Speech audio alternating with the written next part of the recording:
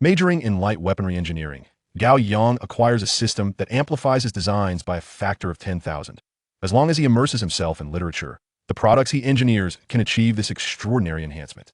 To fuel his endeavors, Gao Yang seizes every available moment, devoting himself tirelessly to reading, even in the restroom, during meals, and while walking, engrossed in his books. While everyone around him perceives him as obsessed, venerating him as a divine being, the system reaches its full charge. The power of his laser gun is magnified 1,000-fold, with a single beam capable of piercing the atmosphere. The precision of his sniper rifle is enhanced, ensuring every shot finds its mark with unerring accuracy. The defense of his bulletproof vest is fortified, rendering it impervious to divine intervention. The range of his rocket artillery is extended, rivaling that of intercontinental missiles. Coincidentally, as Gao Yang graduates, the interstellar fleet assembles, and a cosmic mothership emerges. The Dragon Kingdom Space Navy awaits inspection. The American Eagle representatives stand stupefied. Are you filming a science fiction movie? Chapter 1. The charge is complete. It is 10:30 in the evening at the Defense Technology University Library. A few librarians are tidying up in preparation to close, glancing back at their unmoving colleague at the counter. Ruo, are you not leaving? Ruo, with her ponytail, rests her chin on one hand while the other cradles her phone, not lifting her head. The divine being hasn't emerged yet. Are we just leaving him here? A librarian scoffs. The divine being still hasn't left? He behaves as if he's unwell, arriving precisely at 6 every morning with a few buns, staying the entire day, and returning at 10:30 at night, not to mention borrowing several books. How could anyone possibly read that many books in a single day? He must be coming just to put on an act. He has stopped attending classes altogether. I truly wonder how such a person gained admission to our university. Suddenly, the librarians fall silent as footsteps echo within the library. Ruo instinctively glances in the direction of the sound, where a figure emerges, standing approximately 6 feet tall and appearing somewhat gaunt.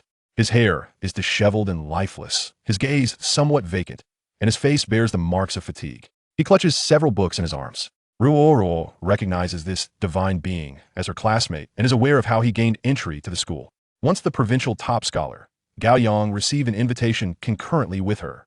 However, since arriving at the school, Gao Yang has become so engrossed in his studies that he has not attended a single class for an entire year, acquiring not a single credit, only receiving a probationary sanction. This probation lasts 6 months, with the possibility of revocation for good behavior, yet expulsion for poor performance. In these 6 months, Gao Yang has not only failed to amend his ways, but continues to neglect classes, immersing himself in books. A top scholar expelled from the Defense University after a year and a half could easily make headlines. Although she has worked here for 2 months and encountered Gao Yang multiple times, he has seemed perfectly normal to her, starkly contrasting the rumors of his obsession. Gao Yang approaches the counter and places the books he clutches atop it. Register these. I am borrowing them. As Ruo logs the transaction, she tentatively inquires, what is your first design project? Gao Yang instinctively glances at Ruo, knowing that few at school are aware of his first design project, as ordinary students are only required to submit a thesis, not a design project. Only students in special programs undertake design tasks during their studies. Ruo perceives Gao Yang's confusion. We are classmates. Gao Yang scratches his head, having neglected classes for so long that he does not even recognize his own classmates, lowering his guard. I am considering designing a laser gun. Ruo frowns. This statement is fraught with issues. Firstly, a laser gun is heavily restricted and lacks true combat efficacy. A mere point of light might suffice, but using it to create weaponry, especially high-power naval laser armaments, is only effective against enemy drones or blinding cameras. The American Eagle once claimed that laser cannons could intercept missiles, but such capabilities remain confined to PowerPoint presentations and have proven dismal in actual combat. Designing laser weaponry is one thing. Contemplating its application is another. The unified inspection is tomorrow. Ruo studies Gao Yang's expression. Contemplating? You haven't even begun manufacturing. No, I haven't, Gao Yang replies, looking at Ruo with bewilderment. Is there a problem? Ruo feels her confidence waver at Gao Yang's unapologetic demeanor as she checks her phone for the date. But the unified testing is tomorrow. Gao Yang snaps back to reality, hastily retrieving his phone from his pocket, realizing that tomorrow marks the evaluation of his design outcomes. He has been so engrossed in his reading that he lost track of time. He rushes out of the library, clutching his books. Inside the library, the librarians watch Gao Yang's frantic departure in astonishment, then turn to Ruo, their expressions a mix of curiosity. The divine being is your classmate? They are aware that Ruo belongs to a special program, yet they are astonished that Gao Yang is also part of it. Ruo quickly gathers her belongings and reflects. Yes, but he's about to be expelled. Professor Li is notoriously strict. Without demonstrable results, Gao Yang is bound to face expulsion. The group walks together towards the library exit. Just outside, Gao Yang, who has just emerged, squats on the ground, using the light from the library sign to read. He flips through the pages at a speed several times faster than the average reader. Ruo senses something amiss with Gao Yang, waves goodbye to the librarians, signaling for them to leave, then approaches Gao Yang. Why are you so eager to read? Gao Yang does not respond, remaining engrossed in his book. Ruo ponders. Let's return to the library. I'll keep you company. The lighting is better in there. No need. Gao Yang replies without lifting his head, fixated on his reading, unwilling to squander even a moment. Ruo refrains from further persuasion, returning to the library to turn on the lights in front, then waits for Gao Yang. She finds it difficult to comprehend Gao Yang. Throughout her 2 months of part-time work at the library, he has read during the day and borrowed books at night. Other employees often arrive late, but Gao Yang is unfailingly punctual, regardless of the weather, appearing every day with unwavering consistency. During the festive season, Gao Yang remained here, engrossed in her studies, without a moment's respite even on New Year's Eve. Yet, she found herself questioning whether such diligence in reading was truly beneficial. The school, cloaked in silence during the late hours, grew increasingly tranquil as the night deepened, leaving Ruo in a state of drowsiness as she waited. At 2:30 in the morning, the cold wind swept through the entrance of the library, and Ruo, weary and fatigued, had been waiting for Gao Yang for an entire 4 hours. She considered the situation absurd, feeling as though she were in a trance, helplessly observing Gao Yang's unwavering concentration as he read for 4 consecutive hours. From her initial skepticism, only admiration remained. Throughout this time, she had been tempted to leave, yet she gritted her teeth and persevered, eager to witness how long Gao Yang could sustain his focus. Suddenly, Gao Yang abruptly closed his book. A spark illuminated his previously vacant eyes. In his mind, a progress bar appeared, visible only to him, leaping from 99.99 to 100. Simultaneously, a voice resonated within his thoughts, audible only to him. Ding! The 10,000-fold amplification system has completed its charging. The 10,000-fold amplification system can randomly enhance all products developed and manufactured by the host, amplifying their effects from 100 to 10,000 times. Reward: 1 amplification opportunity. Gao Yang's body trembled slightly. The system had manifested upon his entry into the school, but this system required charging, and charging necessitated reading. Thus, he devoted every waking moment to his studies, reading in the restroom, at mealtimes, even while walking. He seized every fragment of time for reading, and over the span of a year and a half, he transformed from a once prominent genius into what others perceived as a lunatic. With no time for socializing, he had no friends in college. He did not attend classes, rendering him unfamiliar with his classmates. To save time, he subsisted on buns and noodles, resulting in a noticeable weight loss. Yet, every sacrifice proved worthwhile. Chapter 2. The Laser Gun. Upon successful system charging, the manufactured product's effect can be randomly amplified by a staggering factor of 100 to 10,000 times. Even if the amplification lands on the least impressive 100 times, the outcome will still be extraordinarily formidable, while others toil tirelessly in their research. Making incremental advancements of merely 10% is hailed as a monumental breakthrough. What Gao Yang has developed, however, boasts a direct 100-fold enhancement, which is nothing short of astonishing. He finds himself impatiently eager to experiment. Gao Yang stood up and glanced at Ruo, handing her the book. Return this, please. Ruo stared at Gao Yang in bewilderment, taken aback by his sudden transformation. Moments ago, he exuded an air of somber, scholarly seriousness, but now he radiated a vibrant, sunny demeanor, as if he had become an entirely different person. After passing the book to Ruo, Gao Yang hastened toward the laboratory with utmost urgency. He could not afford to be expelled. There was a pressing need to produce new research results. If expelled, he would lose access to an abundance of specialized literature. Although the system was fully charged, further amplification of his invention still necessitated additional study. Time was fleeting, yet he still had a chance. Having perused numerous texts on the general design of laser guns, Gao Yang already had a clear vision. He merely needed to bring it to fruition. The laser gun is primarily composed of 4 components: the laser emitter, power supply, optical system, and control system. Gao Yang swiftly ruled out the power supply, as even a battery pack from an electric vehicle could not meet the energy demands of his laser gun. Resorting to a plug-in laser gun merely to complete the assignment was not an option. The control system was relatively straightforward, requiring only a simple circuit board soldering that could be accomplished in a mere 10 minutes. The optical system, which refracts and focuses the laser emitted from the laser emitter, is crucial for amplifying the laser's potency.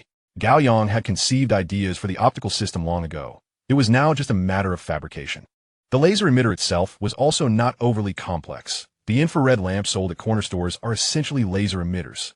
Although infrared is invisible and merely referred to as infrared lamps, they are in fact laser lights. The challenge lies in enhancing the laser to possess substantial power. But Gao Yang had already devised a plan. In the late hours of the night, Gao Yang, despite his fatigue, began multitasking. The optical system primarily required polishing lenses, and by inputting parameters into the lens polishing machine, it could operate autonomously, allowing him to focus on other tasks. The Defense Science and Technology University, a vital reserve for national defense, boasts numerous collaborative technological projects with Long Country, hence the laboratory's exceptional facilities. Gao Yang had access to a plethora of equipment and materials, and even if parts were lacking, he could machine them directly using a lathe. Nevertheless, the time required to manufacture a laser gun remained considerable. From the depths of night until the break of dawn, it was not until the sun reached its zenith that all components were finally produced, ready for assembly. The parts were small and numerous, making assembly a meticulous endeavor. Despite the sleepless night, Gao Yang steeled himself and commenced the assembly of the components. At the second shooting range, the experimental site of the Defense Science and Technology University, the area was modest in size, measuring 400 meters in length and only 200 meters wide, yet it was equipped with a variety of specialized apparatus capable of professionally analyzing various light weapon performances. Surrounded by reinforced walls, the open expanse outside alleviated concerns of inadvertent injury. At this moment, within the specialized class of light weapon engineering, a total of 30 students were present, with 29 standing neatly at the front of the shooting range. To the left of the viewing platform stood the school's leadership, including department heads and professors from the Long Institute engaged in light weapon research. Even the principal was in attendance. They placed significant emphasis on this testing. It was not merely an evaluation of the students' weapon designs, but also a test for the specialized class. This assembly of prodigies, concentrated together and provided with the finest educational resources, would yield what results? Professor Lee wore a grim expression as he noted the absence of one student in the neatly arranged trio of rows. Gao Yang had not arrived. The report stated that in the light weapon engineering class, 30 students were expected, yet only 29 were present, with one absent. Professor Lee nodded slightly, picking up his manuscript. According to the first phase of the project assessment rules established at the beginning of the semester, research teams consist of 5 members. If you possess confidence in your work, you may form groups of 4, 3, or even pursue individual projects. If your work is deemed satisfactory, you will continue your studies in the specialized class. If not, you will be relegated to the regular class. The assessment of the designs will be determined collectively by all the professors on the platform. Furthermore, the top 3 teams will receive cash prizes of 100,000, 50,000, and 30,000 respectively. The remaining 29 students instantly felt the tension in the air. The benefits of the specialized class were substantial. There were scholarships, tuition waivers, and an annual stipend of 20,000. Graduating normally would guarantee military positions, along with superior teaching conditions where all instructors were top-tier researchers from the Long Institute. Esteemed scholars would come to teach. This was their golden opportunity, one not to be squandered. Professor Lee held up a form. Among 30 students, there are a total of 16 research teams. One-person research teams number as many as 7. It seems many are quite confident in themselves. He began with the individual research teams. Chow Tao. A student stepped forward, retrieving a box. I have designed a micro submachine gun. Upon opening the box, there lay a submachine gun not much larger than a handgun. Its design bore resemblance to an Uzi, but displayed distinct modifications. The changes to the firearm were subtle. While the external appearance remained largely unchanged, minute details could indicate significant alterations. Professor Lee took the gun, first weighing it in his hands, then raising an eyebrow. The weight distribution was commendable, and it felt remarkably comfortable to hold. As long as the rate of fire and accuracy met standards, it could indeed be classified as an excellent firearm. Professor Lee handed the gun to the technicians for further testing. The technicians secured the gun on the testing platform, remotely activating it. Within 2 seconds, an entire magazine was expended. The technicians could not help but glance back at Chow Tao and reported, rate of fire, 21 rounds per second, with high accuracy. Professor Li was visibly impressed. When compared to the initial version of the Uzi, which tested at 15 rounds per second under equivalent conditions, this modified weapon was notably superior. The school leadership nodded instinctively, acknowledging that in addition to the increased rate of fire, accuracy was also paramount. Cao Tao's revamped firearm was undoubtedly exceptional. Testing continued, with no major issues. Yet further extreme environment assessments were necessary to ascertain the effectiveness of the modifications. While the design weapon tests took place at the second shooting range, Gao Yang was diligently assembling his laser gun. The laser emitter, optical system, and control circuitry were all connected, then bound together with black insulating tape. With no time to create an outer shell, he wrapped the laser gun in layers of thick insulating tape, even employing 4 small sticks to ensure the gun remained straight. Soon, an irregularly shaped black laser gun appeared before Gao Yang, complete with a plug at the rear. This marked the completion of the manufacturing process. Chapter 3. This is not my work. Gao Yang decided to attempt connecting the laser to the socket and then pulled the trigger. No sound emerged, only a brilliant flash of light. A brilliant crimson beam of light suddenly struck a wooden chair across the room. At the center of the chair, a fist-sized charred mark revealed that it had already been carbonized. The sheer force of this phenomenon was terrifying. If it were to strike a human, it would likely result in extensive burns in an instant. The heat would swiftly conduct to the internal organs, leading to immediate death. Laser emitters available on the market are typically only capable of igniting cigarettes. At their most advanced, they are used for industrial purposes, such as cutting metal. The more sophisticated variants can function as disintegration weapons, targeting adversaries' cameras or other delicate devices. Gao Yang's laser gun belongs to the category of disintegration weapons, and as a handheld version, its lethality is commendable. This would undoubtedly satisfy Professor Li. In his mind, a system prompt resonated. Detection of host creation of a laser gun. One-time opportunity for a 10,000-fold amplification detected. Would you like to proceed? After a moment's contemplation, Gao Yang responded, yes. In the next instant, a phantom disc materialized before him, adorned with numerous digits spinning randomly from 100 to 10,000, representing the potential technological amplification. Gao Yang approached and spun the ethereal disc. As it whirled rapidly, he felt a twinge of anxiety. Even the least impressive amplification of 100 times would be extraordinary, but he yearned for the full 10,000-fold. The rotation of the disc began to decelerate, and Gao Yang's eyes widened in anticipation. By the looks of it, it was at least 9,000 times or more. As the disc's speed continued to diminish, it approached the maximum amplification. Instinctively, Gao Yang held his breath. Click! The disc came to a halt. The system prompt announced, "Congratulations. Host, your invention has achieved a 10,000-fold amplification in power." Gao Yang was exhilarated. He had struck the highest multiplier on his very first attempt. In the following moment, the laser gun he had just crafted suddenly disassembled, and the equipment within the laboratory began to operate at an astonishing speed, independently and without control. The cacophony of machinery echoed through the space, each device roaring like a wild stallion. Materials began to materialize one after another. At the same time, a multitude of components floated in the air, rapidly assembling themselves. The scene was both surreal and beautiful, as if countless hands were simultaneously assembling these devices. Gao Yang had initially believed his design to be sufficiently intricate, yet now he witnessed thousands of precisely crafted parts being joined together, forming the core of a laser emitter, which was then entwined with metal coils. The wire for the coils was also temporarily melted, using the laboratory's furnace for heating. The formula for these coils was worth a fortune. The optical system underwent enhancements as well, with materials and polishing achieving even greater finesse, resulting in an increased amplification of the laser. After a full 10 minutes, the tumult in the laboratory subsided, and a system prompt echoed in Gao Yang's mind. Laboratory equipment outdated, insufficient materials. Due to constraints, the transformation to a 10,000-fold power laser gun cannot be completed. Current amplification of a laser gun stands at 162 times. Gao Yang recognized that the system had maximized the laboratory's potential. Yet even the most skilled artisan cannot create without resources. Nevertheless, an amplification of 162 times was still exceedingly impressive. The power of the gun he had just created was already formidable. One could only imagine how much more devastating it would be when increased by that factor. Curiosity piqued. Gao Yang felt the urge to experiment, yet hesitated, fearing the destruction of the laboratory. However, the surprises were not over. The system began to inundate his mind with a wealth of knowledge. This encompassed all the information related to the laser gun's 10,000-fold amplification, including materials, principles, and manufacturing techniques. Now, Gao Yang realized that with high-end production equipment and sufficient materials, he could create a laser gun with a 10,000-fold enhancement. As he absorbed this newfound knowledge, he understood he had become a luminary in the realm of lasers, advancing humanity by countless years. This revelation left him astounded. The system was truly remarkable.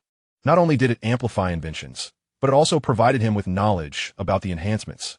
Now, possessing even the slightest fragments of knowledge, he could potentially alter the landscape of the optical field.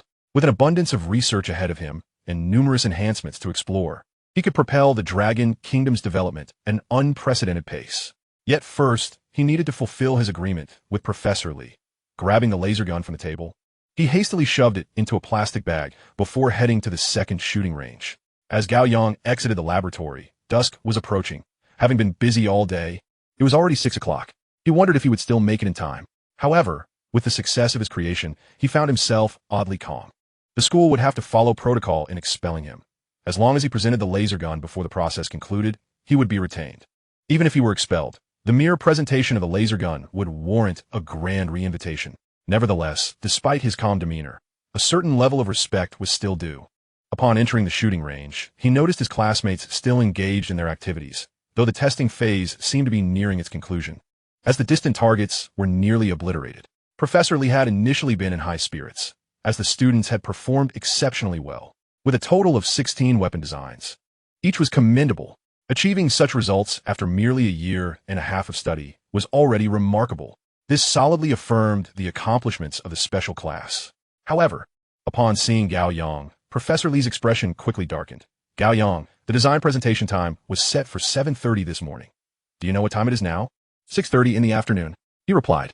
Professor Lee handed a handgun to Ruo, his expression softening slightly. If it weren't for the fact that the gun you contributed to the design is quite decent, you would have already been expelled. However, this handgun's improvement is merely satisfactory, far from outstanding.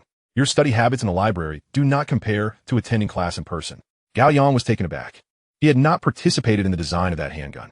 Then he noticed Ruo winking at him, and he instantly understood. She had included his name in the design group. But why was she helping him? It perplexed him. He was somewhat handsome, but surely not to that extent. Professor Lee's voice interrupted Gao Yang's thoughts. Gao Yang, your probationary status remains. It will last for 6 months. If you perform well during this period, the penalty will be lifted. Gao Yang collected himself. I report that I did not participate in the design of that handgun. I have an independent design. Professor Lee turned to Ruo, then back to Gao Yang, repeating, Are you certain you are not a member of the Whirling Skirts research group? Gao Yang hesitated. Who had come up with such a whimsical name? I am certain. Professor Lee scrawled on the paper in his hand. State the name of your research group. What is your design work? Gao Yang pondered for a moment. Is the excellence of my design work beneficial to the research group? Is there a cash reward? Then can I join the Whirling Skirts research group now? Professor Lee raised an eyebrow, intrigued. Are you quite confident in your research? Even thinking of reciprocating? Certainly. What is your research? The laser gun. Chapter 4, Dawn. In that moment, the expressions of everyone present shifted dramatically. It is widely known that the more extravagant something appears, the less functional it tends to be. This is not to say that laser guns lack utility, but rather that the technology required for them is exceedingly advanced. Let alone students, even top-tier research institutions struggle to produce practical laser weaponry, much less portable laser weapons such as this one. Gao Yang opened the black plastic bag and retrieved the laser gun, wrapped in black insulating tape. At this moment, the entire audience erupted in laughter. All the students were chuckling, not in mockery, but in genuine amusement, before Gao Yang unveiled his so-called laser gun. They had even entertained the notion that he might have gleaned some insights from a library. However, now it was evident such a prodigy was indeed a prodigy. Brandishing a stick wrapped in insulating tape and claiming it to be a laser gun, it was as if he had become so engrossed in his studies that reality had slipped away. Professor Lee wore an equally perplexed expression. Had he truly harbored expectations for Gao Yang? What a farce! The principal and other school leaders frowned in disapproval. The department head sighed with regret. Gao Yang was once the provincial champion. Perhaps the pressure has taken a toll on his mental state. I will arrange for someone to take him to the hospital for a checkup. The principal furrowed his brow. Someone who could rise to the top must be exceptionally gifted. To stand out among so many in Longhua, there must be remarkable qualities within him. A mental lapse in such a person certainly warranted attention. Under the scrutinizing gaze of her three companions, Ro lowered her head, inexplicably believing Gao Yang to be quite normal. Having spent half the night with him yesterday, she sensed he was different from the rumors. Thus, she felt regretful about his expulsion and hastily added his name to the research group. Now, however, she found herself the subject of ridicule, and not only was he the laughingstock, but the entire research group was too. As long as she remained in school, she would be subjected to incessant mockery. Gao Yang perceived the attitudes of those around him and understood their sentiments. He simply remarked, "If you all aspire to pursue careers in scientific research in the future, I hope you will refrain from judging others by appearances." The laughter dissipated swiftly, for his words struck a chord, rendering them unable to retort. Gao Yang turned to Professor Li, his demeanor earnest. "I did not allocate sufficient time for manufacturing and must rush to participate in this test. I lack the time to create an outer shell. But can this makeshift laser gun be used for testing?" Professor Li scrutinized the device in Gao Yang's hands, struggling to believe it was a laser gun. Yet he nodded. "You already have an opportunity for testing." Taking the laser gun from Gao Yang, he examined it in silence. The more he looked at it, the less it resembled a laser gun. The most ludicrous aspect was the presence of a plug at the back. Did this laser gun require electricity? Indeed, alternating current could power it, albeit with reduced efficacy. If possible, utilizing three-phase power or even high-voltage electricity would amplify its power. Professor Li pondered. To him, even using 220 volts seemed perilous, let alone 380 volts of three-phase electricity. He turned to the technicians. "Fetch the wiring." The technicians quickly brought over the wires, donned insulated protective suits, and secured the electromagnetic gun to the automatic firing platform. Once these tasks were completed, the technicians stepped back several paces, glancing at Professor Li. He too retreated a few steps, and then looked at Gao Yang. "Are we ready for the test?" "Yes." The technicians moved back even further, in case this contraption exploded. They wanted to ensure their safety. In the stands behind, a group instinctively shrank back, equally apprehensive that the shoddily made device might suddenly detonate. The technicians cautiously pressed the remote control button. A click resonated, a sound of electrical current being released, followed by the activation of the laser gun, which burst forth an extraordinarily brilliant beam of light wrapped in black insulating tape. By 6:30, the sky had already darkened. Yet, with the trial shot from the laser gun, it seemed to brighten. An immensely radiant red laser struck the distant grass target in an instant. The target, composed of various materials and possessing remarkable strength, was charred upon contact with the laser, and even the metal base beneath it melted away, dripping to the ground with a sizzling sound. The laser continued to impact the reinforced wall behind the target, instantly creating a gaping hole. Sizzle. The wiring could not withstand the current, causing the rubber to burn through and resulting in a short circuit. The power cut off, and the laser vanished. Remarkably, the laser lasted only a second, fleeting as it was. Yet, everyone at the shooting range was momentarily blinded. The brilliance of the laser had been too dazzling. Before their eyes, a black line lingered, a phantom left by the radiant beam. Tears filled their eyes, stung by the sudden exposure to intense light. While it didn't blind them, it was undeniably unpleasant. Yet now, no one cared about discomfort. Gazing at the charred target in the distance, at the hole in the thick wall, and the flames outside, they were filled only with awe. The atmosphere fell into a profound silence. The laughter that had just echoed was a genuine laser gun, and one of terrifying power. Their earlier mockery felt like slaps across their faces, revealing them to be the proverbial frogs at the bottom of a well. A significant portion of the school's higher-ups, who had come merely to observe, stood up involuntarily, overwhelmed by the shock. Amidst the silence, someone could no longer contain their astonishment. Is this definitely not a laser cannon?" More students began to react. "Holy cow, what just happened? Did I hallucinate? Where's the grass target? It's gone." Not only the grass target, but even the iron frame beneath it had melted away. When did laser technology advance to such an astounding level? The murmur of students gradually grew louder. The principal and department leaders, positioned at the front, slowly regained their composure. They were more astute than the students and understood the significance of that shot. It signified a monumental breakthrough in the field of laser technology. Such a laser gun could not be manufactured in Longhua, nor could it be produced anywhere globally. Gao Yang himself was equally astounded. He had not tested a laser gun after amplification. The power in this first use was simply terrifying. This was merely a 162-fold amplification. What would the power be if he utilized a 1,000-fold? The laser that had struck the grass target instantly charred it and melted the supporting frame beneath. Furthermore, It had even impacted the wall 400 meters away, melting the bricks. The temperature must have soared to at least 10,000 degrees. If it struck a person, it would directly carbonize them. This was the true essence of a laser gun. Aim and shoot, the enemy would have no escape. 4 optical weapons operate at the speed of light.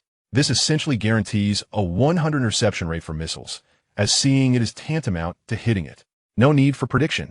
Suppressing his astonishment, Gao Yang turned to Professor Li. Is my laser gun qualified? Chapitre 5, a grand spectacle. Professor Li's body trembled slightly as he gazed at Gao Yang, his eyes glistening with tears and tinged with self-reproach. As a genius, Gao Yang had endured countless misunderstandings due to Professor Li's lack of comprehension. He even felt compelled to bow in gratitude. Gao Yang could discern Professor Li's remorse, but felt no offense. He had devoted all his time to studying, which, to outsiders, indeed seemed a bit obsessive. Being misunderstood was entirely normal. Rather, it was Professor Li who had afforded him multiple opportunities. Others would have been expelled long ago for not attending a single class for a year. Moreover, he was indifferent to others' opinions and felt no discomfort. In fact, he found joy when no one bothered him while he immersed himself in his studies. Professor Li regarded Gao Yang as if he were a rare treasure. This was not merely a genius, but a veritable prodigy. Excitement and guilt waged a tumultuous battle within him, his expression management spiraling out of control, tears mingling with laughter. As he spoke with an unusual gentleness, "This laser gun is extraordinarily advanced, but given the gravity of the matter, I must confirm, was this independently produced by you?" Gao Yang nodded affirmatively. "Yes, however, the laboratory's equipment is subpar and the material scarce. Thus I am currently only able to produce this type of laser gun." Professor Li was momentarily taken aback, his eyes widening in astonishment. "You mean to say that your theoretical expertise enables you to create a superior laser gun, but you're constrained by the laboratory conditions?" "Indeed." Professor Li, overcome with excitement, took a deep breath to steady himself. Glancing around, there were many things that could not be said here, and the testing conditions were insufficient. "We must conduct tests in a more professional environment." He addressed all the students. "Gao Yang's laser gun is the top design of this session. Is there any dissent?" "None," a student replied, with many others echoing their agreement. They were all prodigies, each possessing a sense of pride, yet in the presence of Gao Yang and his laser gun, their arrogance was replaced with cautious humility. The school administrators shook their heads, unwilling to voice any objections. Now, Gao Yang's words held the weight of their collective will. At merely 19, he had already produced such a groundbreaking invention. His future achievements were limitless, while others aspired to become the pride of the school upon graduation. Gao Yang was already that pride. The principal stood up abruptly. "Gao Yang has rightfully earned this top honor. Are you satisfied with your school life, Gao Yang? Please feel free to voice any concerns." Professor Li could not help but glance at the principal. He had worked in the school for a decade and had never encountered such a sycophantic tone. Gao Yang indeed had a concern. The student card only allows borrowing 4 books at a time, which is a bit limited. The principal was momentarily taken aback. This was considered a concern? From now on, the library will double the borrowing limit to 8 books. As for you, Gao Yang, you may borrow as many as you wish. This change meant Gao Yang would no longer be confined to the library for reading, greatly enhancing his convenience. Upon descending the stage, Gao Yang approached Ruo and whispered, "Thank you." Ruo understood that Gao Yang was thanking her for adding his name, but felt somewhat embarrassed. "You wouldn't have been expelled without my help. It was my unilateral decision." Gao Yang smiled and said nothing further. As Professor Li proceeded to announce the second best design of the day, unlike the first place, which was undisputed, the second place held little significance. No one contested it. The previously proud geniuses now appeared remarkably subdued. Without comparison, there could be no hurt. Their designs did not even qualify to stand alongside the laser gun. The second and third places were quickly determined, yet no one cared. All attention remained fixated on the laser gun and on Gao Yang. Previously, they had looked at Gao Yang as if he were deranged. Now, their gazes were filtered through an admiring lens, perceiving him as a genius immersed in his own intellectual realm. He seemed transcendent, extraordinary, and beyond their mundane existence. His simple attire reflected a profound state of being, unaffected by material joy or personal sorrow. Ruo could not help but steal a few glances at Gao Yang, despite his disheveled hair and pronounced dark circles. He was quite handsome, and his focus added to his charm. After acknowledging all participants, Professor Li began distributing documents, a confidentiality agreement concerning the laser gun. Every individual present was required to sign. Ruo instinctively glanced at the laser gun encased in a plastic bag, pondering how such an item warranted a confidentiality agreement. Yet, upon reflection, this weapon symbolized not merely a laser gun, but a significant advancement in laser technology. The monetary reward of 10,000 was not merely a prize, but essentially a form of hush money. As everyone signed the confidentiality agreements and dispersed, many felt a bittersweet pang. They were all students, yet the work Gao Yang presented had reached a level that necessitated confidentiality. Comparisons could be disheartening. Nevertheless, they all respected him, for their designs were not on the same plane as Gao Yang's. All privileges were rightfully his. After the gathering, the students departed, and Professor Li personally drove Gao Yang. Your laser gun needs to be tested at the Lonka Institute to ascertain its precise power and parameters. Would you like to accompany me? Having a rough idea of its power, Gao Yang felt he already understood enough. Attending the test would merely be a spectacle. I will not go. Professor Li nodded. Where shall I take you now? To the library. Professor Li suddenly felt a surge of admiration. He had previously thought Gao Yang's frequent visits to the library were obsessive and unproductive. Now realizing their significance, he felt a newfound respect, especially since, despite his recent achievements, Gao Yang still maintained the humility to read, which was truly commendable. As they arrived at the library, Professor Li looked at Gao Yang. I apologize for my prior assertion that reading is inferior to lectures. Gao Yang smiled. It's all right. Typically, reading alone would not surpass the benefits of having a teacher's guidance for better comprehension. Not to mention, the instructors in the specialized classes were all eminent figures in their respective research fields. However, Gao Yang had a system. Professor Li watched Gao Yang enter the library, his gaze shifting to the laser gun in the passenger seat. It still felt surreal to him that such a rudimentary object could possess such terrifying power. This truly represented a technological breakthrough in the field of lasers. Upon reaching the school gate, several military vehicles had arrived, tasked with escorting Professor Li and the laser gun to the Lonka Institute's Light Weapons Research Center for testing. This spectacle drew many curious glances. With such a formidable show of military presence, was Professor Li a spy? Meanwhile, the architect of this exaggerated scene, Gao Yang, continued to read in the library. He was not so diligent. His previous fervor for reading was for the system, and now he was seizing the time to read for the same purpose. Once the system charged completely, it rewarded him with an opportunity for a 10,000-fold amplification. However, to continue receiving amplification opportunities, he still needed to charge. The method for charging remained the same. Through reading. Chapter 6. Comprehensive Testing. Gao Yang speculated that the process of reading was, in fact, a means for him to adapt. Reading was training his mind, preparing him to absorb the sudden influx of knowledge that would come with the system's amplification. This was merely a hypothesis, unprovable as it was. After completing a book, Gao Yang had spent an hour, significantly increasing his reading speed compared to before. Many concepts within the text were already familiar to him, allowing him to skim through. Upon finishing a book, Gao Yang's consciousness delved into the system. A brand new progress bar appeared on the system's interface. At that moment, the progress stood at 0.3. This indicated that by reading 3 books, he could charge by 1, and with a total of 300 books, he would complete the charging. Even if Gao Yang read only 10 books a day, he could finish charging in a month.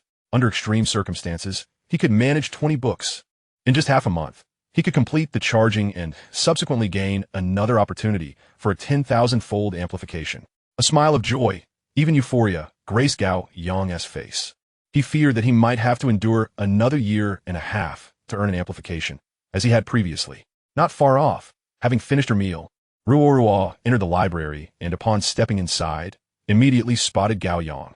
Having achieved remarkable accomplishments, she still manages to remain focused and dedicated to her studies. This behavior is undoubtedly commendable. Then she noticed Gao Yang, who was reading a book while smiling. Instinctively, she glanced at the title, on the materials and structures of bulletproof vests. How could someone derive such joy from reading a book of such technical nature? Her admiration deepened. She wanted to engage him in conversation, but as she observed Gao Yang engrossed in yet another book, she retreated to the counter and began reading herself, multitasking between her studies and work. With individuals more intelligent and diligent than herself around, what reason did she have to relax? The library in the evening was even quieter, the only sound being the gentle rustle of pages turning, a soothing melody. While Gao Yang immersed himself in his reading, Professor Li arrived at the Light Weapons Research Institute. At that moment, numerous military vehicles and helicopters were stationed outside the institute. The unexpected call had summoned not only researchers but also military personnel. The laser gun, with its immense power, could potentially revolutionize the current tactical framework of Longwa. Clutching the laser gun, Professor Li entered the institute. Greeted by the intense gaze of hundreds of eyes, I've already submitted a request to the higher authorities. During this test, no one is allowed to take photographs, videos, or recordings. Everyone must undergo a re-verification of their identities. Those summoned to this event were primarily prominent figures. One incredulous voice remarked, "Old Li, is this really necessary?" Professor Li shook his head. "Once you witness the testing of this laser gun, you will understand that I am not exaggerating in the least." Everyone began to comply, surrendering their communication devices and confirming they had no electronic equipment on them before proceeding into the vast shooting range behind the Light Weapons Research Institute. The definition of light weapons is broad: handguns, sniper rifles, rockets, individual missiles, and anti-tank missiles. All that can be carried and operated by an individual or a unit fall under this category. The Light Weapons Research Institute was expansive, and the shooting range was equally vast. All necessary facilities were available, but there were no specialized equipment for testing the laser gun, necessitating temporary arrangements. Following Professor Li's directives, technicians set up steel plates at intervals of 100, 200, 300, and up to 1,000 meters. The 2-centimeter thick steel plates offered considerable defense. A group of researchers observing from the front of the range looked at the stern-faced Professor Li. Only you could wield such a powerful laser gun. If anyone else claimed this, we would not believe it. Professor Li turned to the speaker. Had I not witnessed it myself, I would not believe it either. This is a leap in laser technology. The researchers fell silent, their anticipation palpable. Professor Li was not one to make empty claims. His words indicated the laser gun was indeed formidable. As for the specifics, that would be revealed during the test. As night fell, the hundreds present remained invigorated. Soon, the setup was complete, and the technicians approached Professor Li. "We have arranged everything as you requested and are ready for the test." Professor Li solemnly produced the laser gun and handed it to the technicians. The eyes of those standing behind him widened in astonishment. Was this truly a laser gun? It resembled a stick wrapped in insulating tape, a revolutionary technological breakthrough. There was even a plug attached. This design appeared somewhat too punkish. Yet out of respect for Professor Li, no one voiced their skepticism. The technicians, momentarily taken aback, then secured the laser gun onto the launch platform. At this moment, Professor Li turned to explain. This laser gun can operate on 220V power or high-voltage electricity, with varying power outputs. Silence enveloped the room. Only Professor Li could make such assertions without raising doubts. For this test, we will initially utilize 220V power. The technicians completed their setup, and all equipment was activated. When a laser gun fired, they aimed to collect as much data as possible. Professor Li glanced at those still in disbelief, choosing not to warn them about the forthcoming brightness, instead donning sunglasses. Commenced the test. The technicians powered the device and pressed the remote switch. A brilliant red laser instantly illuminated the sky. The laser pierced through the first steel plate, then the second, third, and all the way to the 10th. The laser gun was programmed to fire for 1 second, automatically shutting off after that duration. In that single second, the laser gun penetrated 10 steel plates. The steel plate positioned 100 meters away bore gaping holes the size of human heads, the edges still glowing red. The molten steel on the ground remained semi-solid, still emitting smoke. Even with sunglasses, Professor Li found the brightness somewhat blinding and turned to the tearful onlookers. His spirits lifted. I almost forgot to mention. The laser is quite bright. Sunglasses are necessary. A researcher specializing in laser weaponry trembled with excitement as he approached the laser gun, captivated by its presence. He had initially been curious about the breakthrough in the laser gun's capabilities. Now he understood it was a comprehensive revolution. No, the term breakthrough seemed inadequate. It was more like an upgrade, a technological leap forward. Currently, the development of laser weapons globally tended to focus on precise operations. Given the limitations in power, they compensated with operational finesse. For instance, drones equipped with laser weaponry could autonomously lock onto targets and continuously beam lasers to damage lenses. But with the enhanced power of laser weapons, was it still necessary to use them to damage lenses? Not at all. Could they not simply obliterate the target directly? If the laser could so effortlessly melt through steel, destroying a tank would be a trivial matter. Chapter 7. Terrifying Power. More individuals regained their composure and crowded around the laser gun. Those invited were all knowledgeable. Whether researchers or military personnel, their perspectives on the laser gun may have differed. Yet the sense of awe was universally profound. The researchers were astonished by the technological advancement, while the military personnel were struck by the terrifying power of the laser gun. Still, a light-speed weapon, its potential impact on the battlefield was undoubtedly immense. Yet, the closer they got, the more incredulous they became. Such terrifying power emanated from what appeared to be a mere punkish stick. It was simply absurd. Professor Lee turned to the technicians. What were the data from the recent test? Almost in unison, everyone looked to the technicians. They had just witnessed the power, but lacked specifics. The technicians snapped back to reality and hurried to check the data on their computers. The maximum temperature recorded at the laser impact point reached 37,000 degrees. A profound silence enveloped the room once again. Light itself carries no temperature, yet when light irradiates an object, it can convert light energy into thermal energy. Theoretically, the temperature generated by laser exposure can reach up to hundreds of millions of degrees. But more realistically, the temperature for laser cutting is around 30,000 degrees. Achieving 37,000 degrees instantaneously is already extraordinarily terrifying. Moreover, this was a momentary exposure. If it were a sustained exposure, the temperature would escalate even further. The technician's voice trembled. The temperature difference between the first and second steel plates was 2,000 degrees. This implies that the laser's energy loss is minimal. Based on the current test results, even at a distance of 100 meters with another steel plate, the laser gun's effective range could extend to 18 kilometers. This result is nearly the epitome of maximum loss. Had there been no steel plates along the way, the laser's attenuation would have been considerably less.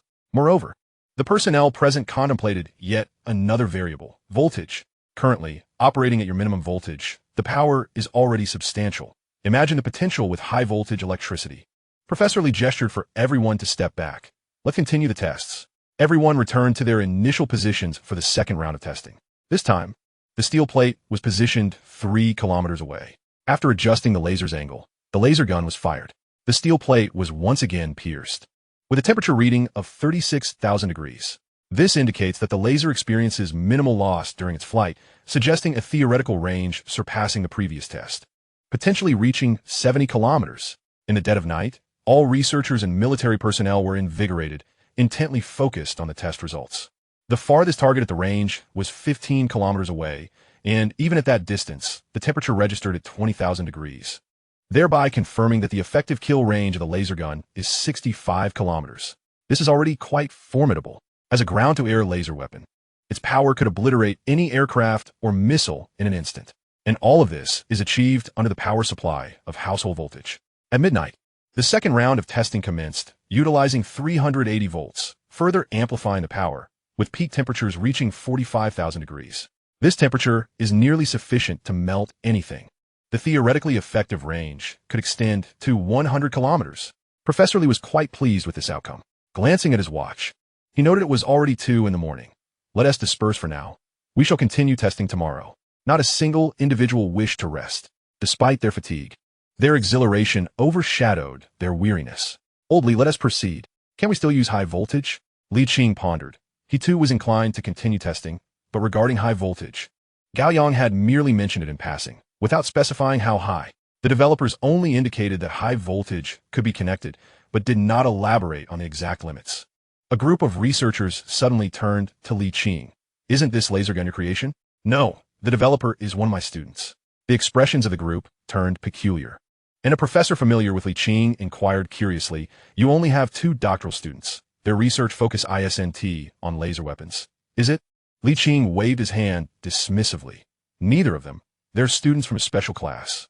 Many present were aware of this special class. Yet they found it hard to believe. An individual from the military, unaware of the circumstances, asked, what special class? Someone explained, it's a class at the Defense Technology University. Experimental in nature, composed entirely of exceptionally talented individuals aimed at cultivating a cadre of top-tier defense researchers. The military personnel's eyes lit up. Is the caliber that high? Voices of confusion echoed around. I teach in the special class. How was I unaware of such talented individuals? Li Qing preferred not to mention Gao Yang's name. As there were too many people present, let us not discuss this further. Shall we continue testing? Let us proceed, but keep the voltage moderate, perhaps 1,000 volts. The technical staff commenced the third round of testing. 1,000 meters away, 10 steel plates were stacked. This would slow the piercing speed slightly, allowing for more data to be gathered.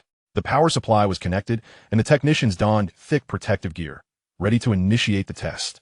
Professor Lee intoned gravely, "Begin the test." In the next moment, power surged through the system.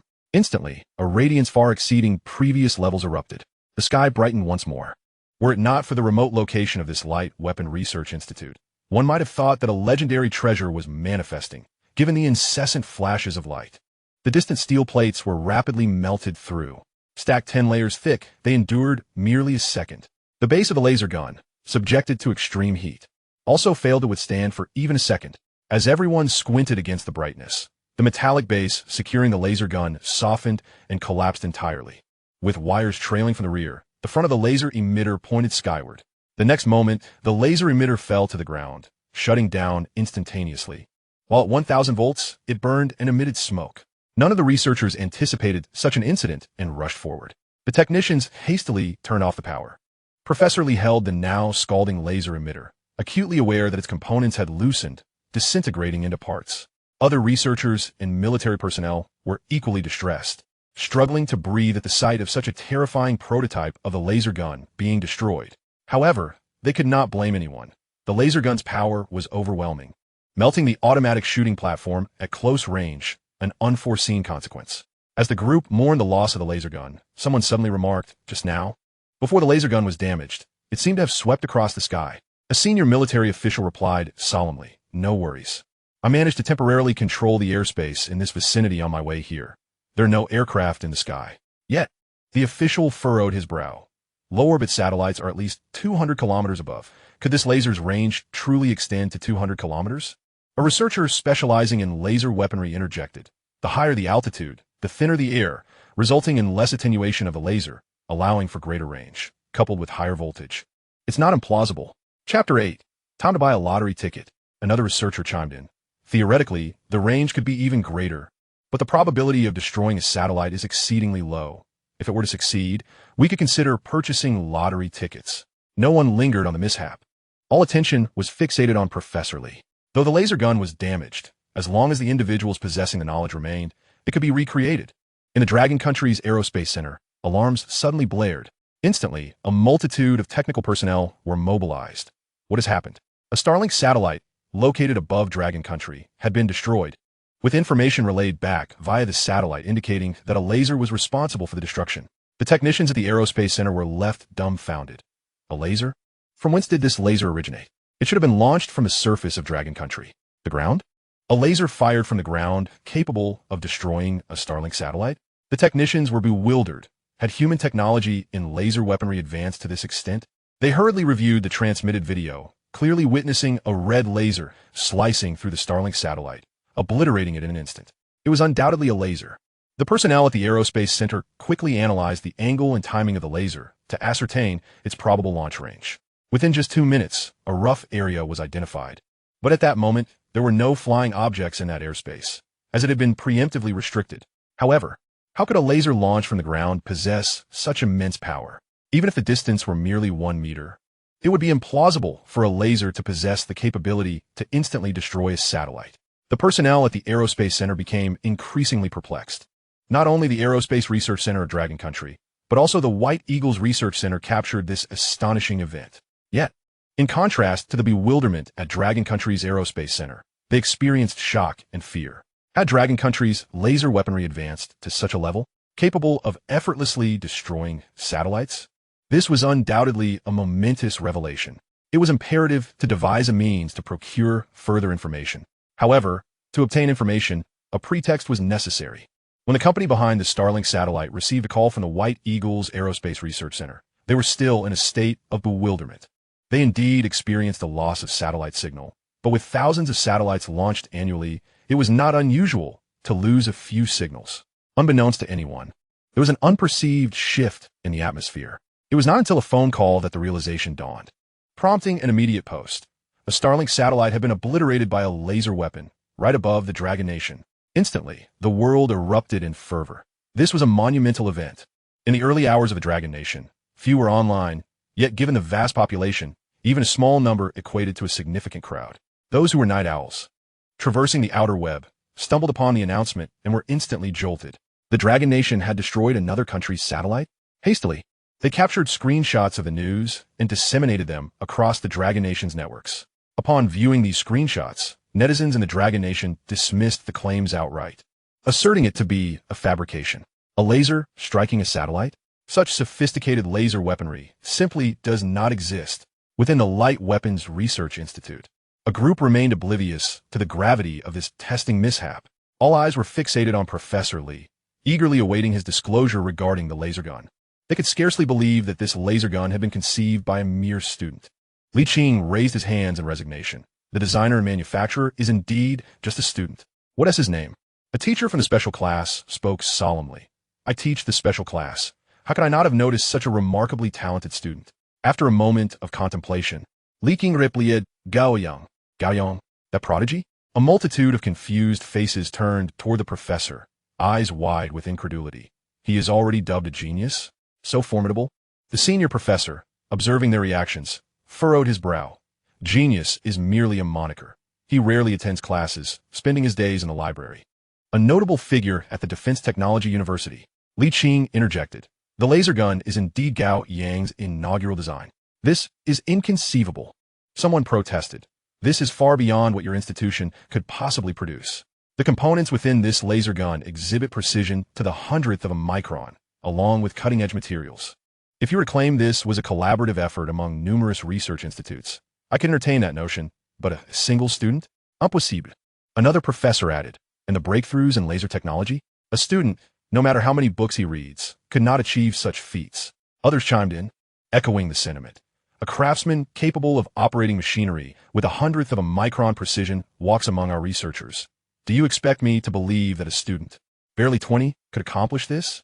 A military heavyweight also weighed in. Unless witnessed firsthand, no one would accept this as truth. Indeed, unless we see it with our own eyes.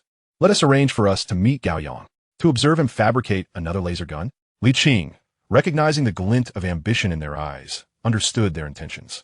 Their disbelief was merely a guise for their eagerness to meet Gao Yang. Yet, the concern loomed over him. He was beginning to feel uncertain. Initially awestruck by the laser gun's capabilities, he had overlooked the rationality, hastily bringing it forth for testing. Upon reflection, the entire situation seemed profoundly implausible. Gao Yang's creation of this laser gun entailed not only technical prowess, but also an array of other extraordinary factors. I must reach out and ascertain the situation. Li Qing pulled out his phone to make a call. Just as he connected, someone beside him remarked, It's 4 o'clock. He must be sleeping. Li Qing realiza. Not wishing to disturb Gao Yang's slumber, he was about to hang up when the call was answered. A slightly fatigued voice emerged from the other end. Professor Li? You're still awake? Li Qing was somewhat taken aback. Gao Yang sensed something amiss with the query. Calling someone in the dead of night and asking why they weren't asleep seemed rather peculiar. Not yet. I'm reading. The assembled dignitaries held their breath, subconsciously nodding. It appeared he truly had a passion for learning. Li Qing, feeling a touch sheepish, continued. While testing the laser gun at the institute, a mishap occurred, and the laser gun was damaged. No worries, it was merely an assignment, and if it broke, it broke. The expressions of the dignitaries faltered, unable to mask their dismay. What does he mean by merely an assignment? Such an assignment is so remarkable. What have they been researching all these years?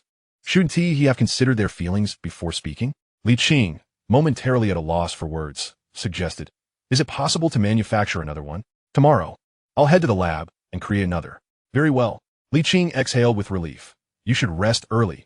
Don't overexert yourself. I will. A silence fell over the line, and the dignitaries finally dared to speak. If he dares to produce another, it is likely genuine. What more is there to discuss? Let us go. Li Qing pondered. Having not slept all night, shouldn't we rest first? A quick nap in the car will suffice. Within 10 minutes, the convoy set forth, a cadre of researchers and military personnel en route to the Defense Technology University. Those who had planned to rest in the vehicle found themselves unable to sleep, their excitement over the monumental technological leap keeping them wide awake. Anxiety mingled with their exhilaration, as they feared Gao Yang might not be able to replicate the laser gun. Chapter 9. University Life.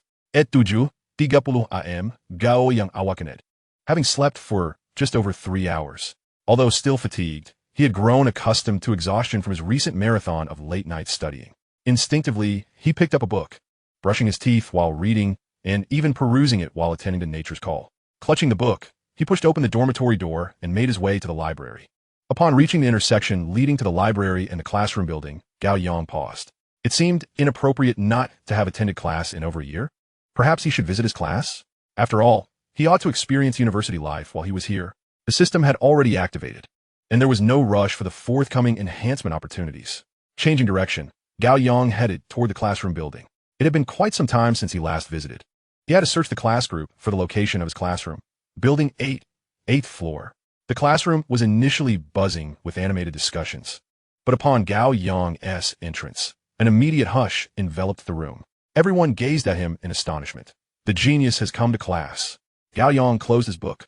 Where shall I sit? Instantly, someone rose. You can sit wherever you wish, if you want to take the podium. Our teacher would gladly yield their place. A girl also stood. Here, I'll give up my seat next to Roru for you. The classroom erupted once more into lively chatter. Ru's cheeks flushed. She and Gao Yang were not particularly close, yet she could not withstand the playful teasing. Gao Yang chuckled lightly, opting not to move closer, and instead settled into an empty seat at the back. What were you all discussing that was so lively? At this moment, Gao Yang was the focal point of the class. His laser gun had captivated the admiration of all his classmates. They regarded him with a mix of respect and admiration, coupled with a twinge of guilt for having previously dubbed him a genius. Upon his inquiry, someone promptly replied. A Starlink satellite above the Dragon Nation was shot down by a laser. The White Eagle is currently holding the Dragon Nation accountable, accusing it of violating space regulations. Gao Yang was taken aback. This is an international incident. Indeed, but using a laser to strike a satellite entails a remarkable level of technical difficulty. Gao Yang nodded in agreement. The challenge is indeed immense. It necessitates advanced laser weaponry and a precise targeting system. If it originates from the ground, the precision requirements escalate even further. If it's a ship-borne laser weapon, the difficulty diminishes slightly, yet success would still hinge on luck. As his classmates absorbed Gao Yang's insights, they gathered closer. Gao Yang, could your laser gun target a satellite? The power would certainly suffice, but the precision is lacking, making it quite challenging to aim accurately. Low Earth orbit satellites hover at an altitude of around 200 kilometers. Laser weapons currently lack the capability to adjust their trajectory upon nearing the target, akin to missiles, thus presenting significant difficulty. I wonder how the Dragon Nation will respond. Do we even need to speculate? They will undoubtedly feign ignorance. Such an advanced weapon can be concealed for as long as possible. Initially, a statement is issued, indicating that an investigation is underway. This can help to deflect attention until the fervor subsides, allowing for an explanation later, claiming it was all a misunderstanding. No sooner had this been said than someone remarked. The Dragon Country has released a statement, confirming that an investigation is in progress. At this moment, Gao Yang felt a distinct atmosphere in the classroom, one that diverged somewhat from his expectations. It was notably more vibrant. Regarding the news, Gao Yang did not dwell on it. He was well acquainted with laser guns, yet it was precisely this familiarity that led him to overlook the element of chance. At 8 o'clock, the time for class arrived, and the class fell silent, awaiting the arrival of the teacher. After 10 minutes of waiting, the teacher had yet to appear. Someone turned to the class monitor. Should we call the professor? The class monitor dialed. The phone is off. I'll try calling Professor Lee. After a while, the class monitor set down the phone. I called everyone. All are unavailable. In the classroom, all the students were bewildered. How could several calls fail to connect? Tardiness was an unheard of occurrence, and the inability to reach someone was quite rare. What was going on? Gao Yang furrowed his brow. It was the first time he attended class since entering the school, and there was no teacher present. The class monitor stepped onto the platform. Let us wait. But while we do, why don't we share insights and experiences regarding our first design project? Suddenly, someone turned to Gao Yang. This class is about optical weapons. Why don't you go up and speak? Gao Yang was momentarily taken aback. He had no issue discussing the subject theoretically, as his knowledge of laser weaponry was extensive and profound. However, the notion of teaching a class was daunting. This statement contained a flaw. There was a significant difference between not teaching and being incapable of doing so. Sure enough, in the next moment, nearly 7 or 8 voices chimed in simultaneously. To speak casually, Gao Yang gazed at the hopeful faces of his classmates, a wry smile forming as he ascended the platform. I want to follow the lesson plan. I'll merely share my thoughts. Cheers erupted from the class. Gao Yang pondered. Discussing technical aspects might be a tad complex. I'll focus on the theory and some straightforward concepts. More applause followed. Gao Yang couldn't help but chuckle. On his first day of university, he unexpectedly found himself in the role of instructor. His thoughts flowed clearly. and he articulated some relatively simple ideas effortlessly. There was no need for a structured approach, so he actually had a plethora of material to convey. As Gao Yang began to speak, the lively atmosphere in the classroom dissipated, replaced by a seriousness that indicated his peers recognized the depth of his knowledge. In just a few words, he sparked inspiration among them. Some hurriedly took notes, recalling aspects of their previous designs that could be improved. Points they had previously overlooked were now revisited through Gao Yang's insights, leading to instant realizations. Others diligently recorded the thought processes themselves. Every student remained rapt, fully aware that this lesson was invaluable. Even those researchers waiting outside the school were fully engaged. These individuals, sporting dark circles under their eyes, waited in their vehicles. Professor Li was among them, anticipating Gao Yang's notification. Yet, as the clock struck 9, the group of distinguished figures could no longer contain their impatience. Old Li, could you call and inquire? Why hasn't Gao Yang notified us yet? Professor Li pondered. He didn't sleep at all yesterday until 4, so he may still be asleep. Let us give it a bit more time. The esteemed individuals could only wait. While they waited in the special class, students were enraptured. Nearly everyone was feverishly taking notes. Their eyes were bright as Gao Yang's lecture transitioned from theoretical concepts to technical details. Much of the content was beyond their comprehension, but that was of little concern. They simply needed to record it.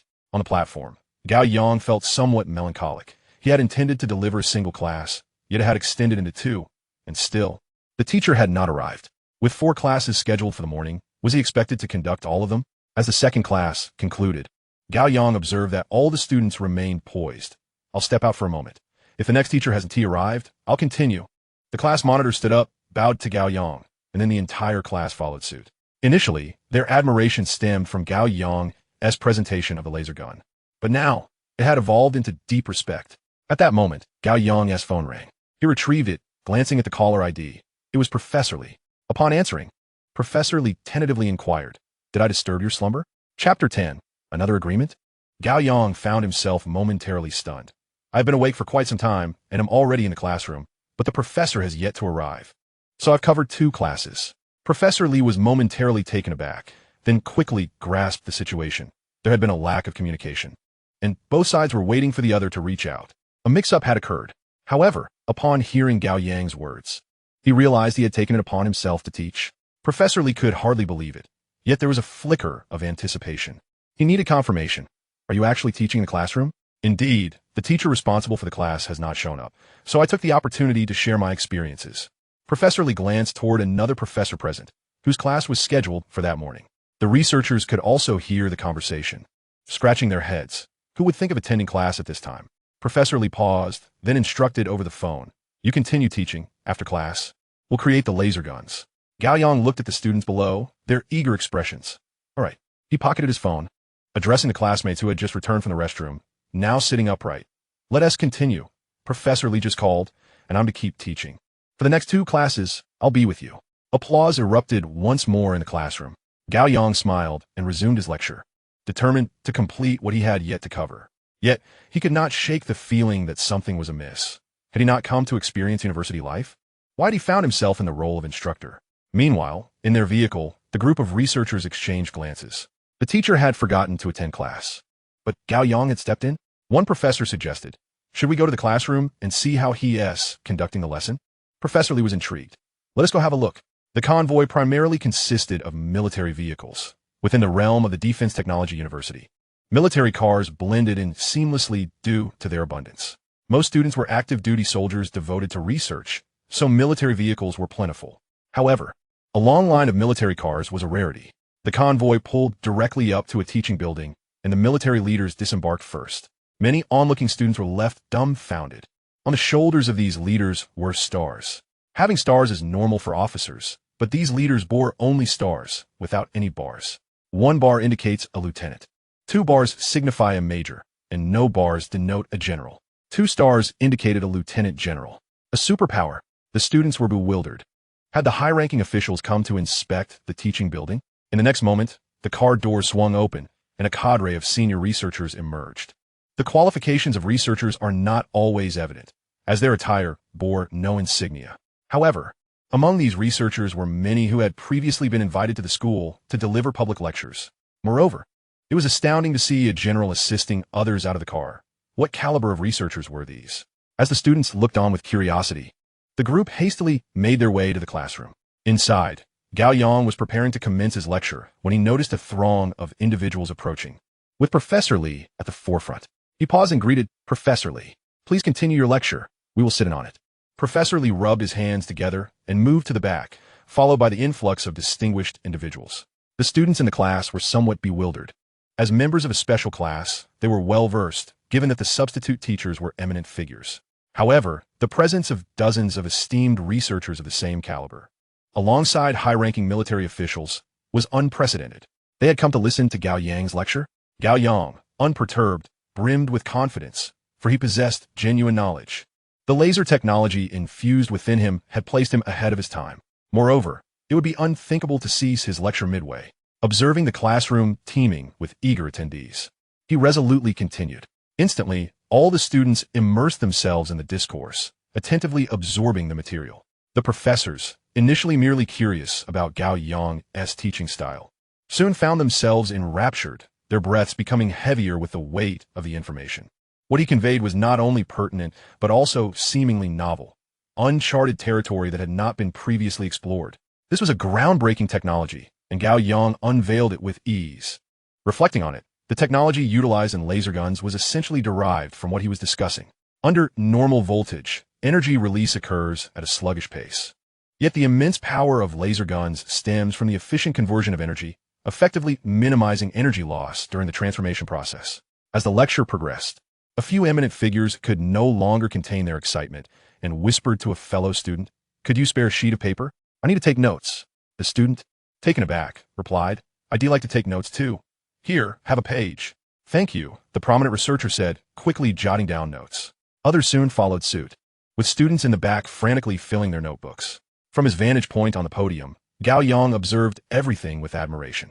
These were top-tier researchers, yet they set aside their pride to take notes during his lecture, wholly engrossed. Unfazed, Gao Yang decided to delve deeper into the subject matter. Previously cautious of overwhelming his classmates, he had kept his explanations relatively simple, but now he felt emboldened to explore more complex ideas. As he elaborated, the notebooks of the second-row students were swiftly depleted. After 2 full periods, Gao Yang extended the session by an additional half-hour before setting down his marker. "We shall conclude here for today. Class dismissed." A wave of confusion swept over the students. While the first 2 periods had been manageable, the last 2 left them utterly perplexed, struggling to grasp the concepts presented. Yet, as future researchers, they were captivated, their minds racing with the realization of possibilities. The ideas Gao Yang articulated were not only applicable to laser guns, but could also revolutionize nearly every device reliant on electrical energy. Many of the distinguished figures felt a surge of inspiration, eager to return to their laboratories for further exploration. However, a more pressing matter awaited. They were about to witness Gao Yang fabricate a laser gun. Those who had once harbored skepticism about his capabilities were now entirely convinced. Gao Yang's brilliance had won over all present. The notes they had taken were invaluable. As the students rose to bow and prepare to depart, Professor Li swiftly approached the podium. "Hold on, everyone. We need to sign a confidentiality agreement. The content of today's lecture cannot be disclosed." The special class students were momentarily taken aback. Another contract? Yet upon reflection, it seemed entirely reasonable. The material Gao Yang presented was evidently cutting-edge technology, a technology that was currently unavailable. Its value was immense. Though not on par with a laser gun, it was nonetheless a technology capable of influencing the industry. This innovation could serve as the cornerstone of a high-tech enterprise. Even selling the patent could yield substantial profits. A multitude of individuals perused the confidentiality agreements, their eyes brimming with envy. When would they reach such heights as Gao Yang, casually presenting groundbreaking ideas that necessitated confidentiality agreements from all? Chapter 11. A series of astonishments. After signing the contracts, all students departed, leaving the remaining researchers still filling the classroom to capacity. Initially, some harbored doubts, as it seemed preposterous for a student to create such a formidable laser gun. Yet after attending the lecture, they were already halfway convinced. Despite their belief, they remained astounded. Gao Yang was not yet 19. How could someone so young achieve such feats? However, the content of his casual lecture had already captivated them. A throng of individuals made their way to the cafeteria, hungry for sustenance. Gao Yang found himself at the center of attention, feeling somewhat out of place. The other students were even more bewildered. What was happening? Why was a group of eminent figures surrounding this prodigy, akin to stars orbiting the moon? The top researchers, esteemed in their own right, were vying for Gao Yang's favor, and that plump professor, clutching paper, was asking him questions as though he were a student seeking guidance. This was unfathomable. The rotund professor was widely recognized as the head of the Laser Weapons Research Institute. This scene had undoubtedly captured the attention of countless students, leaving them utterly baffled, unsure of what had transpired. During the meal, whispers of speculation circulated, yet no one dared approach, opting instead to observe from a distance, murmuring amongst themselves. Once the meal concluded, in the midday sun, Gao Yang headed directly to the laboratory. Before he could reach it, Professor Li remarked, "Let us go to the school's most prestigious laboratory. It boasts an abundance of resources." Gao Yang's interest was piqued. While the previous laboratory was commendable, it did not quite reach the pinnacle of excellence. There existed another laboratory, one that was world-renowned. However, not only students, but even most professors lacked the privilege to access it. Those who did have access were required to apply in advance. This laboratory could even utilize a supercomputer to conduct calculations during experiments, significantly enhancing research efficiency. Would he be able to use it directly? Gao Yang hesitate that. "You will certainly be able to," Professor Li said as he took out his phone, switched it on, and called the principal. Shortly thereafter, he hung up and turned to Gao Yang. "You have permission. The principal will also be coming by to observe." Very well. Gao Yang was unfazed by the attention. Eager to explore the superior laboratory, he intended to assess the facilities, if they were up to par. The power of the laser gun could be elevated to an entirely new level. Professor Li trembled with excitement, recalling Gao Yang's earlier words. If the laboratory's equipment was adequate, the laser gun's capabilities could indeed be enhanced. The surrounding professors were equally astonished. What did this mean? Was the previous laser gun not the most powerful version? Was its limited capacity merely a consequence of the available conditions? Their anticipation grew exponentially. A throng of individuals made their way to the laboratory. "Professor Li inquirat. Do you need assistance? The laboratory has personnel to aid in the manufacturing process." "No need," Gao Yang replied, his eyes already captivated by the laboratory's equipment. The apparatus here surpassed that of the previous facility by an entire tier. A plethora of materials was at his disposal. Gao Yang swiftly donned a pristine white outfit and entered the laboratory, rubbing his hands together as he commenced the examination of various equipment parameters and their usage. Outside, a group of researchers stood observing intently. Through the highly transparent glass, Gao Yang's actions within were clearly visible, yet the sound from outside could not penetrate the interior, where Venetian blinds could be drawn to obscure the view, providing the researchers an almost undisturbed experimental environment. However, Gao Yang chose not to draw the blinds this time, as the experiment served as a demonstration. In attendance alongside the researchers were military officials and senior figures from the university. They had heard whispers regarding the laser gun, which was of paramount importance. For the researchers, it represented a technological breakthrough. For the military, an enhancement of combat capabilities, and for the university, a source of pride. What institution could boast students of such caliber? They were from the National Defense Science and Technology University. Simultaneously, the university personnel were somewhat anxious due to the news. "Professor Li, can this laser gun strike satellites?" Professor Li glanced at the inquisitive president with a hint of surprise. How could that be possible? At a minimum altitude of 200 kilometers. Even if the power were sufficient, the accuracy would be unattainable. To hit a satellite, one would require an extraordinarily precise targeting system, not to mention the necessity of favorable weather conditions, ideally a cloudless sky. The president nodded, feeling a weight lift from his chest. All eyes were riveted upon Gao Yang, who meticulously completed his inspection of all the equipment, gaining a sense of assurance. This laboratory was indeed remarkable, among the world's finest. Yet it could only amplify the laser gun's power by approximately 300 times. Achieving a 1,000-fold increase, given the current technological capabilities of Longhua, remained a distant goal. Nonetheless, a 300-fold increase was already impressive. With resolve, Gao Yang swiftly approached the machine tool, inputting various component parameters into the control console, allowing the machine to autonomously process the parts. The optical path system was equally present here, alongside the material ratios for the laser emitter, as well as the metallurgy of the metals involved.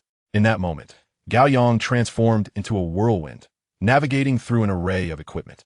Outside the laboratory, a captivated audience gaped in astonishment at Gao Yang's adeptness. His proficiency far surpassed that of the technicians responsible for operating individual devices.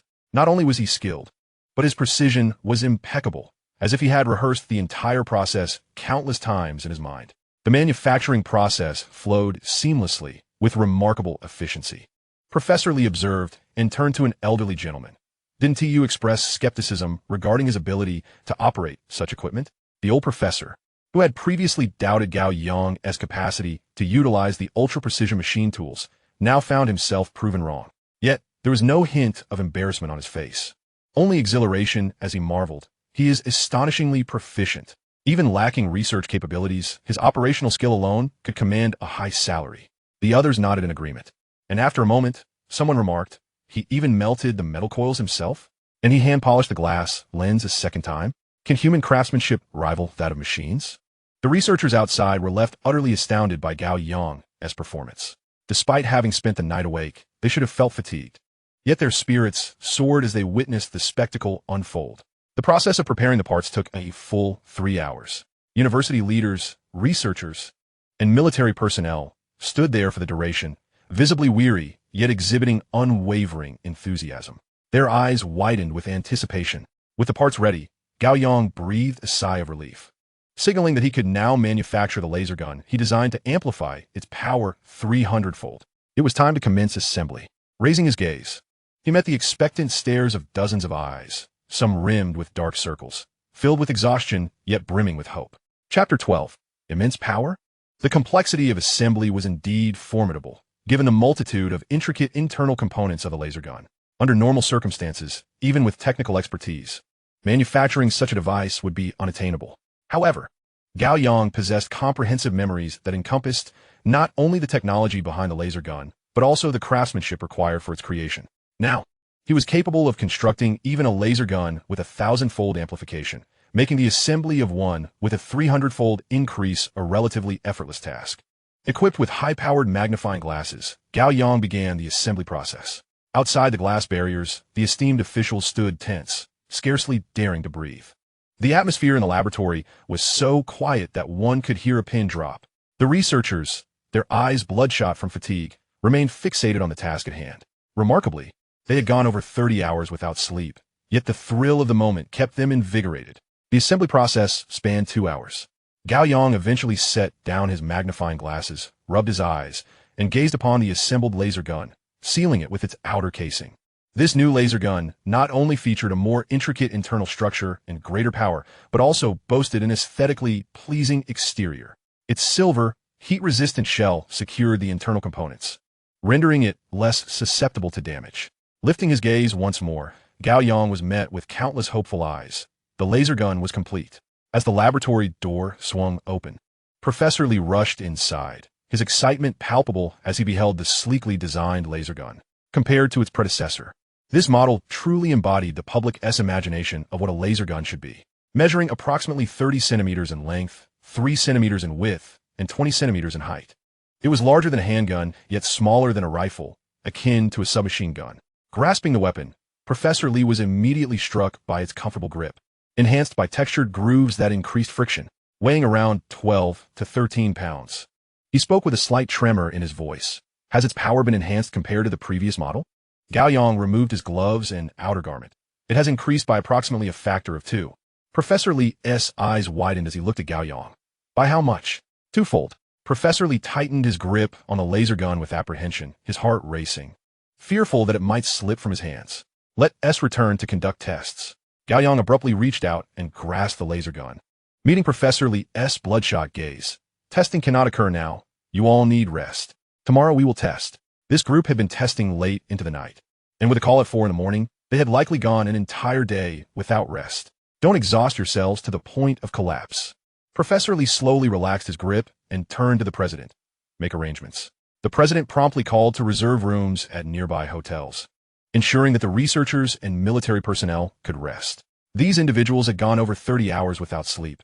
Despite their exhilaration, true fatigue had set in. Now, witnessing Gao Yang's creation of the laser gun, the burdens they had carried began to lift, allowing them to breathe easier. They returned to their hotel rooms and fell into deep slumber. Meanwhile, Gao Yang headed to the dining hall for a meal and, after eating, made a beeline for the library. Gao was also in the library, and upon spotting Gao Yang, she rose and quickly approached him. Yang Ge, Gao Yang promptly interrupted her. Please don't call me Yang Ge. I'm not accustomed to it. Just call me Gao Yang. He recalled that during his 3 years of high school, the first half of the year, people called him Yang Ge, while the remaining 2.5 years, he was known as Wei Ge. Ruo nodded slightly. It seems that the Dragon Nation has developed a powerful laser weapon. Gao Yang cast a puzzled glance at Ruo, for such a notion seemed improbable. In a school laboratory, under such superior conditions, could they truly manufacture a laser gun of considerable power? However, this was not a matter of mass production. The conditions for mass production could never rival those of a laboratory, resulting in a significant reduction in efficacy. Ruo handed her phone to Gao Yang. The White Eagle has released a video showing a laser destroying a satellite. Upon receiving the device, Gao Yang first noticed the White Eagle statement, which proclaimed that they had deduced the approximate area of the laser's origin based on its angle and the time of occurrence, urging the Dragon Nation to conduct further investigations. He then opened the video, which lasted merely 10 seconds. It depicted a Starlink satellite soaring peacefully through space. Suddenly pierced by a laser, its structure disintegrating before his eyes.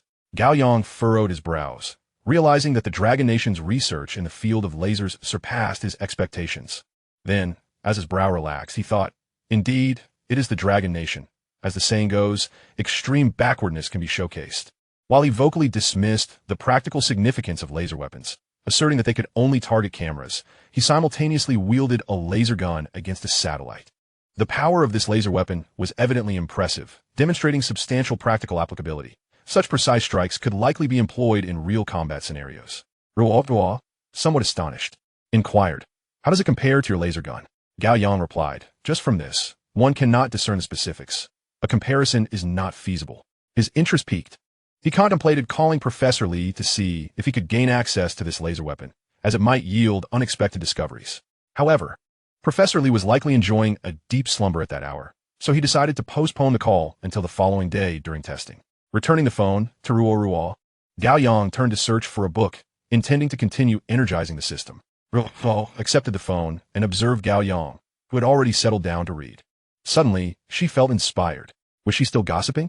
Stowing her phone away, she too began to delve into her studies. Online, news regarding lasers targeting satellites had gone completely viral.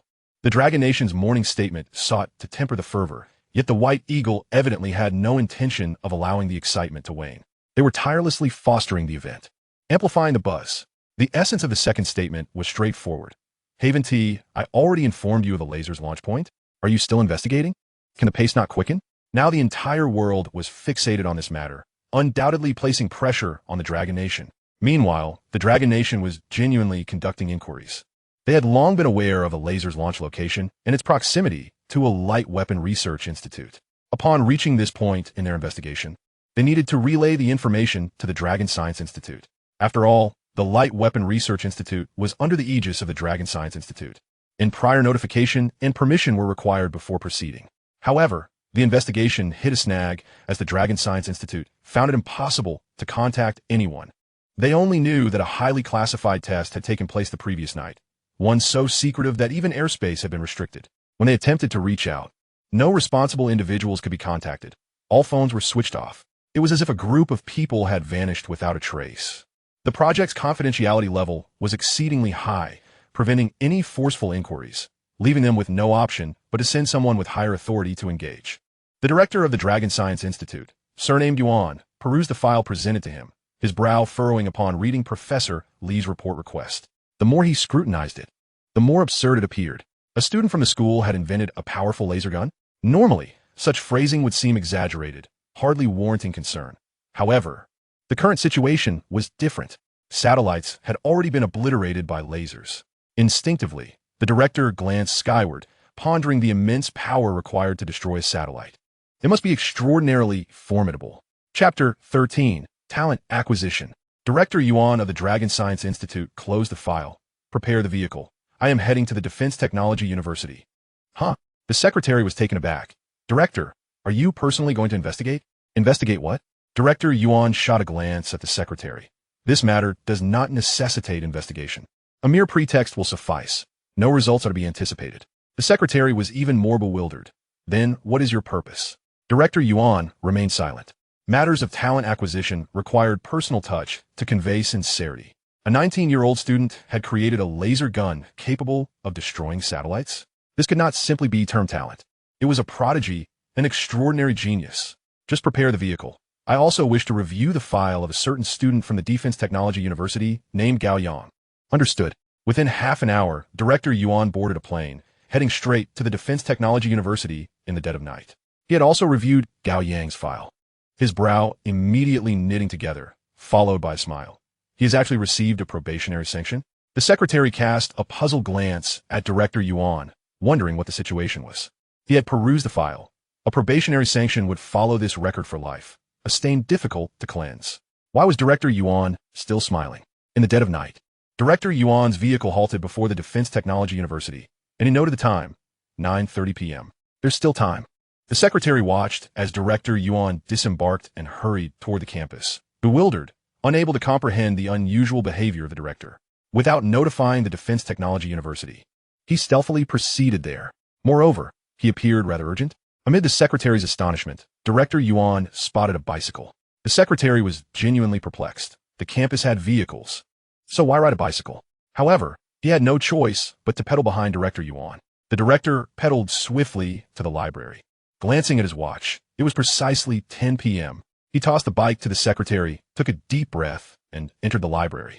At this hour, the library was exceptionally quiet, with few patrons. However, Director Yuan had previously learned that it closed at 10:30 p.m. As he stepped inside, his gaze swiftly scanned the room, quickly landing on Gao Yang. Gao Yang was engrossed in his studies, surrounded by a few books.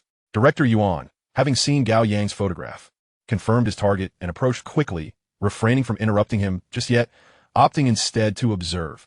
Notably, the book atop Gao Yang's stack was about the design and manufacture of sniper rifles. Surprisingly, it was not related to lasers. Director Yuan picked it up, noting it primarily dealt with reverse engineering various sniper models. Just then, Ruo approached, placing a cup of coffee next to Gao Yang. Director Yuan glanced at Ruo, a contemplative expression crossing his face. Once she departed, he seized the opportunity to initiate a conversation. Is she your girlfriend? Gao Yang remained silent, continuing to focus on his book. Director Yuan felt a tad awkward, raising his voice slightly. Hello there, classmate. Finally, Gao Yang lifted his head, glanced at Director Yuan, then silently gathered his belongings and moved to a corner. Even reading could not escape interruption. Director Yuan watched as Gao Yang retreated to the corner, momentarily taken aback by his intense focus. Yet, such dedication is often characteristic of brilliance. He decided to be forthright, hastening over to state, Gao Yang, I have come specifically for you. At last, Gao Yang set aside his book and took a sip of coffee. And you are? Dean Yuan had yet to speak when a voice from behind chimed in. Dean Yuan of the Dragon Science Institute. It would be a great honor for you to visit our school. Why didn't you inform us in advance? I would have been delighted to host you. Dean Yuan turned around, his expression instantly darkening. Principal gone. The principal, with a smile that barely concealed his true emotions, sat beside Gao Yang and remarked, Your nose is quite perceptive. Dean Yuan recognized that the difficulty of inviting Gao Yang today had significantly increased, yet an increase in challenge did not deter the invitation. At this moment, Gao Yang sensed that the atmosphere was somewhat off, yet he remained rooted in place. There was no escaping the situation. Dean Yuan rose and extended his hand towards Gao Yang. I am Yuan De, the Dean of the Dragon Science Institute. At that moment, Gao Yang felt somewhat dazed. What was happening? The Dean of the Dragon Science Institute had come? The Dragon Science Institute is the largest research institution in the Dragon Kingdom, renowned for its 3 academies. Over 200 research institutes and more than 200 observation stations, covering an extensive range of research directions across various industries. In the Dragon Kingdom, the Dragon Science Institute could practically navigate any terrain with ease. The Dean of the Dragon Science Institute was here to recruit him. What merit did he possess? A laser gun? Gao Yang showed Dean Yuan's hand, introducing himself, Gao Yang. Dean Yuan got straight to the point. I would like to invite you to further your studies at the Dragon Science Institute. Bang! Principal Gon slammed his hand on the table and stood up. What do you mean by that, Yuan? Dean Yuan turned to Principal Gon. What do you mean? A genius like Gao Yang deserves tailored guidance. Yet you issued a probationary notice? Principal Gon found it difficult to refute. As the disciplinary action was a fact, the notice has been rescinded. Even if it were rescinded, it would remain in his file indefinitely. Dean Yuan turned to Gao Yang. The Dragon Science Institute boasts the largest collection of books in the nation, providing you ample resources. Whatever literature you require, we can procure it for you. Furthermore, we possess the most prestigious laboratories in the country, available for your continuous use. And we can even tailor a research institute specifically for you. Principal Gan took a deep breath, his expression softening as he looked at Gao Yang. The finest research facilities at our school are also at your disposal, and we have numerous significant projects underway, such as the nation's largest superbrain. You could directly engage in any project that piques your interest. Gao Yang was bewildered. He now understood Dean Yuan's intention. He was here to poach him. That top-tier laboratory, valued in the hundreds of millions, was just being offered to him. Dean Yuan glanced at Principal Gan and continued. In addition, there will be preferential allocation of resources for your research projects. Funding can be requested freely, provided it is not excessively outrageous. It can be allocated directly. We could even establish a dedicated research fund for you, with an initial sum of 100 million. How does that sound? Gao Yang was taken aback. 100 million? Although it couldn't be spent frivolously, it was still an astonishing amount for research funding. Receiving 100 million for a project was entirely different from receiving it personally. He could even use that money to purchase a sports car and study its performance. Principal Gan was equally astonished. Dean Yuan was genuinely willing to invest, offering such a substantial sum to a student. Yet he quickly recalled Gao Yang's laser cannon, a technology that could not be acquired for 100 million. Not to mention 100 million, even 1 billion or 10 billion would be insufficient. Clenching his teeth, he declared, "Let us establish a research foundation immediately. A foundation exclusively for you, Gao Yang, with the first batch of funding totaling 120 million. Dean Yuan winced at the audacity. Old Gan was indeed generous. Dean Yuan fell silent, pondering what other advantages could be offered.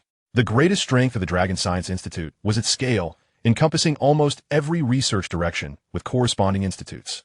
In contrast, the Defense Technology University focused on precision, devoting itself solely to weaponry. The two institutions maintained a close relationship, sharing technology to the extent that it was almost seamless.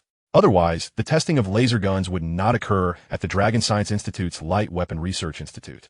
Additionally, the outstanding graduates from both sides were interchangeable and could be hired by either institution. Yet, a close relationship and competition were not mutually exclusive. Chapter 14, The Second Test. Dean Yuan, appealing to reason, said to Gao Yang, "The Dragon Science Institute is your best sanctuary. There, you can explore various technologies without being confined to practical applications. In terms of application, you can provide your innovations to the Defense Research Institute or collaborate with other researchers to implement them. At the Defense Technology University, your research focus is restricted to weaponry." Principal Gan retorted coldly. "What is wrong with researching weapons? Without defense technology, where would safety and peace stem from?" Dean Yuan leveraged the situation. "The Dragon Science Institute has numerous weaponry research institutes. Whatever you wish to study, we can provide you with the latest technologies as references." Principal Gan remained undeterred. "We can provide that too." Dean Yuan turned to Gao Yang and continued to sweeten the deal. "I can also invite your girlfriend to join us, with generous compensation." Principal Gan, now irate, though unaware of Gao Yang's girlfriend. "Your girlfriend at our school would also receive preferential treatment, even if you part ways. I'll introduce you to my granddaughter." Gao Yang was taken aback, observing the tense exchange between the two, and quickly interjected, "I do not have a girlfriend, and I choose to remain at the Defense Technology University." Dean Yuan discerned Gao Yang's resolute stance, puzzled. Why? Gao Yang had grown accustomed to his current environment. Although the conditions at the Dragon Science Institute might be superior, it would require readjustment. In terms of research, he primarily relied on the system rather than actual exploration. Thus, there was little difference between the Dragon Science Institute and the Defense Technology University. Moreover, he wished to experience university life a bit longer. Transitioning to the Dragon Science Institute would mean graduating on the spot. However, Gao Yang refrained from expressing this.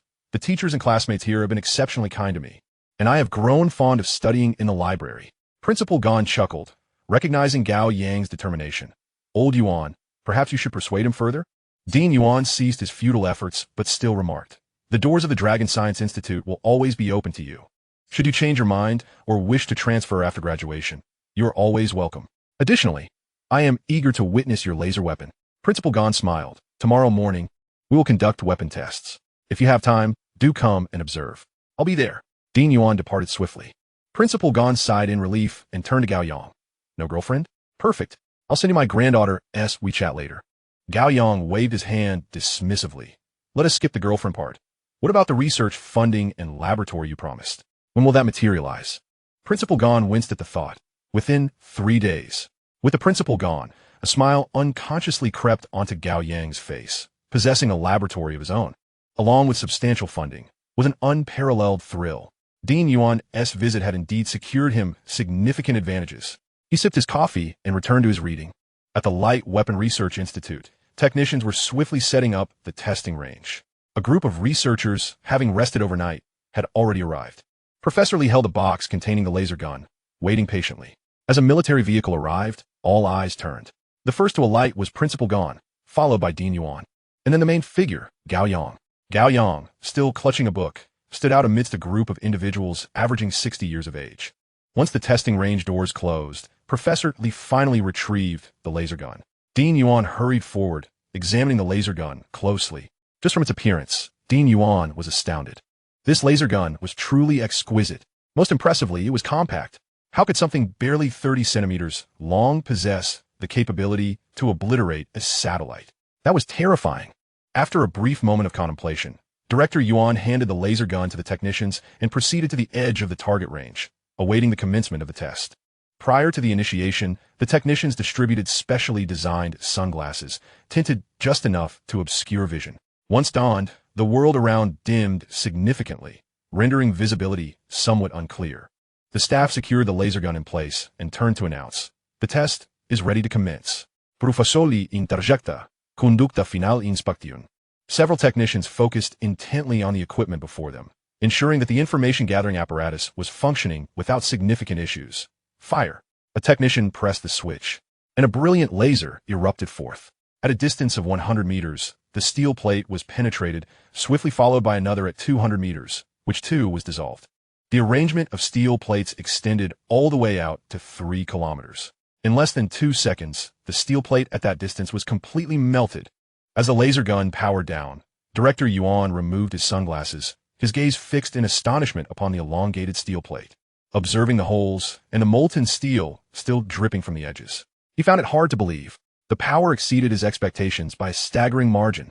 This was steel, instantly vaporized.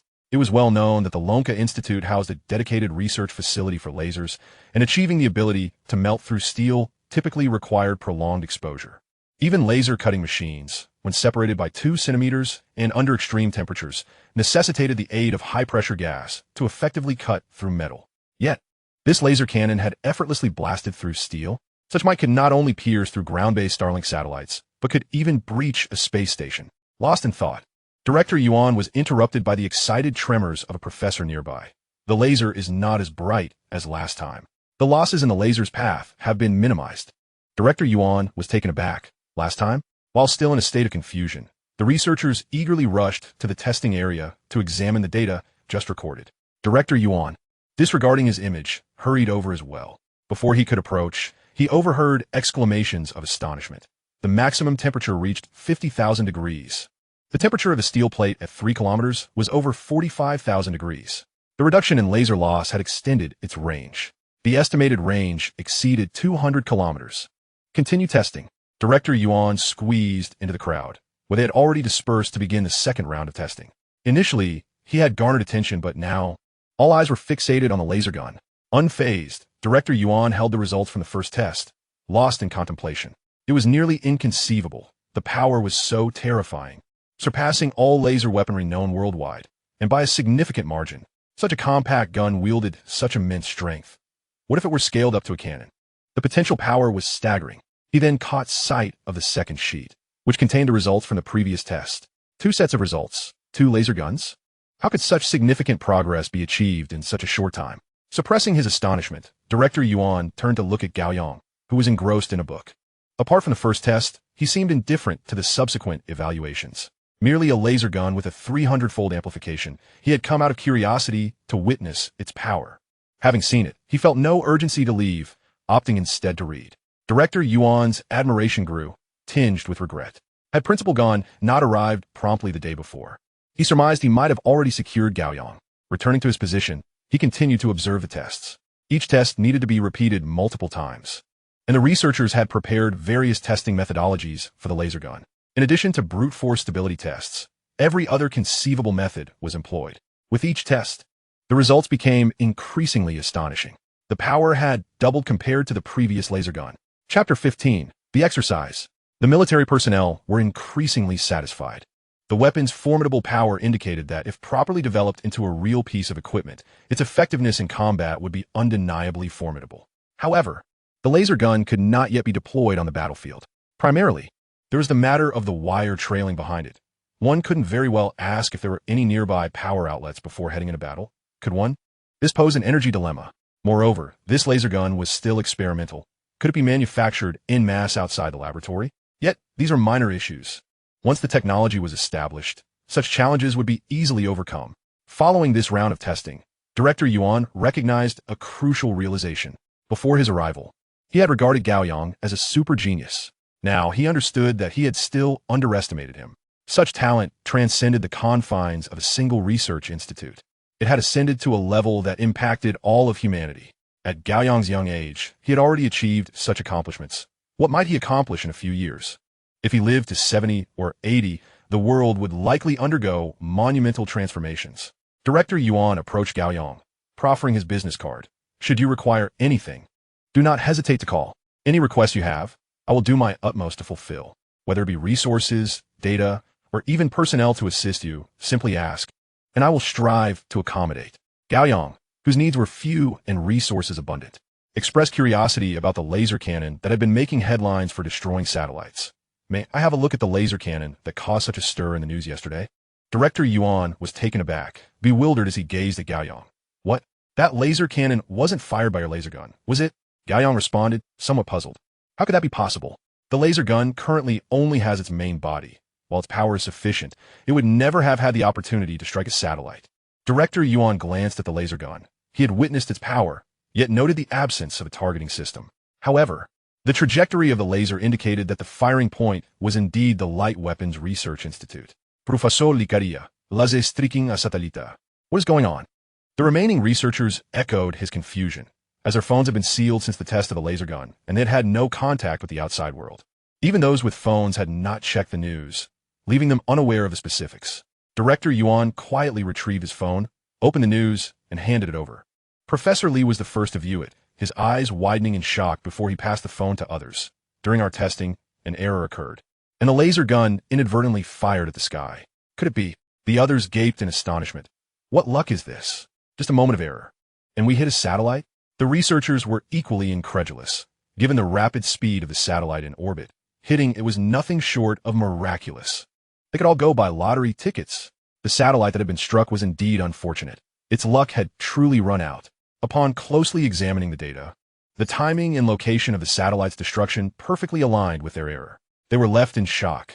The power of the first weakened laser gun was astonishingly substantial, capable of obliterating a Starlink satellite situated 300 kilometers above ground.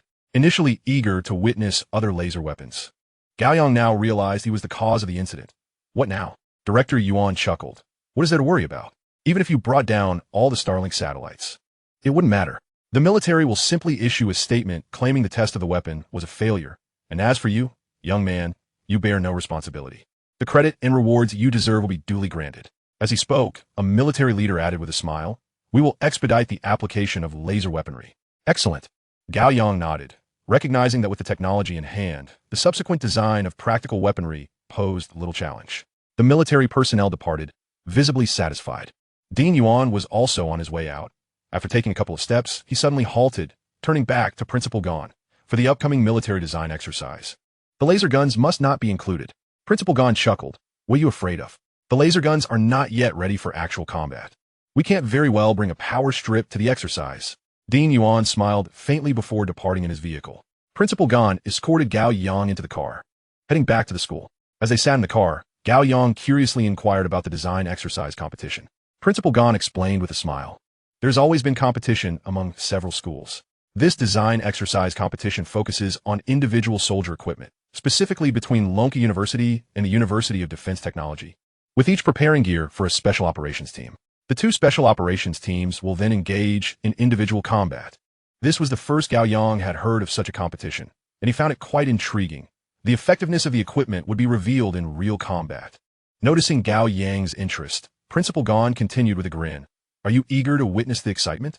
Would you like to participate in the competition? Gao Yang hesitated flee. Will it be very troublesome? Principal Gon assured him. The design competition 1T take up much time. You 1T need to design weapons yourself.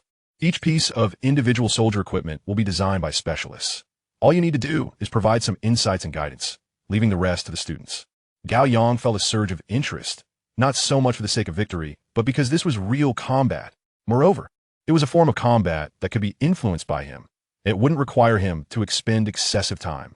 Observing Gao Yang's evident enthusiasm, Principal Gon elaborated. In recent years, we have frequently engaged in competitions with Lonka University, primarily to stimulate student creativity. Both sides go all out, often resulting in designs that are truly eye-catching. Especially with the differing design philosophies of the two schools, you can truly appreciate the distinctions. Gao Yang nodded. He was indeed eager to participate, even if only to observe the exercise up close. All right, I'll give it a try.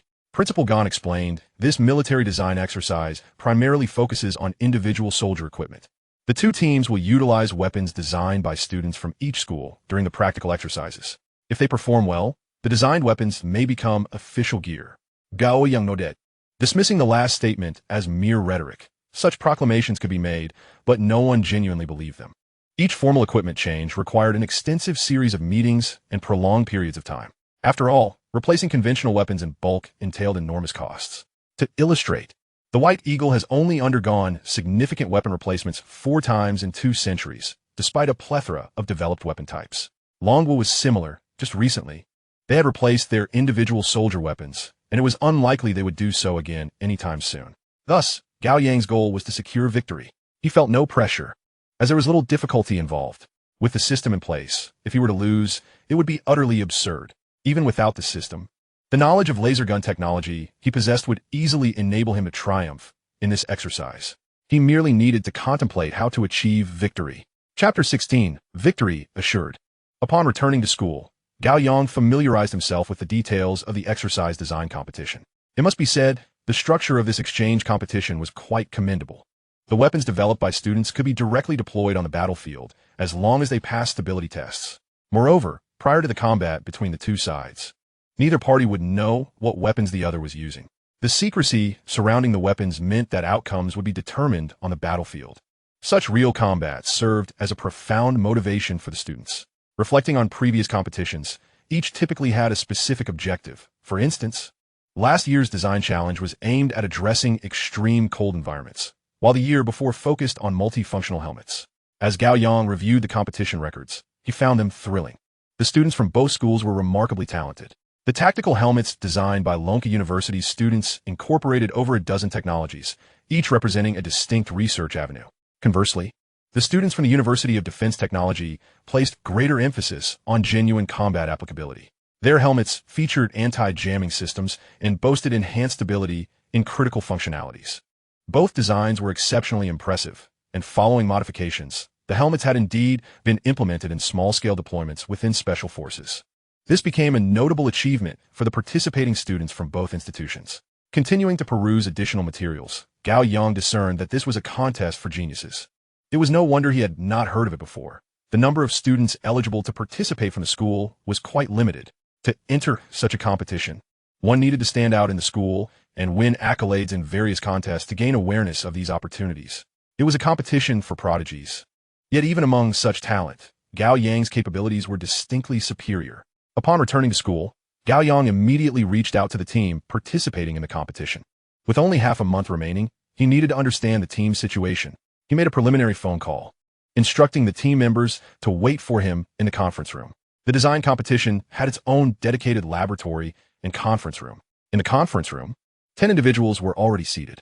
As they awaited Gao Yang's arrival, someone remarked, "Captain, after our months of hard work, we're finally nearing the finish line. And now we have a temporary captain." The previous captain, Chun Hong, had expressed uncertainty about Gao Yang's situation. However, he mentioned that both the director and his teacher had called, urging him to seize this opportunity. His teacher, a distinguished figure in the field, had indicated that this could be a once-in-a-lifetime chance to learn from someone remarkable. The group fell silent, astonished. Chun Hong's teacher was a renowned academic. With such accolades attached to Gao Yang, they felt a surge of anticipation. Who exactly was he? Half an hour passed swiftly, and Gao Yang entered the conference room. Observing the 10 individuals seated with serious expressions, he directly addressed them. Do you have your design materials? Yes, Chun Hong replied, promptly handing over the documents to Gao Yang. The others followed suit, each presenting their work. Gao Yang began to review the designs presented by the 10 individuals. The submissions were comprehensive, including handguns, rifles, sniper rifles, bulletproof vests, grenades, tactical helmets, and even cold weapons. The team had produced a complete set of designs for individual soldier gear. As he swiftly scanned through the materials, Gao Yang eventually shook his head. They're all lacking. The expressions of everyone present tensed visibly. How could he discern anything from just a glance? Gao Yang was unconcerned by their thoughts and surveyed the room. Your equipment designs have indeed made improvements over standard gear and possess certain advantages. However, to secure victory in the competition, they lack a truly outstanding edge. As he spoke, Gao Yang picked up the first set of materials. Whose design is this handgun? Mine. A female student responded. Gao Yang quickly reviewed the blueprint again, then bent down to make rapid modifications on the design paper. In less than 5 minutes, he handed the revised design back. Try altering it according to this approach. The girl received the paper, initially displaying skepticism, but then froze in astonishment before scrutinizing the details. After finishing, she looked up at Gao Yang as though she had seen a ghost. She had previously believed her design to be quite competent, but now she realized how limited her perspective had been. Following Gao Yang's line of thought, she recognized that the power of her handgun could be significantly enhanced while the recoil would be greatly reduced. How astonishing was that? As she finished reading the hints provided by Gao Yang, he had already completed the second version. Who designed the rifle? I did. Shen Hong raised his hand. Gao Yang handed it over. Shen Hong's expression changed as he looked at it. As the original team leader, he felt a twinge of discontent with Gao Yang's sudden arrival and the usurpation of his position. However, he buried this dissatisfaction deep within his heart. Yet now, he found himself convinced and began to comprehend the teacher's intentions. The modifications made by Gao Yang surpassed his previous designs by an entire echelon. This innovative thought sparked a profound inspiration within him, enhancing stability while simultaneously increasing firing rate. With Gao Yang stepping in as captain, he had undoubtedly gained a significant advantage. The remaining 8 individuals observed the shifting expressions of the two. Their curiosity piqued. Upon receiving Gao Yang's remodeling concepts, their intrigue transformed into astonishment and admiration. By the time Gao Yang had articulated the improvement strategies for everyone, all 10 individuals were utterly convinced. The modifications he provided had already yielded tremendous benefits. Gao Yang stood up, declaring, "This meeting is adjourned. You may continue your work." The 10 stood promptly, their demeanor respectful. "Captain, please take care." As Gao Yang exited the conference room, he glanced at the somewhat chaotic laboratory outside. "I will arrange for you to have a different laboratory." With that, he departed for the library. The 10 exchanged glances, puzzled. As students, having access to a laboratory was already a stroke of luck, and yet Gao Yang seemed dissatisfied. This laboratory was quite decent, a privilege that many doctoral candidates did not enjoy. Unless one were a doctoral student assisting a professor with a project, where would they find a laboratory? A girl gazed at Gao Yang's retreating figure. "Captain, where did this genius come from?" Chen Hong waved his hand. "Do not call me captain. Gao Yang is our captain. Regardless of where he hails from, we are bound to win this time. Let's get to work." The 10 individuals busied themselves, eager to clarify the insights provided by Gao Yang. Meanwhile, Gao Yang was not idle. He rushed to the library, immersing himself in his studies. The ideas he proposed could elevate the odds of victory in the exercises by a maximum of 50%, but to achieve a 100% win rate, it required his own efforts. With merely half a month remaining before the exercises commenced, he needed to seize the time to study and fully charge the opportunity for enhancement. Once again, Gao Yang returned to his fervent, all-consuming reading routine. As he delved into book after book, his progress towards charging the enhancement opportunity surged. He paid no heed to the happenings outside. Meanwhile, the official response from the Dragon Nation concerning the incident of the laser destroying a satellite was made. Chapter 17. A new laboratory? The response to the online news inquiries came from the military of the Dragon Nation. During the testing of the laser weapon, an error occurred, resulting in a misidentification of the target. This response was succinct, direct, and imbued with authority. They had destroyed a satellite without offering an apology. Merely stating it was a mistake? This reaction sent shockwaves across the globe. For the high-ranking officials of various factions, The Dragon Nation's response was akin to an announcement that they possessed immensely powerful laser weaponry capable of directly striking low Earth orbit from the ground. This was indeed terrifying.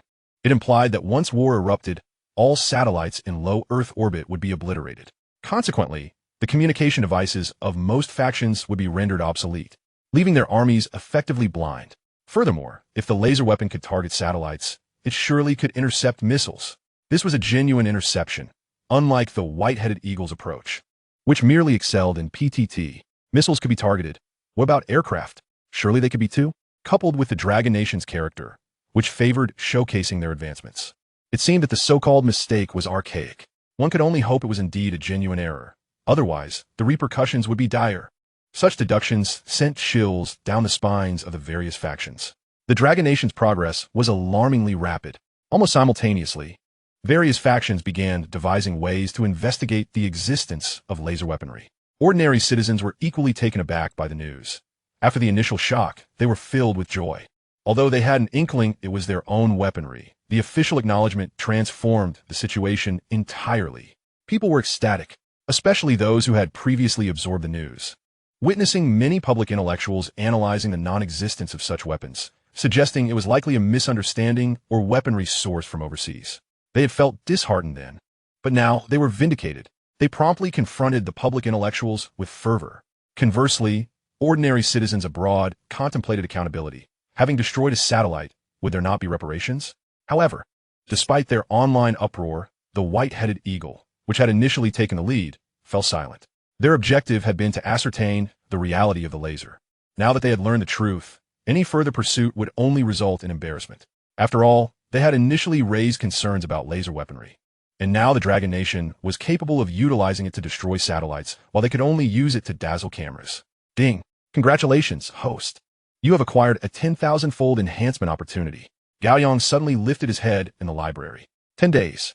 After 10 days of relentless study since taking charge of the communication group, the enhancement opportunity was fully charged.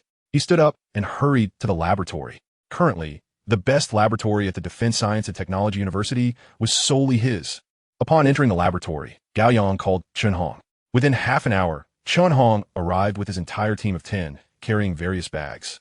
Looking utterly bewildered as they stood before the laboratory door, hesitant to enter. This sterile laboratory was the most prestigious in the school. Did they have the right to enter? It seemed impossible. Such a laboratory required formal applications even for doctoral supervisors to access. Was Gao Yang playing tricks on them? Amid the astonished gazes of Chen Hong and the others, Gao Yang emerged from the laboratory. Why are you still dawdling? Change your clothes and come in. Chen Hong and the others stared at Gao Yang in disbelief. Are we going to manufacture guns here? Is there a problem? Gao Yang replied. Chen Hong stammered, Shouldn't we use the previous laboratory? It was sufficient. At that moment, Chen Hong felt as if he had turned into a country bumpkin. He had lived in a thatched cottage, and now Gao Yang had descended like a divine being, leading him to the palace and pointing to the emperor's chamber, saying, You shall reside here. He was too intimidated to enter. Stop wasting time. There are only 2 days left before the weaponry has to be delivered to the combat teams participating in the exercises. Guomin. With that, Gao Yang turned to leave. The group exchanged glances, gritted their teeth, and declared, Let's go. After changing into appropriate attire and ensuring their belongings were organized, they entered the laboratory. Upon entering, someone exclaimed, This is a high-precision machine tool with a 0.05 micrometer error margin. It is currently the finest machine tool in the Dragon Nation. Goodness. That piece of equipment is a custom model. It was quoted at 30 million, right? Or was it in US dollars? I saw that equipment in the professor's laboratory. It looked like it cost around $1 million. Not the same. While the appearance is identical, the parameters differ, at least 10 times more expensive. The group cautiously walked around, their eyes darting nervously. With so much equipment, even a minor scratch could lead to financial ruin. Gao Yang stood at the design table, looking up at the group who were tiptoeing around. Don't waste time. Familiarize yourselves with the laboratory quickly and get to work. Chen Hong made a concerted effort to calm himself.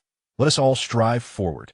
A group of individuals took a deep breath and, with utmost caution, began to find suitable spots to unpack their belongings and initiate the design process. Upon witnessing the flurry of activity around him, Gao Yang continued to focus on his own tasks. He did not rush to design the weapon for the competition. Instead, he prioritized the development of a laser weapon. The weapon intended for the competition he planned to amplify. Such designs could not be made in front of the rehearsal design team. Conversely, the design of a laser weapon was of immediate necessity. The laser gun could not be realized without a suitable power source. Thus, he opted for a laser cannon. Moreover, the laser cannon offered greater reliability, eliminating concerns about power supply. By enlarging the laser emitter, its potency could be significantly increased, and the requirements for its components were not excessively stringent. In the case of a laser gun, the allowable component error could not exceed 0.1 microns.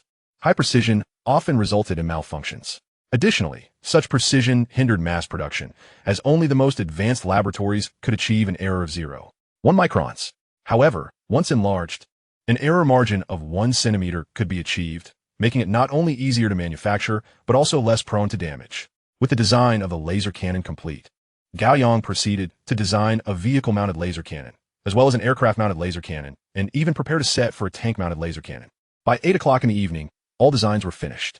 He contacted Professor Li to send over the designs for the various laser weapons. There was a designated facility to manufacture these designs, eliminating the need for Gao Yang to oversee the production himself. Later that night, with everyone else gone and tasks at a standstill, Gao Yang began contemplating which conventional weapons to amplify. High-tech weapons like laser guns, even when amplified, were impractical due to numerous restrictions. Thus, he resolved to amplify traditional firearms.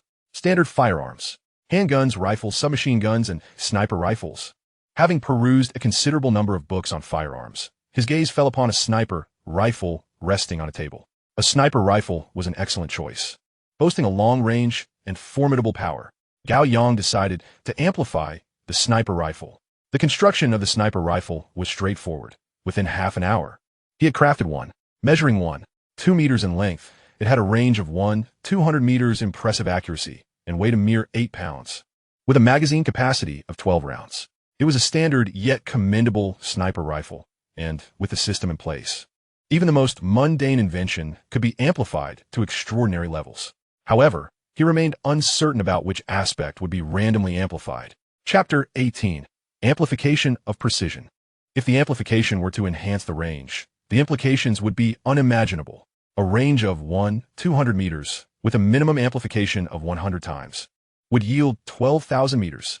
Should he strike the highest amplification 1,000-fold, the range would skyrocket to a staggering 200,000 meters, or 12,000 kilometers. A sniper rifle capable of striking from the North Pole to the equator was somewhat surreal. After a brief wait, Gao Yang was taken aback.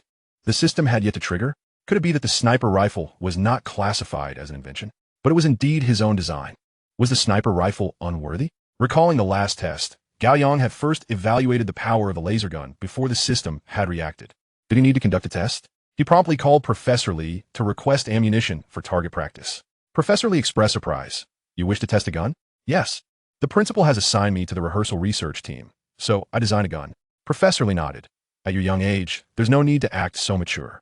It is indeed beneficial to participate in more activities, make friends, and perhaps find a girlfriend. Otherwise, your university experience will be for naught. I will send the laser cannon blueprints to the factory, but I cannot accompany you to the range. I'll call the range. You can head there directly. They have every type of ammunition. Great. With that, Professor Li ended the call, treating it as a trivial matter, just a gun test. Gao Yang immediately set off for the shooting range. In the dead of night, the range was devoid of even a single bird. The staff assisted Gao Yang in preparing the target. Given the considerable power of a sniper rifle, I suggest I assist you in testing it. No need. Gao Yang had handled firearms during military training, but had yet to wield a sniper rifle. What man does not enjoy the thrill of firearms? He positioned himself prone, aiming at a target 200 meters away, and squeezed the trigger. Boom! The resounding blast reverberated. Gao Yang felt as though his shoulder had been struck by a powerful blow, which was quite painful. The staff glanced at the equipment, missed the target, just as Gao Yang was about to respond. A notification echoed in his mind. Host has developed a sniper rifle. Amplification opportunity available. Would you like to use it? Ignoring the system for now, this was not the time for amplification. He would wait until he returned to the laboratory. For the moment, he wanted to experience firing the weapon. He fired 10 rounds, all of which missed the target. The staff, unable to watch any longer, suggested, "Shall I give a try?" No need. Gao Yang switched shoulders and continued firing. Another 10 rounds were discharged, and, as he observed the target, now only 50 meters away. He wondered how he could be so far off. Was the sight improperly calibrated? Yet, given that he had crafted the rifle himself, that seemed unlikely. Frustrated, Gao Yang abandoned the shooting and carried the rifle back to the laboratory. Upon closing the laboratory door, he immersed himself in the system. Use amplification opportunity. Amplify the sniper rifle. In the next instant, an ethereal circular disc materialized before him. As he spun the disc, Gao Yang's eyes widened. He fervently wished for 1,000-fold amplification. Although current technological standards could not meet the manufacturing requirements, the foundational industrial capabilities would surely enhance over time, allowing for gradual implementation. Thus, the greater the amplification, the better. The disc slowed its rotation, nearing the coveted 1,000 mark. Snap! The disc halted, landing on 4,399 times. This multiplier was acceptable. He just hoped to discern which aspect had been amplified. In the next moment, the system's notification chimed in Gao Yang's mind. Ding! Congratulations! Host has developed a sniper rifle, achieving an amplification of precision by 4,399 times. Gao Yang was somewhat perplexed. How does one amplify precision? Originally, with a 1 centimeter margin of error, would it be reduced to 1 micron? What difference would that make compared to having no amplification at all? In the following instant, all the equipment within the laboratory sprang to life. Simultaneously, the sniper rifle he had just crafted was disassembled and began the process of reconstruction. This procedure was remarkably swift. The machinery whirred as if on fast forward, with a multitude of components being manufactured and then assembled. Before Gao Yang stood a sniper rifle measuring 1.5 meters in length. Ding! Based on current equipment, only a 600 times precision sniper rifle can be produced. Next, a deluge of memories flooded into Gao Yang's mind, encompassing technical knowledge regarding sniper rifle precision. The information was vast and vivid. The system's interpretation of precision was akin to accuracy, striking the target. Thus, the firearm's accuracy was exceptional. Typically, accuracy pertains to individuals. In this context, it referred to the firearm's ability to self-correct aim. The grip and stock could adjust autonomously. Through this mechanism, automatic targeting was achieved. The rifle was equipped with a high-definition camera and a processing unit capable of conducting simple lead calculations. Furthermore, to prevent the rifle from missing its target post-aiming, the effective range was extended to 3 kilometers. Essentially, once locked onto by the system, escape would be futile. Additionally, to ensure precision, recoil was minimized. After absorbing all this knowledge, Gao Yang opened his eyes. He picked up the sniper rifle, examining it closely. The sleek black surface of the rifle now bore intricate, scale-like patterns. Before discharging the firearm, the intricate patterns unfurl forward, and upon firing, they abruptly close, utilizing this shockwave to counteract the weapon's recoil. This design is undeniably striking, to the extent that Gao Yang finds it utterly captivating. It is as though the gun possesses a soul, with each shot resembling a breath. The weight has escalated to 12 pounds, slightly heavier than before. Yet it does not impose any significant hindrance. Additionally, it is equipped with a wide-angle lens, ensuring the detection of more adversaries. With such a design, invincibility is assured. With his firearm in hand, how could victory in the upcoming exercises possibly elude him? Even if he wished to fail, it would be an impossibility. Gao Yang hoisted the gun and made his way directly to the shooting range, unable to contain his eagerness to test this exquisite weapon. Upon his return, the staff at the range had not yet departed. The same technician who accompanied Gao Yang previously was still present. Noticing Gao Yang's arrival, he inquired, "Would you like me to assist with the testing?" "No need. I shall handle it myself," Gao Yang replied. "Shall I place the target at 30 meters or 20? Gao Yang glanced at the technician and declared, 20 meters? Make it 200 meters. The technician nodded with a smile and proceeded to position the target 200 meters away before returning to Gao Yang's side. "We can commence." Gao Yang retrieved the sniper rifle and began his adjustments. The technician gazed at the sniper in awe, marveling at its impressive length, estimating it to be around 1.5 meters. The sleek design was striking, and the scaly patterns adorning the gun enhanced its appeal. Gao Yang raised the barrel, aimed at the distant target, and squeezed the trigger. A resounding boom echoed as the bullet soared forth. Remarkably, Gao Yang felt no pain in his shoulder. The recoil had been significantly mitigated. The technician stood in bewilderment, observing the results. A perfect 10 ring? Just moments ago, Gao Yang had missed the target 20 times in succession at 50 meters. Yet here he was, hitting the mark at 200 meters? Surely, it must be sheer luck. Chapter 19, The Gun God. The technician nodded. That shot was exceptional. Keep it up. Gao Yang grinned, rising to his feet, holding the rifle with poise. The technician was taken aback. Standing while aiming a sniper rifle was hardly the correct shooting posture and could lead to self-injury. He rushed forward to intervene. But before he could reach him, Gao Yang had already aimed at the target and pulled the trigger once more. Boom! Another deafening blast. Yet Gao Yang merely swayed slightly. Was he a sharpshooter? Next, the system reported 10 ring. The technician's eyes widened in disbelief. How could he achieve a perfect score? Just moments ago, Gao Yang had missed 20 shots. As he pondered, Gao Yang maintained his stance and continued firing to test the gun's rate of fire. Theoretically, this weapon could reach a firing rate of 2 rounds per second. However, as Gao Yang was not a professional marksman, he could not attain the peak speed. Striving to maintain maximum velocity, he expended the remaining 10 rounds in 10 seconds. Nonetheless, this firing rate was remarkably swift for a sniper rifle. The most astonishing aspect was the accuracy. The technician's eyes bulged as he witnessed Gao Yang treating the sniper rifle as if it were a mere assault rifle, firing in quick succession. Every one of the 12 bullets found its way into the 10 ring. How could this be? Gao Yang switched out the magazine and addressed the technician. Prepare a target at 500 meters. The technician's mouth opened in astonishment.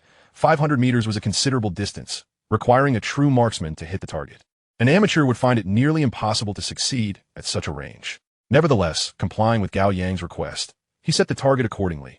You may begin. Gao Yang changed positions, lifted the rifle, and without aiming, pulled the trigger. Boom! A perfect 10 ring. The technician's jaw dropped once more. Another perfect shot. What did this imply? An absolute marksman. Subsequently, the system's voice reported repeatedly, 10 ring, 10 ring, 10 ring. All 12 rounds fired flawlessly, and Gao Yang glanced at the results before addressing the now self-doubting technician. Could you please prepare a target at 1,000 meters? The technician, dazed, mechanically activated the 1,000-meter target device. Firing at such a distance typically required specialized conditions. But with Gao Yang's previous performance, he qualified. Standing firm, Gao Yang pulled the trigger once more. Boom! 10 ring. The technician, hearing the mechanical report, could only gape in disbelief. This was impossible. A perfect 10-ring shot from 1,000 meters, especially at night. How was it achievable? Gao Yang glanced at the technician, then suddenly released his left hand, holding the rifle one-handed with his right, and fired again. Boom! 10 ring. The technician was once again in shock. A sniper rifle fired one-handed. And yet it landed in the 10 ring? Was he a marksman? No, this was monstrous. Gao Yang's display of prowess was brief. The 12-pound rifle was cumbersome to hold one-handed. Resuming a two-handed grip, he continued firing. The technician looked on, eyes wide in disbelief, as each shot struck the 10 ring. With such skill, why not compete in the Olympics? Just as he was contemplating this, Gao Yang's voice broke through. Please prepare a target at 2,000 meters. The technician hesitated. The range only extends to 1,500 meters. Then prepare a target at 1,500 meters. At this distance, bullets require time to travel, and factors such as wind speed must be taken into account. Generally, only a marksman could achieve accuracy at such lengths. Gao Yang fired. Boom! 10 ring. The technician was numb. Another perfect score. This was 1,500 meters. The first shot hit the 10 ring? What kind of training had he undergone to reach such levels? Gao Yang fired twice more, switching hands as fatigue set in. Yet the results remained flawless. The technician was left bewildered. His entire worldview was shattered. How could a marksman so effortlessly alter shooting stances? For ordinary individuals, merely switching hands to right is a feat, yet to switch hands while sniping and still achieve a 10 ring? He was a gun god. After emptying the magazine, Gao Yang lowered the rifle. Is it possible to set up a moving target? Certainly. The technician pressed the controller, setting the distant target in motion. Gao Yang Minjet feeding. Boom! Another resounding shot, 10 ring. The technician watched in confusion as the target moved, barely visible to the naked eye. Within a second, Gao Yang fired again. 10 ring. After another series of shots, Gao Yang set the rifle down, feeling the strain in his arms. However, he had effectively tested the gun's capabilities, achieving a perfect score with every shot. Not only could it hit stationary targets, but it could also engage moving ones, accounting for air resistance, humidity, and bullet drop. Such a weapon on the battlefield would be somewhat overpowering, yet undeniably reliable. Gao Yang meticulously returned the firearm to its case before turning back to his dormitory for a well-deserved rest. With such an instrument in hand, the outcome of the exercise seemed inevitable. The staff watched him depart, then commenced the process of tidying up the scene. Their first task was to replace the target paper. However, upon glancing at the target situated 200 meters away, they were momentarily dumbfounded. It bore but a single bullet hole. This indicated that all 12 of Gao Yang's shots had traversed through that minuscule aperture. How could this be possible? They hurried to inspect the second target, which, astonishingly, also exhibited just one bullet hole, despite being 500 meters distant. The staff speculated a system malfunction, reasoning that since the first shot had struck, all subsequent shots were erroneously recorded as 10-ring hits. Otherwise, it was unfathomable how a target 500 meters away could be struck at its very center. This was no marksmanship. It was akin to employing cheats in a video game. The 1,000-meter target similarly revealed a solitary hole, further solidifying their belief in a system error. The two targets at 1,500 meters left the staff in a prolonged silence, as they too displayed a single bullet hole, though the size of these holes was considerably larger than those of the previous targets. It appeared that multiple bullets had struck the periphery of the original hole, thereby enlarging it. At 1,500 meters, the central bullet hole had expanded by approximately half a centimeter. This suggested that, firing at a rate of 1 shot per second, Gao Yang's accuracy was confined to a space no larger than a 50-cent coin. Such marksmanship was simply preposterous, leaving the staff engulfed in deep skepticism. After a rejuvenating slumber, Gao Yang awoke early the next morning and made his way to the laboratory, eager to fabricate another sniper rifle, the original model produced by the system. He intended to keep as a cherished memento. Long before Gao Yang arrived, Chun Hong had already entered the laboratory, followed by others who began to construct their designed firearms.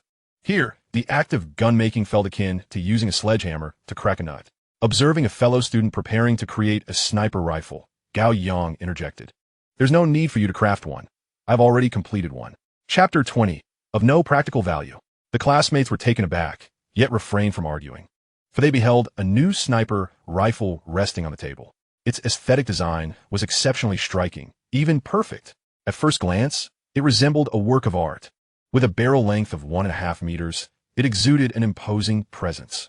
"Is this your designed sniper rifle?" one student inquired, to which Gao Yang nodded. "It boasts a range of 3 kilometers, with a firing rate of 60 rounds per minute." What? The student designing the sniper rifle was left bewildered, as were those around him, including Chun Hong. What is the purpose of such a rapid fire rate for a sniper rifle? Are we to use it as an assault rifle? Moreover, a range of 3 kilometers was indeed formidable. Gao Yang raised his gaze, addressing the group of astonished classmates. "It also features an automatic targeting system." Huh? The bewilderment deepened. What could that possibly mean? Automatic targeting was standard in drones or fighter jets, but to have such a feature on a sniper rifle seemed utterly absurd. Gao Yang waved his hand dismissively. "Let us focus on completing the equipment set first. We should delay until the combat team arrives and the rifles are still unfinished." The group busied themselves, with those who found their sniper rifle designs obsolete assisting others in the assembly. Gao Yang, meanwhile, tirelessly traversed the laboratory, crafting 2 additional sniper rifles to ensure sufficient firepower. Concurrently, he made temporary improvements to the firearms being constructed by others. From dawn until dusk, they successfully completed 10 sets of individual combat equipment. Later that evening, 2 military vehicles arrived at the Defense Technology University, carrying a 10-member combat team from the Special Operations Forces. They had been briefed on their mission prior to arrival and were curious about the weapons these students would provide. With anticipation, the 10 soldiers stepped into the shooting range, where 11 people awaited them. Gao Yang stood at the forefront, a smile gracing his features. "Greetings, I am Gao Yang, the team leader for this exercise design group." The soldiers saluted in unison, and Gao Yang reciprocated, gesturing toward the equipment on the table. "You may change into the gear now. Today is primarily for familiarization, with 3 days reserved for training ahead." As the 10 soldiers gathered their equipment and proceeded to the adjacent changing room, one remarked to his squad leader, "I have a feeling we're going to lose." Lose? These pieces of equipment seem rather conventional, just standard firearms, bulletproof vests, tactical helmets. Nothing extraordinary. Who said that? This sniper rifle is undoubtedly a remarkable piece. A sniper within the group cradled a rifle, lifting it to assess its feel. "Wow, the grip is exquisite. Far more comfortable than my original. Are you planning to trade in your wife too?" Another jested. "Only to test it further. It must be functional, not just aesthetically pleasing," the sniper mused, examining the rifle's impressive scale. "Incredible. The scale design is mobile. Fantastic." However, others remained skeptical, reasoning that an ornate design lacked practical value. Yet, since the design team was assigned randomly, they had no option but to accept their fate.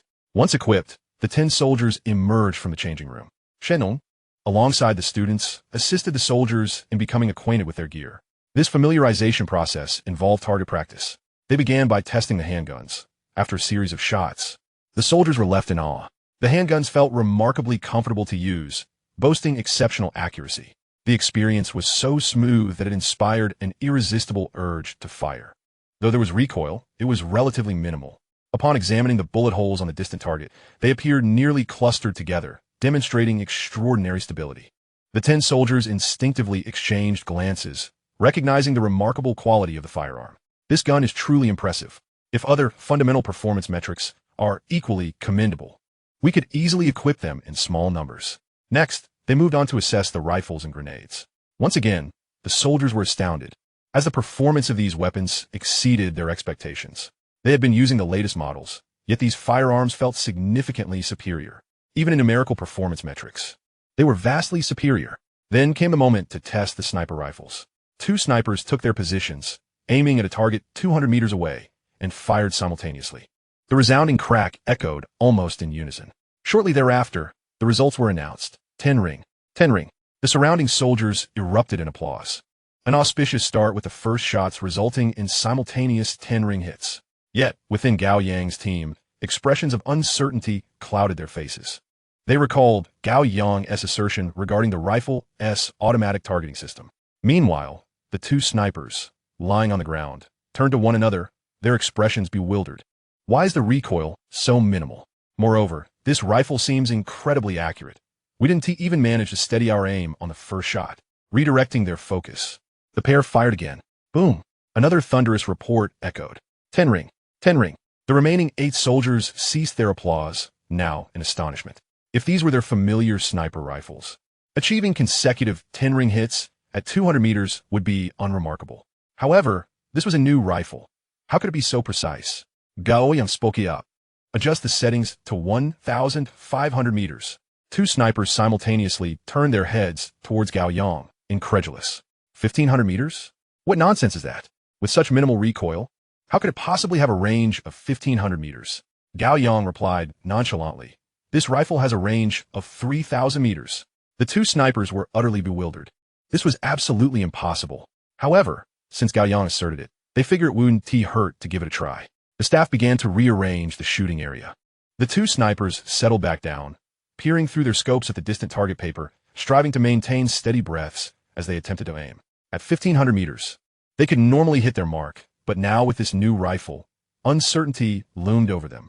They were unsure of the bullet drop and could only rely on instinct to attempt their shots. Gao Yang's voice broke through the tension. No need to aim too precisely. This rifle has an automatic targeting feature. Once it locks onto the target, simply pull the trigger. The 2 snipers looked at each other in utter disbelief. What? We don't have to aim. We could just shoot? Almost instinctively, they followed orders and fired. Boom! 2 shots rang out simultaneously, followed by the score report. 10 ring. 10 ring. The snipers were stunned, as were the other soldiers. Members of the research group, including Chen Hong, widened their eyes in astonishment. How could this be? They were certain that neither sniper had aimed, as both had lifted their heads and the rifles had swayed. Yet, how could they both score 10 rings? One 10 ring might be attributed to luck, but both? Automatic targeting? This felt like cheating. The 2 snipers exchanged shocked glances before lowering their heads, once more, and firing again. This time, they aimed at a different spot, intentionally offsetting their aim by at least 2 meters. Just before squeezing the trigger, they witnessed the rifle swiftly adjust its angle, and by the time they fired, the muzzle was already perfectly aligned with the center of the target paper. 10 ring, 10 ring. Chapter 21, Marksmanship. The snipers opened their mouths, wanting to say something, but the words that escaped were, "What the heck?" Another sniper echoed, "What the heck?" The soldiers watching from behind also expressed their astonishment. What the heck? The exercise design team turned their gaze towards Gao Yang, their respect deepening. The 2 snipers resumed firing, this time in a continuous barrage. With 10 rounds left, they completed their task in just 5 seconds, 2 shots per second. Gao Yang felt a pang of admiration. Even he could not match such speed. This was the rifle's designed maximum firing rate. In a rapid-fire scenario, they fired a total of 20 rounds, achieving 20 perfect 10 rings. The entire area fell into a profound silence. The 2 snipers stood up from the ground, questioning their very existence. Gao Yang stated solemnly. There's no need to test the bulletproof vests. The official competition will evaluate their performance. Furthermore, all information regarding the weapon's design this time must remain confidential. The 10 soldiers snapped back to reality, their expressions towards Gao Yang shifting to one of respect. Understood, Gao Yang nodded. Before the exercise, familiarize yourselves thoroughly with the firearms. Win this batch of weapons, and I will personally see that you each receive a few. Lose, and you shall have nothing. Yes, the soldiers were instantly exhilarated. Winning would mean acquiring such exceptional weaponry, an unexpected delight. After delivering his instructions, Gao Yang turned and walked away. His responsibility for the exercise had concluded, leaving the rest to the soldiers' adaptability in the field. Chen Hong and others watched Gao Yang's retreating figure in silence. Didn't we say we'd invite Captain Gao to dinner tonight? After a moment, Chen Hong shook his head. Why don't you go ask him?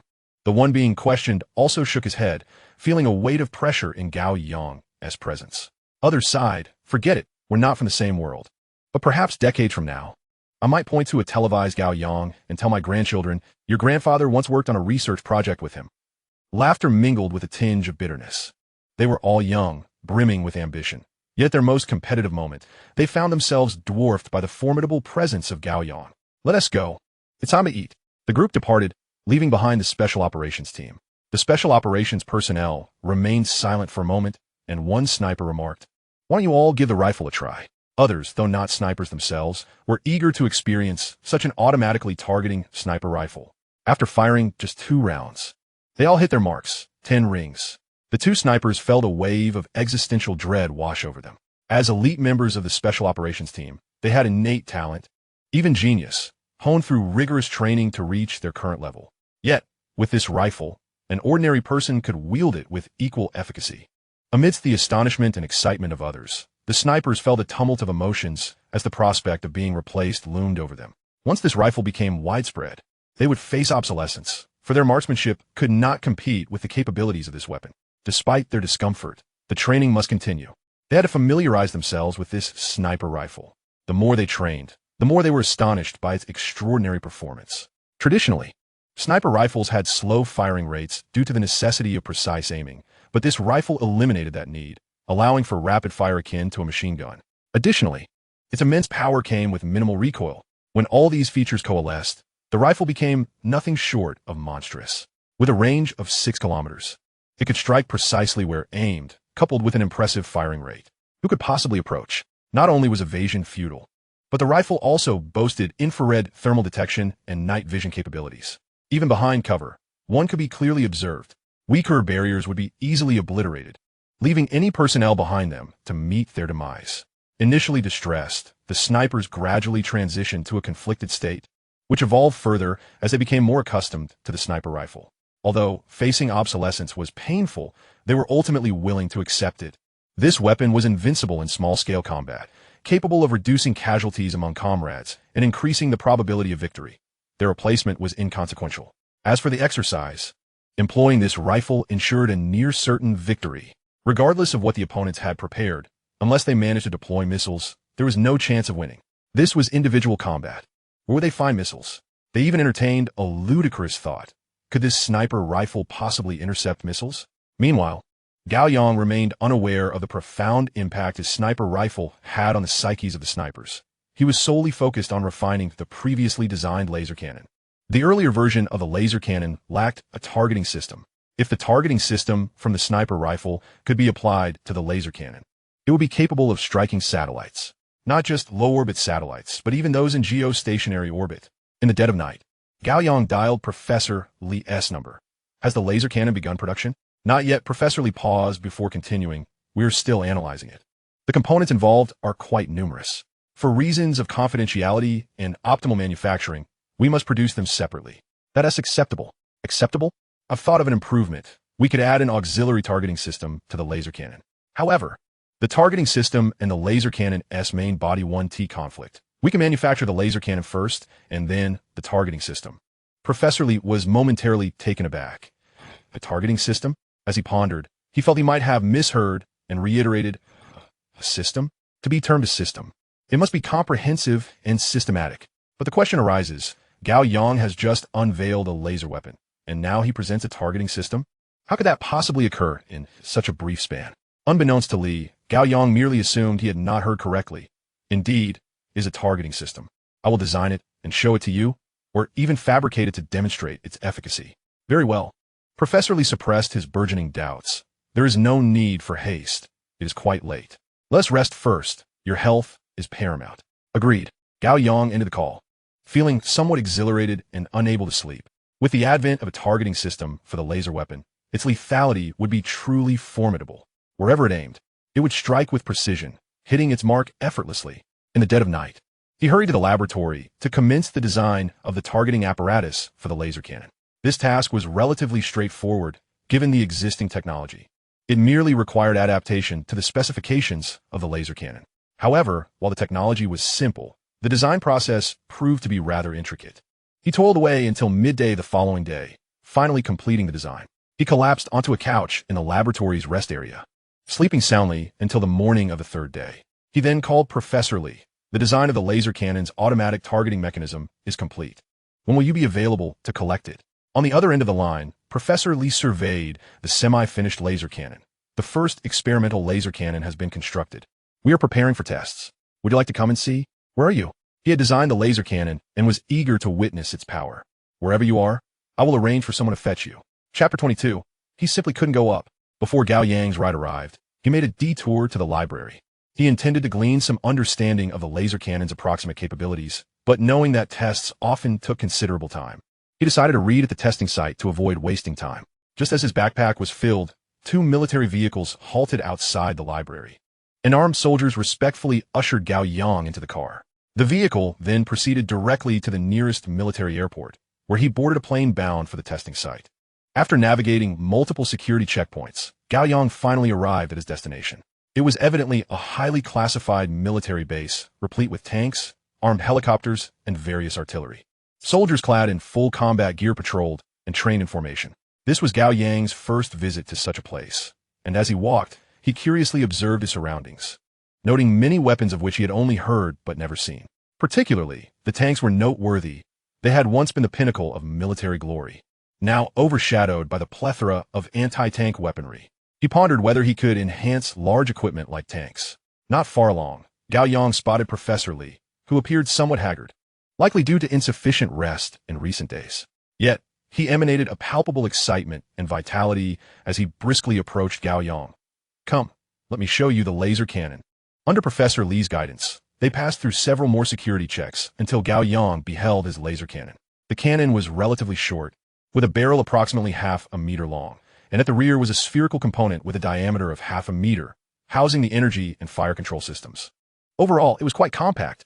The experimental laser cannon bore a camouflage exterior. However, its modest size and rounded appearance belied its lethal potential, creating a deceptive impression. A group of researchers was still conducting final inspections. Gao Yang's gaze fell upon the control console and targeting system adjacent to the laser cannon. Please show me the design blueprints for this targeting system. The researchers momentarily paused, taken aback by the audacity of the young man requesting the blueprints in their presence. Such documents were classified. They could not be accessed casually. They then glanced at Li Qing, their expressions conveying a simple inquiry. Where did you find such an impudent student? Li Qing chuckled. Allow me to introduce you. This is Gao Yang, the designer of the laser cannon. The researchers' gazes shifted back to Gao Yang, now infused with astonishment and disbelief. A laser cannon of such advanced technology was conceived by him, yet, as it was Li Qing who spoke, a man known for his integrity, their skepticism began to wane. Is it true? Li Qing affirmed. Though it was a team effort, he is the sole architect. The researchers could no longer contain their incredulity, observing the barely 20-year-old Gao Yang. May I ask your age? 19. The chief engineer responsible for the project scratched his head, having once been a prodigy himself. He had encountered many youthful geniuses, yet it was truly extraordinary for someone of 19 to have developed a laser cannon. However, they refrained from further commentary. Since Gao Yang had designed the cannon, there was no need to conceal the targeting system. They hurriedly presented a stack of blueprints. Here are the schematics for the targeting system.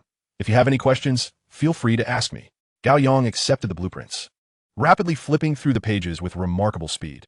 He had already acquired knowledge of the automatic targeting system through the system itself, placing him at the forefront of global advancements in this domain. What might confound the uninitiated was immediately clear to him. After a moment, he remarked, utilizing laser targeting prior to firing the laser cannon is indeed a commendable idea. Effectively, aiming will result in a hit. However, it still falls somewhat short. All the researchers turned their attention toward him. Firstly, there was the issue of precision. The effective range for the laser cannon was 200 kilometers. If a target moved even a meter from that distance, the targeting system would need to adjust the laser cannon's position with minimal deviation, which the current system lacked in accuracy. Furthermore, the adjustment speed was insufficient. If a target moved swiftly, the cannon's ability to pivot would not match the target speed. Secondly, the targeting system did not possess a sufficient range. While the laser cannon could reach far distances, this targeting system could only aim within a 20-kilometer radius, rendering it incapable of locking onto distant targets. The group of researchers fell silent, as these were undeniable truths. Conventional missile targeting systems relied on satellite guidance for precision targeting. However, the laser cannon could only fire in a straight line, making satellite assistance impossible. It could only see and then shoot. The issue was that, at present, their best means of straight-line targeting was indeed laser guidance. What Gao Yang pointed out was a conundrum that could not be resolved. The chief engineer nodded. This is a technical challenge. We will organize a team to tackle it. That won't be necessary. I've already designed a targeting system. Professor Lee recalled Gao Yang's phone call from the previous day. Could it be that, in preparation for the laser cannon, Gao Yang truly had devised a targeting system? The chief engineer was equally taken aback, his expression one of disbelief. Can it target 200 kilometers away? It can aim even further. As he spoke, Gao Yang turned to Professor Lee. When does the testing of the laser cannon commence? At 2 o'clock this afternoon. Gao Yang glanced at the time and then surveyed the room. The facility housing the laser cannon was filled with various equipment, all intended for the manufacture of new weaponry, with specifications that were quite advanced. There is still time. Hand me a hammer. The chief engineer, puzzled, nonetheless handed Gao Yang a hammer. With a swift strike, Gao Yang smashed the base beneath the laser cannon, separating the adjustment mechanism from the cannon itself. The impact shattered several components. The onlookers were left dumbfounded. Professor Lee quickly realized, "You intend to fabricate the targeting system now? There is still time," Gao Yang reiterated. Passing the hammer to Professor Lee, separate the main body of the laser cannon from the targeting system and smooth out the welding points. Professor Lee grasped the hammer, gazing at the astonished chief engineer. "Assist me." The chief engineer stood in a state of bewilderment, gazing at the damaged base. Confusion etched upon his face as he looked at Professor Lee. "Do you have any idea how many people showed up this afternoon? Do you even know who they are? If something goes awry, the consequences could be dire." Professor Lee glanced at the chief engineer in charge of the manufacturing project and then at Gao Yang, who was busy calibrating the equipment. "Is it more serious than launching a satellite?" The chief engineer hesitated for a moment, then abruptly turned to Gao Yang. "It's not a military secret weapon, is it?"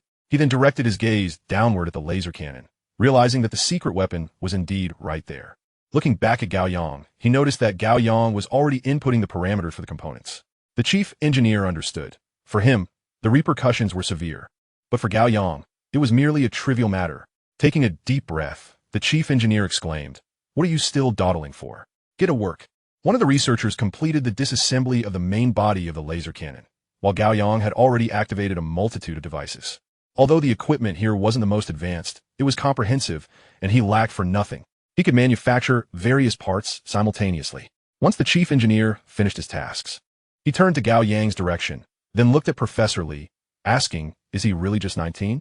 If I were operating this equipment, I wouldn't be nearly as adept." Professor Lee refrained from responding. It was a difficult statement to engage with, as he himself was not so capable. Chapter 23. I will take responsibility. An abundance of components was produced, and Gao Yang began the assembly without the need for blueprints. The memories in his mind seemed etched there, guiding him.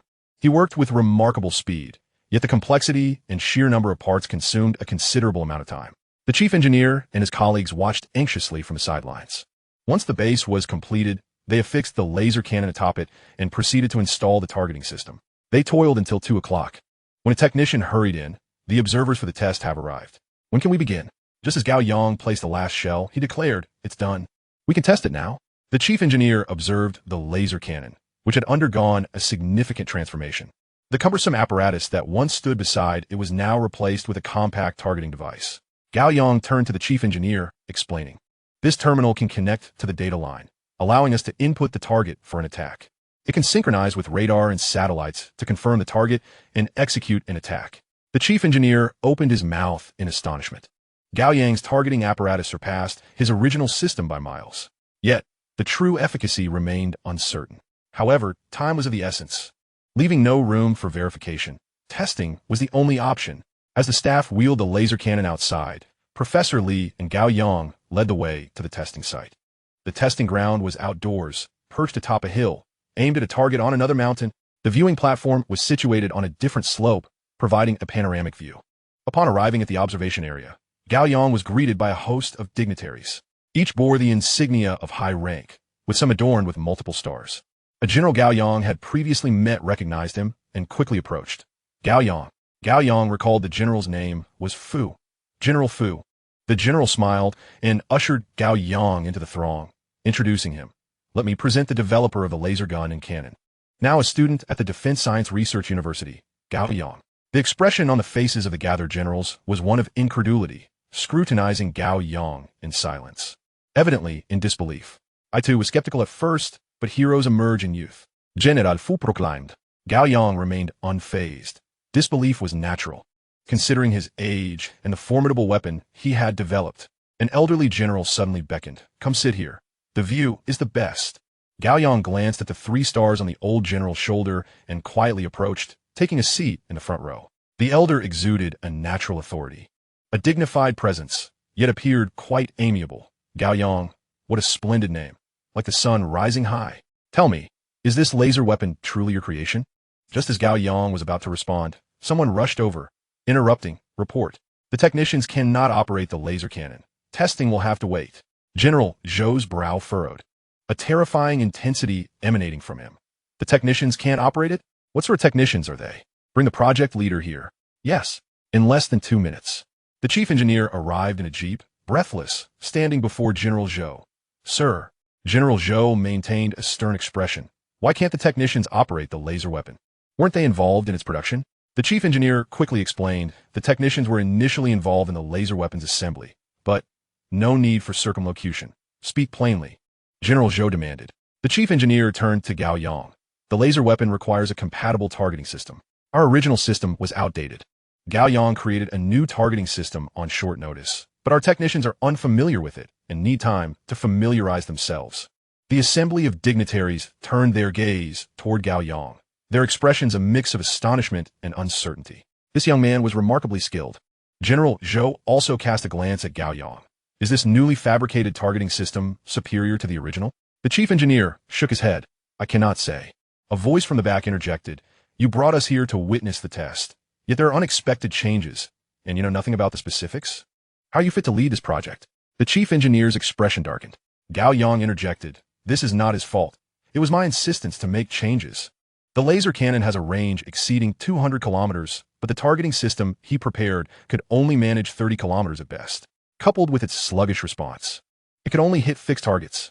I couldn't stand by, so I made adjustments. If accountability is to be assigned, let fall upon me. All eyes shifted to Gao Yang, who had made a bold statement. Yet, they were also contemplating another matter. If, as Gao Yang claimed, the system could target up to 30 kilometers and had significant power, even if it could only strike stationary targets, this laser cannon was already impressive. General Zhou's tones softened abruptly as he asked Gao Yang, how effective is your modified targeting system? Gao Yang replied confidently, it can hit any target precisely, destroying it upon sight. That's quite the claim. General Zhou stood 15 kilometers from the laser cannon. There's a tank. You control the cannon and destroy it. Gao Yang produced his phone and turned to the chief engineer. Please provide me with the contact information for the technicians on site. I need their assistance to connect the targeting system to my phone. The chief engineer quickly fetched the walkie-talkie to make contact. In merely 10 minutes, everything was ready, and a simple control panel appeared on Gao Yang's mobile device. Gao Yang swiped his finger across the screen twice, locking target fire. In an instant, a brilliant beam of laser erupted from the location of the cannon. An intense beam as thick as an adult's waist shot forth, piercing through the tank 15 kilometers away in a heartbeat. As the laser dissipated, the dignitaries hurriedly retrieved their binoculars, observing the tank, which had been left with a gaping hole at its center, rendered inoperable. 1 second to lock on, 1 second to destroy. This laser weapon was indeed formidable. General Zhou nodded. The power is substantial. Can it hit a drone 50 kilometers away? Gao Yang affirmed, roughly in that direction. Preparations for the drone commenced promptly. Meanwhile, Gao Yang continued to navigate on his phone, quickly identifying the drone and pressing the confirmation button. The scene from 50 kilometers away unfolded. A drone, recently launched into the sky, was struck by a laser and instantly disintegrated into ash at high altitude, although the telescope couldn't capture such a distance. Footage from afar was transmitted, revealing the moment the drone was obliterated by the laser in an instant. In modern warfare, drones have shown brilliantly. They are cost-effective, immensely useful, and difficult to target. This laser cannon can indeed intercept drones, and its efficiency is quite remarkable. Most notably, it managed to destroy a drone from a distance of 50 kilometers. The expressions of all the military officials present were marked by astonishment, regardless of their previous stoicism. Their control over their emotions was utterly shattered in this moment, and their hearts surged with excitement. Chapter 24. Total Interception. To obliterate a drone from 50 kilometers away exceeded their expectations prior to arrival. Initially, it was anticipated that they would only be able to target stationary objects. General Zhou suddenly recalled a crucial question. Can this laser cannon intercept missiles? Gao Yang shook his head, and, under the disappointed gaze of General Zhou, replied, without specific parameters for the missiles, if they are hypersonic, it is highly probable that interception is not feasible, as this targeting system was hastily constructed. The look of disappointment on General Zhou's face vanished in an instant, replaced by silence. The implications of this statement were profound. Firstly, the likelihood of intercepting hypersonic missiles is minimal. Hypersonic missiles are not merely supersonic. The standard for hypersonic speed is 5 times that of sound. If intercepting hypersonic missiles is implausible, can we intercept ordinary supersonic ones? Furthermore, since this targeting system is a makeshift creation, does that mean the future, well-prepared targeting systems could potentially intercept them? General Zhou contemplated many things but succinctly stated, arrange for missile test? Excellent. General Zhou began making calls to arrange for missile launches. Gao Yang interjected, we need the satellite to provide the approximate trajectory of the incoming missiles. General Zhou nodded and turned to a staff member behind him. Share the satellite information with Gao Yang. With preparations complete, General Zhou addressed the laser cannon. The missile's impact point is 300 meters in front of the laser cannon. Gao Yang nodded in affirmación, understood. General Zhou picked up the phone. Launch. After issuing the command, General Zhou settled into his chair, awaiting the outcome with great anticipation. So far, the laser cannon had fully satisfied him. This felt more like a test of its limits. 12 missiles were launched, and even if only one were intercepted, he would consider it a success. Gao Yang glanced at his phone screen, which displayed a wealth of information, including the incoming missile data and the targeting system's lock-on information. He then pressed the activation button. A beam of laser shot forth. The cannon swiftly adjusted its angle and fired again. After a sequence of 12 rapid firings, Gao Yang turned to General Zhou. All 12 missiles were intercepted successfully. General Zhou remained silent, lifting the phone to activate the speaker. All interceptions successful. I require the specific interception parameters. There was a prolonged silence on the other end, before a voice, laden with disbelief, responded. All were intercepted at a distance of 300 kilometers from the target. General Zhou abruptly looked at Gao Yang. How far? 300 kilometers. The room fell into a stunned silence. After a moment, General Zhou inquired, are you certain there are no errors? I need satellite imagery. It had been confirmed multiple times. The interception was indeed achieved with lasers, and the distance was accurate. The satellite images are on their way. The call ended, and no one in the room spoke.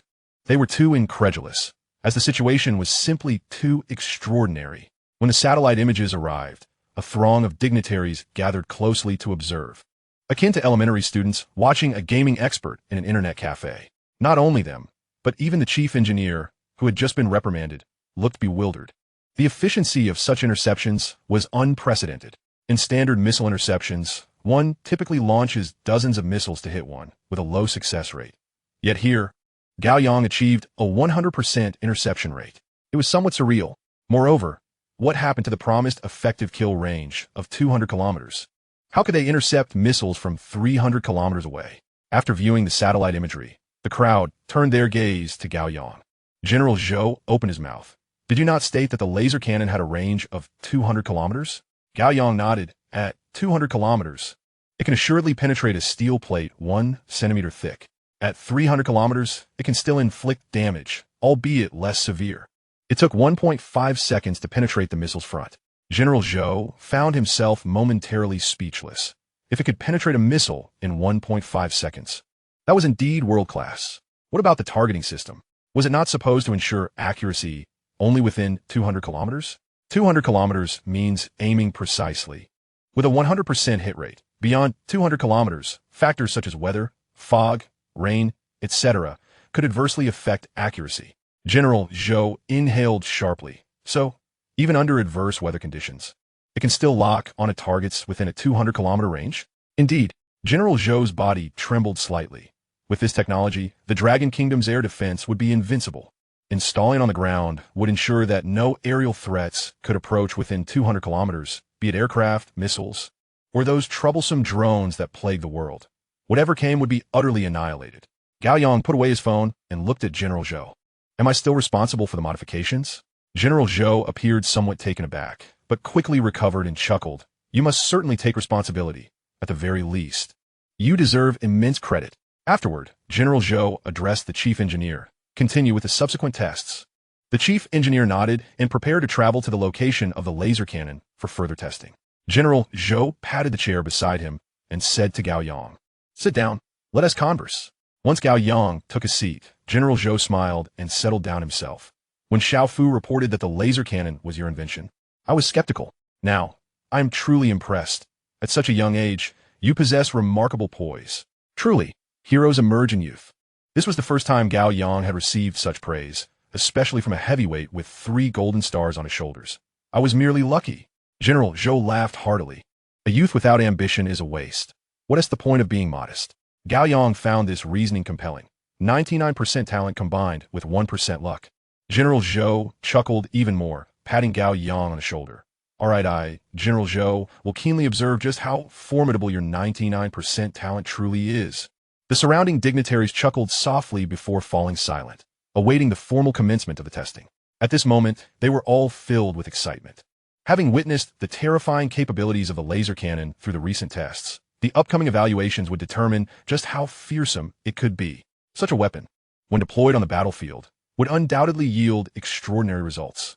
The testing projects had been pre-established, and they proceeded methodically with the evaluations. The results were astonishingly positive. Initially, Gao Yang's estimates were the most conservative.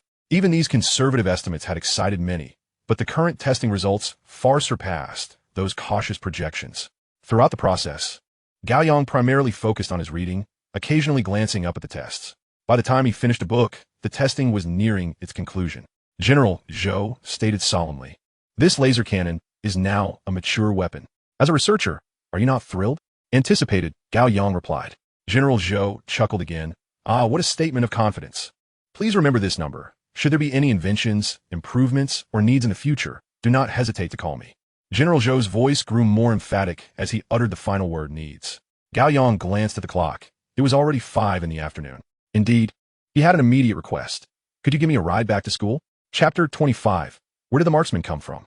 General Zhou appeared somewhat taken aback. "Aren't you staying a couple more days? Today is merely a preliminary assessment. Further evaluations are required." The subsequent tests would predominantly involve practical scenarios, which had little to do with Gao Yang. The equipment was provided, its power sufficient, and its efficacy commendable. How it was utilized thereafter was up to the soldiers. "I am participating in a tactical exercise design competition at school, and I am the team leader. I need to check in tomorrow." "Tactical exercise design competition?"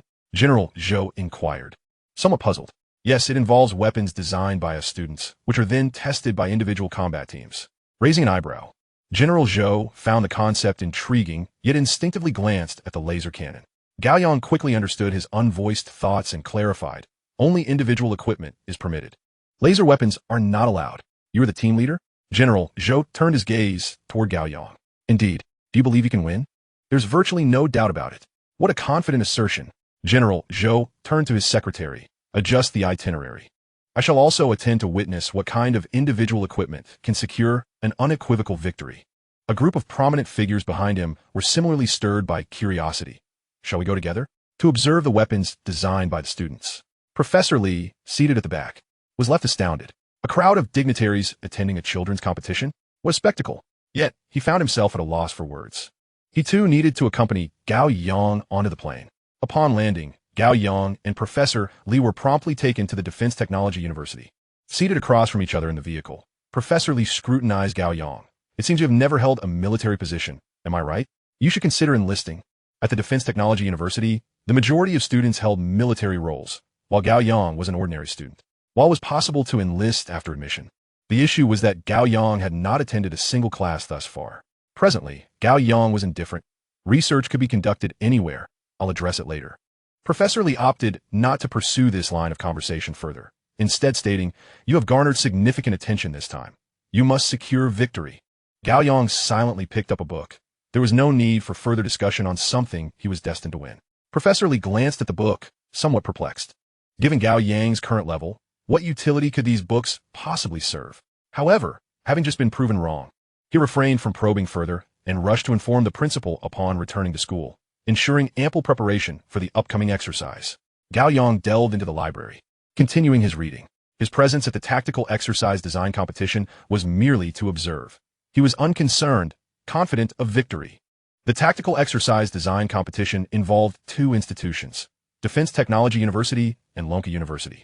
The competition comprised 3 events: offense, defense, and random scenarios. Each participant's weapon was equipped with laser devices, and their attire was fitted with sensors, simulating the most realistic combat experience. At this moment, 20 fully armed soldiers stood rigidly in front of the exercise arena, their posture straighter than ever, eyes wide, exuding a palpable intensity, their bodies taut. Relaxation was not an option. They feared their legs might give way. Indeed, there were numerous high-ranking officials in the stands, at least a dozen generals, including 2 3-star generals. Wasn't this merely a playful competition among students? They had come merely to observe. Yet, the presence of such esteemed individuals was somewhat intimidating. Among the 10 soldiers, one particularly absurd realization dawned upon them. Their team leader, Gao Yang, was seated between 2 prominent figures. This offered the best vantage point of the entire exercise arena. Who was this leader to occupy such a position? Most astonishingly, this leader was engrossed in reading, seemingly oblivious to the unfolding exercise. The stands were filled with spectators, including numerous high-ranking officials from both schools. However, the representatives from Lonka University appeared more bewildered than those from Defense Technology University, having only just learned of the military's attendance. How could such a minor competition attract the attention of such high-ranking officials? The principal of Lonka University turned to the design team behind him. "Do you feel confident?" "Absolutely. Just look at our equipment. We've incorporated a significant amount of high technology, including drones and new weaponry. In contrast, Defense Technology University's gear consists of standard weaponry, which should have been retired in modern warfare." The principal of Lonka University nodded in agreement, but felt a slight unease. He glanced toward Principal Gan, who seemed to be smiling. Principal Gan handed the microphone to General Zhou. "Would you care to say a few words?" General Zhou waved his hand dismissively. "We are merely here to observe. You may proceed with the event." Principal Gan took the microphone. "This will be a best-of-3 format.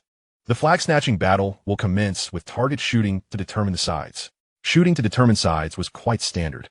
Both sides selected snipers for the task, aiming at 2 targets placed on the 3rd floor of a building 300 meters away. Shooting from below posed a slightly greater challenge. Onlookers in the grandstand couldn't help but nod in approval as the snipers took their shots. 10 rings, 10 rings, 9 rings, 10 rings, 7 rings, 10 rings. Each sniper fired 10 rounds, and the performance of Lonka University's marksmen was nothing short of exceptional, with no score below 7 rings. Meanwhile, Defense Technology University's snipers all achieved 10 rings. The military dignitaries praised their shooting skills. Principal Gan announced, Defense Technology University will be the first to select sides, opting for the defensive position, with 5 members defending against the 10 attackers. Representing Defense Technology University, one soldier boldly declared, "We forfeit our right to choose sides." Principal Gan raised an eyebrow, surprised by such confidence. He then addressed the representative from Lonka University. "You have the right to choose sides. What will it be?"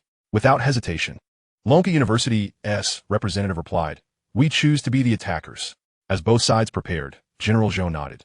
They each possess a great deal of confidence. Gao Yang lifted his head, surveying the situation on the field, recognizing the opposing side's confidence. The attackers held the advantage, yet it was a more challenging position, as they had to traverse an open area. However, in terms of absolute disparity, confidence mattered little. The Defense Technology University team of 5 entered a 3-story brick building. 2 snipers striding forth with guns in hand, while the remaining 3 appeared almost nonchalant, as if casually snacking. Conversely, the opposing team remained behind cover 300 meters away, making final preparations. Begin. At the command, 10 individuals from Defense Technology University surged forth from their cover, employing tactical maneuvers toward the second cover. However, in an instant, their bodies stiffened, abandoning their tactical movements as their earpieces announced, "You have been eliminated. Please exit the battlefield." Of the 10, only 4 reached the second cover. In just 1 second, 6 soldiers were eliminated. The spectators from Lonka University were left utterly dumbfounded. What was happening? Such swift tactical movements had still resulted in the elimination of 6 individuals? Who were these extraordinary marksmen on the opposing side? The rate of fire is astonishingly rapid, yet remarkably precise. Is this not utterly preposterous? The casualties have been halved. How can victory possibly be claimed now? The prospects seem exceedingly bleak. At the Defense Science and Technology University, few are privy to the true circumstances, leaving the majority in a state of bewilderment. Even the esteemed figures surrounding Gao Yang cannot help but exclaim, "What an extraordinary marksman! Which unit does he belong to?" Chapter 26. This is unfair. Inquiries yielded no answers, as none in the vicinity were aware. The battle on the exercise field was far from concluded. The 4 surviving warriors opened a box to retrieve a drone. Upon deployment, the drone screen instantly turned red. It had been hit and rendered inoperable. The 4 soldiers once again produced another drone, but this time, they forcefully hurled it into the air. The launched drone swiftly stabilized itself mid-flight. This maneuver left many professionals in the stands in awe. A group of students managed to create such an impressively high-performance drone. The speed at which it was thrown, yet still able to adjust its flight posture in the air, was somewhat absurd. However, the moment of glory lasted but half a second, as the drone too was struck and eliminated on the spot. They had brought a total of 10 drones, all of which were swiftly shot down. The 4 soldiers, taking cover behind their barricade, were left with no choice but to break through and approach the building. Smoke grenades. After tossing out the smoke grenades, a thick fog enveloped the area. It was at that moment that all 4 men sprang forth simultaneously, seeking to utilize the smoke as cover to tactically advance to the next concealment. Yet almost immediately, a simultaneous alert sounded in their earpieces. "You have been eliminated. Please exit the field promptly and do not disrupt the proceedings. You have lost." A profound silence enveloped the entire exercise ground. Is this truly the end? The exercise barely commenced before it concluded. The opposing snipers had merely set their rifles on the windowsill, and, with 10 shots into the skirmish, Principal Gon was momentarily taken aback. How fortunate they were to have invited 2 such sharpshooters at once. As a demonstration of new weaponry, they had yet to witness the full display of various equipment. In the second round, the sides exchanged roles. The team from Lonka University selected 5 individuals to defend within the building, while the Defense Science and Technology University dispatched 10 to attack, with 10 minutes to prepare. Both teams commenced their preparations for the second round. At this juncture, the defeated students from Lonka University could no longer contain their grievances. Is this not cheating? A marksman of such caliber is 1 in a million. This does not showcase the new weaponry at all. Hearing the students' complaints, the principal of Lonka University reassured them, "Let's observe. It may be slightly better when on the defensive against snipers." The students fell silent, their gazes fixed on the field. The 10 minutes of preparation time swiftly elapsed, and the second exercise commenced. The objective remained the same: capture the flag. The 10 warriors, equipped with weapons designed by the Defense Science and Technology University, positioned themselves behind cover 300 meters away. 2 snipers, cradling their rifles, peered through the barrier, spotting an adversary aiming their weapon from a window across the way. Simultaneously, drones ascended into the sky. Those not sheltered behind cover risked being struck by the soldiers in front. Yet, hiding behind cover did not guarantee safety from the drones, which were armed with firearms. In a troublesome turn of events for the opposing team, the 2 snipers wielding the rifles crafted by Gao Yang took 2 steps back, their barrels directed upwards, and swiftly obliterated 5 approaching drones. The moment the drones were hit, the elimination mechanism was triggered, causing them to plummet. The individuals in the cover were left in shock. Hitting drones was already a challenge, yet 5 were taken down in an instant. In a moment of disbelief, the 2 snipers charged forth simultaneously, unleashing a barrage.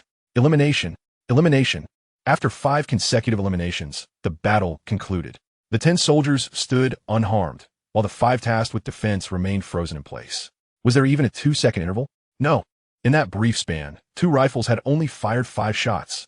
Each bullet struck true, a testament to their precision. Principal Gon was momentarily stunned. the Defense Science and Technology University emerged victorious. This is simply unfair.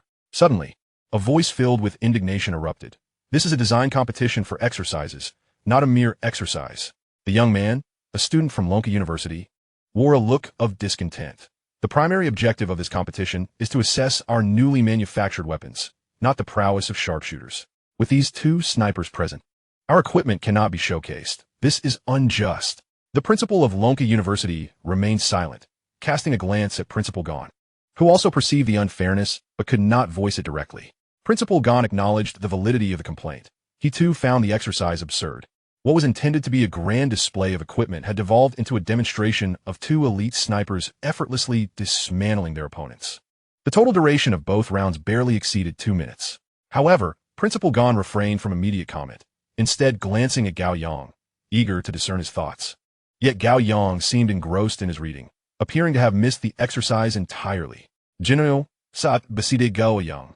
Noticed Principal Gao's gaze and waved dismissively. What do you want from me? Handle it as you see fit. Principal Gao was momentarily taken aback. He hadn't been looking at General Zhou, yet he could not admit to it, as that would be awkward for General Zhou. After some contemplation, Principal Gao deemed the swift conclusion unsatisfactory. Let the sharpshooters who could affect fairness step down for another round.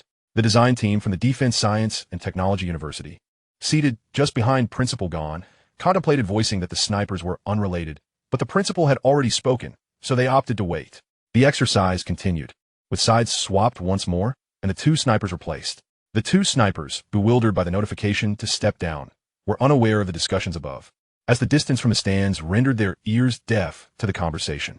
Was this an application of the control variable method, seeking to test the sniper rifles with different personnel? Upon their exit, the two snipers left their rifles for two assault soldiers, with two fewer participants. The 10-member team from the Defense Science and Technology University had no choice but to defend, leaving 3 to spectate. Observing that all were prepared, Principal Gao grasped the microphone. The third exercise begins. At the instant he declared the commencement, 10 warriors clad in Lonka University gear executed a tactical charge toward the cover.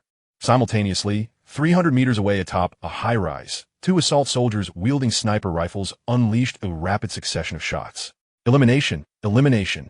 10 consecutive eliminations echoed through the air, leaving the 10 warriors standing in confusion, their ears ringing with the sounds of their own elimination. Had the snipers not been replaced? Why were they still falling one after another? Even more astonishingly, the previous 2 snipers had taken 2 seconds to eliminate 6 individuals. Yet these 2 managed to dispatch 10 in a single breath. In no more than 3 seconds, 10 individuals were neutralized, whether the shots were real or merely laser simulations. The lasers could not penetrate human flesh. In a real scenario, the bullets would have strung them together like candied hawthorn. Moreover, the rapid rate of fire from the sniper rifles, this could easily be mistaken for an assault rifle, and some would even believe it. In the stands, a crowd of onlookers was left dumbfounded. The young students, bewildered, questioned whether this elite team was composed of sharpshooters. They remained unconvinced. Yet the fact was that the previous 2 had already stepped down. Now 2 new snipers had emerged. The expressions of the generals present were equally telling. It was evident that these 2 marksmen surpassed the previous duo in performance. Chapter 27. Is it possible for the accuracy of the gun to be so impeccable? Observing such a marksman in action is indeed a source of great enjoyment. However, the exercises themselves appear somewhat monotonous. Across 3 matches, the total duration barely exceeds 3 minutes. It feels as if the visit has been in vain. Their intention was to witness any remarkable innovations from the youth in weapon design. Yet thus far, apart from the swiftly deployed drones and their rapid adjustments, there has been little of note. Primarily, they have yet to showcase their true capabilities. The presence of such extraordinary snipers does seem to undermine the fairness of the competition. Principal Gao is equally perplexed. A marksman of this caliber is a treasure wherever they may be. Yet here they are, casually loaned out for a demonstration. Should they exclude these 2 sharpshooters and proceed with the contest, or declare the results? Before he can deliberate further, General Zhou interjects. Let us have another round. Excluding those 2 sharpshooters. The exercises are meant to showcase the equipment, and it is indeed inappropriate to display mere skill. Chun Hong and the others exchange glances, silently urging one another to address the issue of the sniper rifles, yet none dares to speak up. The previous speaker was the principal, and they all felt intimidated. Now, the one speaking is, in fact, a general, At this moment, Principal Gan acquiesces to General Zhou's directive. Then let us proceed with another round. With the Special Operations Team from the Defense Technology University, the two sharpshooters shall take the field once more. Chen Hong can no longer contain himself and discreetly calls Gao Yang. Upon receiving the call, Gao Yang, interrupted from his reading, retrieves his phone and casually inquires, "Who won?" General Zhou responds, "Your design team's Special Operations Unit has won 3 matches. Gao Yang rises. "Then let us depart." General Zhou quickly restrains him. "Not yet. Do not rush to leave. ISNT at a best of 3? 3 victories, and you still linger?" Gao Yang, perplexed, notices the unusual gazes of those around him. "Is it forbidden to make calls?" Principal Gan hastily clarifies, "It's not that you cannot make calls. It's that the competition has not concluded. Your Special Operations Team possesses 4 sharpshooters. This significantly impacts the fairness of the exercises." At this moment, Gao Yang, still absorbed in his book, nods. "Indeed. Let us have a rematch." He then resumes his seat. Chen Hong and the others are momentarily taken aback. Has Gao Yang not yet grasped the situation? Principal Gan nods. "Please notify the 2 sharpshooters to withdraw from the field." Wait a moment. Gao Yang snaps back to reality. The 2 sharpshooters are marksmen? Yes. Their firing rate is swift, coupled with remarkable accuracy. Gao Yang suddenly comprehends. With a best of 3, 2 matches suffice for completion. Why must there be a third? Has an additional round been added? He questions. So, for sharpshooters, 2 from this match and 2 for the previous? Principal Gan senses a discrepancy. Yes, is there an issue? Gao Yang looks up at Principal Gan and then around at the onlookers, all of whom are observing him. Is it possible that the precision does not lie with the shooter, but rather with the firearm? Principal Gan is taken aback. The accuracy lies with the firearm? This statement is somewhat dubious. The expressions of the others mirror his confusion. General Zhou inquires, "What do you mean? The gun is accurate?" "Indeed, I have equipped the firearm with an automatic targeting system, allowing it to aim autonomously." The expressions of the crowd shift to bewilderment. The individuals from Lonka Academy react as though they have encountered a fantastical tale. An automatic targeting system on a firearm? Surely this cannot be a mere dream? Observing their reactions, Gao Yang realizes that further explanation is futile. He gestures towards the distant exercise team, summoning them. The soldiers of the Special Operations Team approach quickly, standing at attention and saluting. Gao Yang takes hold of the sniper rifle and looks toward the other team. "What is the maximum range for your drone?" "The remote control distance is 2 kilometers, responds a student from Lonka Academy. Gao Yang raises an eyebrow. "To its maximum distance, then?" The students from Lonka Academy momentarily hesitate, but then comply, sending the drone soaring into the distance. It ascends further, nearly out of sight. "All right, 2 kilometers. Gao Yang lifts the sniper rifle and turns to the assembled dignitaries. "Could it be that I, too, am a sharpshooter?" With that, he aims at the distant drone and pulls the trigger. The exercise system remains connected, and all present witness the drone's elimination displayed on the screen. The students from Lonka Academy are left in disbelief, quickly exclaiming, "The system uses laser testing, ensuring a straight line of fire in real combat. A bullet traveling 2 kilometers would undoubtedly drop and be impacted by wind speed. Furthermore, the range you claim for this weapon may not even be 2 kilometers." Gao Yang nods in agreement. "That is a valid point. Destroying your drone won't require compensation from me, will it? If I can hit it at this distance. Not only will I not owe you anything, but I will also gift you another drone." Gao Yang smiles, turning to the technical personnel. "Bring the ammunition." The technicians, momentarily stunned, recognize Gao Yang as the one who had previously missed 20 shots before landing all in the bullseye. This is not merely a sharpshooter. This is a gun deity. Regaining his composure, one technician hastens to retrieve the ammunition. Shortly thereafter, he presents it to Gao Yang. Gao Yang loads a bullet into the rifle and adjusts the targeting device, switching from exercise mode to combat mode. The entire process takes only 2 seconds before he raises the rifle and aims at the distant drone, pulling the trigger once more. In the next moment, the drone, still airborne, explodes spectacularly. Having soared to such heights, it was nearly invisible, yet now it bursts into fragments, leaving everyone in clear sight of the event. Their astonishment is palpable. To hit a flying drone at a distance of 2 kilometers? What marksmanship is this? Even the gun deity must be curious about how it was accomplished. In the ensuing silence, Gao Yang explains, "This rifle boasts a maximum range of 3 kilometers. With its automatic targeting, the precision is exceptionally high." In the stillness, someone unexpectedly interjects, "You call this lacking in characteristics? A firearm capable of 3 kilometers? Do you understand the recoil involved?" You didn't even flinch. Gao Yang glances at the speaker, a Lonka University student, whose face is a portrait of disbelief. This phenomenon remains inexplicable. The best course of action is to demonstrate live fire. Loading another bullet into the chamber, Gao Yang refrains from aiming at the distance. Instead, he targets a sandbag within the exercise area and pulls the trigger. With a thunderous bang, the bullet strikes the sandbag with pinpoint accuracy, exploding upon impact and sending sand flying into the air. The student who had spoken earlier stands agape, watching the swirling sand and thinking only one thing. This power is terrifying.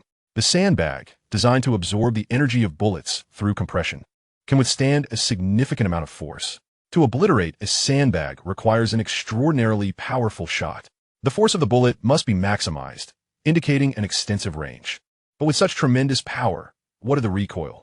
Gao Yang continues. The recoil of the gun is mitigated by the scale design above, rendering it relatively minor. Other than that, it possesses no remarkable features. Having concluded his explanation, the atmosphere falls once again into silence. After a lengthy pause, General Zhou's voice finally breaks the quiet. You refer to this as having no remarkable features? Chapter 28. Not on the same level. A 3-kilometer range signifies the pinnacle of sniper rifle capabilities. At this distance, a bullet must traverse the air for several seconds. Firing requires precise calculations for lead time. To maintain shooting accuracy at this range is a rarity globally. Every sniper of such caliber has undergone extensive and costly training, amounting to at least several million. The expense is not the primary concern. Rather, it is the scarcity that matters. To cultivate a sniper of this caliber, mere financial resources are insufficient. Innate talent is also essential. Hence, elite snipers are a rare breed. With the Gao Yang rifle in hand, it becomes possible to mass-produce these otherwise elusive snipers.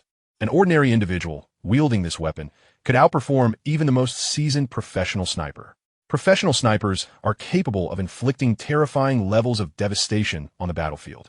A top-tier sniper can play a pivotal role in direct confrontations, and it is not uncommon for a single sniper to intercept an entire convoy. Furthermore, the weapon's astonishing rate of fire enables one individual to rival an entire sniper squad. When faced with scattered small teams, a single volley can eliminate them all. Such lethal suppression, the terrifying efficacy of this weapon, found in Gao Yang's possession, is simply astounding. General Zhou took the rifle from Gao Yang's hands, aimed at the flag atop the building, and pulled the trigger. The flag was severed with a resounding crack. General Zhou's eyes widened. This was several hundred meters away, and the bullet had traversed that distance with what should have been a fearsome recoil. Yet, the recoil was remarkably minimal, akin to that of a small-caliber handgun. After lowering the sniper rifle, General Zhou stood in a daze, turning to the equally astonished generals behind him, urging them to try it for themselves. A throng of generals stepped forward to test the weapon. The distant flagpole was shattered into several segments under the hail of bullets. Principal Gan, standing nearby, gaped in disbelief. This sniper rifle was quite extraordinary. It surpassed his comprehension. What experiences led Gao Yang to design such an auto-aiming sniper rifle? Moreover, Gao Yang had actually produced a finished product. Auto-aiming technology could be applied in various domains, including laser weapons, artillery, and even missiles. However, the challenges of aiming a sniper rifle are significantly greater. Factors such as wind speed, humidity, gravity, and the target's movement must all be considered. How could such a complex system achieve instantaneous targeting? The technical difficulties are truly staggering. Principal Gan observed the group of excited generals, and though he yearned to try it himself, he felt compelled to maintain composure and dignity. The president of Lonka University instinctively glanced at Principal Gan, feeling a twinge of envy. With such a remarkable student emerging from the Defense Technology University, their rankings might very well rise. The students of Lonka University were equally perplexed. Upon examining their own designs, their first impression was that they seemed overly ornate. They were bewildered. Was this not merely an exercise among students? How could an auto-aiming sniper rifle possibly exist? It was as if one child, in a brawl, pulled a nuclear missile launcher from his pocket and pressed a button. This was an entirely different league. The group of generals fired several volleys, transitioning from stoic expressions to sheer exhilaration. They experienced the thrill of wielding a top-tier sniper rifle. They could hit their targets with pinpoint accuracy. Just moments ago, they had deemed the exercise mundane and regretted their attendance. Now, however, they felt it was utterly worthwhile. Given the advent of this sniper rifle, They would gladly remain here for an entire year. General Zhou, finally holding the rifle, blew on the now warm barrel and turned to Gao Yang. Did you design this? Gao Yang nodded. The targeting system used should be of the same kind as that of the laser cannon. General Zhou, not lacking in intelligence, immediately made the connection between the two. Gao Yang nodded again. It was a matter of internal reflection. One should say that the laser cannon utilized the same targeting system as the laser rifle. General Zhou scrutinized the sniper rifle carefully and nodded. Is this rifle capable of mass production?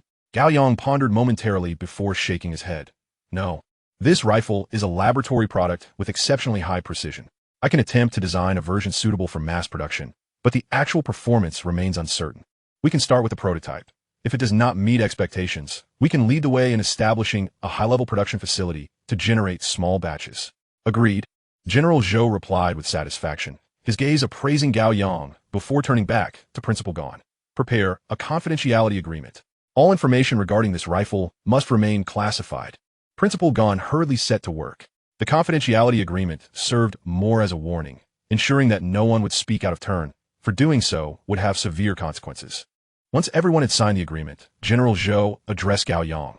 I will take these 2 sniper rifles with me. The military also has research facilities that need to assess the weapon's specific capabilities before proceeding with assembly. Gao Yang was indifferent, as he only required the initial version. All right. General Zhou contemplated for a moment before looking at Principal Gao. Is there anyone assigned to protect Gao Yang? Principal Gao paused, then quickly recognized the gravity of the situation. Gao Yang had developed laser guns, laser cannons, and other weapons, yet the reporting process had yet to commence.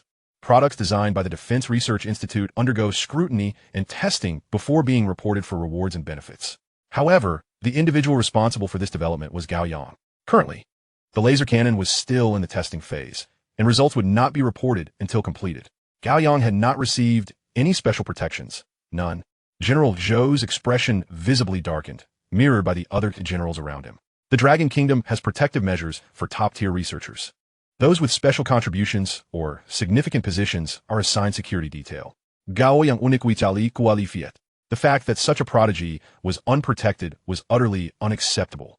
Principal Gao felt an overwhelming sense of pressure, yet he could only bear the consequences, as this was indeed a lapse in his responsibilities. Gao Yang, being in the school, was under his purview. Should overseas forces learn that Gao Yang was the mind behind the laser weaponry, they would undoubtedly resort to any means necessary. Gao Yang was still very young, not yet 20, and had achieved such remarkable success. His future held limitless potential. He had completely overlooked the need for protection for Gao Yang. General Zhou stated firmly, I will assign my bodyguard to Gao Yang. Gao Yang furrowed his brow.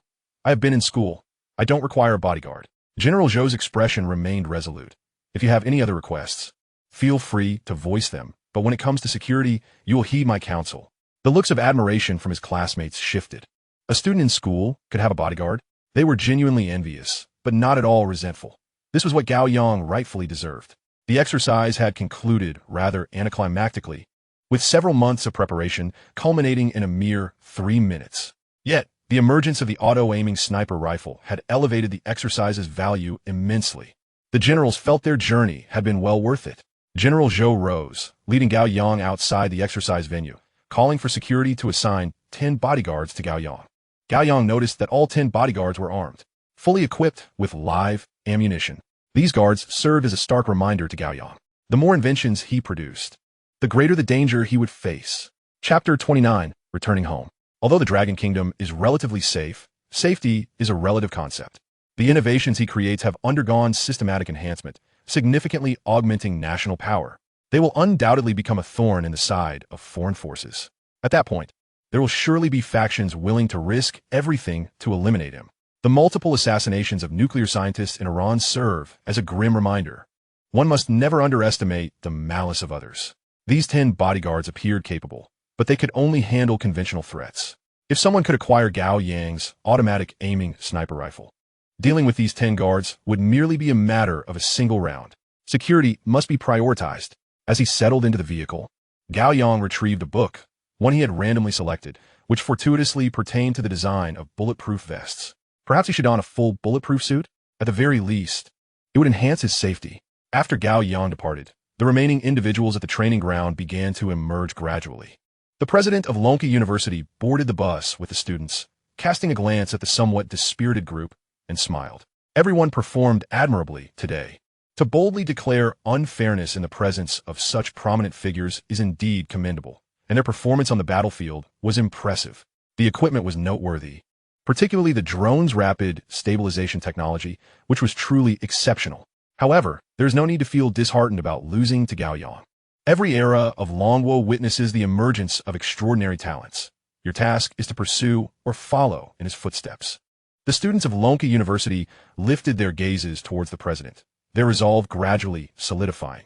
They would never yield. On the troop transport, 20 Special Forces soldiers faced each other, observing the sniper across from them with keen curiosity. They were unaware of the sniper rifle's automatic aiming capabilities, having not approached the viewing platform. Yet they were awestruck by the sharpshooter's prowess. They yearned to exchange experiences, but due to confidentiality agreements, they could only suffer in silence. Upon returning to school, Gao Yang had already finished reading the book about bulletproof vests. The technological complexity of bulletproof vests is considerable. Even with identical materials, varying degrees of curvature can lead to significant differences in ballistic performance. Moreover, the bulletproof vests currently available on the market, in Gao Yang's view, did not meet satisfactory standards. For instance, when a bullet strikes a ceramic vest, fragments may shatter and the protective plates can deform. While they often save lives, injuries are still a common outcome. Extensive bruising might be considered fortunate, while blunt force trauma could lead to fractures or even death. Nonetheless, overall, bulletproof vests indeed substantially reduce mortality rates. Yet, this was far from the image he had imagined, where wearing a bulletproof vest would allow one to withstand a barrage of bullets unscathed. Films can be misleading. However, what if bulletproof vests underwent a 10,000-fold enhancement? Gao Yang made his way to the library, seeking literature related to bulletproof vests. Before the system could provide a 10,000-fold enhancement, he needed to manufacture superior bulletproof vests. The better the basic vest performed, the more effective the subsequent enhancements would be. Even a slight improvement in performance could yield tremendous results after amplification. Principal Gan entered the library while Gao Yang was engrossed in his reading and approached him directly. "I suspected you would be here." Gao Yang looked up. "Is there something you need?" Principal Gan smiled. "Why not prepare an application to join the military?" The results of the second round of testing for the laser cannon would soon be available, and once released, the information would be formally submitted to the Defense Science Institute. With rewards forthcoming, joining the military would mean that developing the laser cannon would at the very least earn you first-class merit. Such accolades are typically reserved for those who excel effortlessly. Gao Yang felt a flicker of interest. Achieving first-class merit is notoriously challenging, not only accelerating promotions, but also conferring rare honors. Most importantly, first-class merit is a privilege. Military positions themselves are also privileges. All right, what do you need me to do? Just provide some basic materials. While it is generally quite difficult for others to enlist, students from the Defense Technology University find it remarkably straightforward. Graduation guarantees a rank of 1, with commendable performances potentially earning a rank of 1-2 or even 1-3. Gao Yang had previously neglected this prospect, as he was preoccupied with energizing the system. Now, it was indeed time to enlist. Very well. Principal Gan sighed in relief. "Good. I'll have someone contact you to inform you of the necessary documents." "All right." Gao Yang nodded and returned to his reading.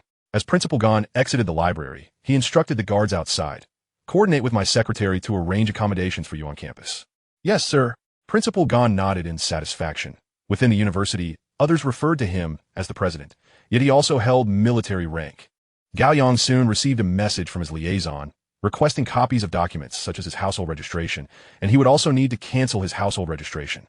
Typically, a medical examination is required, but Gao Yang received special exemption from this requirement. Reflecting on his household registration, Gao Yang recalled that he had not returned home in over a year and a half. His brow furrowed once more.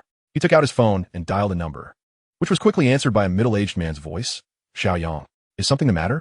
Listening to the man's tentative inquiry, Gao Yang felt a pang of discomfort. "I need to return home. The school requires me to enlist and provide copies of my household registration."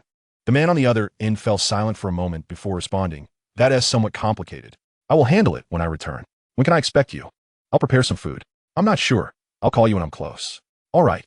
Gao Yang ended the call and proceeded to scour the library, knowing that this trip home would require at least 2 or 3 days, necessitating ample reading material. 30 books should suffice. 2 guards carried the 30 books. following closely behind Gao Yang as he declared his intention to return home. "We can accompany you back by car or arrange for transport."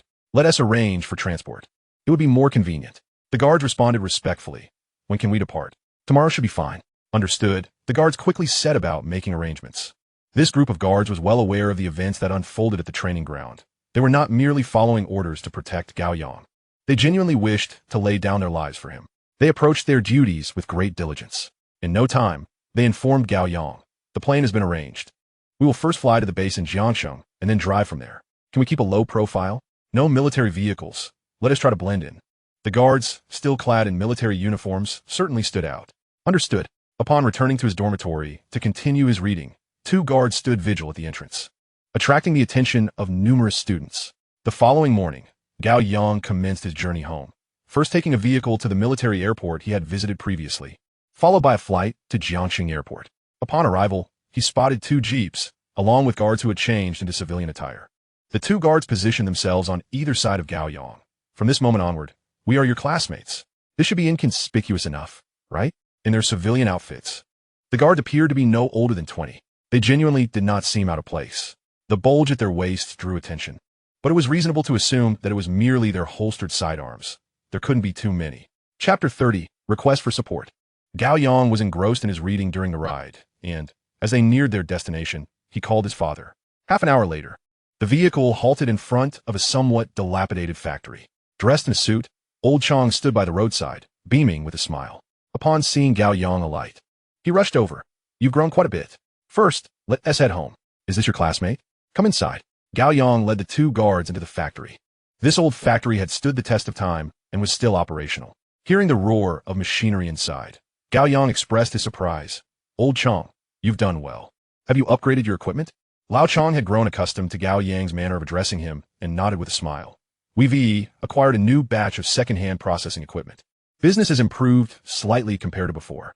Gao Yang strolled around the factory, which was modest in size, housing around a dozen individuals. The equipment had indeed been updated, yet it remained inferior, still rejected by others. Such a factory could only handle the most rudimentary tasks, earning a meager income. At this moment, Lao Chong scrutinized Gao Yang, noticing he had grown taller since their last meeting. However, the smile on his face soon faded. "I called your grandfather yesterday. He mentioned he'd like you to come home for dinner tonight and bring your household registration booklet." This was precisely what Gao Yang had anticipated. His grandfather's intense desire for control would undoubtedly compel him to seize this rare opportunity. Lao Chang's expression darkened slightly. "There's no need to clash with them. Just go for dinner, take the household registration booklet, and we'll leave." Gao Yang nodded, but did not give a direct affirmation. The family situation was intricate. To simplify, his grandfather had only one daughter, who disregarded everything to marry Lao Chong. Shortly after giving birth to him, she passed away. Gao Yang took his mother's surname and grew up at his grandfather's house. He was regarded as an adversary by his grandfather's siblings' children, as his existence hindered their claims to inheritance. His grandfather never intervened. Rather, he was conflicted about whether to bequeath the family fortune to his grandson or to his siblings' descendants. Gao Yang had a strong character. He would confront any grievances directly and, upon entering university, he refrained from returning home for a year and a half. If it weren't for the need to retrieve the household registration booklet, he might not have returned in 4 years. As for avoiding conflict, as long as he wasn't provoked at the dinner table, he could maintain a semblance of civility, but if his temper was ignited, he would never back down. However, there was no need to express that at this moment. After lunch, Gao Yang paid a visit to his mother's grave, and then, seated in Lao Chang's vehicle, they arrived at a villa district. The villa, a towering 3-story structure, sprawled over 1,000 square meters. At that moment, the courtyard was lined with an array of luxury cars, indicating a considerable gathering. Lao Chong parked the car and turned to Gao Yang, advising, "Whatever you do, don't provoke them. Let us eat and leave." "All right," Gao Yang replied with a smile. "I'm not as reckless as I used to be." With that, Gao Yang strode into the villa. Inside the grand hall, a number of guests were already engaged in casual conversation. Upon Gao Yang's entrance, all eyes turned towards him, their expressions tinged with something peculiar. Soon, one voice dripped with sarcasm. "Oh, isn't this the esteemed scholar of the Gao family? Enrolled in a prestigious school. Yet you don't even bother to visit your grandfather during the new year." Gao Yang merely cast a glance before responding with a smile. "Aunt, where did you get that face done? It seems rather asymmetrical." The woman's countenance shifted instantly. I haven't had any work done.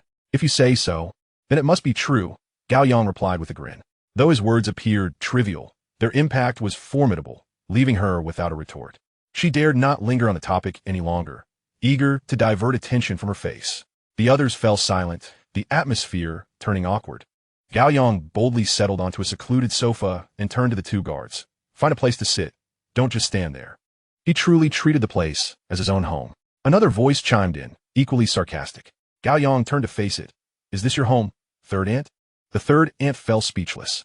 With only one daughter, and thus one grandson, all the relatives present were merely the children of his grandfather's siblings.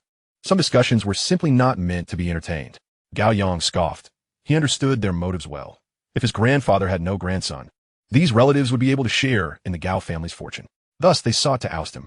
Another voice broke the tension, this time from his third uncle. Gao Yang, how can you speak to your elders like that?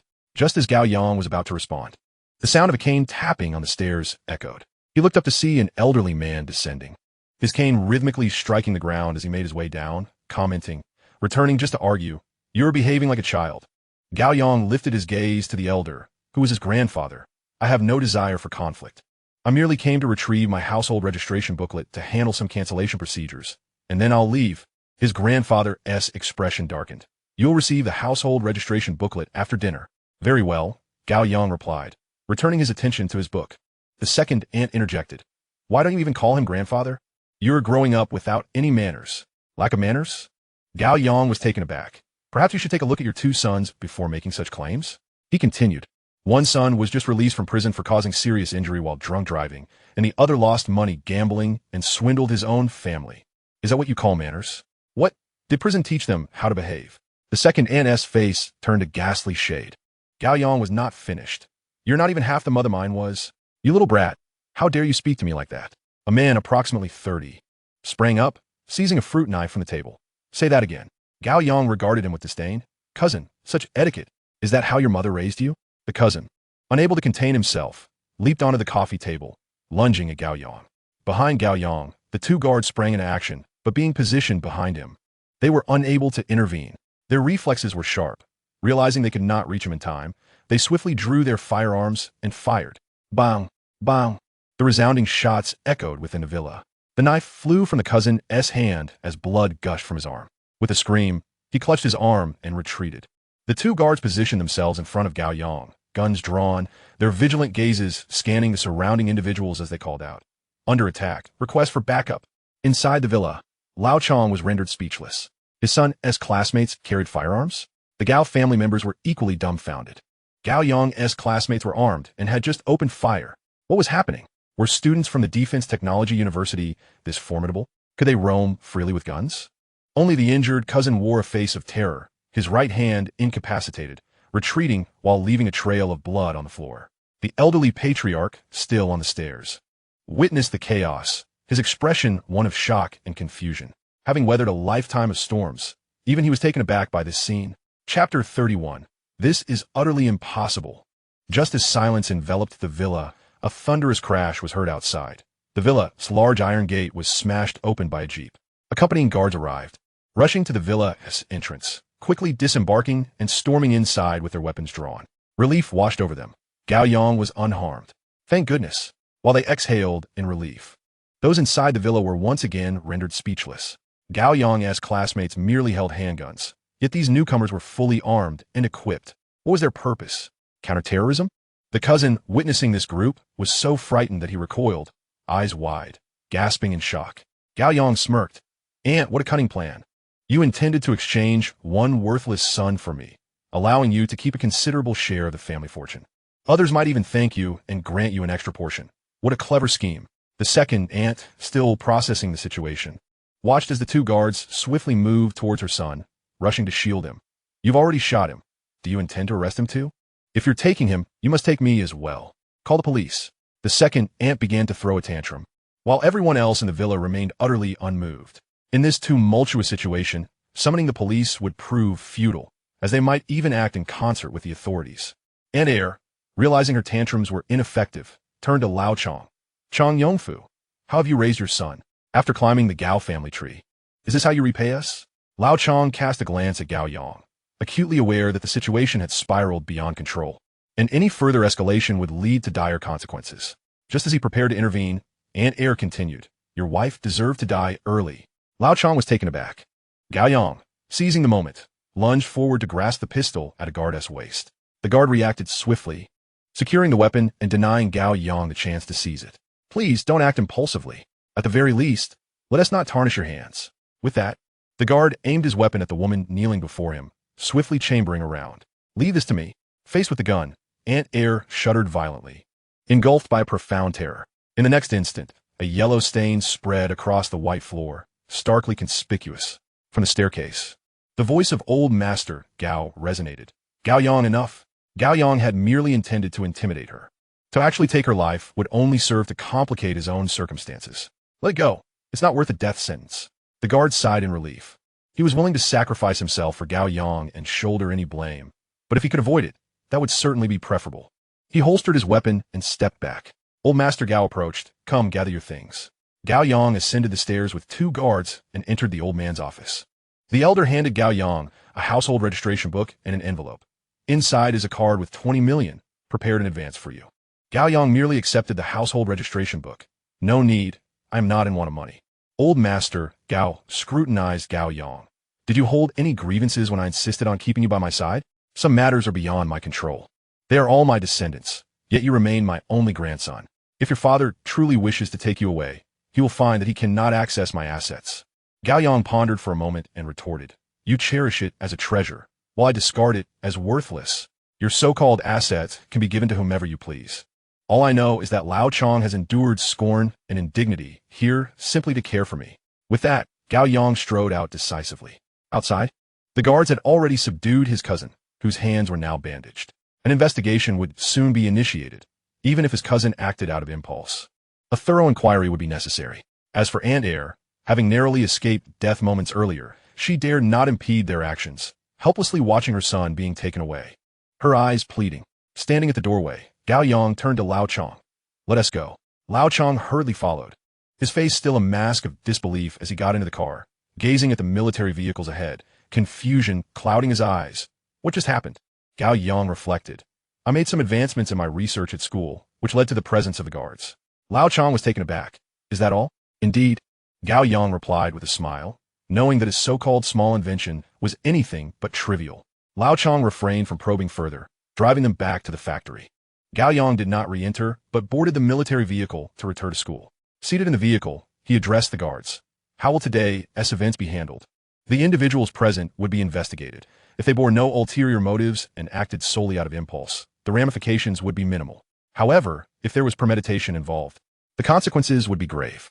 Gao Yang waved his hand dismissively. "That is not what I'm asking. Their fates concern me not. I wish to know if you will face any repercussions for firing your weapon." The guards were momentarily taken aback, then replied, "There shouldn't be any significant trouble, but we will certainly be questioned and required to compile a report as we discharged our firearms in public." "Thank you. I will send you some equipment when we return." The guards were taken aback. What did he mean by sending equipment? However, the thought of a sniper rifle suddenly excited them, and they nodded enthusiastically. "Thank you." Gao Yang resumed his reading. Today's events serving as a stark reminder that danger lurks everywhere. Caution and vigilance are imperative. After all, if family can wield knives against one another, what of malevolent outsiders? A bulletproof vest must be prioritized. While Gao Yang immersed himself in his studies, a dossier concerning laser cannon testing and related designs was dispatched to the Defense Science Academy. This academy, on par with the Long Science Institute, specialized solely in weaponry, while the latter engaged in a broader spectrum of research. The laser weaponry team was already aware of the developments and had been eagerly anticipating this moment. However, their stringent confidentiality measures had left them in the dark about the origin of the laser weapons. Was it possible that the military had other research sites, apart from theirs, working on laser technology? With curiosity piqued, a group of researchers examined the topmost information on the documents, which revealed the researcher's identity. They were taken aback. Gao Yang, a second-year student majoring in small arms engineering at the Defense Technology University, the director of the Laser Weapon Research Institute, hesitated. "Isn't this the weapon designed to obliterate satellites?" "I'm not certain. The documents were delivered from below." The director responded, intrigued as he opened the dossier. Upon opening it, he was once again struck dumb, for the parameters listed at the top were astonishingly formidable. As leading researchers in the laser field, their first instinct was disbelief. The numbers seemed too fantastical. The data within the documents was even more terrifying than what they had observed through satellites. The weapon's power was capable of melting through tanks instantaneously. Within a 200-kilometer range, it could intercept any airborne weaponry. Mounted on aircraft, it could effortlessly obliterate virtually all ground targets. Such capabilities were utterly inconceivable. Yet, for this dossier to reach them, it had undoubtedly undergone testing, implying that all the data presented was derived from empirical results. Chapter 32. It seems feasible. The conference room fell silent, all researchers wearing expressions of incredulity. Their worldviews were on the brink of collapse. Such data, in their estimation, could never exist. The information delivered to them was virtually guaranteed to be authentic. Without verification or testing, such documents would not have reached them. But how could such a laser weapon even be conceived? Currently, the Dragon Kingdom's laser weaponry was already at the forefront of global technology. Yet the techniques they possessed were on an entirely different tier compared to the data of this laser cannon. If their understanding was at an elementary level, the weapon before them was at least at a calculus level. A weapon of this caliber, developed by a sophomore? This revelation was difficult for many to digest. Yet they felt an undeniable urge to delve deeper into the specifics of the design. The more they examined, the more awestruck they became, maintaining a profound silence. For a full 2 hours, the group meticulously reviewed the entire design blueprint. They could feasibly produce the final laser cannon based on the design. Yet comprehending its intricacies proved exceedingly challenging. It was as if they were operating on entirely different wavelengths. Under normal circumstances, upon seeing blueprints, they would grasp the principles involved. But now, they were utterly perplexed. Their minds were a muddled haze. How could laser weaponry function in such a manner? Despite being a laser emitter, what accounts for the formidable intensity of this device's laser? What leads to such remarkable efficiency in energy conversion? Moreover, why does this laser weapon exhibit such minimal wear and tear? Were it not for the fact that this contraption originated from below, it would have long been dismissed as mere fantasy. Yet, now that its authenticity is established, a singular thought occupies the minds of many. How could this be the product of student research? The director of the Laser Weapon Research Institute, surnamed Wei, tapped on the documents before him. Our research focus henceforth shall be on this laser cannon. A hush fell over the room as the team, accustomed to being the subjects of other studies, grappled with their new role as researchers of an external development, a shift that felt somewhat disorienting. Yet, an undercurrent of anticipation thrummed through the air, for the technology at hand ignited genuine curiosity within them. How could laser weaponry achieve such terrifying power? Professor Wei cast his gaze upon the first page of the documents. I must pay a visit to the Defense Science and Technology University. It's utterly absurd that such a person is still attending classes there. The very individual capable of instructing me is squandering time in academia. Old Lee, accompany me on this excursion. When shall we depart? I have a project at hand. Professor Lee began, but Professor Wei interrupted him. Currently, our institute has no other projects. We shall solely focus on the research of the laser cannon. A voice interjected, we still need other projects.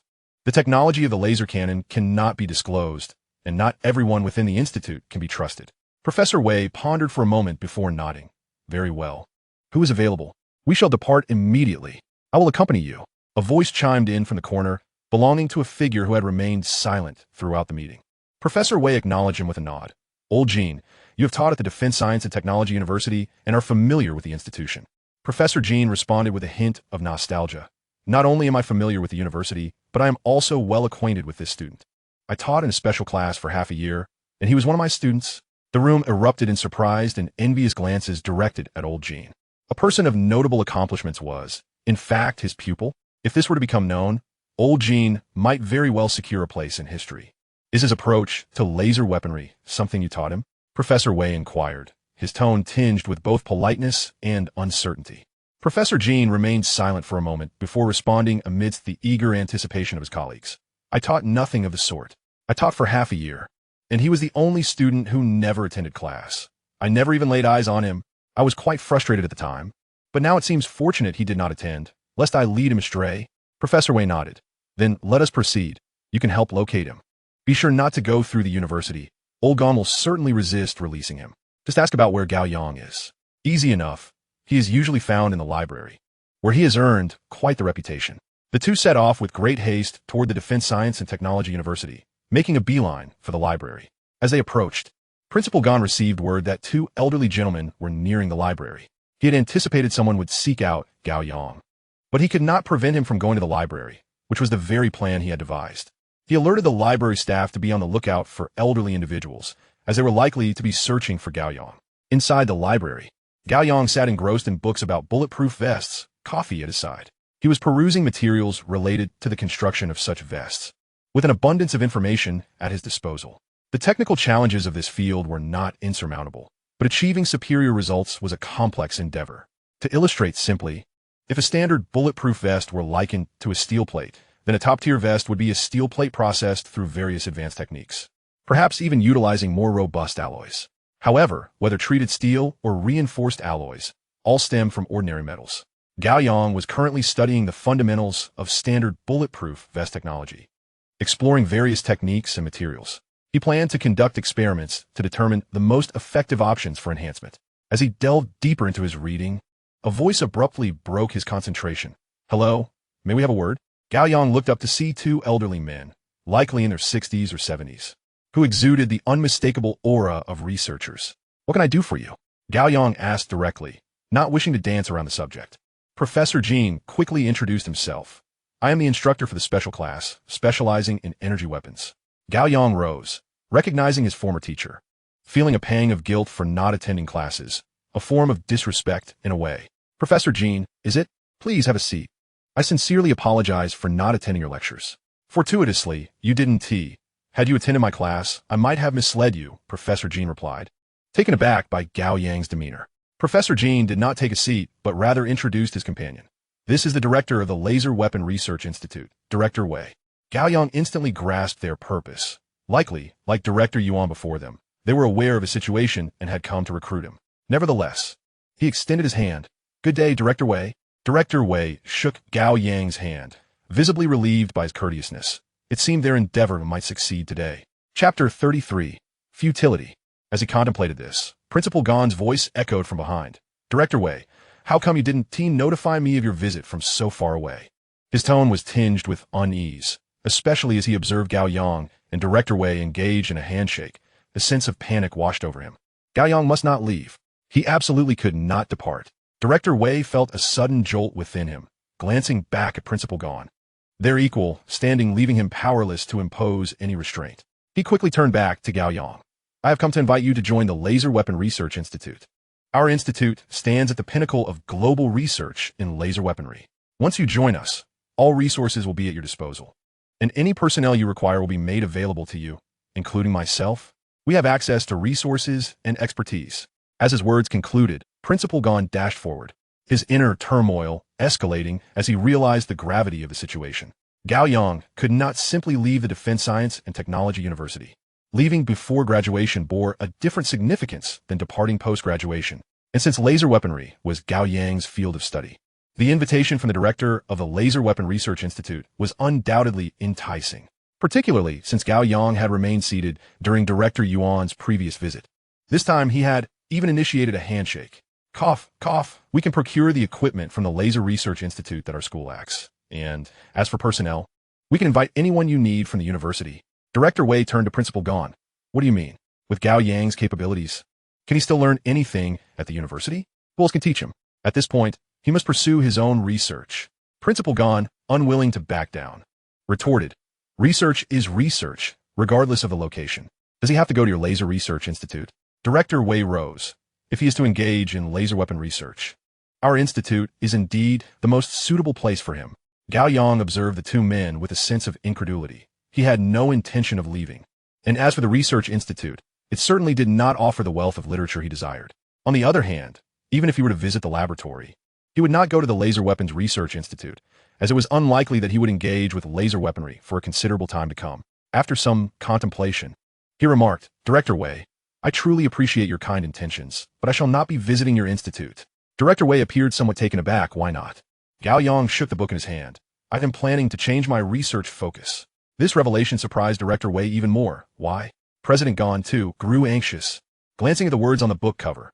"How did you end up researching bulletproof vests? You were engaged in laser research. Why not continue down that path? A sudden shift in research direction is tantamount to starting over. Gao Yang smiled. It's not that I lack the desire to pursue laser weapon research, but rather that continuing would be futile. The industrial level cannot support my research. Director Wei was momentarily stunned. How can that be? The precision of laser cannons can be produced by even moderately advanced factories. President Gan quickly grasped the situation. Initially, Gao Yang was researching laser guns. Director Wei's eyes widened in realization. Was it a laser gun that had initially exploded satellites? How could that be? What immense power must such a laser gun possess? Laser guns cannot be mass-produced and can only be fabricated in laboratories. Thus, they evolved into laser cannons. Director Wei pondered for a moment, still reluctant to concede. The foundational industrial level will improve. You can continue your research gradually. Once the industrial level rises, you can proceed with manufacturing.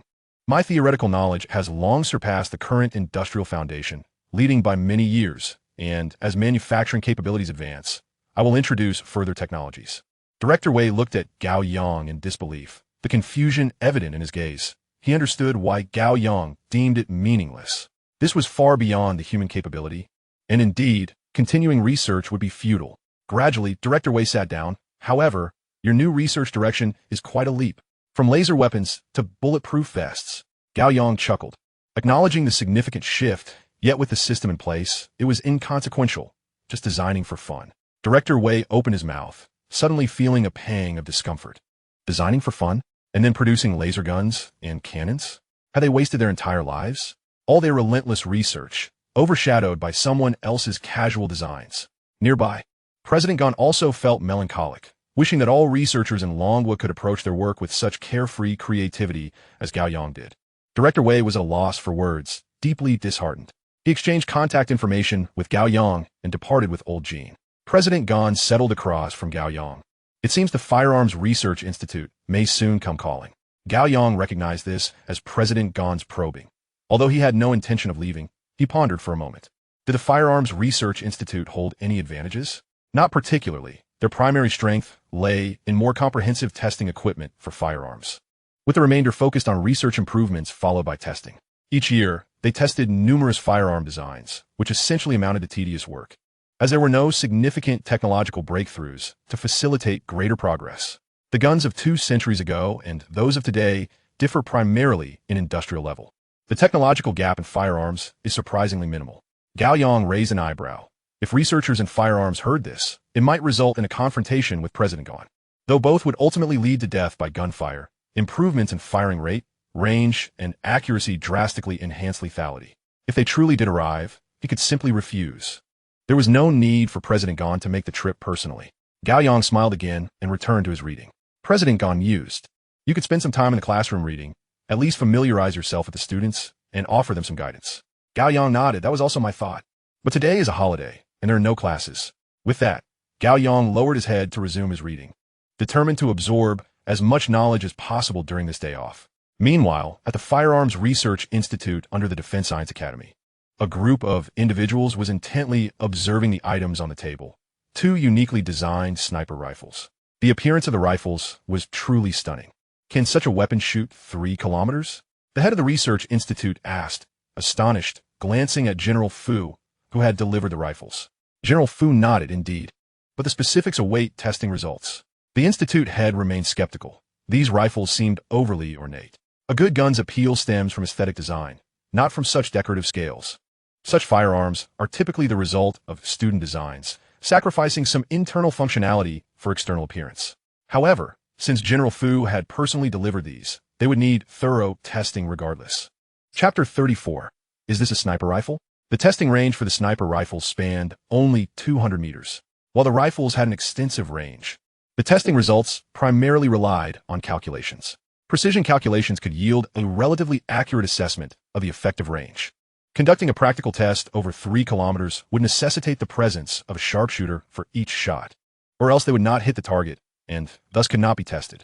The technicians set up the rifles for initial test shots. For these preliminary shots, no recording equipment was required. The rifles were affixed to an automatic firing platform, and the trigger was pulled. With a deafening bang, the bullet struck the center of the target 100 meters away. Nearby, a researcher chuckled. The angle was adjusted perfectly on the first try. Impressive, right on target. The technician also smiled, attributing the accuracy to mere luck, before pressing the firing button again. The second shot confirmed the first was not a fluke. Once more, it hit the bullseye, and they could commence formal testing.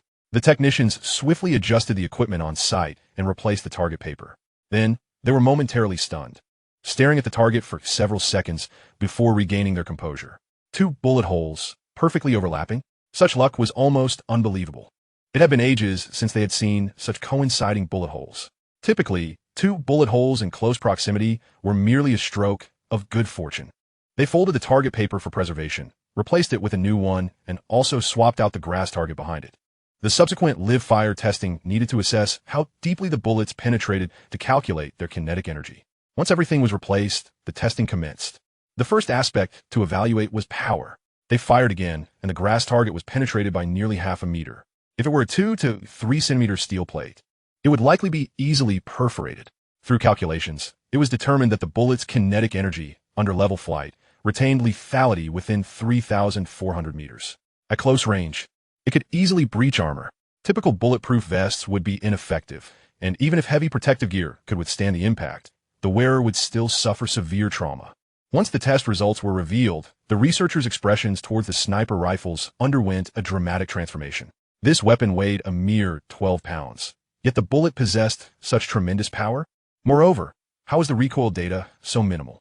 It was only slightly greater than that of an average handgun. How could this be? A group of researchers approached to examine the rifles closely, noticing the scales. They fired again, this time focusing on the scales. Before the gun fired, the scales unfurled and abruptly closed after the shot was fired. This ingenious mechanism effectively mitigated the recoil. Yet, how could such a brief burst of force yield such remarkable results through such mechanical means? With the third and fourth shots, having fired 10 rounds in total, a group of researchers observed the transformation of the scales in awe, their admiration palpable. This design was nothing short of a stroke of genius, and the technology employed was undeniably advanced. It was also remarkably stable. I recall a few years back when an individual attempted to incorporate springs into the stock to absorb and release energy, resulting in a significant drop in accuracy. Here, the robust design not only diminished recoil, but paradoxically enhanced precision. The researchers were engrossed in their discussions when they noticed the technician lost in thought. What's wrong? The technician lowered his gaze to the tablet in his hands, where a plethora of data was displayed. While the researchers had focused solely on recoil and the scales design, they had overlooked the data. However, he scrutinized the statistics of each shot. Confusion set in as he realized that a 1-meter grass target had been pierced. All 10 bullets had struck the same point, with not even a millimeter of deviation. The bullets had overlapped each other, completely penetrating the target. This was impossible. Bullets inherently possess some degree of variance. Even with a sniper rifle, achieving a mere centimeter of separation at 100 meters is considered the pinnacle of precision. Yet, here was a weapon that, using standard ammunition, had produced overlapping bullet holes on a 100-meter target. Previously, he had attributed his collection of target papers to mere luck. But now it seemed that luck was not the explanation. However, he struggled to comprehend how this feat was accomplished. Observing the perplexed expressions of the researchers, the technician flipped the panel around. Just now, all 10 bullets hit the same point, creating overlapping bullet holes and piercing the target. Instantly, all the researchers were rendered speechless, their attention drawn to the panel, their eyes widening in astonishment. The data was indisputable. Then, someone broke the silence and dashed toward the grass target 100 meters away. With the others following suit, each scrambling to investigate the perforated target, inspecting the target paper, and reviewing the recorded bullet impact footage. The researchers stood in disbelief, returning to the gun, unable to contain their astonishment. This is impossible. Bullets always have variance. How could it be so precise? Is there an issue with the gun? Did the gun modify the bullets after firing, thus enhancing accuracy? That seems to be the only plausible explanation, yet it remains impossible once the bullet exits the chamber. How can it be adjusted? Perhaps it's the rifling. Upon mentioning rifling, the group suddenly realized the significant disparity between rifled and smoothbore firearms. Could there be something akin to rifling in this gun? The researchers were itching to disassemble the weapon for examination. However, they still needed to conduct further tests. After assessing the firing rate, the researchers were left in a state of shock, a staggering rate of 120 rounds per minute. Was this truly a sniper rifle? A collective glance was cast toward General Fu, who developed this weapon. This is utterly terrifying. General Fu had observed the entire testing process, and witnessing the astonished expressions of the researchers filled him with a sense of superiority. Rubes. Was this really sufficient to instill fear? As he spoke, General Fu approached the automatic firing platform, adjusting its angle. A mere 2-degree tilt would drastically alter the bullet's trajectory. General Fu squeezed the trigger. In the next moment, the technician gazed at the panel and let out a soul-stirring cry. What the hell? The researchers rushed to examine the panel. They watched as the bullets once again flawlessly penetrated the center of the target paper, their confusion palpable. What is going on? General Fu remarked. This gun possesses an automatic targeting function. A gun? Automatic targeting? The researchers exchanged glances, having devoted their lives to firearms without ever encountering such a concept. Yet they had now witnessed a miracle. They continued to adjust the angle and fire again. They discovered the secret of the gun's angle adjustment. The stock was movable. However, the underlying technology eluded their comprehension. General Fu regarded the researchers, eager to peer into the depths of the sniper rifle's mechanics. This gun must not be disassembled. It must be brought for testing, and we require a comprehensive testing report to evaluate mass production. Only then did the researchers grasp the gravity of the situation. Their shock deepening. Mass production signified a monumental shift. Each equipment upgrade in the Dragon Kingdom was a major event, especially the large-scale replacement of firearms, which entailed significant military expenditure. In a laboratory, there were countless weapons superior to the current arsenal. However, the effectiveness of this gun was undeniable. It was a product of a new era, poised for mass production. If deployed on the battlefield, particularly in small-scale encounters, it would be a devastating weapon. No matter how formidable the adversary, they would be rendered powerless. After all, even the most well-trained soldiers could not compete with an unfair advantage. Chapter 35. Serious Measures. Who was the inventor of this gun? One of the researchers inquired. A hint of envy in their voice. General Fu shook his head. That is not important. That is extremely important. The individual who developed this firearm must be brought to the Firearms Research Institute. This same technology can be applied to sniper rifles, handguns, submachine guns, and even machine guns. If deployed on the battlefield, it could potentially operate autonomously, seeking targets without human intervention, which would have immense military significance. General Fu furrowed his brow, realizing he had not considered that aspect. I will discuss this with him later. We must go now. I want to speak to him personally. The researchers were already brimming with anticipation. He was now bewildered, uncertain of how the gun's terrifying precision was achieved, and he needed to inquire about the underlying principles. General Fu remained steadfast, declaring, "First, we must complete all tests, then prepare the testing report before proceeding." The researchers were consumed with curiosity. If they could sprout wings at that moment, they would have flown straight to the inventor. Yet, unaware of the developer's identity, they continued testing, eager to follow General Fu once the assessments concluded. The subsequent tests continued, evaluating the gun's self-adjusting angles, revealing a maximum adjustment capability of 30 degrees. This was already astonishing. It implied that a sniper wielding this weapon could accurately hit targets within a radius of several hundred meters. In this age, as long as one wasn't completely inept, anyone could master a sniper rifle. Next came the issue of range. Standard bullets could reach a distance of 3 kilometers. And when substituted with specialized sniper rounds or fully loaded ammunition, the range could extend even further. Moreover, the automatic targeting feature remained intact. The more they tested, the more they were astounded. Other firearms often required a trade-off between power and precision. For instance, if a weapon had great power, its accuracy would diminish, and vice versa. This sniper rifle was a hexagonal warrior. It boasted rapid firing, high precision, extended range, a lightweight body, minimal recoil, and it was undeniably aesthetically pleasing. It was simply invincible. As the testing report was finalized, the researchers gazed at the data, their expressions tinged with disbelief. They could hardly believe that this extraordinary achievement had originated from their efforts. It was too exaggerated, too implausible. Yet, it was the result of their own rigorous testing. The researchers presented the testing report to General Fu. When you take this report up, it would be best to bring the gun with you. Otherwise, I fear no one will believe it. General Fu received the test report, merely glancing at it before nodding in acknowledgement. Despite having witnessed the prowess of this weapon during testing, he still found the report utterly astounding. The researcher then inquired, "Could you take me to see the RD team? With his capabilities, not joining our Firearms Research Institute would undoubtedly be a tremendous loss." General Fu did not respond immediately, as he held a differing opinion. He had seen Gao Yang's laser gun, and had also observed the testing of the laser cannon. To him, the significance of the laser cannon and laser gun far surpassed that of a sniper rifle. One is stealthy, lurking in the shadows to strike, while the other boldly obliterates everything from hundreds of kilometers away. Moreover, as energy weapons, laser technology inherently possesses a higher level of sophistication than that of sniper rifles. Yet, upon seeing the eager and almost pleading expression of the researcher, General Fu pondered for a moment. I can take you to meet him, but whether he is willing to come depends on his own volition. If you cannot persuade him, then there is little we can do. The researcher nodded confidently, asserting, our Firearms Research Institute is currently the most advanced in Longwa. If he wishes to engage in firearms research, he will surely be inclined to join us. General Fu could not refute this, neatly packaging the test report and sealing it with a confidentiality sticker. The report itself was classified. The secretary swiftly departed with the report, and General Fu turned to the researcher. Let us proceed. I shall take you to meet the developer of the sniper rifle. In the library of the Defense Technology University, Gao Yang was still immersed in a sea of books, engrossed in literature related to bulletproof vests. Many perceive the technology behind bulletproof vests as rudimentary. Yet such a notion is a limitation of conventional thinking. From the volumes he perused, it was evident that once suitable materials were discovered, they would be promptly considered for the fabrication of bulletproof vests.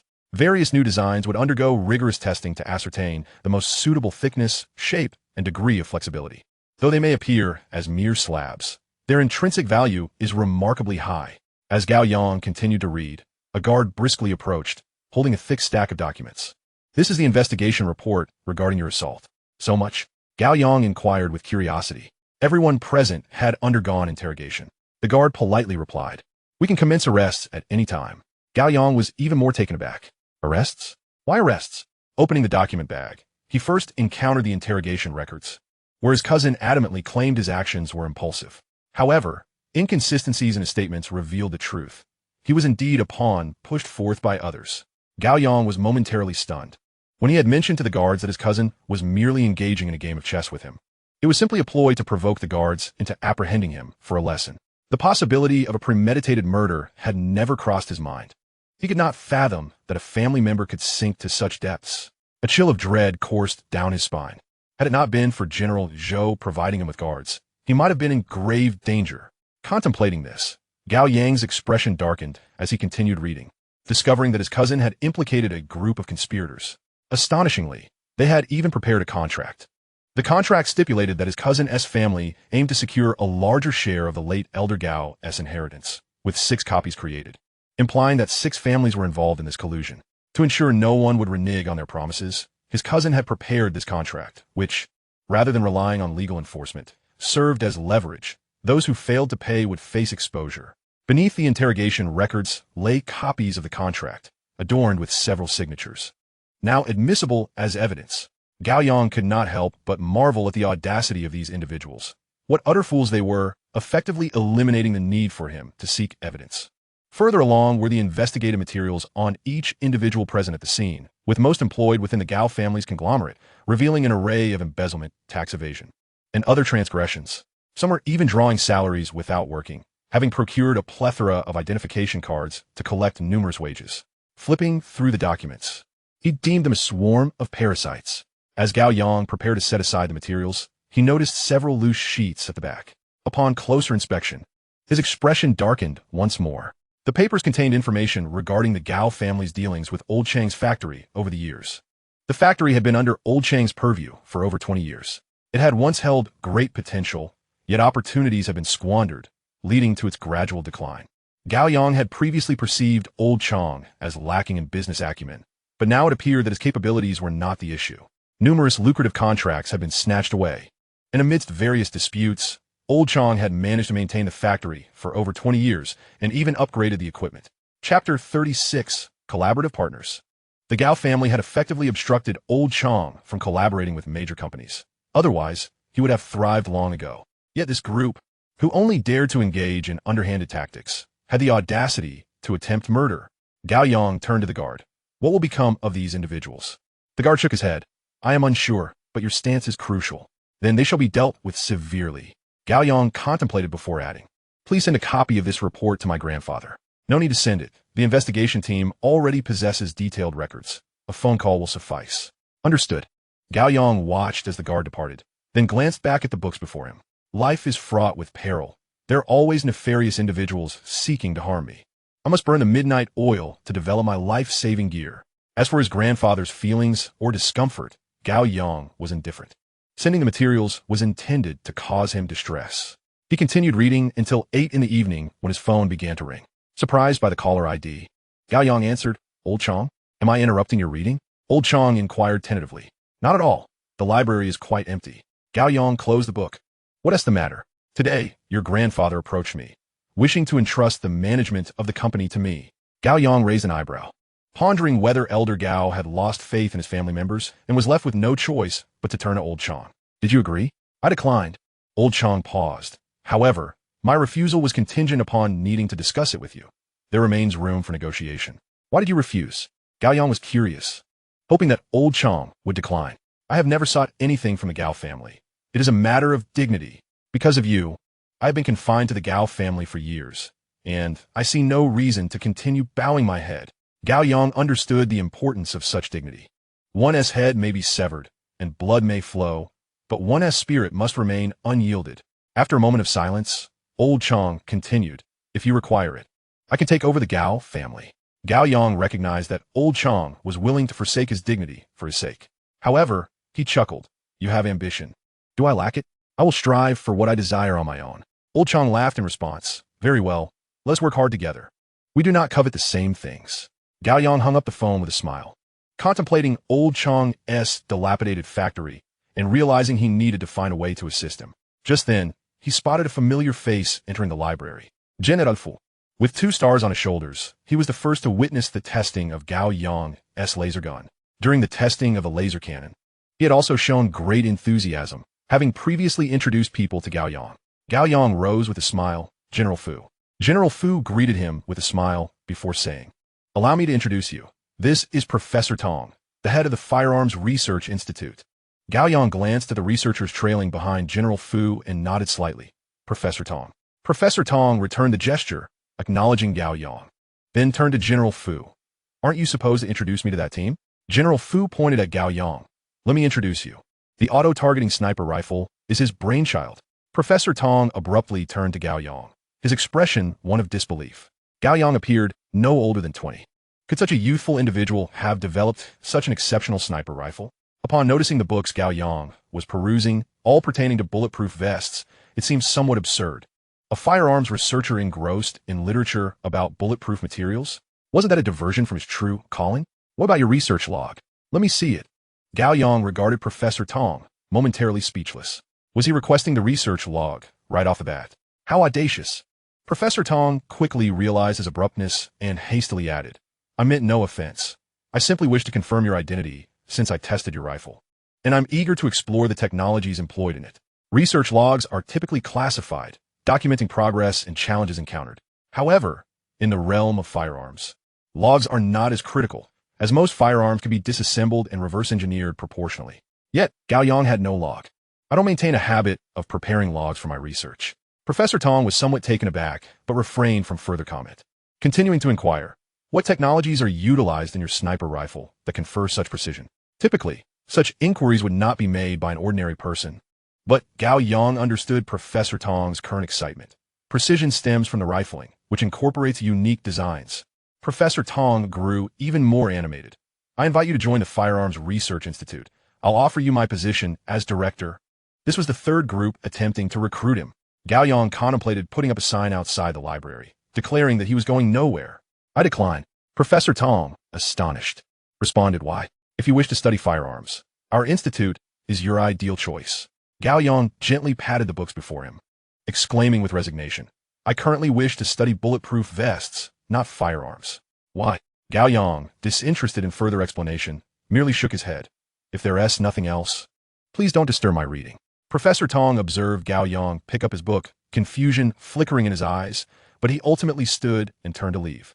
General Fu remained seated across from Gao Yang. "May I ask you something? Can the targeting system on the sniper rifle be adapted for other firearms, such as rifles, submachine guns, or handguns?" "Absolutely." Gao Yang pondered for a moment before nodding. "It's not difficult. If you require it, I can produce a finished product within a day or two. General Fu was taken aback. Is it truly that simple? Gao Yang did not respond. The vast knowledge in his mind rendered such modifications akin to transforming 1 plus 1 into 2 plus 2, answers that required no deep contemplation. The testing results for firearms and laser weapons had already been submitted for evaluation, likely to proceed towards equipment production. Gao Yang was momentarily stunned. Developing something and actual equipment were two entirely different concepts. A plethora of research findings lay gathering dust, yet the number of items put into actual use was minuscule. Gao Yang was confident in the significance of what he had created, but remained uncertain about its potential for deployment. Suddenly, Gao Yang recalled Old Chang's call. Can I designate a partner for the manufacturing of the equipment? General Fu nodded. Certainly, but we must verify qualifications to ensure production capacity. There was certainly no production capacity. His father's factory was one thing, but such a sniper rifle could hardly be manufactured by a handful of facilities nationwide. Moreover, those facilities were difficult to control, making information leaks a constant threat. Better to establish a new factory. After a moment's contemplation, General Fu said, I'll keep it in mind. Once the evaluation results are in, I'll attempt to facilitate it for you. With that, the conversation had essentially reached a conclusion. The scale of sniper rifle adaptation would not be vast, perhaps only tens of thousands, and General Fu's words carried weight. However, for Old Chang's small factory, even a modest order constituted a significant opportunity. Chapter 37. Don't rush. After General Fu departed, Gao Yang continued his reading. With no interruptions, his pace quickened, and he immersed himself in his studies until 10:30 in the evening when Ruo hurried over. The library is about to close. I'll help you check out 4 books. Thank you, Gao Yang replied, picking up another 4 books. Let us borrow 8 in total. Ruo swiftly registered the books while advising. Don't stay up too late reading. It's ultimately not good for you. She continued. Could you possibly make time to attend class again? Gao Yang furrowed his brow. The instances when the professor was absent were few, and it would be inappropriate for him to intrude on the professor's class. Noticing Gao Yang's silence, Ruo quickly added, I was merely suggesting. Gao Yang chucklet. He held a favorable impression of Ruo, the diligent student who had treated him to several cups of coffee. It wasn't that he didn't want to attend class. Rather, he pondered what would happen to the professor of that particular course if he showed up. I'll go listen to the lecture first, and then find a way to discuss it with Professor Lee. Ruo's eyes lit up. Can you specify what you'll be covering? It would be best if it were related to electromagnetism, as our second assignment involves electromagnetic weapons. Gao Yang was somewhat surprised. Are you intentionally increasing the difficulty for yourself? Ruo laughed. You're a member of our dresses in the Breeze group. When the time comes, your guidance will surely ease the challenge. Gao Yang smiled, gathering his books. All right, see you tomorrow. Given his current level, advising a group of college students posed little difficulty. Upon exiting the library, Gao Yang's demeanor shifted. Seated on a bench outside was an elderly figure. Professor Tong. He had waited outside for several hours, although spring had arrived. The evening air remained quite chilly, causing old Tong to shiver in place. Professor Tong spotted Gao Yang and promptly rose to follow in his footsteps. Allow me to carry those, now that you're done with your reading. We can have a proper discussion. Gao Yang regarded Professor Tong, who was eagerly clutching several books, and felt a twinge of exasperation. These individuals were truly obstinate. I do not wish to leave the university, Professor Tong stubbornly insisted, but with your talents, you would be most fully utilized in our research institute. Gao Yang turned to face Professor Tong. I'm only a sophomore. I want to experience university life first. However, upon graduation, I will prioritize considering the Firearms Research Institute. Professor Tong pondered for a moment, gazing at Gao Yang, who was indeed very young, not yet 20. Then I shall wait for you for 2 years. Should any issues arise during that time, feel free to contact me directly, whether you need research facilities or assistance with anything else. I will do my utmost to accommodate you. While you enjoy your university experience, do not forget about your research. It is crucial. Gao Yang nodded. I understand. It's late. You should head back and rest. Professor Tong intended to offer to help Gao Yang carry his books, but before he could voice his intention, a security guard approached, seamlessly taking the books from his hands to follow Gao Yang back to the dormitory. Professor Tong stood there, staring blankly at Gao Yang's departing figure, along with the 2 close protective guards, momentarily dazed. Gao Yang had guards? He, too, had security, but the difference was that he held a military rank. Gao Yang was merely a student. Having developed the auto-targeting sniper rifle certainly warranted a guard, and given his age, having a few guards was quite normal. Yet, The sniper rifle had only just undergone testing. Subsequent development rewards had not yet been dispensed. Where had the guards come from? Unless, from the outset, Gao Yang possessed remarkable achievements in invention, and those inventions were extraordinarily advanced. Professor Tong engaged in a whirlwind of conjecture, piecing together the situation with remarkable accuracy. Yet, at that moment, a sense of unease gnawed at him, for he remained oblivious to the full extent of Gao Yang's research endeavors. Nevertheless, there was a comforting thought. Gao Yang had expressed a preference for their research institute upon graduation. After a night spent poring over 8 volumes, dawn broke, and Gao Yang once again set forth towards the library. This time, the potential for amplification had risen to 60%. With newfound determination, he sought books with a clear purpose in mind, to authentically create a bulletproof vest, followed by amplification. However, he still lacked the necessary expertise in its fabrication. As Gao Yang scoured the library, a high-level military meeting convened elsewhere. On the conference table lay a striking sniper rifle, exuding an air of sophistication. The attendees were all prominent figures, including General Zhou, who sat upright and attentive. The elder at the head of the table chuckled and remarked, "A few days ago, the news regarding the laser weapon caused quite a stir. A second-year student from the Defense Technology University, in a semester project, managed to obliterate a satellite. When I first heard this news, I thought it was a hoax." Laughter erupted around the room. They were all aware of the sensational coverage, though they lacked the finer details. The information regarding the laser weapon could be found within the folders before them, and, as they perused the contents, the atmosphere grew tense with astonishment. The numerical data left many in a state of disbelief. Could this truly be real? "I must be dreaming," exclaimed one individual, prompting a few coughs from the elder, who admonished, "That's just the first page. Let's refrain from cursing." Upon turning to the second page, another exclaimed, "This weapon absolutely must be integrated into my artillery battalion. But you're focused on special operations, aren't you?" Another countered, "What are special operations? This cannon weighs merely 30 kilograms. My squad could carry several into battle." The conference room erupted into a cacophony of excitement, with no one attempting to restore order. It took a full 5 minutes for the room to gradually quiet down as everyone absorbed the parameters of the laser cannon. Could this be mounted on aircraft? Someone ventured. Its precision would undoubtedly surpass that of bombers, allowing for multiple strikes without limitations on payload, truly invincible. The elder nodded in agreement, recognizing the merit of this idea. "It's a commendable thought, and we should pursue it further. Additionally, you have before you a second dossier detailing the sniper rifle. Please review it before we continue." Amid the ensuing chatter, one remarked, "This rifle on the table? Quite dashing. I look forward to seeing a weapon of such caliber alongside the laser cannon." Suddenly, gasps filled the room as they processed the information. "Is this a joke?" More murmurs of disbelief followed. Abruptly, one of the dignitaries lunged for the sniper rifle, eager to test its weight. "I want to take it out for a spin." Several others rose in agreement, eager to follow, yet they paused, awaiting further instructions. Their enthusiasm was reckless yet contained. The elder chuckled, "I understand your eagerness, but let us not rush. I too am curious, but we must conclude this meeting first." Everyone settled back down, their eyes fixed on the leading figure. He smiled. "Both of these weapons are undoubtedly candidates for production. However, I find myself in a quandary.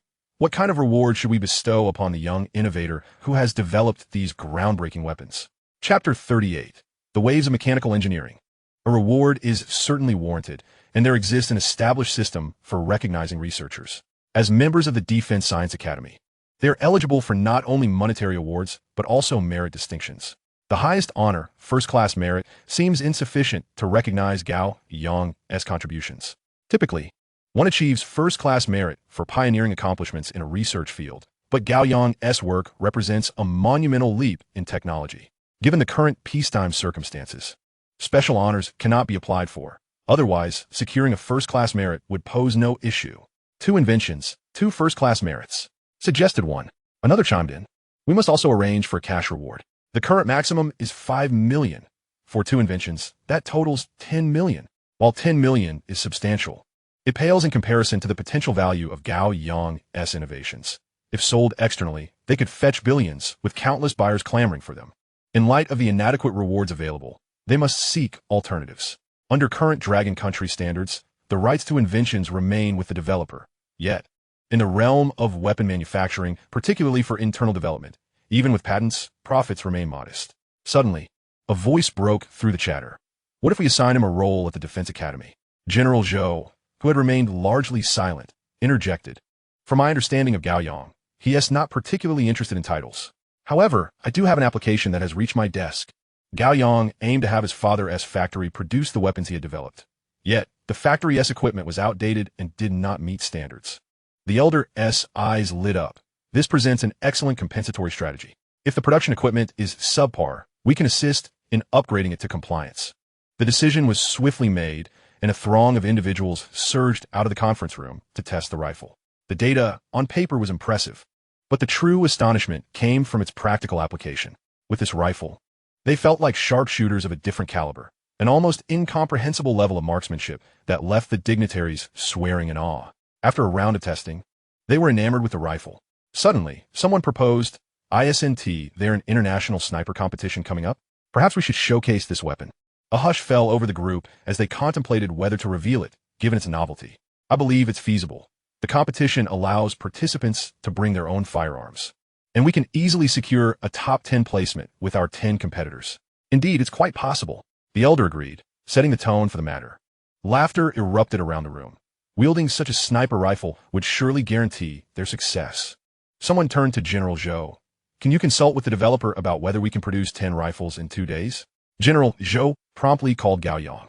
The call connected swiftly, and General Zhou inquired, "Gao, can you manufacture 10 self-guiding sniper rifles within 2 days? Do you need them for testing?" Gao Yang replied with a smile. "The testing is complete, but we must prepare for the international sniper competition, and we need 10 participants." Gao Yang chuckled. With his sniper rifle in hand, the outcome of the competition was assured. "It should be manageable. I can have them ready for pickup in 2 days. Will that work?" "Absolutely." With that, Gao Yang hung up and headed to the laboratory. Armed with previous manufacturing experience, he worked at an accelerated pace, simultaneously refining the designs of several other firearms. As machinery commenced the automatic fabrication of components, Gao Yang embarked on the design of an auto-targeting rifle, submachine gun, and pistol. The functions of these 3 firearms, when enhanced with auto-targeting capabilities, exhibit a degree of overlap. The rifle is intended for engaging adversaries at mid-range, specifically at distances of 300 to 500 meters, while the submachine gun is optimized for targets within 200 meters. However, with the introduction of highly precise auto-targeting, the rifle can likewise effectively neutralize threats within the 200-meter range. The pistol serves a straightforward purpose as a defensive weapon for close quarters. Yet, with the support of auto-targeting, it too becomes a formidable instrument of destruction. Upon the completion of the designs and the production of a multitude of parts, the next phase involved assembly. During this process, Gao Yang received a phone call from General Fu, who informed him that the order for weapon production had been confirmed for his father's factory. The initial equipment would be provided by the authorities, essentially granting his father a state-of-the-art precision factory at no cost. Furthermore, the necessary materials for production would be supplied in advance, with subsequent payments for weaponry to offset any expenses. Although conditions applied, such as military oversight of the factory, this was inevitable, as the government would undoubtedly wish to safeguard the secrets of weapon production. The advantages were immense and required no financial outlay. Gao Yang relayed the factory's address and name to his father, and then called Lao Chong to inform him of the impending collaboration, urging him to prepare for the arrival of the high-ranking officials. Lao Chong was taken aback yet pleased, realizing his son had matured. As preparations were made to welcome the esteemed visitors, a convoy of military vehicles arrived at the factory entrance. From within the vehicles, individuals peered out, expressing confusion. "Is this the Langtao Machinery Processing Factory?" Similarly bewildered, Lao Chong pondered the significance of such a formidable motorcade, stopping at their modest establishment. He hesitated, feeling the weight of authority and unsure whether to approach and inquire about their presence. Inside the vehicle, General Fu confirmed the name and address before directing his gaze toward the factory gates. "Is this truly the factory Gao Yang spoke of?" The corroded metal sign indicated the establishment had endured for many years. What if the interior could still be salvaged? Disembarking, General Fu approached Lao Chang, who instinctively took a step back. Although he lacked expertise in other matters, he recognized that the absence of insignia and the presence of stars on the shoulder signified a general. With a warm smile, General Fu inquired, "May I ask if you're affiliated with the Langtao Machinery Factory?" "I am the owner," Lao Chong responded courteously. Taken aback, General Fu asked, "Is your surname Gao?" Realizing the implications, Lao Chong expressed incredulity, tentatively asking, "Are you here on Gao Yang's recommendation?" General Fu nodded affirmatively, stating, "Indeed, Gao Yang sent me to discuss a collaboration with you." Lao Chong was momentarily speechless. Gao Yang was well aware of the factory's circumstances. Its modest scale hardly seemed fit for an official partnership. Even a minor collaboration would not warrant the involvement of such a high-profile figure. While Lao Chong was lost in contemplation, General Fu turned to signal for the others in the vehicle to disembark. "Let us enter the factory together. They are evaluators," General Fu explained to Lao Chong. Feeling anxious, Lao Chong protested. "Gao Yang may have made an error. Our factory is quite small and unlikely to handle an official order." Chapter 39, We Must Collaborate. General Fu chuckled lightly. "The size of the factory is inconsequential. There is no need for alarm. I share a strong rapport with Gao Yang. Let us first enter and assess the situation." Lao Chong sensed General Fu's goodwill, but was curious about how someone of such stature could be so closely associated with Gao Yang. Upon entering the factory, General Fu was taken aback. The entrance had appeared small, but upon stepping inside, he realized the factory was even more diminutive, characterized by its antiquated structure of reinforced concrete, indicative of its age. Standing at the entrance, he could discern the outdated machinery within. General Fu paused momentarily. "No matter, let us proceed." Initially apprehensive, Lao Chong, now resigned to the situation, led the group further inside. General Fu observed the equipment, all of which was decidedly outdated. The products being manufactured, locks and various metallic components, were produced through direct stamping, reflecting the lowest tier of factory standards. However, there were redeeming qualities. All workers donned full protective gear, and the facility was remarkably clean. The overall situation was somewhat unexpected. This was not merely a factory, but could easily be classified as a small workshop. The evaluators who had accompanied General Fu stood in stunned silence, as this was far from their expectations. Was there truly a need for evaluation? The production equipment would have been considered obsolete 50 years ago. Furthermore, the factory's diminutive size rendered any collaboration with the government implausible. Initially, General Fu had envisioned a partnership that would involve refurbishing and updating the equipment. However, it now appeared that a complete reconstruction of the factory was necessary, an endeavor that would be far more challenging than merely upgrading to new equipment, as it would require the demolition of the existing structure. Yet, General Fu remained optimistic despite the bewildered expressions of his companions. "What are you all standing around for? Get to work? I need all the information about this factory within half an hour." The team immediately sprang into action, with some members investigating official records for any lawsuits or incidents, while others scrutinized the factory's financial reports and the specifications of its machinery, as well as employee qualifications. While the team busied themselves, Lao Chong remained transfixed by General Fu, uncertain why he was still present after witnessing the factory's condition. Was he here to cause trouble? However, he felt confident that, despite its modest size, the factory held no issues. Tentatively, he inquired, "Is it truly necessary to conduct such a thorough inspection given the improbable prospects for collaboration?" General Fu smiled. "Is there a place to sit?" "Yes," Lao Chong replied, leading General Fu to the office. The office was small, furnished with a sofa, a desk, and a coffee table. Lao Chong poured tea for General Fu. "Given our circumstances, is there still a possibility for collaboration?" General Fu chuckled. "It is not a matter of possibility, but of necessity." Lao Chong felt a wave of disappointment wash over him. He had squandered the opportunity his son had provided. He was taken aback. Was it truly necessary for collaboration under these circumstances? His son's influence was indeed significant. He could not afford to falter now. "What do you need to produce?" "I have approximately 1 million, and I could mortgage my property in the city for an additional 2 million to procure more production equipment." General Fu waved his hand dismissively. "You need not concern yourself with production equipment. We will handle that." Lao Chong was astonished. "You will be producing weapons? You will provide the equipment? Then why not produce it yourselves?" General Fu sipped his tea. "That is precisely why I say you have a remarkable son. I cannot divulge too much, but what I can assure you is that we must collaborate. This batch of weapons must be manufactured at Langtao Machinery Processing Factory. If you lack equipment, we will supply it. If you lack materials, we will provide those as well. If you lack labor, we will furnish workers. And if you require space, we can accommodate that too." Lao Chong took a sip of tea, trying to calm his racing heart. Although he struggled to comprehend the situation, he recognized that it was all connected to his son. Yet, his immediate reaction was one of anxiety. What had happened to his son? This privilege, I suppose, cannot be purchased even with one's life, can it? Reflecting upon the previous occasion when Gao Yang returned home, a possibility dawned upon him. Could my son have achieved something remarkable? General Fu nodded affirmatively, stating, "Indeed, though it would be prudent not to inquire further. Rest assured, he does not require your concern. As for his accomplishments, they are boundless." A faint, unnatural blush crept across Lao Chang's face. His son's achievements were a source of pride for him. In less than 10 minutes, a knock at the door interrupted his thoughts. An individual entered to report, "The area here spans merely 500 square meters. It is quite limited for any purpose." Turning to his secretary, General Fu instructed, "Engage with the local authorities to ascertain how much additional land can be allocated in the vicinity and secure as much as possible." Understood. Afterward, General Fu added, "Contact the construction team and instruct them to arrive forthwith to commence the factory's reconstruction." "Yes, sir."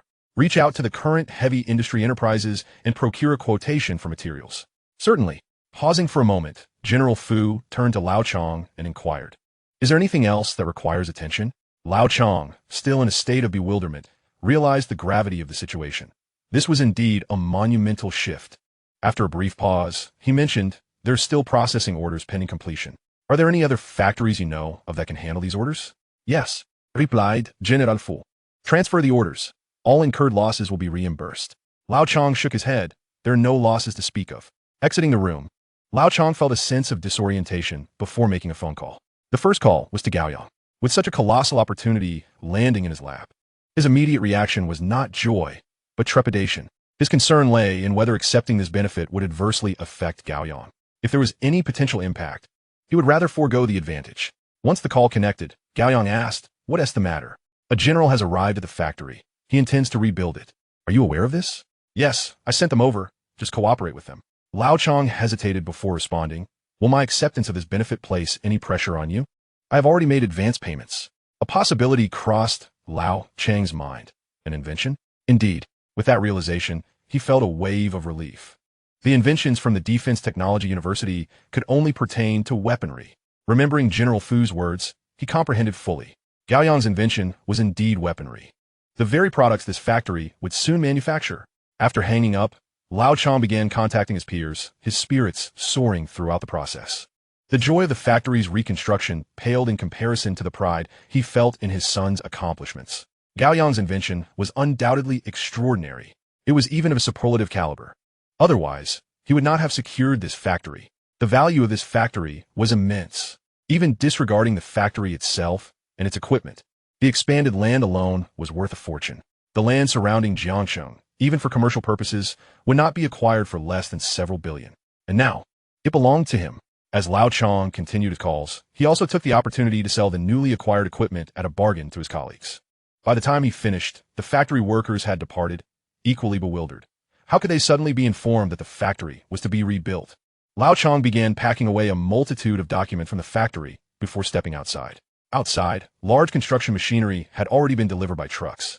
The cranes commenced lifting the equipment from inside for loading. The workers, gazing at the perplexed Lao Chang, asked, "Boss, what is happening?" Lao Chang gradually regained his composure. "My son requested an update for the factory. You all may return home for now. Your wages will continue uninterrupted during this period, and I will contact you once the factory is complete." Chapter 40. Defense Amplification. The workers were quite pleased. A factory renovation would take at least a month. Allowing them to enjoy a month of paid leave, what a delight. They had long known that Gao Yang was destined for greatness. He had only just begun university, yet he possessed such capabilities. His future achievements would be limitless. My son, on the other hand, graduated several years ago and remains unaccomplished. After exchanging pleasantries, the workers gathered their belongings and returned home. The factory stood empty, devoid of life and substance. As the construction equipment moved in, a tremendous crash echoed as the old factory's walls crumbled, followed by the resounding collapse of the main structure. The factory, which Lao Chang had managed for over 20 years, had vanished into oblivion. Yet he soon realized that all the old had been cast aside. A new future was just beginning. General Fu was communicating with the construction team, emphasizing two requirements: speed and stability. The construction personnel were also anxious, as they had not been informed that they were dealing with military personnel. No wonder there had been no prior negotiations regarding pricing. They were simply instructed to come quickly. Given the circumstances, they dared not inflate their prices. Should they quote excessively? How would they manage in the future? They had not even established a price or signed a contract. They proceeded with the work first, calculating and formalizing everything during the process. The construction team trusted the military's credibility, while the military believed the construction team would behave responsibly, resulting in a remarkably smooth collaboration. By the end of the day, the factory had been completely dismantled.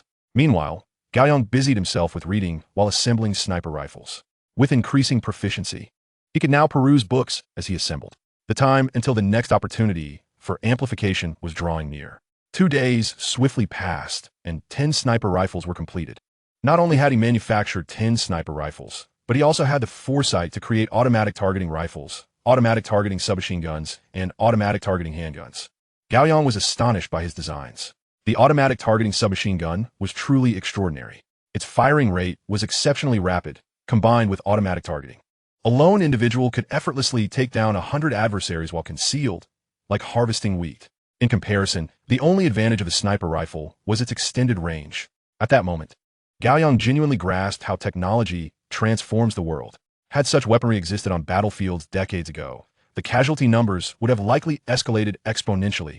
He called General Zhou to arrange for the collection of the rifles. While waiting, Gao Yang continued his studies, drawing from past experiences. He anticipated that the energy recharge would be completed that evening. Interestingly, in reviewing bulletproof vest literature, he noted that the recharge took only 10 days. Previously, he had estimated 15 days. Now, it was down to 10, primarily due to his enhanced reading speed. As his knowledge expanded, his reading speed improved correspondingly. By 8 o'clock that evening, General Zhou arrived in person to load the sniper rifles. He turned to Gao Yang and asked, "Would you like to attend the sniper competition?" Gao Yang was eager to go. As a young person, who wouldn't want to witness such excitement, especially a sniper competition? Unlike the Olympics, where sharpshooters merely aim at targets, military sniper competitions involve various extravagant challenges. Mock hostage rescue scenarios are child's play in comparison. Moreover, this competition would feature the very rifles he had designed and manufactured. "When does the competition commence?" Gao Yang inquired. "Tomorrow, and as the hosts, the location is conveniently close. We can arrive in the morning." Gao Yang wished to attend, but he still had books to read. General Zhou chuckled, "Consider it, and feel free to call me anytime. You can come even after the competition has started." "All right." After General Zhou departed, Gao Yang closed the research room door and bent his head to continue reading. He could go, but he needed to finalize the bulletproof vest first. It would be rather perilous if stray bullets happened to fly by while he was merely spectating. The bulletproof vest has yet to be completed. Therefore, I shall not proceed. With this thought in mind, Gao Yang calmed his demeanor. He remained engrossed in his work until the clock struck 2 in the morning, when the system's notification abruptly resonated in his mind. "Congratulations, host. You have obtained an opportunity for invention enhancement." Exhaling deeply, Gao Yang strode towards the rear of the laboratory, retrieving a plethora of materials that had been prepared in advance. He was ready to commence the fabrication of the bulletproof vest. He had already decided on the type, a lightweight bulletproof vest. The effectiveness of such vests is generally limited, akin to those crafted from Kevlar, which can only withstand handgun bullets. They offer scant protection against rifles or sniper firearms. However, with the system at his disposal, even a modest enhancement of 100-fold could render a lightweight vest capable of withstanding sniper fire. Although a lightweight vest may not seem formidable, any increment in its defensive capabilities would yield significant results. Thus, in addition to the material for the vest itself, Gao Yang incorporated ceramic ballistic plates at critical junctures, chest, abdomen, and groin, all fortified with these protective inserts. Gao Yang personally undertook the entire manufacturing process, even firing the ceramic ballistic plates himself. By the time he completed the assembly, dawn had already arrived, the clock reading 7 o'clock. The system had yet to provide further notifications. This was to be expected, as the invention needed to be tested before it could be deemed his own. Emerging from the laboratory, Gao Yang procured a firearm and randomly selected a room, raising his weapon to aim at the bulletproof vest before pulling the trigger. The deafening sound reverberated through the laboratory. In that moment, the system's notification chimed in his mind. Detection of host-developed lightweight bulletproof vest. "Would you like to utilize the enhancement opportunity?" "Yes." Gao Yang replied decisively. As he spoke, another possibility dawned upon him. The system's need for reading material to charge itself was, in fact, a form of assistance to its user. Otherwise, one could whimsically invent something and amplify it 1,000-fold. Such carelessness would indeed be a gross misuse of resources. With Gao Yang's command, a phantom wheel appeared before him, and he stepped forward to spin it. The moment of fate had arrived. Would the enhancement be 100-fold or 1,000-fold? As the wheel rotated, its speed gradually diminished. causing Gao Yang to feel a surge of anxiety. Based on his experience, this time the multiplier would either be exceedingly high or alarmingly low. The slower it spun, the closer it approached the maximum multiplier of 10,000. Yet, exceeding that threshold by even a fraction would reduce it to a mere hundredfold. As the wheel began to come to a halt, Gao Yang's heart raced. Ding! Congratulations, host. You have drawn a 9,500-fold enhancement. The bulletproof vest received a 9,500-fold boost. Stunned, Gao Yang marveled at his extraordinary fortune. Not only was the multiplier impressively high, but it was precisely the defensive enhancement he desired. Just imagine, a vest capable of withstanding an impact 9,500 times greater than that of a bullet. How terrifying would that be? Not even a sniper rifle could penetrate it. Perhaps even a small caliber cannon would be rendered ineffective. Yet, the sheer force of such an impact, even if the vest remained intact, could still reduce the wearer to mere pulp. As Gao Yang pondered these implications, the machines in the laboratory sprang to life autonomously. Curiosity piqued. He wondered how the enhancement of the vest's defensive performance could hinge solely upon the materials. What was the machinery doing? In the laboratory, more equipment began to activate, producing a plethora of mechanical components. Gao Yang stood dumbfounded. What was happening? Were these components intended to assemble a bulletproof vest? Suppressing his intrigue, he watched as countless parts coalesced into a belt. The buckle of this belt was considerably larger than that of standard one. What, he wondered, could this possibly have to do with a bulletproof vest? As he contemplated, the system's notification echoed in his mind. Due to insufficient laboratory conditions, only an 800-fold enhancement can be achieved. Immediately thereafter, a torrent of memories flooded Gao Yang's consciousness, not concerning the materials or processes for the bulletproof vest, but rather the technology of an electromagnetic protective shield. The defensive efficacy of the bulletproof vest could not be expanded to 9,500 times with any material, given equal volume and weight. Moreover, the system's protective effect prioritized safeguarding over mere defense. While defense and protection may seem synonymous, defense is merely one means of protection. Even offense can serve as a form of protection. The system's ultimate goal is absolute protection. Even if the bulletproof vest boasted exceptional defensive capabilities, it could not fulfill the requirements. Just as Gao Yang had surmised, even if the vest could never be penetrated, its wearer would still succumb to the immense force of impact. Having assimilated this knowledge, Gao Yang was profoundly astonished. A 9,500-fold defensive effect in a personal electromagnetic protective shield could virtually withstand any assault. The speed of electromagnetic waves is equivalent to the speed of light. As long as the bullet's velocity does not reach that of light, it can be thwarted. If it does achieve light speed, it can still be distorted and nullified. This was utterly extraordinary. Furthermore, the shield's defensive capacity correlates directly with its energy reserves. The more energy the shield possesses, the greater its defensive capabilities, enabling it to counteract the kinetic energy of incoming attacks. Due to the laboratory's constraints, only an 800-fold defensive effect could be achieved. Yet, even that was astonishing. If a bullet's kinetic energy were merely 200 joules, an 800-fold amplification would yield a staggering 160,000 joules, greater than that of most conventional artillery. Additionally, constrained by energy limitations, this belt could only be utilized once. After its activation, it would require recharging. However, that one instance would provide nearly invincible protection, capable of withstanding even artillery fire. As he lifted the belt, he noted its weight, which surpassed that of an ordinary belt. Truly, the larger the belt, the more formidable it appeared. This was no mere facade, akin to a superhero or armored warrior. It was an electromagnetic protective shield. Donning the belt, Gao Yang also prepared a spare battery. He had formulated a plan for the next enhancement opportunity, a battery. It must be amplified. With a high-energy battery, the electromagnetic gun could be effectively equipped, eliminating the need to carry around an inconvenient outlet. The electromagnetic protective shield could also provide multiple layers of defense. Henceforth, any invention related to electrical energy would have solid backing. For now, however, it was time to embark on a journey to witness the spectacle. After making a phone call, he awaited General Zhou's arrangements for transportation. Gao Yang had previously only viewed snipers showcasing their skills through videos, such as hitting toothpicks or knocking bottle caps off containers, and striking moving targets with pinpoint accuracy.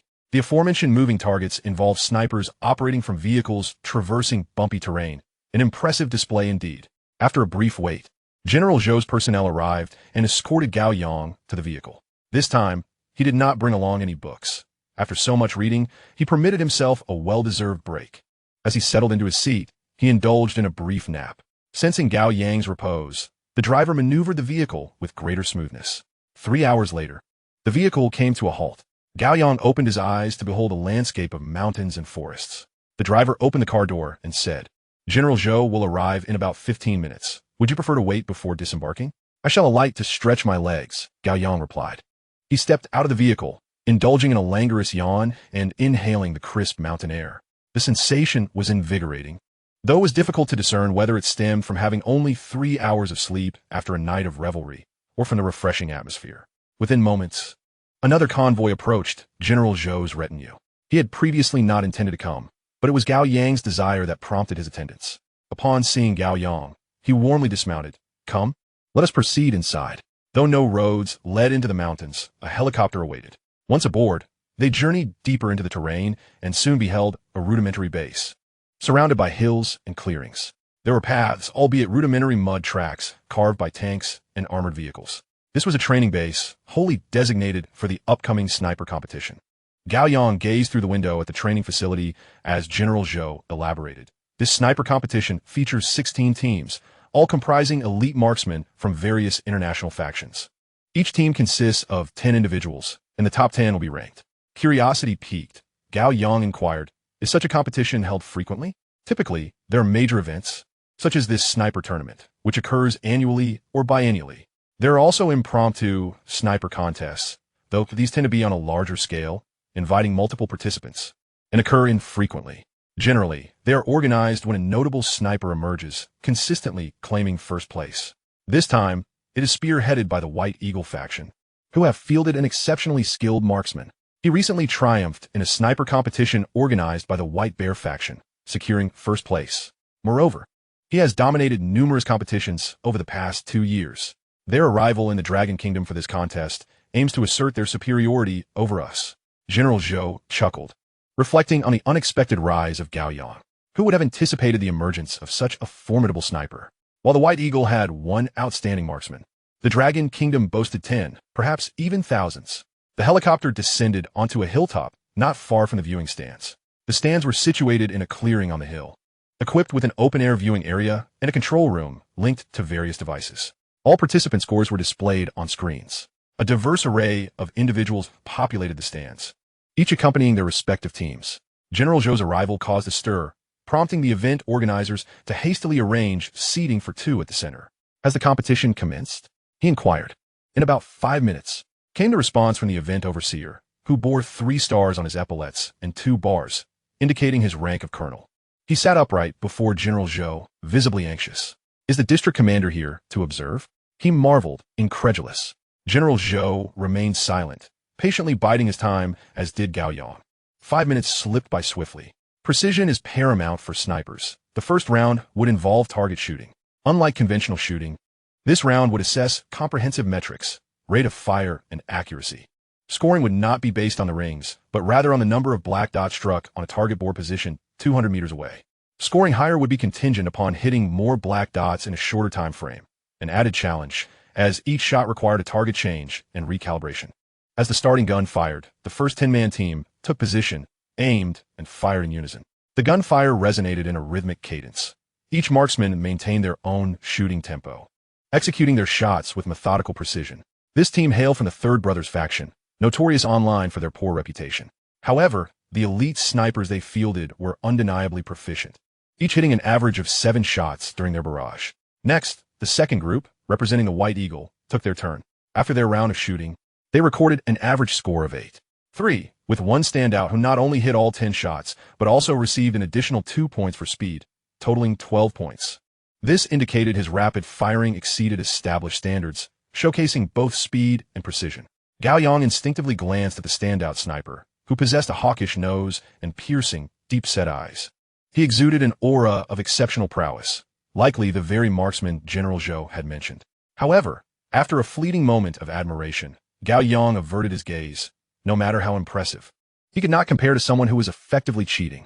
As the competition continued, several more teams took their turns, with scores hovering between 7 and 8 points. A few elite snipers even reached 11 points, demonstrating both swiftness and accuracy. Gao Yang found it astounding. Having fired a weapon himself, he struggled to hit a target from 50 meters, while these competitors were striking black dots at 200 meters. A remarkable feat, the ninth group comprised Dragon Kingdom snipers. The 10 marksmen, equipped with automatic aiming sniper rifles, lay down on the ground and, upon the starting gun's signal, fired simultaneously. 5 seconds later, all 10 rose, shooting complete. The onlookers from various nations were left astonished. They had never witnessed such rapid shooting. The next moment, the scores appeared on the screen, 20 points. The highest score was 20 points, while the lowest also stood at 20 points. Each participant had hit all 10 shots, and with their rapid shooting, they received additional points, culminating in a perfect score of 20. The entire audience rose to their feet. A blonde, blue-eyed individual widened his eyes in disbelief before exclaiming, "Cheating! This is blatant cheating." Such shooting results were simply inconceivable. The event overseer remained silent, opting to display the video footage. The recording clearly showcased each bullet striking the black dots on the target, triggering the sensors. Moreover, the footage was captured from multiple angles, leaving no room for doubt, as representatives from various nations stood to view the video. Their expressions mirrored sheer astonishment.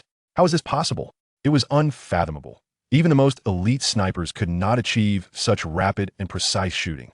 Did the Dragon Kingdom truly possess 10 such marksmen? The White Eagles delegation, who had orchestrated this event to showcase their superiority, now found themselves bewildered. They had come to flaunt their prowess, yet instead, they faced humiliation. Furthermore, why had the Dragon Kingdom's exceptional snipers not been revealed in previous contests? The 10 marksmen currently engaged in shooting were equally awestruck. Though they had practiced extensively, witnessing their performance in action was still overwhelming, leaving them both impressed and perplexed. They were all elite snipers, yet despite years of training and exceptional talent, they could not match the capabilities of this weapon. The other competitors remained unaware of what had transpired as they continued with their rounds. However, the spectators understood that the outcome was already determined.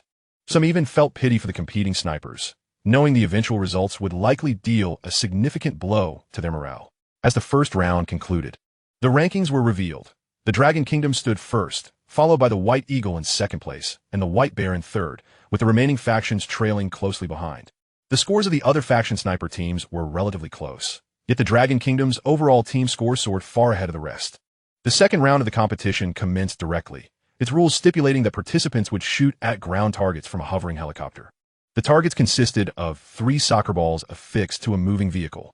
The helicopter remained suspended in the air while the vehicle traversed a distance of 1 kilometer at a constant speed. Contestants were granted 3 opportunities to fire, with each successful hit on a ball earning 1 point. Among the 160 participants, 5 would compete per round, with 2 rounds running simultaneously. In the first round, 5 marksmen competed, and only one managed to hit all 3 balls, while another left with a score of 0. The difficulty was undeniably extreme. Gao Yang, watching from the stands, was astonished. At such a distance, one could scarcely see the targets with the naked eye. Coupled with the helicopter's oscillation, the vehicle's swift movement, and the influence of wind speed, the challenge was indeed hellish. Gao Yang felt a twinge of admiration. It appeared to be rather time-consuming, as each shot required significant aiming time. Finally, it was the turn of the Dragon Kingdom's snipers to take the stage. A wave of excitement rippled through the stands, with many spectators raising their binoculars for a closer look. Then, 3 gunshots rang out, and the 3 balls were obliterated. Following that, a second vehicle emerged, and once again, the balls were instantly destroyed. The 5 marksmen took turns firing, and in less than a minute, the vehicle, still carrying the balls, had not even covered 100 meters before the round concluded. The stands erupted with gasps of astonishment. What level of skill was this? Hitting 3 targets was already indicative of top-tier sniping ability, but achieving such rapid precision was unfathomable. Were they using cheats? A group of overseas observers, their eyes wide with shock, continuously glanced towards General Zhou and others, hoping to glean some additional insight from their expressions. However, General Zhou maintained an impassive demeanor, merely nodding slightly. Not bad. The person in charge of the training grounds was internally tumultuous, feeling as though he were dreaming, discreetly pinching his thigh to ensure he was awake, yet his face remained devoid of expression. Masterful control of one's feelings. The overseas observers were left even more astonished. The calm demeanor of the Dragon Kingdom's participants suggested that this was merely standard procedure. Had the Dragon Kingdom concealed their capabilities so deeply? In previous international competitions, the performance of their snipers had never been so extraordinary. Such thoughts sent shivers down their spines and beads of cold sweat rolling down their foreheads. If such snipers were to appear on the battlefield, the terror would be unimaginable. They would undoubtedly be harbingers of death in small-scale operations or special missions behind enemy lines. Who could contend with such snipers? Unless artillery were to plow the ground, as long as the snipers had ammunition, they would be invincible. The competition continued, yet the outcome seemed predetermined. Still, they had to observe closely to comprehend just how formidable these snipers truly were and how to respond when faced with them.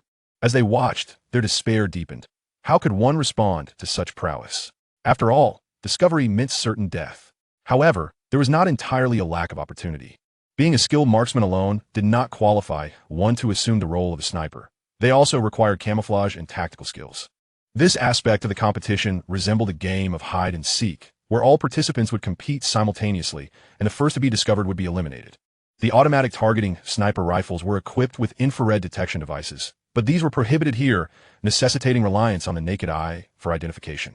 Gao Yang, peering through his binoculars, observed the swift disappearance of over 100 individuals on the distant hillside, and he could not help but acknowledge the extraordinary camouflage abilities of these participants. Each was a master of disguise. He could barely discern their locations. The snipers appeared to meld seamlessly into their surroundings, while the sniper competition unfolded. Within the White Eagle's Foreign Affairs Department meeting room, a group of individuals convened for a clandestine meeting. The room was adorned with numerous photographs, all depicting experts and professors from the Dragon Kingdom engaged in laser research. Chapter 43, Truly Wonderful. In the White Eagle's meeting room, someone stepped forward to deliver a report on the gathered information. Regarding laser weaponry, the Dragon Kingdom has imposed stringent information restrictions. Our personnel at all research institutes are completely unaware of the situation. They have never heard of any related laser weapon projects. The only credible lead we have is that a significant number of relevant researchers have recently transferred to the Defense Technology University. Thus, we shifted our investigative focus to the university, targeting researchers involved in laser-related studies. To no avail, the speaker paused slightly and displayed a photograph. In the image, Gao Yang stood alongside a group of researchers, with prominent military figures surrounding him. The photograph was taken the day after the laser weapon had destroyed a satellite. This student is named Gao Yang. He previously spent most of his time in the library, earning the nickname of a prodigy, rarely attending classes, and receiving a disciplinary warning. We strongly suspect that he is the one who has conducted research on laser weaponry. In the meeting room, a group of individuals gazed incredulously at the photograph of Gao Yang, some hesitating. Such a young individual? In their minds, one capable of developing such formidable laser weaponry would surely be part of a team, and a top-tier one at that. Yet, it turns out to be merely a student. This student has managed to develop laser weaponry. The lead reporter stated, "This is our current investigation result. Although it seems absurd, the emergence of laser weaponry itself is inherently extraordinary. Through various leads, we can ascertain that the laser weapon must have originated from the Defense Technology University. Moreover, there has been no other activity within the university. Only a student, previously known for his scholarly pursuits, has suddenly received special privileges. He even has security detail. In the Dragon Kingdom, only individuals with positions or engaged in significant research projects are assigned such protection." The meeting room fell silent, and someone suggested, "Should we attempt to recruit him?" Another countered, "I advise against it. The presence of security detail indicates he has garnered considerable attention. Any attempts to contact him would surely attract the Dragon Kingdom's scrutiny, and we must find a way to deal with him. Not just find a way to deal with him. We must ensure he is dealt with." A research prodigy of his caliber, having achieved such results at such a young age, is undoubtedly a genius among geniuses. Such talent must either belong to us or be snuffed out in its infancy. Otherwise, it will only serve to bolster the Dragon Kingdom in the future. In the meeting room, a few brief exchanges solidified the course of action, and Gao Yang's identity information was dispatched to other departments. For them, there was no need for thorough investigation. Any perceived threat warranted immediate resolution. Unbeknownst to Gao Yang, who had spent 3 hours watching the sniper competition and found it increasingly tedious, he felt the time dragged on. Each shot required prolonged aiming, and indeed, some things were better appreciated in edited highlights. He stood up to exit and find a restroom, with 2 guards promptly following suit. Gao Yang waved his hand dismissively. "No need to follow. I'm just going to the restroom and will return shortly." General Zhou stated calmly, "Follow him." Gao Yang refrained from further comment and proceeded to the restroom. The facilities were quite rudimentary, constructed of bricks and tiles, yet remarkably clean, almost immaculate. The leader of the White Eagle team entered the restroom, approaching the urinal beside Gao Yang, and while unzipping his pants, remarked, "Your snipers from the Dragon Kingdom are truly impressive." Gao Yang chose to ignore him. Surely, this person had some issues. How could he engage in conversation at such a moment? Nevertheless, the individual spoke Chinese quite well. However, this individual displayed a notable lack of perceptiveness and continued, "I have truly broadened my horizons." As James's instructor, I can confidently say that James is the finest marksman I have ever encountered. Yet, astonishingly, your Dragon Kingdom boasts not just one, but 10 snipers who far surpass him. James must be that formidable sniper from the White Eagle. Nevertheless, this has nothing to do with Gao Yang. With that, Gao Yang adjusted his trousers and exited the restroom, leaving the instructor in a state of bewilderment, pondering why the young man did not respond to him at all. Suddenly, the instructor's phone vibrated. He retrieved it and saw an urgent message. After the competition concludes, do not rush back. There is a mission. Following that was another message containing details about Gao Yang, his height, weight, age, address, and more. Then came a photograph. Instinctively, the instructor glanced towards the door through which Gao Yang had just departed. Was he the target? Would they take action in the Dragon Kingdom, regardless of success or failure? If they acted, his entire team would be compromised. The potential losses would be catastrophic. As long as the mission was accomplished, they could accept the total casualties. The instructor's hand trembled slightly while holding the phone. 10 elite snipers, including a legendary talent like James. The cultivation of each one of them necessitated an immense financial investment. If one considers the selection costs, each individual is valued at over $10 million. Such losses are permissible? What is the true identity of that taciturn young man? Moreover, he is always accompanied by guards, even to the restroom. It would be exceedingly difficult to resolve matters without the use of firearms. Yet even if they remained, sniper rifles were not permitted to be taken outside. The most opportune moment for action would be during the competition itself. A plan quietly began to form in the instructor's mind. The success rate of this plan would be exceedingly high. Upon returning to the stands, the instructor casually glanced over at Gao Yang. His curiosity piqued. What immense value did this young man possess? Gao Yang was engaged in light conversation with General Zhou. The stands were sufficiently separated, allowing for quiet discussions on the Dragon Kingdom side without being overheard by others. General Zhou advised, no matter where you go in the future, always be accompanied by guards. The White Eagle has likely initiated an investigation since the emergence of laser rifles. Nearly a month has passed. Even if they have not uncovered specific details, they are certainly aware of your existence. Gao Yang had long considered this possibility, awareness. Observing Gao Yang's smile, General Zhou assumed he was merely being dismissive. You have not witnessed the darkness of this world. Heed my words. You must constantly remain under their protection. Understood. Gao Yang nodded. General Zhou sighed. It is truly heartwarming to see your naivety. It brings me a sense of accomplishment, knowing that we have provided you with such protection. Gao Yang replied with a smile. Indeed, the protection is commendable, but in the future, let us be the ones safeguarding you. General Zhou was momentarily taken aback. Struck by this statement, he thought of the laser rifles, the automatic targeting sniper rifles, and felt a sudden sense of reassurance, coupled with deep emotion. It was as if a lifetime of relentless effort had finally yielded a reward. In their era of growth, where the enemy was strong and they were weak, many had succumbed to the allure of foreign admiration, feeling stifled and distressed, having witnessed too much weakness. Yet the current generation of youth no longer harbors such inferiority. This is a significant advancement. General Zhou grappled with a blend of complex emotions, opening his mouth but unsure of what to say, finally uttering 2 words, truly wonderful.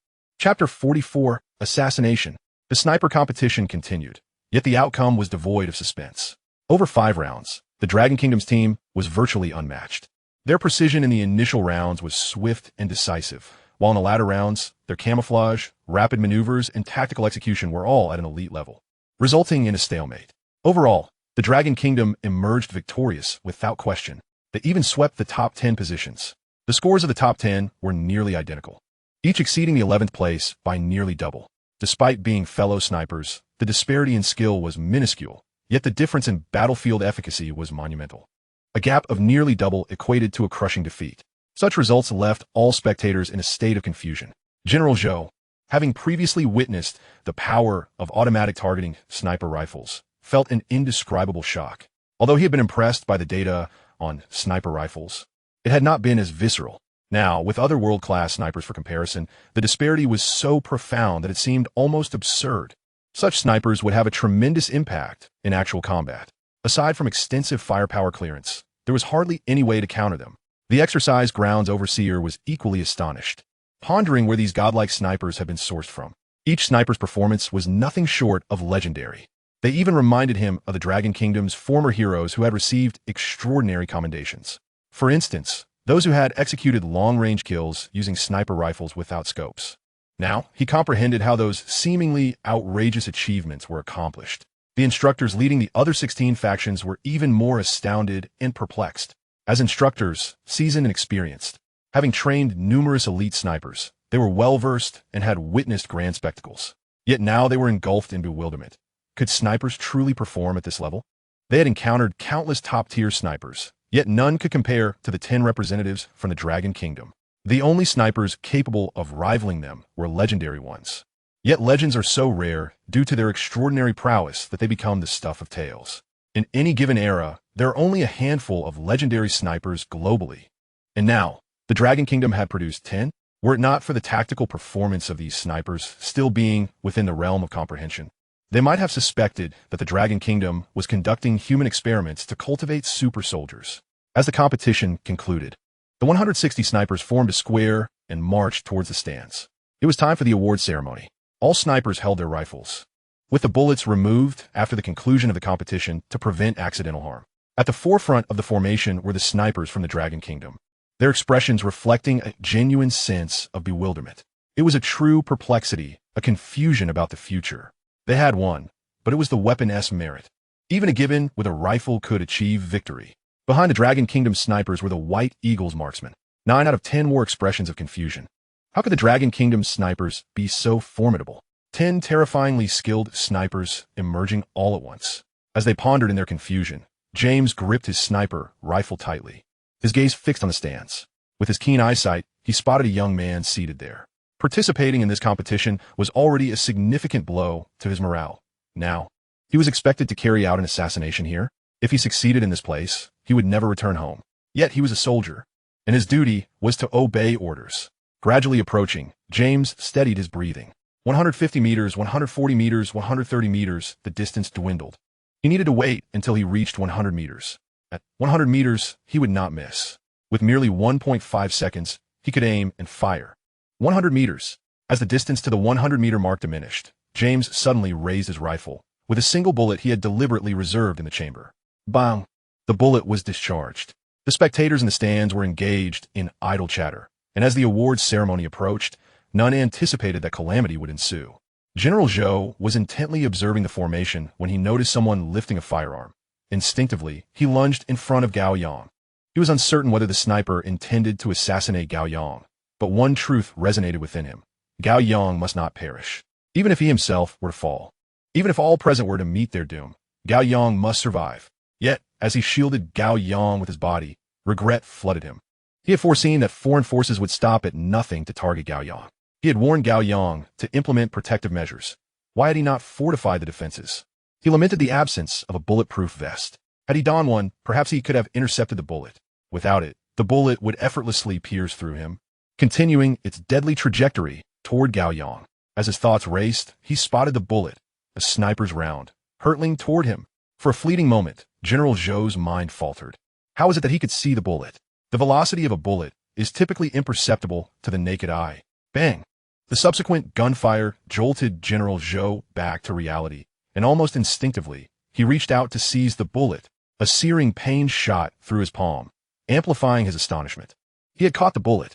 Had he truly grasped the bullet? He had often heard of the boundless potential of the human body. Yet now he bore witness to its reality. At such a bullet's speed, his attempt to catch it, propelled by his swift motion, must have surpassed the limits of human capability. Feeling the pain in his palm, his anxieties abated. Gao Yang was alive. Then came an overwhelming fury, an unparalleled rage. To dare strike at Gao Yang was to launch an assault on the future of the Dragon Nation. To obstruct the rise of the Dragon Nation was tantamount to waging war. A voice of wrath erupted. Guards, heed my command. Anyone who dares abandon their post or make a reckless move will be shot on sight. The events unfolded with alarming swiftness. The gunfire had erupted but a second ago. Yet the guards responded with remarkable alacrity, swiftly encircling Gao Yang and General Zhou. One guard unfurled a briefcase into a makeshift shield, while the others worked to secure the area, preventing any further assassination attempts. At that moment, Gao Yang regained his composure, fully aware of the events that had transpired. A chill ran down his spine. A sniper had fired from 100 meters away. The formidable power of such a long-range sniper rifle could sever limbs. A shot to the torso would mean an audience with the Grim Reaper.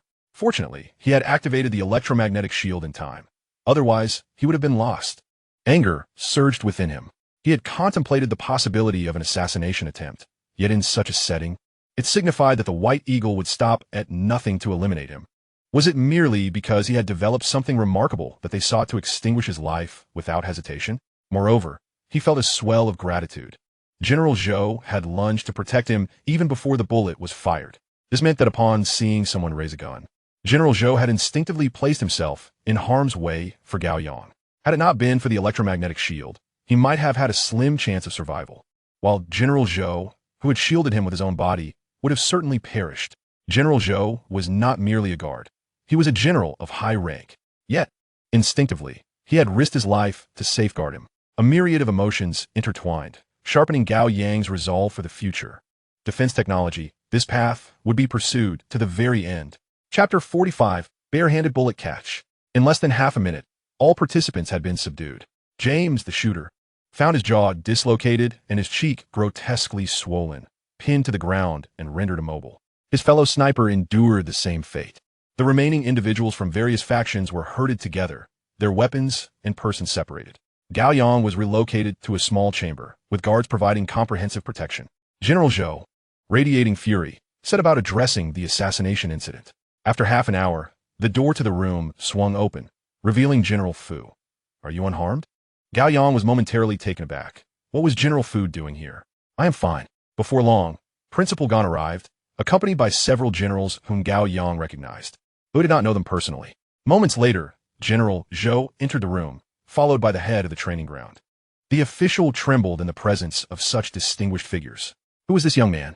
The audacity of the White Eagle sniper to act in such a setting meant that future international competitions would require heightened vigilance, incurring significant reputational damage. Furthermore, these 10 snipers, while not comparable to the Dragon Nation's forces, had still been costly to train, yet they were all sacrificed in an attempt to kill Gao Yang. What must Gao Yang's status be to warrant such extreme measures?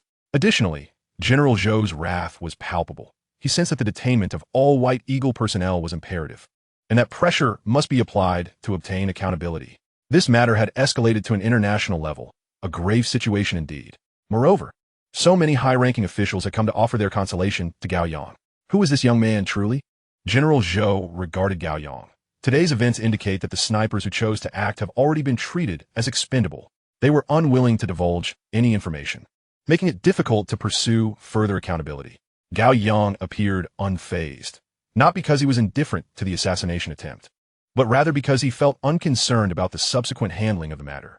Behind this incident, the White Eagle was undoubtedly orchestrating events. Pursuing the individuals responsible was futile. "It's fine. I will handle it myself." Huh? General Zhou momentarily struggled to comprehend. How could a researcher like Gao Yang take charge? Gao Yang asserted, "If they wish to extinguish my potential in its infancy, then I shall survive and develop even more formidable weaponry. As for today's assassination, I will seek retribution in due time." General Zhou, initially stern-faced, began to relax. Well done. Most individuals would be paralyzed with fear after an assassination attempt. You, however, remain remarkably bold. Bold? I suspect Gao Yang's first act of vengeance will be against you. A nearby general exclaimed in anger. How could you place him in such peril? Had the sniper not missed, you would have faced 100 deaths without any means of atonement. General Zhou refrained from retorting. If anything happened to Gao Yang, he would bear significant responsibility. Yet he recalled another matter. The sniper had not merely missed. Rather, I transcended the limits of the human body and caught the bullet. What? Gao Yang was bewildered. Transcended the limits of a human body? The expressions of General Fu and the other dignitaries in the room were filled with confusion. Caught the bullet? Is General Zhou imagining himself as some kind of Terminator? You doubt me? General Zhou retrieved the bullet from his pocket. When I saw that sniper raise his weapon, I instinctively lunged in front of Gao Yang. In that moment, I was overwhelmed with regret. Had I taken more precautions, Gao Yang would not have faced danger. Even if I had worn a bulletproof vest, it could have served as a shield. In that critical instant, I saw the bullet. It was floating before me, moving slowly toward me. I then exerted every ounce of my strength, and at the fastest speed I could muster, grasped the bullet. All eyes were fixed on the bullet in his hand. It was a complete sniper's round, bearing marks from its discharge. Normally, a fired bullet would strike an object and deform upon impact. Yet this bullet remained perfectly intact. The crowd was enveloped in a state of astonishment. Could it be that old Zhou, under such pressing circumstances, truly transcended the limits of human capability? Had he accomplished a miraculous rescue? It seemed that this was the only plausible explanation. However, it appeared almost surreal.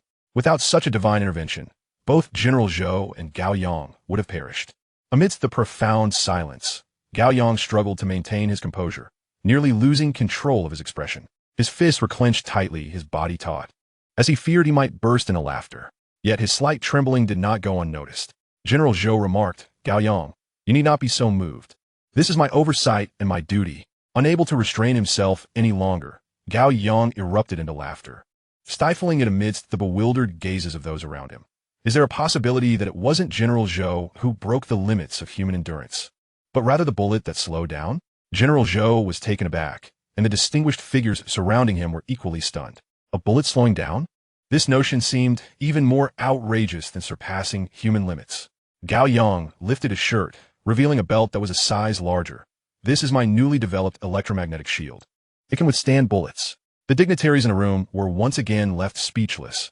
An electromagnetic shield? What on earth was that? They had never heard of such a thing. It sounded remarkably futuristic.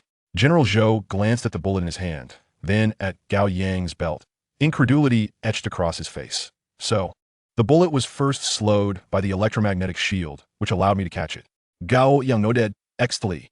The head of the training ground timidly interjected, "Sir, I also saw the bullet, but at that moment I thought I was seeing things." General Zhou, unfazed by his recent embarrassment, his eyes sparkling with excitement, asked, "What is the efficacy of this device against bullets?" "Against metallic projectiles, it offers nearly absolute protection." A collective gasp echoed through the assembly. Had anyone else suggested such a thing, they would have deemed it absurd, but given Gao Yang's previous displays of cutting-edge technology, they found themselves believing it. Albeit in a state of shock, Gao Yang continued his exposition. "The bulletproof belt provides comprehensive protection.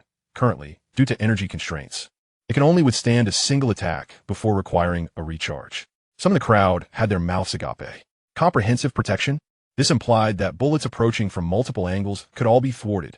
The last item to offer such defensive coverage was a heavy bulletproof vest, which was cumbersome even for a robust individual and would impede combat efficiency.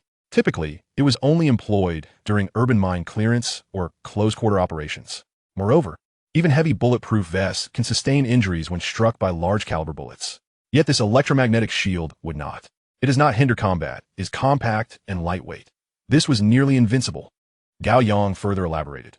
"As for its bulletproof capabilities, I have yet to conduct thorough testing, but it should undoubtedly withstand large-caliber shots or certain weaker artillery.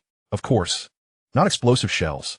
After Gao Yang concluded his presentation, the room fell into silence, primarily due to the sheer incredibility of the claims. The ability to withstand large-caliber bullets was already astonishing. Under normal circumstances, even with a bulletproof vest, being struck by such a projectile would be perilous. Even if it could not penetrate the vest, the force could still prove fatal. More astonishingly, it was claimed to withstand artillery. Many believe that artillery was a relic of the past, yet there remain numerous solid projectiles today. Even advanced electromagnetic rail guns utilize solid projectiles capable of traveling hundreds of kilometers. Truly astounding. Any artillery possesses immense power. Even wearing a heavy bulletproof vest, merely grazing a cannonball would necessitate a trip to the underworld. But this electromagnetic shield could actually deflect shells? If soldiers possessed such bulletproof capabilities, combined with automatic targeting sniper rifles, they would be invincible. A group of dignitaries, initially present to check on Gao Yang, now seemed to be anticipating an unexpected delight. After the initial shock, General Zhou expressed his eagerness. "Can we conduct a test?" Chapter 46. I shall test fire. Gao Yang was equally keen to test. Being the protector of such technology, he was not yet fully acquainted with its capabilities. This was a perfect testing ground. "We can test it, but it can only be done once. I possess only one spare battery." The assembly of individuals was satisfied. All right, then let us proceed with the test. Principal Gao, observing the dignitaries, felt an urge to voice his thoughts. Was this truly a test, or merely a way to satiate their curiosity? However, he refrained from speaking out, partly out of fear and partly due to his own curiosity. As the head of the Defense Technology University, he had encountered and researched many advanced technologies, including electromagnetic weapons. The Dragon Kingdom's cutting-edge electromagnetic railgun utilized electromagnetism, allowing projectiles to be fired over hundreds of kilometers, a feat worthy of awe. Now, the electromagnetic shield sounded equally implausible. Testing the defense did not require a vast expanse. They proceeded to an indoor shooting range. The belt was affixed to a pillar at the back of the range. It was time to fire. With only one testing opportunity, General Zhou cheerfully suggested, "I want to use a powerful firearm, but I'm concerned it might damage the belt. Let us use the M99, a 127 caliber semi-automatic sniper rifle." The person in charge hurried off to retrieve the weapon. The M99, currently one of the more advanced large-caliber sniper rifles in the Dragon Kingdom, exuded an imposing presence. General Zhou took the rifle, turned to Gao Yang, and asked, "Is this all right?" "Absolutely," Gao Yang replied, his gaze fixed on the formidable weapon. "How about I take the first shot?" General Zhou chuckled. "You wish to play with guns? What model would you like? I can have it delivered to your school's shooting range." Gao Yang smiled. "It's a serendipitous opportunity, so I thought I'd give it a try. The recoil can be quite painful." Laughter erupted among the crowd as General Fu set up the sniper rifle. "Come here, I'll show you how." Gao Yang approached, positioning himself behind the sniper rifle. And under General Fu's guidance, he assumed the proper stance, then aimed through the scope at the distant electromagnetic shield and squeezed the trigger. Boom! A deafening sound reverberated. Simultaneously, a tremendous force struck his shoulder. Even prone, Gao Yang felt his entire frame shudder, his body recoiling at least 3 centimeters. Pain. Excruciating pain. It felt as if someone had delivered a powerful punch to that spot. Glancing up, he saw a new hole in the distant wall, slightly off target by 2 or 3 meters. Laughter erupted in the shooting range. The group of dignitaries was thoroughly amused. General Fu helped Gao Yang back to his feet. "Care for another round?" Gao Yang, his body tingling and ears ringing, shook his head. "What incredible recoil!" General Zhou chimed in. "This rifle is renowned for its minimal recoil. The muzzle brake mitigates most of the force during firing, and its semi-automatic design allows some energy to be absorbed by the bolt and the bolt frame, compressing the recoil spring, which also absorbs part of the recoil." General Zhou paused momentarily. "Now you understand just how shocking your sniper rifle is, right? The recoil compared to this is akin to a child tickling." General Zhou then laid himself down in front of the sniper rifle, quickly pulling the trigger. Boom! Another thunderous boom echoed. However, this time, the bullet flew with pinpoint precision towards the electromagnetic shield. In that instant, all eyes widened. The 127mm bullet possessed tremendous power, yet it halted just half a meter in front of the belt. It lingered for approximately 3 seconds, moving less than 10 centimeters before dropping to the ground with a crisp clatter. A group of dignitaries rushed forward, disregarding their dignified appearances. They all witnessed with their own eyes the bullets being intercepted. It was as if they had collided with an invisible wall of air. The efficacy of such protection was utterly absurd. A large-caliber sniper rifle, fired at close range, could incapacitate even those clad in heavy protective gear. For individuals wearing standard protective vests, the bullets could effortlessly penetrate and create gaping holes in steel plates 3 centimeters thick. These terrifying projectiles could cleave a person in two. Yet they halted in mid-air without a sound. A group of onlookers picked up the scorching bullets, their astonishment and exhilaration palpable as they gazed at the electromagnetic shield and then back at Gao Yang. If every soldier in the Dragon Kingdom were equipped with such a belt, future wars could see casualties reduced by at least half. Possessing this technology was akin to having an additional life. Gao Yang stepped forward, reattaching the belt. This belt is still not perfected. The battery's performance is inadequate, only allowing the electromagnetic shield to be used once. I will develop a high-energy battery to enhance the usage frequency of the belt. Then we can conduct a real test. General Zhou instinctively glanced at Gao Yang, sensing something amiss in his words. It seemed too effortless. It was akin to casually mentioning a desire to have pancakes from the west side of the city in a few days. Yet, could developing a high-energy battery truly be so simple? Nevertheless, the speaker was none other than Gao Yang, the prodigious genius who had already unveiled revolutionary automatic targeting, sniper rifles, and laser guns. Contemplating this, General Zhou chose not to critique Gao Yang's ambitions. He was still young and should pursue his aspirations. What led you to study the electromagnetic shield? Considering the potential dangers, I aim to create a superior bulletproof vest. However, my research revealed that the portrayals on television of individuals in bulletproof vests remaining unharmed after being shot were entirely fictitious. Achieving a truly invulnerable bulletproof vest necessitates electromagnetic technology.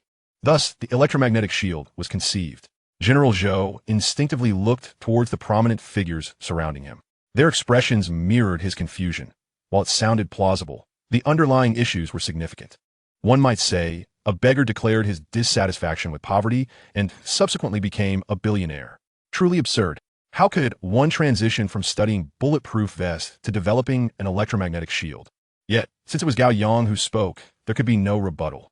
Gao Yang turned to General Zhou. Could you hand me that sniper bullet? General Zhou retrieved a bullet from his pocket. What do you need this for?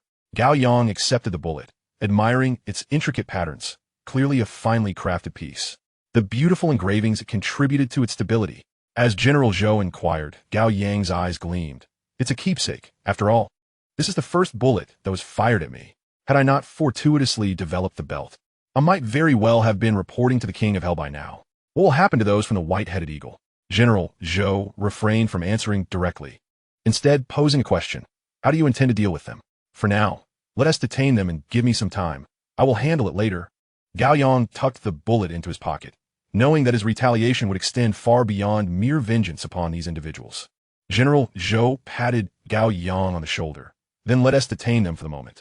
Notify me when you're ready to revisit this. I will lend my full support. Gao Yang nodded. Unless there is anything else, I shall take my leave.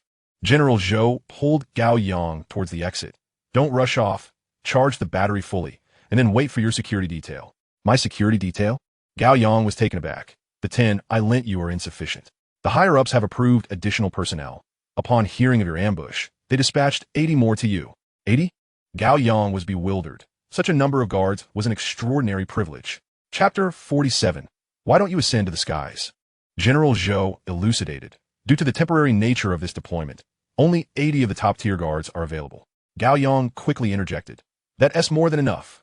I will be at school for the foreseeable future and do not require such extensive protection. I am still equipped with the electromagnetic shield. General Zhou replied earnestly. Precisely because you will be at school, you need even more protection. Anyone can enter the school, and the crowd is vast. Often, dangers arise from complacency. Many infamous assassinations in history occurred without warning. Having 80 personnel rotating to protect you, combined with visible and covert measures, alongside the electromagnetic shield, barely suffices. As he spoke, General Zhou surveyed the area. Any information regarding the electromagnetic shield must remain confined to this shooting range. Should it leak, every individual here will be scrutinized. Everyone nodded in agreement, fully supportive. Currently, the electromagnetic shield was limited in its use, making its primary function the safeguarding of Gao Yang. If those intent on harming him discovered that the shield could only withstand a single use, it would lose its efficacy. After merely half an hour, Gao Yang's security detail arrived, 80 elite guards. These individuals were the cream of the crop among soldiers, selected for their security acumen and subjected to rigorous assessments before being assigned to protect Gao Yang. In addition to the guards, 2 military uniforms and 2 medals were also sent. General Zhou, holding a box, solemnly bowed to Gao Yang and stated with gravity, Gao Yang, a student of the Defense Technology University, specializing in light weapons engineering, has independently developed laser weaponry, achieving remarkable results and making significant contributions to national defense.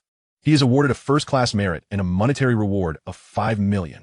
Gao Yang, a student of the Defense Technology University, specializing in light weapons engineering, has independently created an automatic targeting sniper rifle, achieving remarkable results and making significant contributions to national defense. He is awarded a first-class merit and a monetary reward of 5 million. This is the highest honor currently available.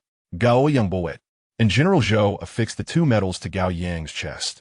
You have yet to graduate, so your rank cannot be conferred just yet. It will be calculated upon your graduation.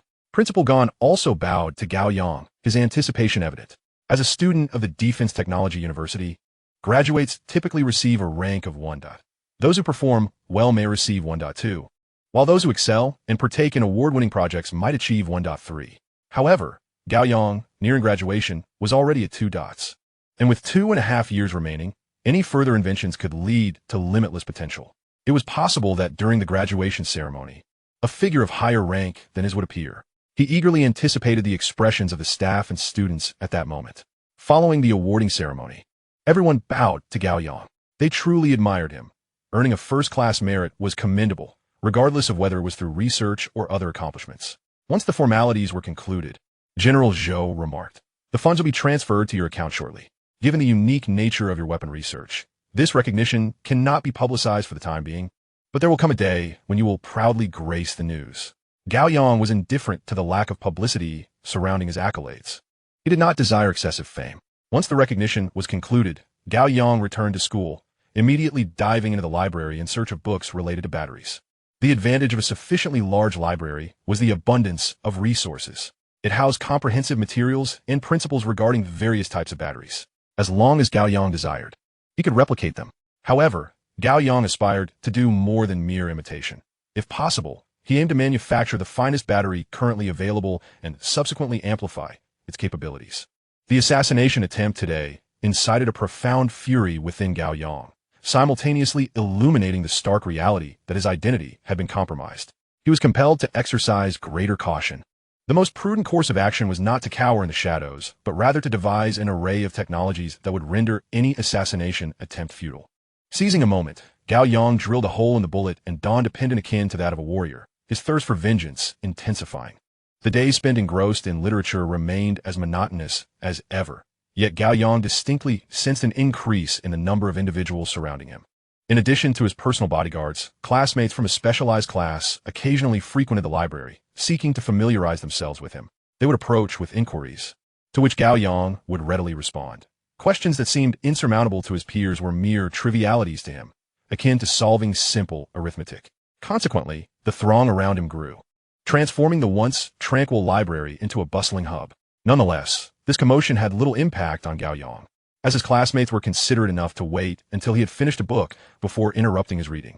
By 10 o'clock in the evening, after his classmates had all quietly departed, Ruo approached him, offering a cup of tea and shyly announcing, "Our research group has finalized the direction for our second design, handheld electromagnetic weaponry, an electromagnetic railgun."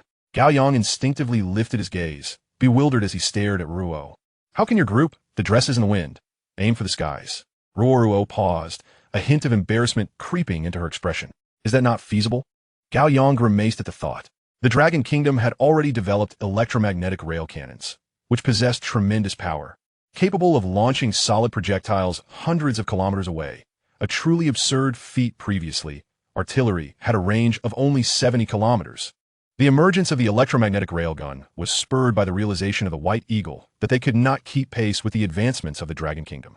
Thus, they decided to leap forward and tackle the more formidable challenge of developing the electromagnetic railgun directly.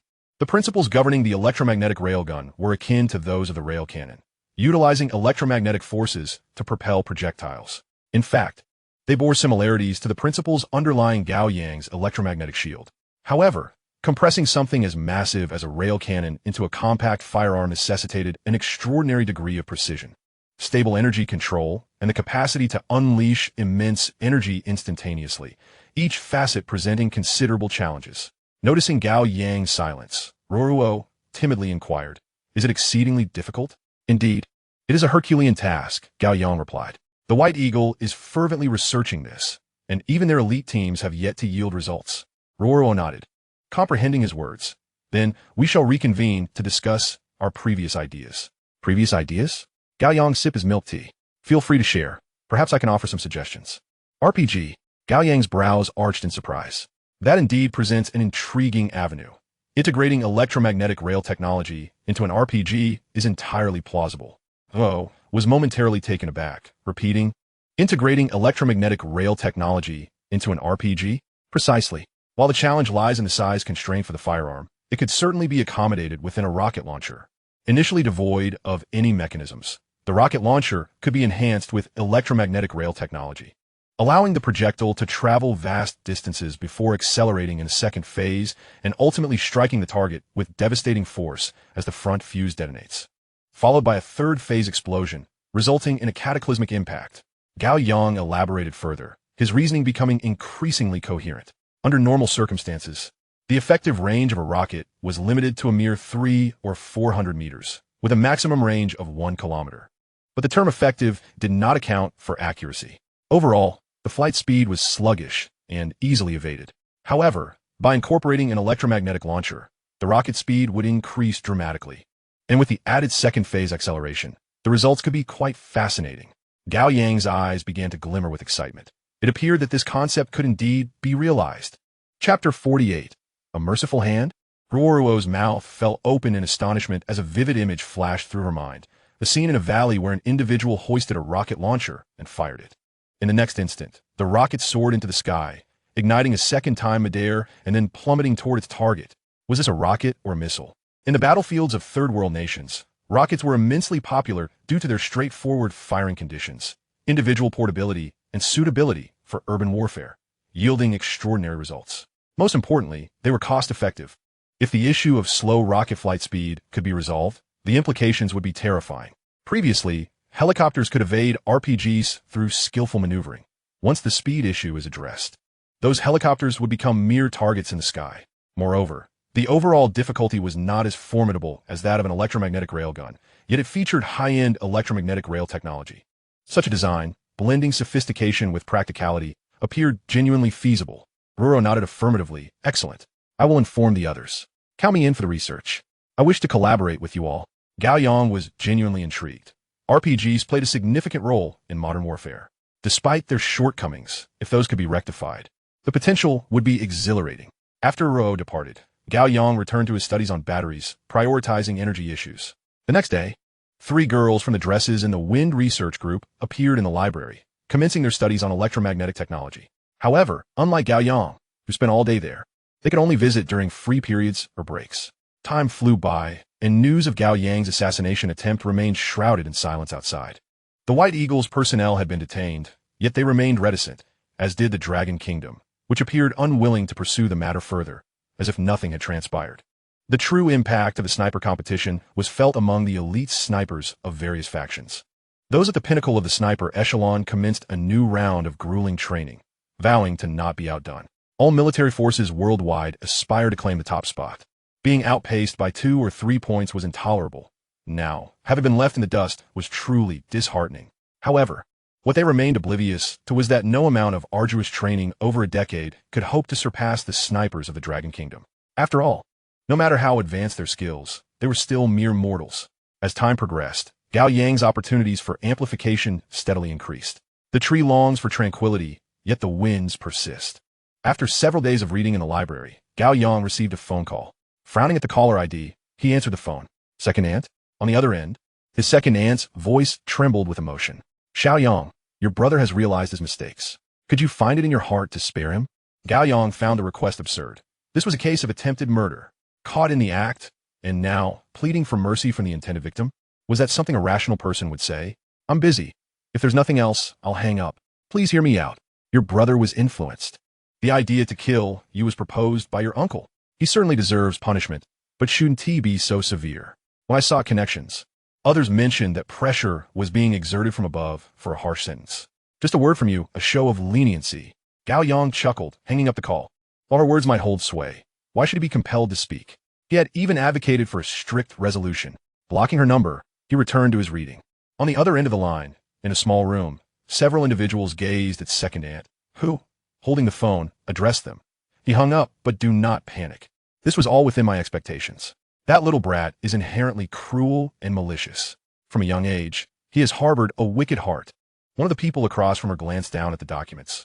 Enough of the chatter. Devise a way to lure him out of school.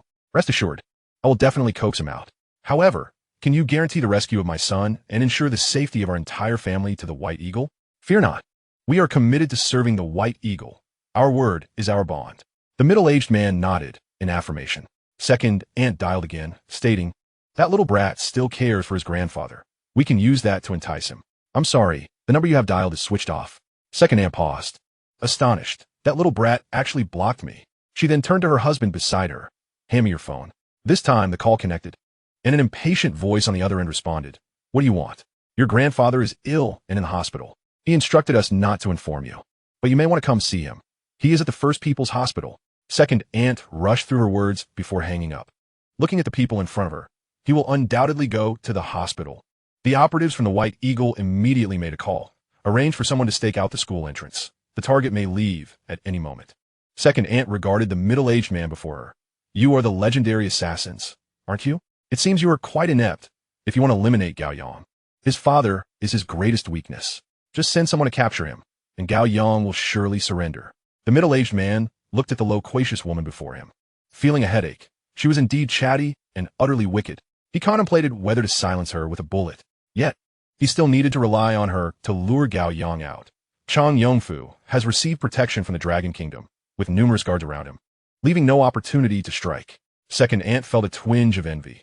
This little brat has some skills, but fortunately, he will soon meet his demise. By the way, what is your name? Are you married? My niece is 26, stands at 170, and is quite pleasant. Shut up. The middle-aged man could no longer contain himself.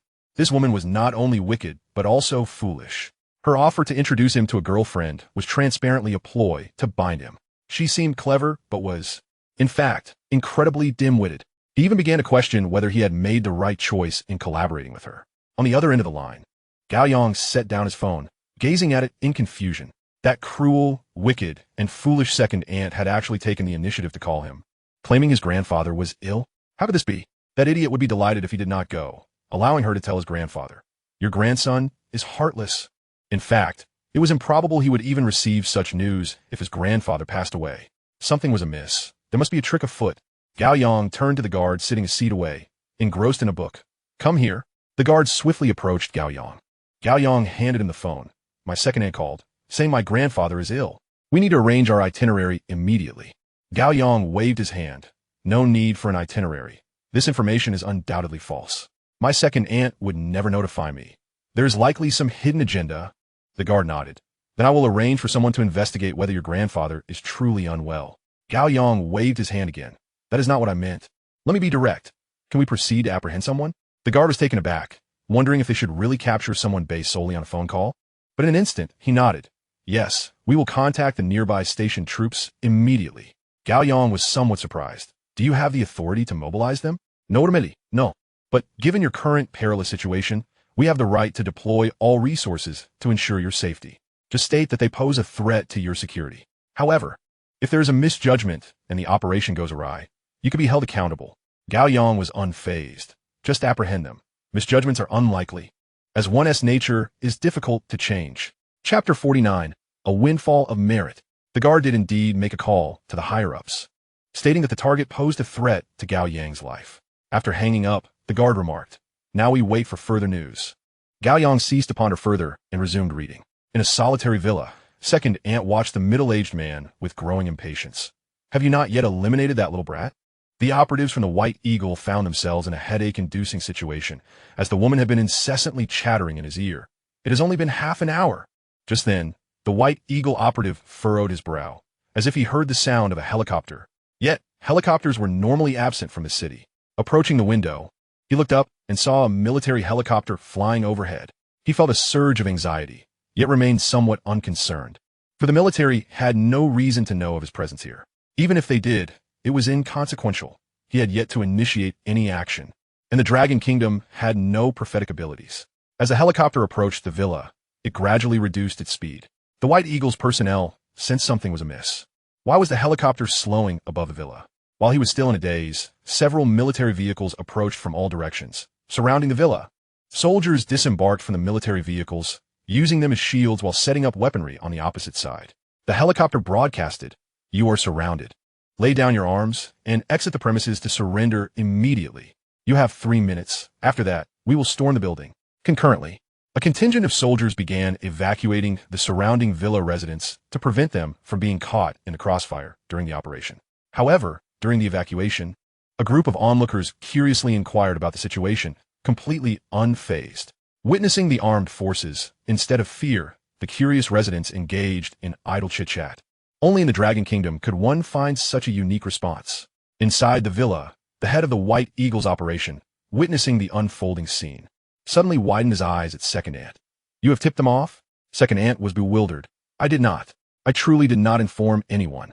The operatives from the White Eagle hastily drew the curtains, peering through the gaps at the heavily armed soldiers outside, then turned back to their subordinates.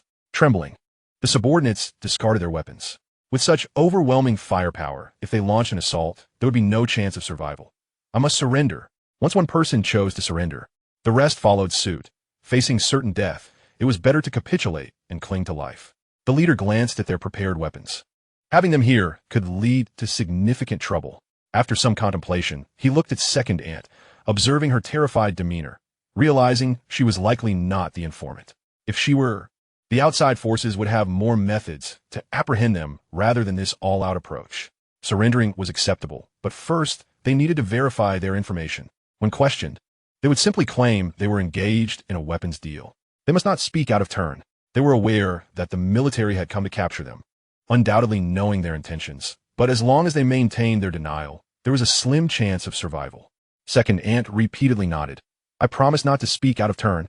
A group of individuals raised their hands and cautiously made their way outside. Upon opening the door, they carefully raised their hands and shouted in unison, "We surrender," with all weapons aimed at them. They lined up and then lay flat on the ground.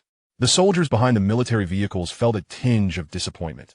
These individuals had not resisted, and their lack of resistance would merely translate into a collective achievement for someone else. Some soldiers moved forward to cuff everyone, taking them away in vehicles. During the process of handcuffing, several soldiers were taken aback by the unexpected encounter. These individuals possess remarkably robust musculature, and their palms are calloused. Typically, seasoned veterans seldom develop calluses on their palms, as their annual shooting quotas are limited. It is only the special forces that undergo specialized and continuous firearms training, allowing them to cultivate such calluses. All individuals were handcuffed and escorted onto military vehicles, while soldier reported over the communication channel. They are all formidable adversaries, thoroughly trained. Moreover, infrared scans revealed the presence of 2 additional individuals inside the residence. A few soldiers entered the villa and swiftly emerged with 2 persons in tow. One, cowering in fear, was Gao Yang's uncle, while the other, vociferously protesting, was his aunt. They coerced us, compelling us to lure Gao Yang out of school. They intend to harm him. Inside the military vehicle, the white-headed eagle, the operation leader, felt blood rush to his head. Had his cerebral vessels not been sufficiently resilient, he might have succumbed to a cerebral hemorrhage. How had he not dealt with that foolish idiot earlier? The arms trade may not endure for long, but the murder of Gao Yang would undoubtedly lead to a grave fate. In the distance, the command vehicle's door swung open, and the operation commander rushed over, fixing an intense gaze upon Gao Yang's aunt. Repeat what you just said. He was unaware of Gao Yang's identity or deeds, but he knew that a call from higher-ups had indicated a threat to Gao Yang that required serious intervention. Gao Yang's aunt, visibly shaken, lowered her voice. They forced me to lure Gao Yang away from school, to have the opportunity to kill him. Just then, a soldier emerged from the house, carrying a bag filled with weapons, all smuggled. The commander inspected the weaponry and then turned his attention back to the individuals in the vehicle. This was his opportunity. The weapons could lead to further investigations, and so could these individuals. Gao Yang's aunt continued, I am Gao Yang's aunt. You cannot act recklessly. The commander waved his hand dismissively. First, take them to the rear vehicle and secure them. Yes, anyone involved must be apprehended. Their fate will be determined later. The commander proceeded to the front military vehicle, where the white-headed eagle's appointed leader, with reddened eyes, stated, Beneath the kitchen cabinet lies my phone, which contains recordings of that wretched woman's words, in which she explicitly offered to assist us. She too wished to eliminate Gao Yang. Listen to the recordings, and you will understand everything. The commander was taken aback.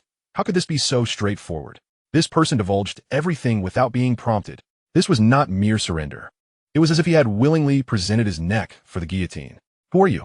The leader inhaled deeply. I'm the head of the special operations team assigned to Dragon Country by the white-headed Eagle-S Foreign Affairs Department. The commander gasped in astonishment. Then a smile spread across his face. This was a significant achievement. He would surely be promoted at least 1 rank. They had captured a big fish, a truly substantial one. Opportunities to achieve merit during peacetime are exceedingly rare. This would undoubtedly constitute a major accomplishment. However, his expression soon turned serious. The arrival of a special operations team indicated that this was a matter of great importance. Additionally, it was unlikely that there were only these 6 individuals. Typically, a squad comprises at least 10 members. including the leader. That made a minimum of 11. Where are the rest of your team? The commander inquired. The white-headed eagle's leader fell silent, bowing his head in contemplation. Will I survive? If you cooperate well, there may be a chance. The white-headed eagle's leader remained silent for a moment. Our operatives are stationed outside the school, and there are others ready to act on my command. I can contact them. However, I wish to know how you became aware of my presence here and of my operational plans.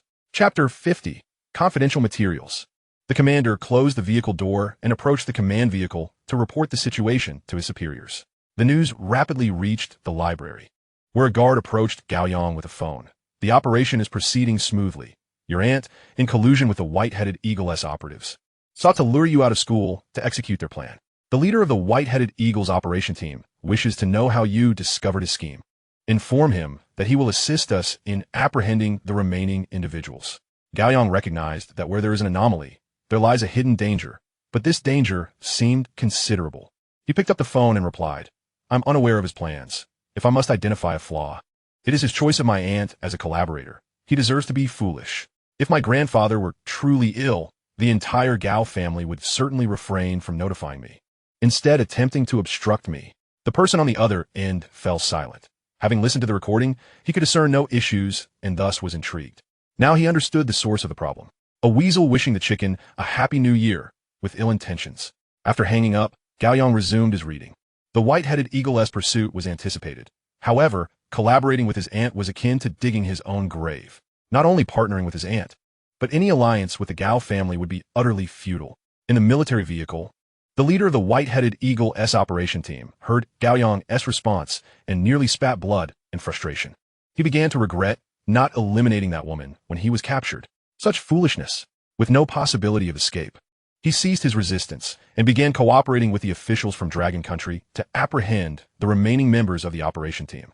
The operation concluded by the afternoon, with the entire operational team apprehended. The smoothness of the process left the individual overseeing the operation feeling as if he were dreaming. This achievement was hardly different from finding a windfall. Meanwhile, that afternoon, General Fu received news and arrived at the school library with a report detailing the entire incident. He presented the documents to Gao Yang. The entire operational team of the white-headed eagle has been successfully captured. Gao Yang perused the materials briefly. That so-called leader confessed upon hearing my words. General Fu expressed disdain. He merely sought an escape route. As a citizen of Dragon Country, how many can be relied upon to serve the white-headed eagle? Even if loyalty exists, such individuals lack steadfast will. With a little coercion, they will readily comply. Gao Yang furrowed his brow. Are there many such individuals? Very few, primarily because those willing to serve the white-headed eagle are scarce. Of course, those merely pretending to take photographs around military bases do not count. Genuine full-time operatives are rare. Furthermore, those wishing to conduct assassinations require extensive training, significant financial investment, and time for concealment and rehabilitation. The complete annihilation of such a squad would undoubtedly cause headaches for the white-headed eagle's relevant leaders. Gao Yang did not comprehend these matters. Is there no way to target my father? General Fu reassured him. No. Measures were already taken to ensure your father's protection during the assignment of your security detail. Gao Yang skimmed through the materials, noting the identities of those apprehended, including his aunt and uncle. How will they be dealt with? Their testimonies indicated coercion, yet subsequent recordings revealed their enthusiastic collaboration. General Fu observed Gao Yang, a flicker of sympathy crossing his eyes. Had it not been for this investigation, he would have remained unaware of Gao Yang's upbringing in such an environment.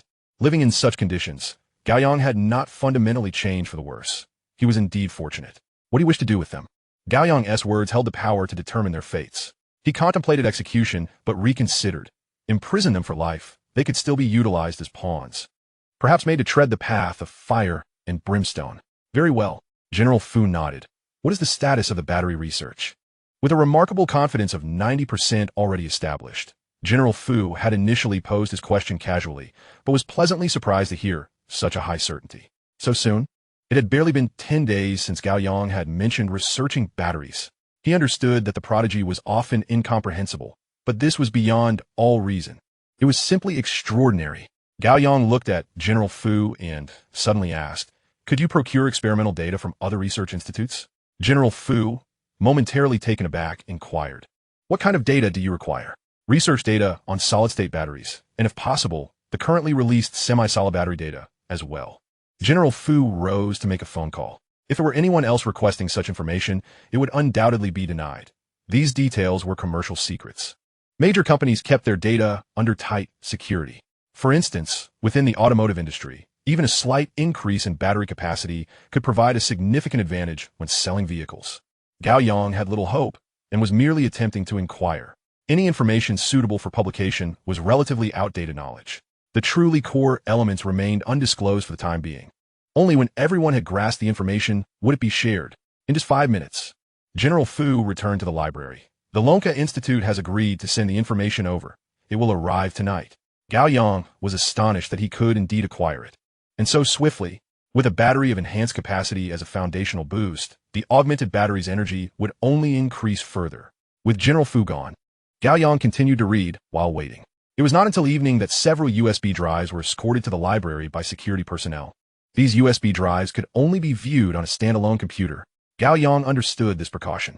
If the USB were to be inserted into a network computer, there was a risk of hacking, which could lead to data leakage. No longer engrossed in his reading, Gao Yang hastened directly to the laboratory. The computers in the lab were only connected to an internal local network, ensuring security. Upon opening the data, he discovered not only information on semi-solid batteries, but also the research logs pertaining to solid-state batteries.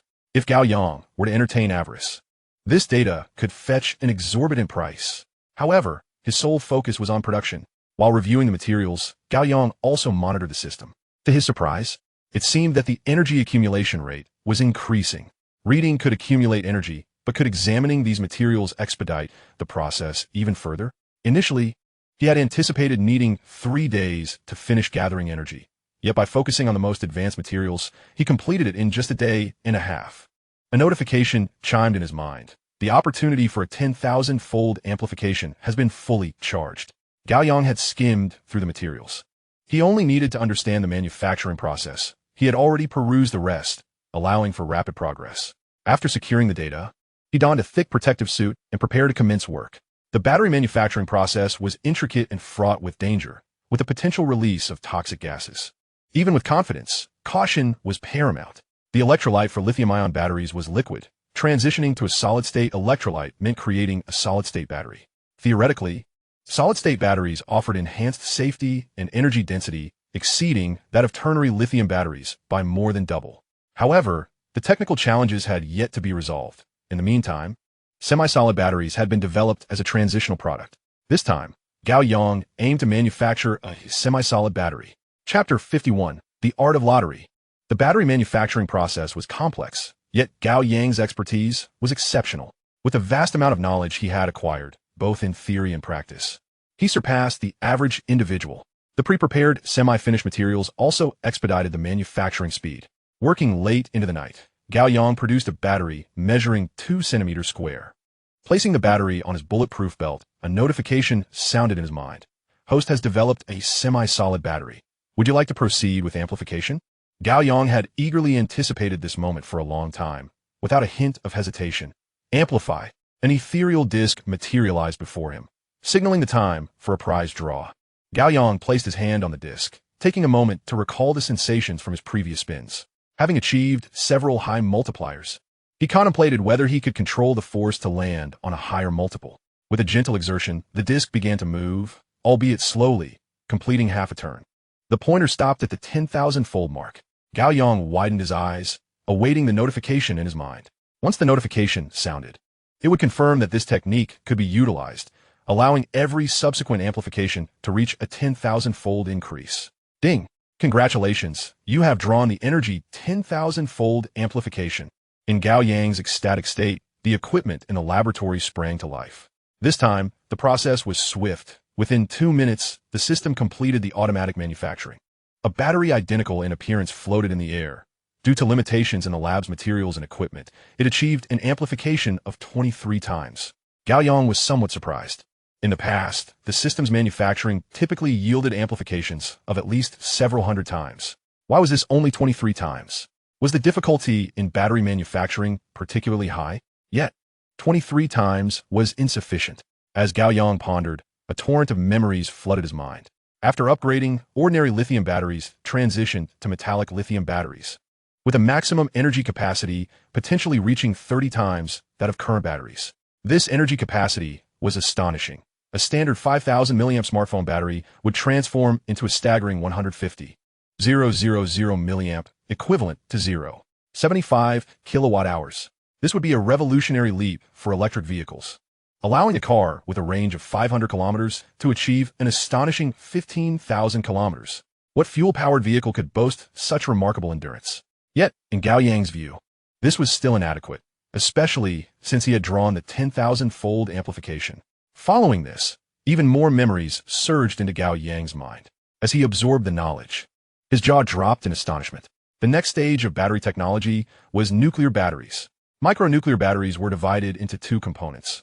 One, more gentle, utilized reactants as batteries, surrounded by materials that shielded against radiation, with an intermediate layer absorbing energy. Such batteries could continuously release energy until the radiation materials were entirely depleted. At this stage, the energy consumption of the battery could potentially reach hundreds of times that of lithium batteries. The second stage, also a nuclear battery, should not be termed as such. It ought to be referred to as a microreactor. It could facilitate nuclear fission and fusion reactions. Once all memories had been received, Gao Yang opened his eyes. This time, the system had bestowed upon him numerous multipliers. The energy content of a nuclear fusion reactor would undoubtedly exceed that of a battery of the same volume by more than 10,000 times. Most importantly, what appeared to be merely battery technology encompassed knowledge of nuclear fusion, controlled nuclear fusion, a technology capable of altering the global landscape. Furthermore, even the metallic lithium battery technology, which Gao Yang dismissed, could incite a frenzy throughout the entire new energy sector. The battery market was exceptionally vast. The emergence of metallic lithium batteries could swiftly seize market share. Although their value was high, metallic lithium batteries left Gao Yang somewhat unsatisfied. Perhaps metallic lithium batteries could enhance vehicle range by 30 times. However, their application in energy weapons remained somewhat limited. Nuclear batteries were essential. If an electromagnetic shield were equipped with a nuclear battery, it could be used indefinitely. Enemies firing machine guns at him would be of no consequence. Additionally, various energy weapons would be liberated from usage restrictions. Laser guns could be handheld and fired continuously. The research into electromagnetic guns may soon be prioritized. One of the reasons Gao Yang previously refrained from allowing Ruo and her team to delve into the study of electromagnetic guns was the impracticality of employing such technology due to energy constraints. The challenge of harnessing nuclear energy is formidable, and the requisite equipment is equally hard to come by. The laboratory lacks any apparatus related to nuclear technology. Procuring the necessary equipment and materials would require an astronomical sum, not merely a few hundred million, but likely several billion. The school had allocated just over 100 million for research funding, a mere pittance in the grand scheme of things. However, Gao Yang possesses numerous means of generating revenue. The sale of weaponry can be quite profitable, and if all else fails, he can always vend technology, although he has only augmented a handful of weapon types. The technologies involved in those enhancements are extensive. Even scraps from his research could yield substantial profits. For instance, regarding the current battery project, the nuclear energy battery would certainly not be for sale, but the technology for lithium metal batteries could easily find a market. After all, it is merely an enhancement of the existing lithium battery, increasing its capacity 30-fold. As for potential buyers, Gao Yang placed a call to Professor Li. Many professors at the university have companies or partnerships with external firms. The school even has numerous research projects that directly interface with external tech companies. The call connected swiftly, and Gao Yang stated plainly, "I wish to sell some technology." Professor Li was momentarily taken aback. Weapon-related technology cannot be sold externally. Not weapons, it's batteries. I've developed a high-energy battery and wish to exchange the technology for some financial recompense. After a brief contemplation, Professor Li replied, "That could indeed work. Let me inquire with the laboratory at the Lonka Institute, as they have collaborations with automotive companies." After hanging up, Gao Yang set about producing several more battery prototypes, which could later be utilized for testing electromagnetic applications. Within half an hour, Professor Li called back, sounding somewhat incredulous. "The laboratory mentioned that they provided you with confidential data a couple of days ago. Are you looking to sell that information?" Gao Yang chuckled. "How could that be? What are you thinking? I have developed a lithium metal battery based on their research." On the other end, Professor Li was momentarily perplexed. Even though he was not an expert in the field of batteries, he had some understanding of the general concepts. The battery industry is rife with various theoretical concepts, yet each is fraught with challenges. The lithium metal battery is one such concept, promising to enhance energy storage by several times. But the difficulty of development is considerable. Yet, Gao Yang had already mastered it, even with his recognition of Gao Yang's genius. Professor Li hesitated. Really? I have a finished product. Professor Li could hardly contain his excitement, particularly since Gao Yang had recently unveiled numerous groundbreaking innovations. Now, he was presenting a lithium metal battery, even with a mere tenfold increase in energy capacity. An electric vehicle S range of 500 kilometers could potentially extend to 5,000 kilometers. Mobile phone batteries could return to the days of Nokia, lasting 10 days on a single charge. What other enhancements might there be? Safety? Heat dissipation? Various thoughts collided in Professor Li's mind as he stood momentarily stunned. I'll come find you immediately. I'm at the laboratory. Not long after hanging up, Professor Li hurried into the laboratory. Gao Yang gestured toward the battery on the table. This is the lithium metal battery. As Professor Li picked up a battery, he immediately noted its weight. How many times greater is the energy capacity compared to previous lithium batteries? Limited by the laboratory's conditions, the capacity had been increased 23-fold. Though theoretically, it could reach 30 times. Professor Li weighed the battery thoughtfully, lost in contemplation for a moment. Then, pulling out his phone, he took a deep breath to steady his emotions before dialing. When the call connected, Professor Li spoke in a relaxed tone. Old Wu, what are you thinking? Gao Yang is my student. He wouldn't sell your data. He simply developed a lithium metal battery and is looking for partners. Chapter 52. The technological version of the Yellow Turban Army. Gao Yang was taken aback by this more relaxed side of the usually serious Professor Li. The person on the other end, Old Wu, appeared to be a close acquaintance. As he pondered this, he heard Old Wu's voice. Nonsense. Do you have any idea how difficult it is to create a lithium metal battery? We must first develop solid-state batteries before even considering lithium metal batteries. Professor Li retorted disdainfully. You're a frog in a well. Just contact your partner manufacturers, and I will bring my student over to facilitate testing of the lithium metal battery. Do you have the necessary equipment? Professor Li continued.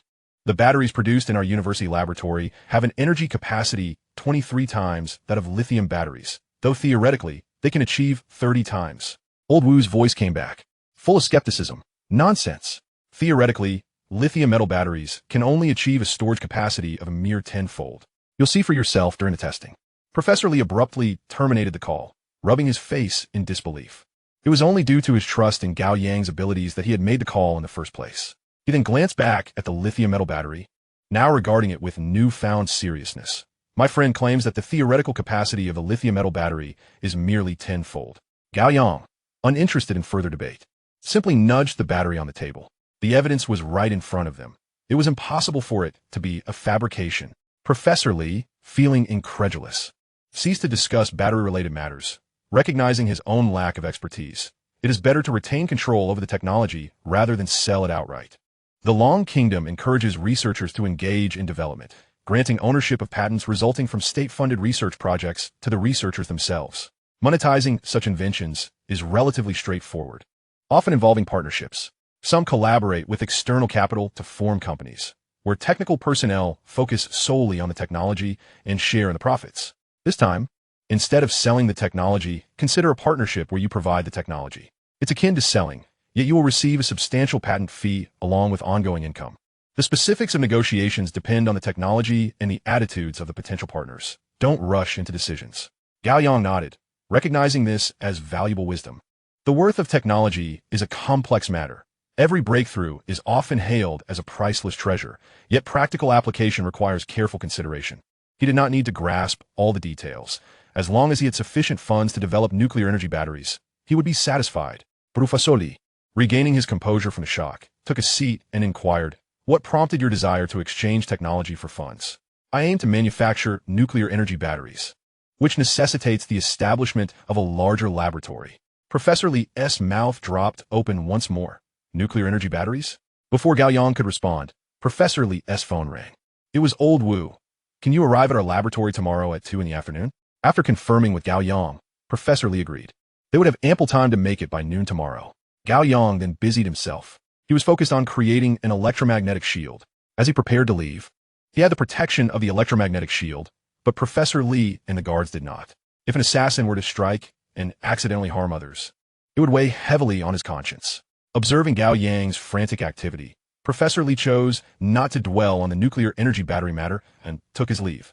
Gao Yang worked tirelessly into the night, ultimately deciding to sleep in the laboratory. Upon waking in the morning, he resumed his assembly work.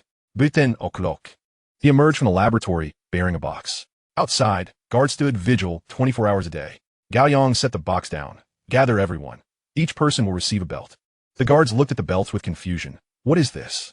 These are devices for your safety, electromagnetic shields. They can withstand approximately 20 bullets. The guard stood frozen. A look of bewilderment plastered across his face as he stared at Gao Yang.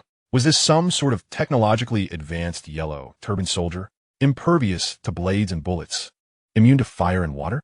Gao Yang, observing the skepticism in his gaze, had no desire to offer explanations. Hurry up and put it on, and make sure everyone else does as well. There is no time for explanations. We'll discuss it upon our return. Furthermore, all information regarding this equipment must remain confidential. Understood. The guard, though doubtful, complied with the orders. He swiftly instructed everyone to don the belts, which appeared somewhat oversized. Next came the handguns, capable of automatic targeting. Time was of the essence. Only 12 were produced. However, only 6 were designated for Gao Yang's close protection, with approximately 10 providing covert support, all of whom were outfitted with the new armaments. The guards expressed some reluctance. Their own firearms were more familiar. Yet, under Gao Yang's firm insistence, they had no choice but to adapt. Despite the awkwardness, confidence surged within them. Once equipped, Professor Li arrived, donned the belt provided by Gao Yang, and they set off. The itinerary had been meticulously planned, with an armored vehicle accompanying them throughout. They would stop at a military base en route to board a plane. Nowadays, whenever Gao Yang needed to fly long distances, he utilized a military airport. Although the experience was somewhat lacking in comfort, it prioritized safety. Civil aviation offered no options for parachuting. But this aircraft did. By the afternoon, they arrived at the Battery Research Institute. A group of researchers stood at the entrance, and as several armored vehicles rolled up, their expressions shifted dramatically. Why are there so many people? As the doors opened, the guards disembarked first, followed by Gao Yang, who was greeted by the researchers. Professor Li introduced Gao Yang to a senior researcher, Old Wu. Allow me to present my student, Gao Yang. Gao Yang nodded. Hello, Professor Wu. I apologize for the large entourage. Unfortunately, I've recently come under scrutiny and have already faced a sniper attack, as well as an ambush by a group from the White Eagle. Professor Wu was taken aback. A sniper attack and an ambush? What monumental events had Gao Yang been involved in? The implications were hard to fathom. May I inquire further? For now, it's classified. Professor Wu suddenly recalled that higher-ups from Lonka Institute had contacted them for research data, which was already unusual for a student. However, if this student was extraordinary, it would indeed make sense. Enough daydreaming. Let us head inside the institute and discuss further. Professor Wu quickly turned and led the group into the guest room of the laboratory. Throughout the journey, Gao Yang's eyes wandered, taking in the impressive accolades and achievements of the institute, which had clearly collaborated closely with automotive companies. Upon entering the guest room, Gao Yang produced a battery from his pocket. Let us proceed with the testing. We can converse afterward, as my time is rather limited. With that, he pulled out a book and began to read. Professor Li was momentarily stunned. He had previously advised Gao Yang on the importance of posturing in negotiations. Yet, Gao Yang's demeanor was so poised that it left him in awe, igniting a desire to learn from him. In the conference room, technical personnel from the automotive factory had initially intended to engage in pleasantries. However, seeing Gao Yang engrossed in his book, they felt it inappropriate to delay the battery testing any longer. Professor Li exited the conference room, leaving only the guards and Gao Yang behind. Gao Yang was not attempting to put on airs. He simply sought to maximize his reading time. Engaging in idle chit-chat with these individuals would consume precious moments he could not afford. While the world of commerce was undeniable, Gao Yang understood that possessing technology granted one the upper hand. Others may bow low for collaboration, but he was under no such obligation. Outside the conference room, Professor Wu took the battery directly to the laboratory for testing. Gao Yang maintained his stance, and the researchers, all top-tier professionals in their fields with their own pride, followed the established protocols and began the tests. The battery testing encompassed various aspects, starting with weight. Upon measuring the weight and volume, the expressions of many participants shifted to one of intrigue. This battery was undeniably metallic. Next came the formal testing, connecting the battery's terminals to the equipment to commence performance evaluations. The capacity testing began with a charging assessment. The technicians swiftly adjusted the equipment and initiated the charging process. On the screen, several datasets appeared, albeit quite small. Charging failed. The battery is already fully charged and should have overcharge protection. One technician remarked. Professor Wu nodded. Let us proceed with the discharge test. The technicians calibrated the equipment and began discharging the battery, recording the maximum discharge speed throughout the process. This was a crucial test. Should the battery possess a large capacity but discharge slowly, its practical value would be significantly diminished. As the test commenced, a line graph materialized on the screen, with higher values indicating faster discharge rates. To the astonishment of all the researchers present, the graph suddenly exhibited a vertical line, soaring skyward. In an instant, it reached 1,000 watts. With a thunderous bang, the internal capacitor of the laboratory S battery testing equipment exploded. The technicians instinctively gaped, their voices tinged with disbelief. That battery just released over 1,000 watts of energy in that brief moment. All the technicians were momentarily at a loss for words. It wasn't until the smoke alarm activated and the fire suppression system drenched them with water, forcing them to shiver back to reality, that they fully comprehended the magnitude of what had just transpired. Professor Wu was equally astounded. How could such a small battery contain a kilowatt of energy? What did that even signify? A small electric scooter only required 2 kilowatt-hours to fully charge. 1 kilowatt-hour could fully charge a power bank with 10,000 milliamp hours 24 times. How could such a diminutive battery possibly hold a kilowatt of energy? Additionally, how could it discharge at such a terrifying rate? Was there truly no limit to the discharge? Others shared in his astonishment, their minds racing with a cacophony of thoughts. Countless impossibilities unfolded before their very eyes. Professor Li was the first to regain his composure, observing, "Your laboratory equipment seems somewhat inadequate if it broke so easily." Professor Wu turned to look at Professor Li. This equipment was designed to test batteries. The initial design never anticipated a battery with such a discharge speed. Was there really no discharge protection in place? Professor Li, not being a researcher himself, was unable to provide an answer and sent a message to Gao Yang. When Gao Yang received the news, he was somewhat taken aback. Had someone truly damaged the equipment? Was this the so-called most advanced laboratory? However, upon further reflection, a release of energy at a rate of 1 kilowatt per second was indeed rather absurd. 1 kilowatt could propel an electric vehicle for 8 kilometers. Exiting the reception room, he made his way directly to the laboratory where tests were being conducted. Lest further complications arise, he needed to oversee the situation. In the laboratory, all eyes were fixed upon Gao Yang's countenance. A tapestry of emotions, shock, admiration, and disbelief intertwined among the observers. They had confirmed that this was indeed a lithium metal battery. Even if it were not, the value of such a battery was immense. The fact that this young man had managed to develop such a battery was nothing short of extraordinary. Previously, they had perceived Gao Yang as merely posturing. Now, they realized there was no room for doubt. His humility was evident. Now that Gao Yang was towering over them, they could only endure. This advancement had propelled the technology in the battery sector to an entirely new echelon. Such a battery had the potential to reshape the entire landscape of the battery industry. The pinnacle of battery technology had predominantly been in the hands of large overseas corporations. Although there were several commendable battery companies in Dragon Country, they primarily capitalized on market dividends and competitive pricing. Moreover, many of the seemingly high-end batteries contained patented technologies derived from abroad. The emergence of lithium metal batteries could instantaneously reverse this trend. Coupled with the battery's astounding performance, it could easily seize a substantial share of the global market. This was a trillion-dollar industry. Professor Wu instinctively bowed slightly. "Gao, my dear student, why is there no discharge protection set for this battery?"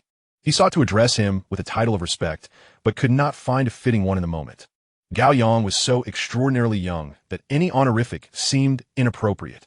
The design of the battery was intended to power energy weapons, and the more instantaneous energy released, the better.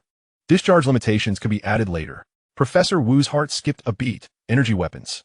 He dared not inquire further, for each additional question could breach confidentiality. As he grasped the battery, he felt its temperature rise slightly. It had unleashed an astonishing amount of energy, yet the temperature had only increased by less than 10 degrees. Truly monstrous. Testing continued.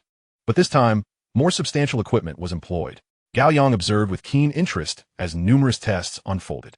Low-rate charging, high-rate charging, overcharge testing, over-discharge testing, low-pressure, thermal shock, continuous charge and discharge, heat dissipation performance testing, and more were all conducted. By the end of the testing cycle, the observers were somewhat numbed. The battery's performance had utterly obliterated all existing batteries on the market. Every single one, Finally, safety tests were conducted. High temperature, high pressure, low temperature, low pressure, free fall, mechanical shock, compression, and more. After a comprehensive series of tests, the battery continued to surpass all market competitors. Sharp objects could puncture ordinary batteries. But when faced with a metal battery, it was a stalemate. Even if pierced, only the metal would be compromised, with energy released at a gradual pace, avoiding explosive combustion. The safety performance was astonishing. The researchers on-site could already envision the dire future of the fuel vehicle market. Following a recent round of significant price reductions, another wave was likely imminent. For batteries of the same volume, the testing results differed by a staggering 23 times. What does 23 times signify? It meant that 500 kilometers could transform into a phenomenal 11,500 kilometers. With minimal driving, one could recharge once a year. Furthermore, according to Gao Yang, the battery could last a long time without encountering the common issue of needing frequent replacements. It could be said to be nearly invincible. This innovation nearly resolved the greatest dilemma faced by new energy vehicles. After all, replacing batteries is prohibitively expensive, yet their lifespan is often short. The advent of this battery had completely overturned all preconceived notions. Chapter 54. Perhaps you are not fully aware of the situation. As the test concluded, a group of sharply dressed individuals rushed into the laboratory. It seemed that a researcher had notified them mid-testing. The foremost individual appeared to be in his 40s, sporting gold-rimmed glasses and exuding the aura of a successful entrepreneur. Upon entering the laboratory, the middle-aged man hurriedly inquired, "At what stage is the testing?" Professor Wu handed the testing results to the middle-aged man. "The tests have concluded." Upon receiving the document, the man stood frozen in disbelief. How could this be possible? Even if he were not a technical expert, he understood that such results were improbable. The battery's storage capacity was already 23 times that of current energy storage batteries. This was beyond outrageous. Yet, he trusted the laboratory's findings. As a senior executive, he instantly recognized the magnitude of this opportunity. This was a chance for monopoly. Provided the battery's production costs were not exorbitant, with such terrifying endurance, they could surpass all other automotive manufacturers. They could dominate the market. Fuel vehicles would be utterly obliterated, while other new energy vehicle companies would kneel and proclaim their allegiance. After all, a 23-fold endurance advantage would annihilate everything. Ultimately, they could even sell exclusive rights at a high price, allowing other manufacturers to utilize the same battery. Regardless of the price, as long as they secured it, it would not be a loss. The middle-aged man took a deep breath to calm his racing heart and could not help but reconfirm, "Is this for real?" Professor Wu nodded affirmatively. "Indeed. Allow me to introduce you to the developer of the lithium metal battery, Gao Yang." Gao Yang nodded at the middle-aged man. The middle-aged man was taken aback once more, glancing between the document and Gao Yang, then back at Professor Wu, incredulously exclaiming, "He is the developer of the battery?" Professor Wu confirmed with a nod. The middle-aged man suppressed his astonishment and approached Gao Yang, extending his hand. "Hello, I am Zhang Ku, representing the automotive group to discuss matters with you." Gao Yang reciprocated the handshake. Zhang Ku smiled warmly. Heroes emerge from youth. It is hard to fathom that such a high-performance battery originates from your hands. "Are you available to discuss at our company?" "I'm not free. Let us converse here," Gao Yang replied, making his way toward the reception room. Zhang Ku and his entourage followed him into the meeting room. Professor Li hurriedly entered as well, concerned for Gao Yang's interests. This was Gao Yang's first foray into business negotiations, and a significant one at that. Yet he exhibited no signs of anxiety. He confidently took his seat at the head of the conference table, directing his gaze at Zhang Ku. "How do you wish to collaborate?" Zhang Ku was taken aback by Gao Yang's commanding presence as he seated himself in the primary position. "We seek exclusive collaboration and are willing to pay a substantial patent fee for the lithium metal battery. For every vehicle sold, we will provide a certain royalty." Gao Yang shook his head resolutely. "I will not sell exclusive rights." Zhang Ku's brow furrowed, for Gao Yang was both decisive and unwavering. "We can offer you a significant sum for exclusivity. Furthermore, we will compensate generously for the ongoing use of the battery." Gao Yang shook his head once more. The government has exerted great effort to support new energy vehicles to achieve a leapfrog advantage in the automotive sector. The current flourishing diversity is commendable. There is no need for a monopoly. Zhang, who was momentarily taken aback, surprised by the elevated perspective this young man possessed. The technology of fuel vehicles is predominantly controlled by large overseas enterprises, establishing formidable technological barriers.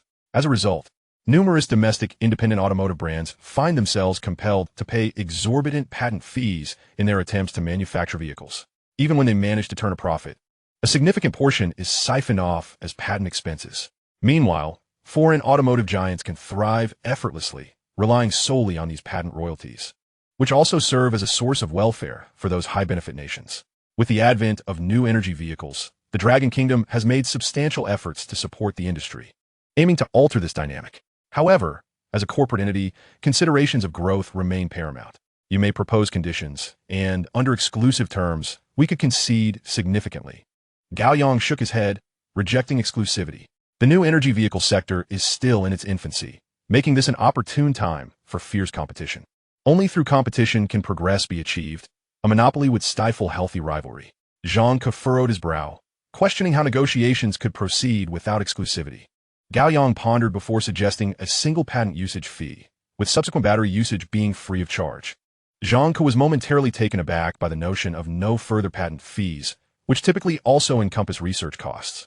His expression soon shifted to one of concern. This made the prospect of exclusivity even more tenuous. What do you envision as the patent usage fee? Gao Yang replied, I'm unsure. Why don't you propose a figure? Zhang Ke sensed the complexity of the situation, realizing he was dealing with a resolute young man. The value of battery technology is exceptionally high, with immense commercial potential. Possessing such technology could grant dominance not only in the automotive industry, but also in the realm of mobile devices and even across the entire electrical sector, providing formidable competitive advantages. In the automotive sphere, possessing this battery technology equates to unparalleled supremacy. How much? Zhang Ke contemplated the delicate balance. Too high a price will be detrimental, yet too low would seem disrespectful. However, he found no reference point from Gao Yang. Observing Zhang Ke's hesitation, Gao Yang stated, I shall grant you half an hour to deliberate. After that, please inform me of your proposed price. Zhang Ke, caught off guard by the negotiation dynamics, felt as though he was being outmaneuvered by the youth, whose intentions were inscrutable. He exited the conference room to contact his superiors and swiftly discuss potential pricing. In the context of business negotiations, half an hour is but a fleeting moment, with numerous calculations and considerations to weigh. Quick decisions are rarely made, as all parties must carefully assess the advantages and disadvantages. In a reception area, Professor Li refrained from instructing Gao Yang on negotiation tactics. For Gao Yang was indifferent to monetary fluctuations. As long as he could establish a laboratory, the specifics were of little consequence. However, reflecting on this mindset, it became apparent that Gao Yang wielded formidable negotiating power, as the initiative remained firmly in his grasp. After half an hour, Zhang Ke entered the reception room. Our preliminary intention is 10 billion. Since it is not exclusive, this is the best price we can offer. If it were exclusive, the price could be higher. Gao Yang's brow raised in amusement. 10 billion is substantial. The elder Gao, having navigated the tumultuous waters of commerce throughout his lifetime, amassed a fortune exceeding 10 billion, placing him in an enviable position. Yet, in comparison to the metallic lithium battery technology he was offering, 10 billion seemed modest. After all, the technology still resided with Gao Yang. They would only possess the right to use it. 10 billion was indeed a fair price, sufficient to facilitate the establishment of a laboratory and potentially sell to several more companies in the future. Gao Yang, disinterested in delving into the minutiae, nodded in agreement. Then it shall be 10 billion. I will have someone draft the contract, and you may proceed with the payment. Zhang Ke was momentarily stunned by the abruptness of the agreement, realizing the price had been set rather high. I apologize. I merely stated a preliminary intention of 10 billion. We still need to negotiate the exact figure. Gao Yang frowned, disinclined to squander further time on rhetoric. A minor reduction would not pose an issue. How long will you require to finalize your decision? Zhang Ke hesitated. This will take time. We need to convene internally to agree on a satisfactory price. It's a company procedure that cannot be circumvented. Gao Yang observed Zhang Ke's evasiveness and grasped the essence of his thoughts.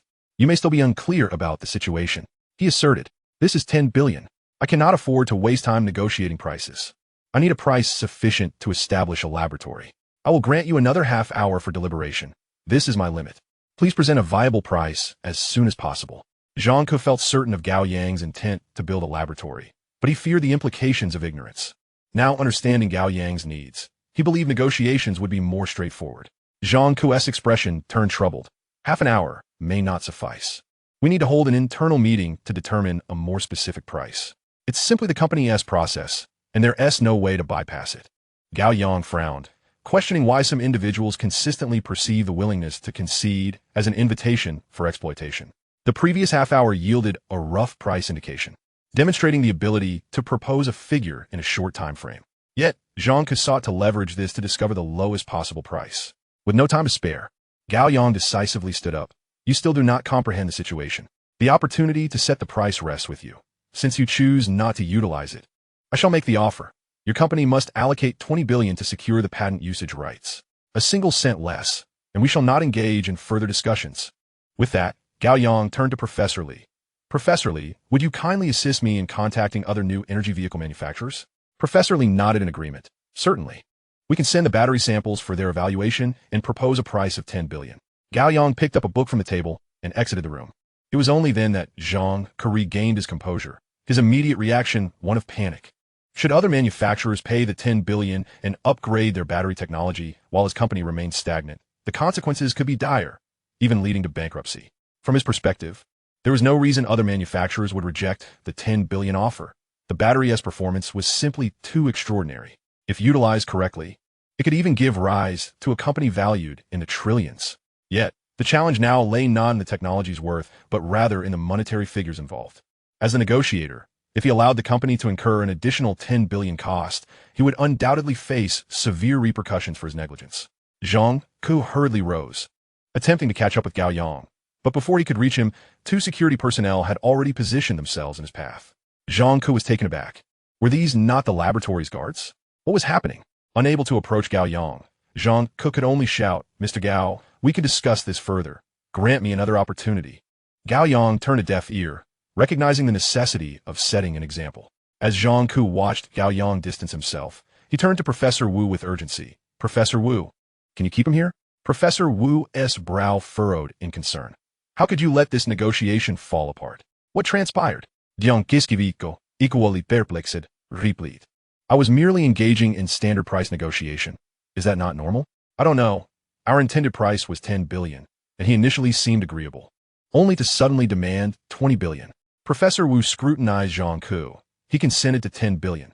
Why would he shift to 20 billion? Do you still wish to haggle over 10 billion? Zhang paused. Isn't this typical in business negotiations? Professor Wu reflected before responding. If you were to buy an orange from a vendor who quoted $10 and you attempted a bargain, only to find they refused to sell it to you, who would you hold responsible? Zhang opened his mouth. Of course, it's my problem, 10 yuan, and still haggling over it. Before he could finish his sentence, Zhang realized the crux of the issue. Gao Yang had mentioned before that he had no time to waste, yet he found it difficult to believe.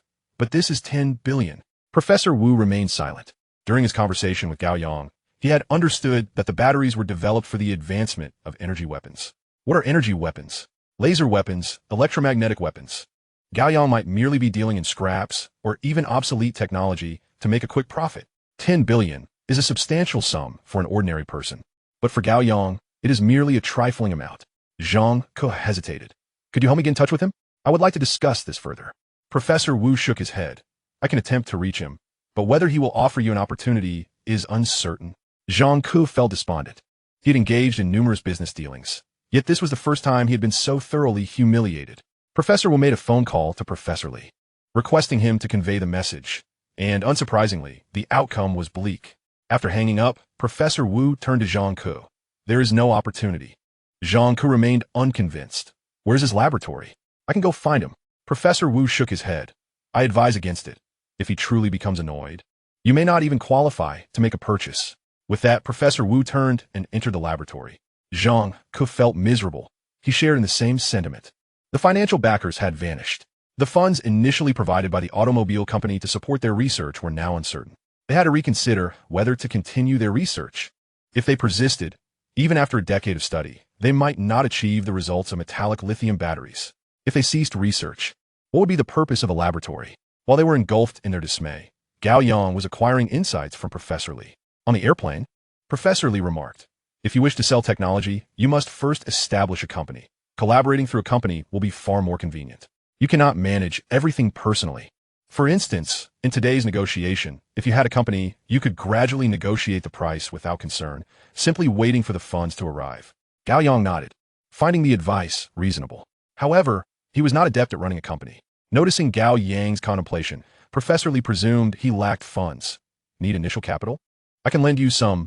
A shell company requires very little to start. I don't need it. A few days ago, Longwo awarded me 10 million. Professor Li instinctively swallowed hard, his heart racing. The maximum reward for researchers in Longwa is 5 million. 10 million could only imply 2 separate awards. The vast majority of researchers would never attain such a reward in their lifetimes. He himself had not. Although he believed Gao Yang's research merits such accolades, he felt a genuine envy. With initial funding, he could establish a company. Gao Yang frowned. Starting a company was not so simple. The entire process was quite cumbersome. Suddenly, Gao Yang thought of Lao Chong. He would be the perfect choice. With Lao Chong in charge, he could rest easy, delegating everything to him. On the plane, he called Lao Chong. Lao Chong, help me set up a company to handle the finances. Sure, Lao Chong replied without hesitation. Just give me a brief overview of your requirements. In the short term, it's about selling the usage rights of the technology. The first transaction could be worth tens of billions. You should find a capable legal team to draft the contract. On the other end of the line, Lao Chong was dumbfounded. He was genuinely bewildered. He had already been taken aback when General Fu and his team upgraded his factory. Now, he was stunned once more, questioning if he had misheard. How much? I don't know the specifics, but tens of billions. Lao Chong took a deep breath. I understand, I'll get right on it. Provide me with an account, and I'll transfer 10 million to you as initial capital. After hanging up, Lao Chong pinched his thigh to confirm his senses.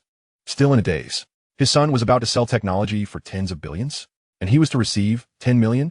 The 1040 project was not this intense. Was it? However, considering recent events, Lao Chong began to grasp that his son must have developed something exceptionally remarkable. Yet, he still felt as though he were dreaming. Only a few minutes later, his phone chimed with a notification. 10 million had been deposited. Lao Chong glanced at the message and sprang into action. He needed to establish the company as swiftly as possible and assemble a team to support Gao Yang. Chapter 56. Eagerly sending money. When the convoy arrived at the university, it was already evening.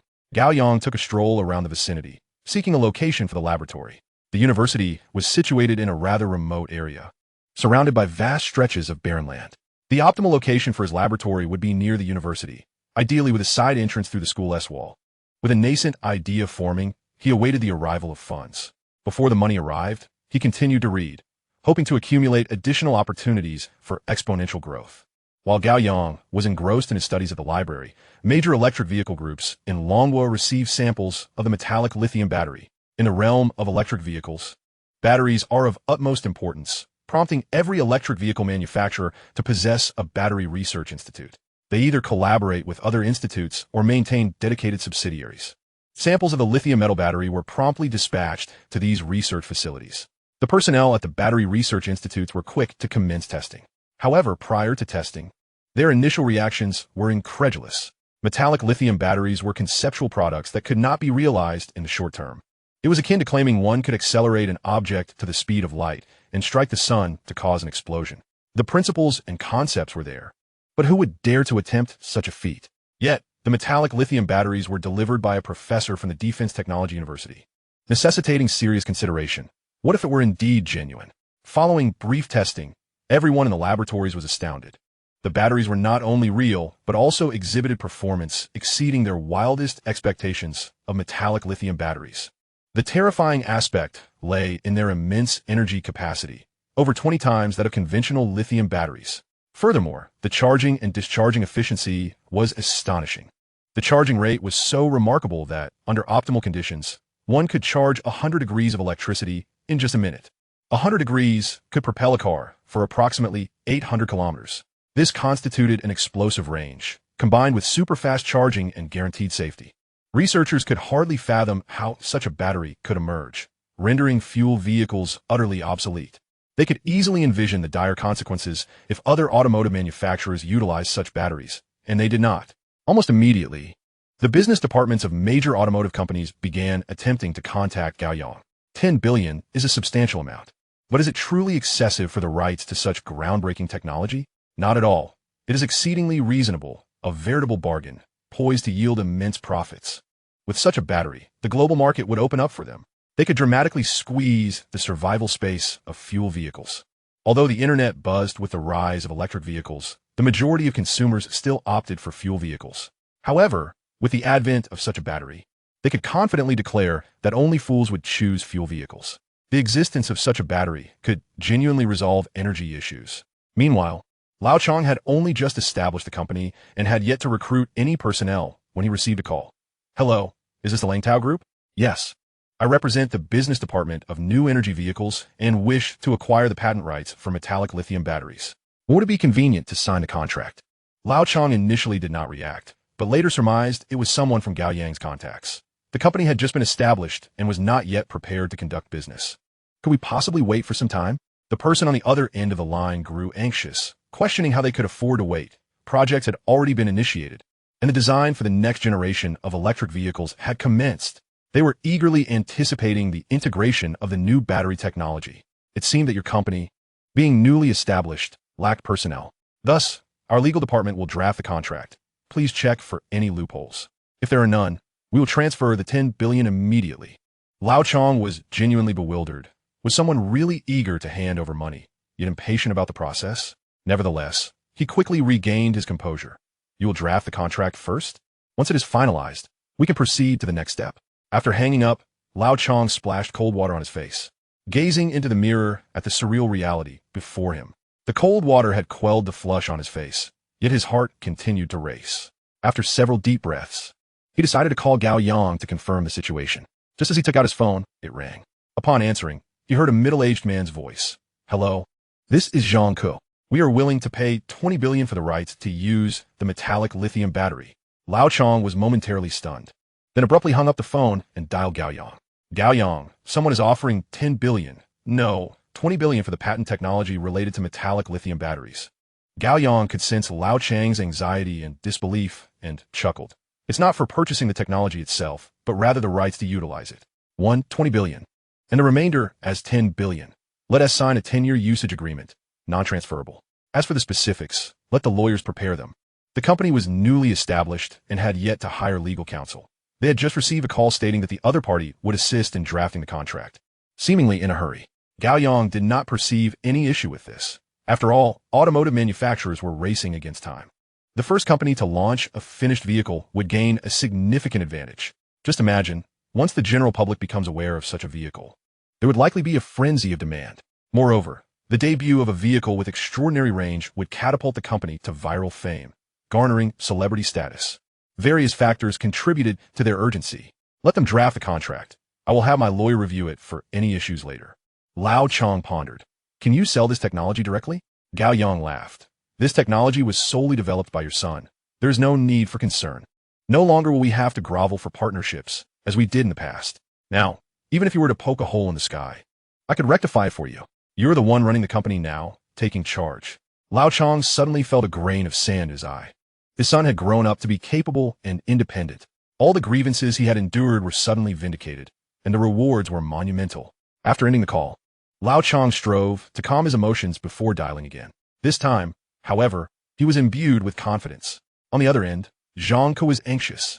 By raising the cost of the technology from 10 billion to 20 billion, his standing in the company had drastically diminished. Would they even manage to secure the deal? If they failed, his position would be at stake. Alarmed, Zhang Ke noticed the phone ringing and hurriedly answered, his voice trembling. "Hello, why did you hang up earlier?" Lao Chong maintained his usual cordiality, a habit formed over many years. "There was an issue with my phone. The call was disconnected automatically. We cannot proceed with the collaboration at this moment, as our company is newly established and lacks a legal team. The contract has not yet been prepared." Before Zhang Ke could respond, Lao Chong continued, "How about your company prepares a draft contract?" Without hesitation, Zhang Ke replied, "All right, we will prepare the contract." Once again, Lao Chong ended the call and commenced the recruitment process. Within a day, he received 12 phone calls. No one discussed pricing, nor did anyone agree to delay. They were eager to hand him 10 billion on the spot. A total of 130 billion in orders accumulated within a single day. Even Lao Chong, with his strong adaptability, was left in awe, nearly numb. Once the contract was signed, the company would possess assets worth 100 billion. Chapter 57 RPG. Amidst the flurry of automotive manufacturers eager to part with their funds, all contracts were signed within a week. 130 billion flowed into the account of Langtao Group. While Lao Chong was astonished, he also became increasingly prudent, working at an accelerated pace to refine the company. With sufficient funds at his disposal, he sought talent through headhunters.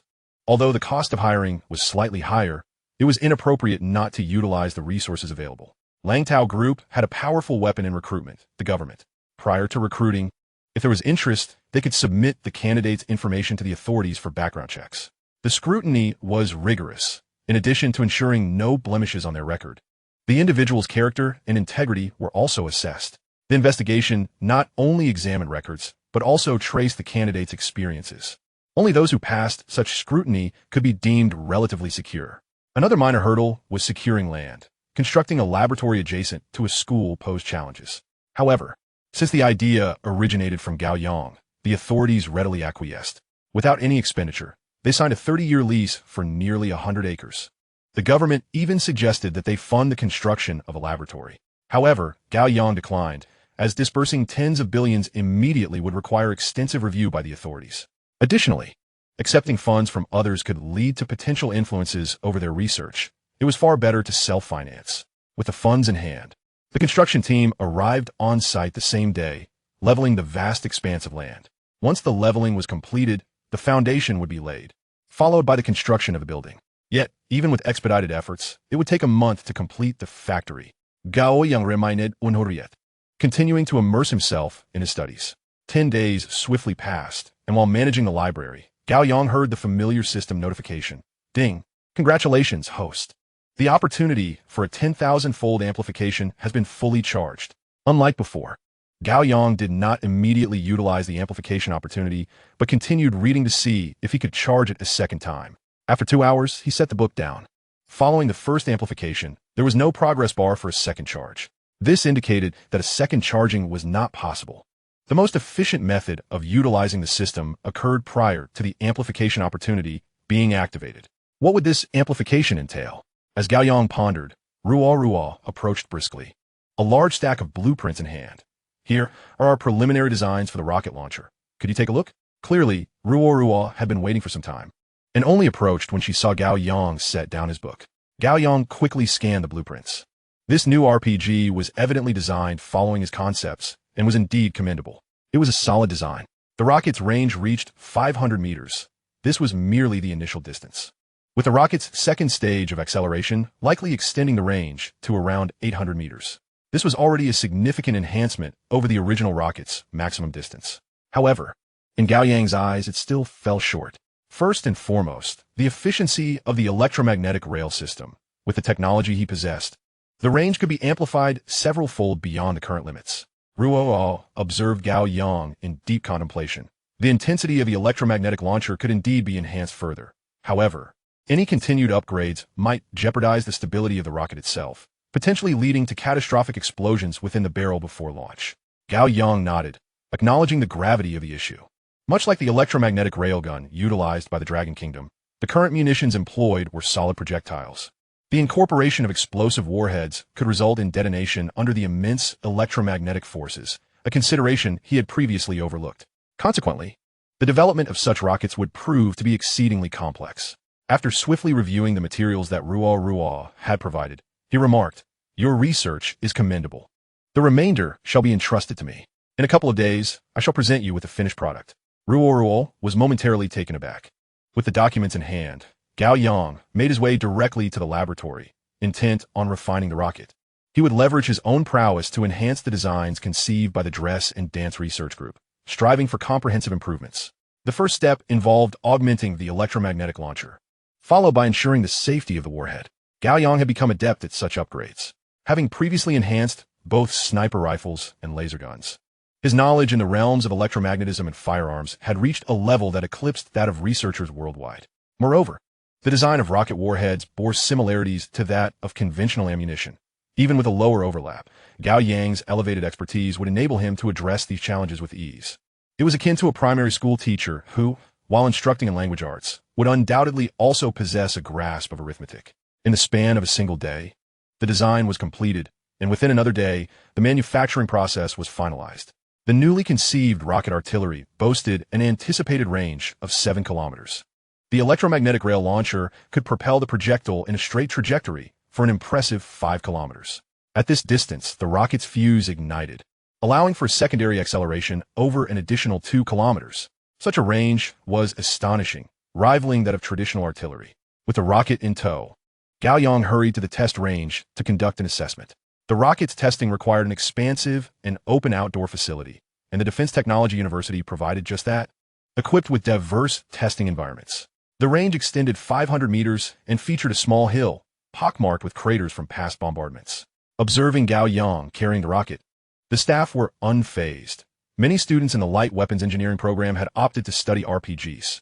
After all, for explosive devices embodied the epitome of romanticism. Previously, there have been instances where numerous individuals queued with rockets for test firing. Yet Gao Yang's rocket appeared peculiar. It possessed 4 supports, which folded onto the launcher, unfolding to stabilize on the ground behind it. It seemed designed to counteract recoil.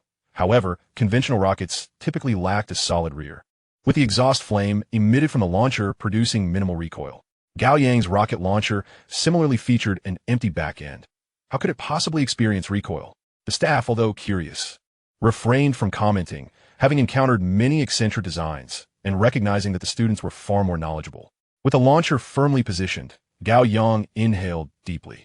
Many believed that electromagnetic weapons produced no recoil. While it was true that most did not, electromagnetic rail weapons did. These devices utilized electromagnetism to propel projectiles. And with that propulsion came an equal and opposite reaction, much like 2 repelling magnets, which exert forces on each other as they approach. The current rocket launcher and rocket were akin to these magnets. The greater the distance the projectile was propelled, the more substantial the counterforce experienced by the launcher. Taking a deep breath, Gao Yang squeezed the trigger. In an instant, the electromagnetic rail activated, unleashing a formidable burst of energy as the rocket surged forth. Striking the hillside 300 meters away, the rocket's fuse ignited, embedding itself deep in the soil. The resulting explosion, muffled by the earth, sounded akin to a subdued puff. Chapter 58. Amplifying Power. The staff observed in a state of astonishment and amusement, captivated by the rocket's astonishing launch velocity, akin to that of a bullet, so rapid it was nearly imperceptible. Such a rocket was indeed extraordinary. While others employed large-caliber ammunition, Gao Yang treated this rocket as if it were a 120 millimeters hyper-caliber sniper round. Almost surreal. On the battlefield, such an innovation would be revolutionary. At the very least, helicopters would be unable to evade such RPGs. Yet, the explosive power of the rocket seemed rather feeble, akin to a mere puff of air. Gao Yang remained indifferent to the staff's thoughts. Had he been privy to their musings, he might have found humor in them. The rocket had embedded itself at least 3 meters into the earth, where it would have encountered immense pressure. Under such tremendous force, if it could still produce an audible explosion heard 300 meters away, the power was indeed formidable. After a single test shot, Gao Yang returned to the laboratory at an accelerated pace. Ding! Detection of the host development of a rocket-propelled grenade confirmed. Amplification by 10,000 times is possible. Would you like to proceed with the enhancement? Without hesitation, Gao Yang affirmed, seizing the opportunity to continue charging. The lottery wheel materialized before him. Drawing on his previous experience with power control, he approached and spun the wheel with ease. Employing minimal force, the wheel turned halfway, landing precisely on the 10,000-fold amplification. Ding! Congratulations, host. Randomly selected for a 10,000-fold amplification of the rocket-propelled grenade's power. Gao Yang was taken aback. It was not the range, but rather the power that had been amplified 10,000 times. What was once a rocket-propelled grenade would now be akin to a rocket-propelled nuclear device. In a laboratory, the equipment sprang to life once more. The materials previously used in the creation of the rocket were combined and compressed in a unique manner. The entire manufacturing process accelerated as if propelled by an accelerator. Within 2 minutes, a launcher and rocket stood before Gao Yang. The launcher measured approximately 1 meter in length, equipped with a support at the rear to counteract recoil. The front housed a rocket with a diameter of about 12 centimeters, its tip sharply pointed. Ding! Due to limitations of laboratory equipment and material shortages, the current power amplification of the rocket-propelled grenade stands at 6,700 times. Gao Yang was astonished. Although it fell short of 10,000 times, 6,700 times was still remarkable. Previously designed products in this laboratory could typically only achieve amplifications in the hundreds. Most astonishing was the fact that such an immense power was achieved without the use of nuclear energy, relying solely on explosive materials.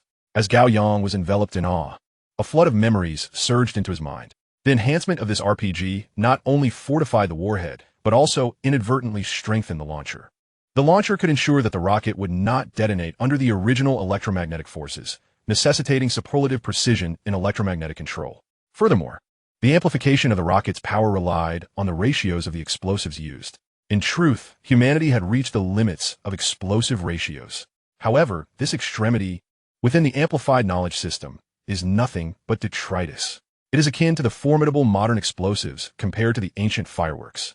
The explosive power is no longer constrained merely by the quantity of gunpowder used. On the foundation of varying material ratios, differing loading structures can elevate the explosive power to unprecedented heights. The explosive force exceeding 6,000 times is derived from this principle. Indeed, a magnitude of 10,000 could also be achieved, albeit requiring additional materials not available in the laboratory, thus resulting in a mere 6,000-fold increase. After absorbing all the memories, Gao Yang exhaled, somewhat surprised. Initially, he merely intended to make use of the amplification, yet yielded unexpected delights. First and foremost was the enhancement of electromagnetic technology. Although the amplification pertained to power, an increase in potency could lead to premature detonations of rockets due to strong electromagnetism. Hence, the electromagnetic aspect was also amplified, resulting in greater precision and eliminating the possibility of errors. This technology can be applied to nearly all electromagnetic devices. Next came rockets. Such frighteningly powerful rockets could even substitute for missile warheads, economically viable and immensely potent. Furthermore, placing the rockets directly on an electromagnetic railgun could yield ranges of several hundred kilometers, combined with tremendous force and affordability, rendering them utterly invincible. Moreover, the most precious memory was the formula for the gunpowder. This formula could be utilized in all explosive weaponry, even in bullets. When fired, the bullets would possess the same force as grenades. The warriors of the Dragon Nation would be unstoppable on the battlefield. Not even the most advanced body armor could withstand a bullet from a handgun. With eager anticipation, Gao Yang exited the laboratory, intent on testing the new RPG's capabilities. Upon stepping out, he encountered Ruo, who was accompanied by 3 other young women, the 4 members of the research group. All 4 were taken aback at the sight of the rocket launcher slung over Gao Yang's shoulder. Had it really been manufactured already? This efficiency was astonishingly swift. Almost unbelievable. Is this the rocket launcher we designed? Gao Yang glanced at the rocket launcher and replied, sort of, but I made some modifications. Ruo hurried forward, examining the rocket launcher closely.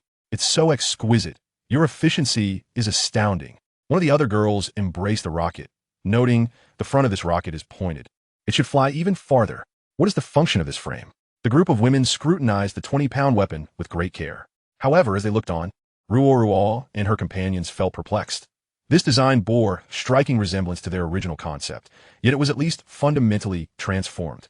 Noticing their disappointment, Gao Yang reassured them. This is an improvement based on your ideas. The core remains the electromagnetic rail launcher.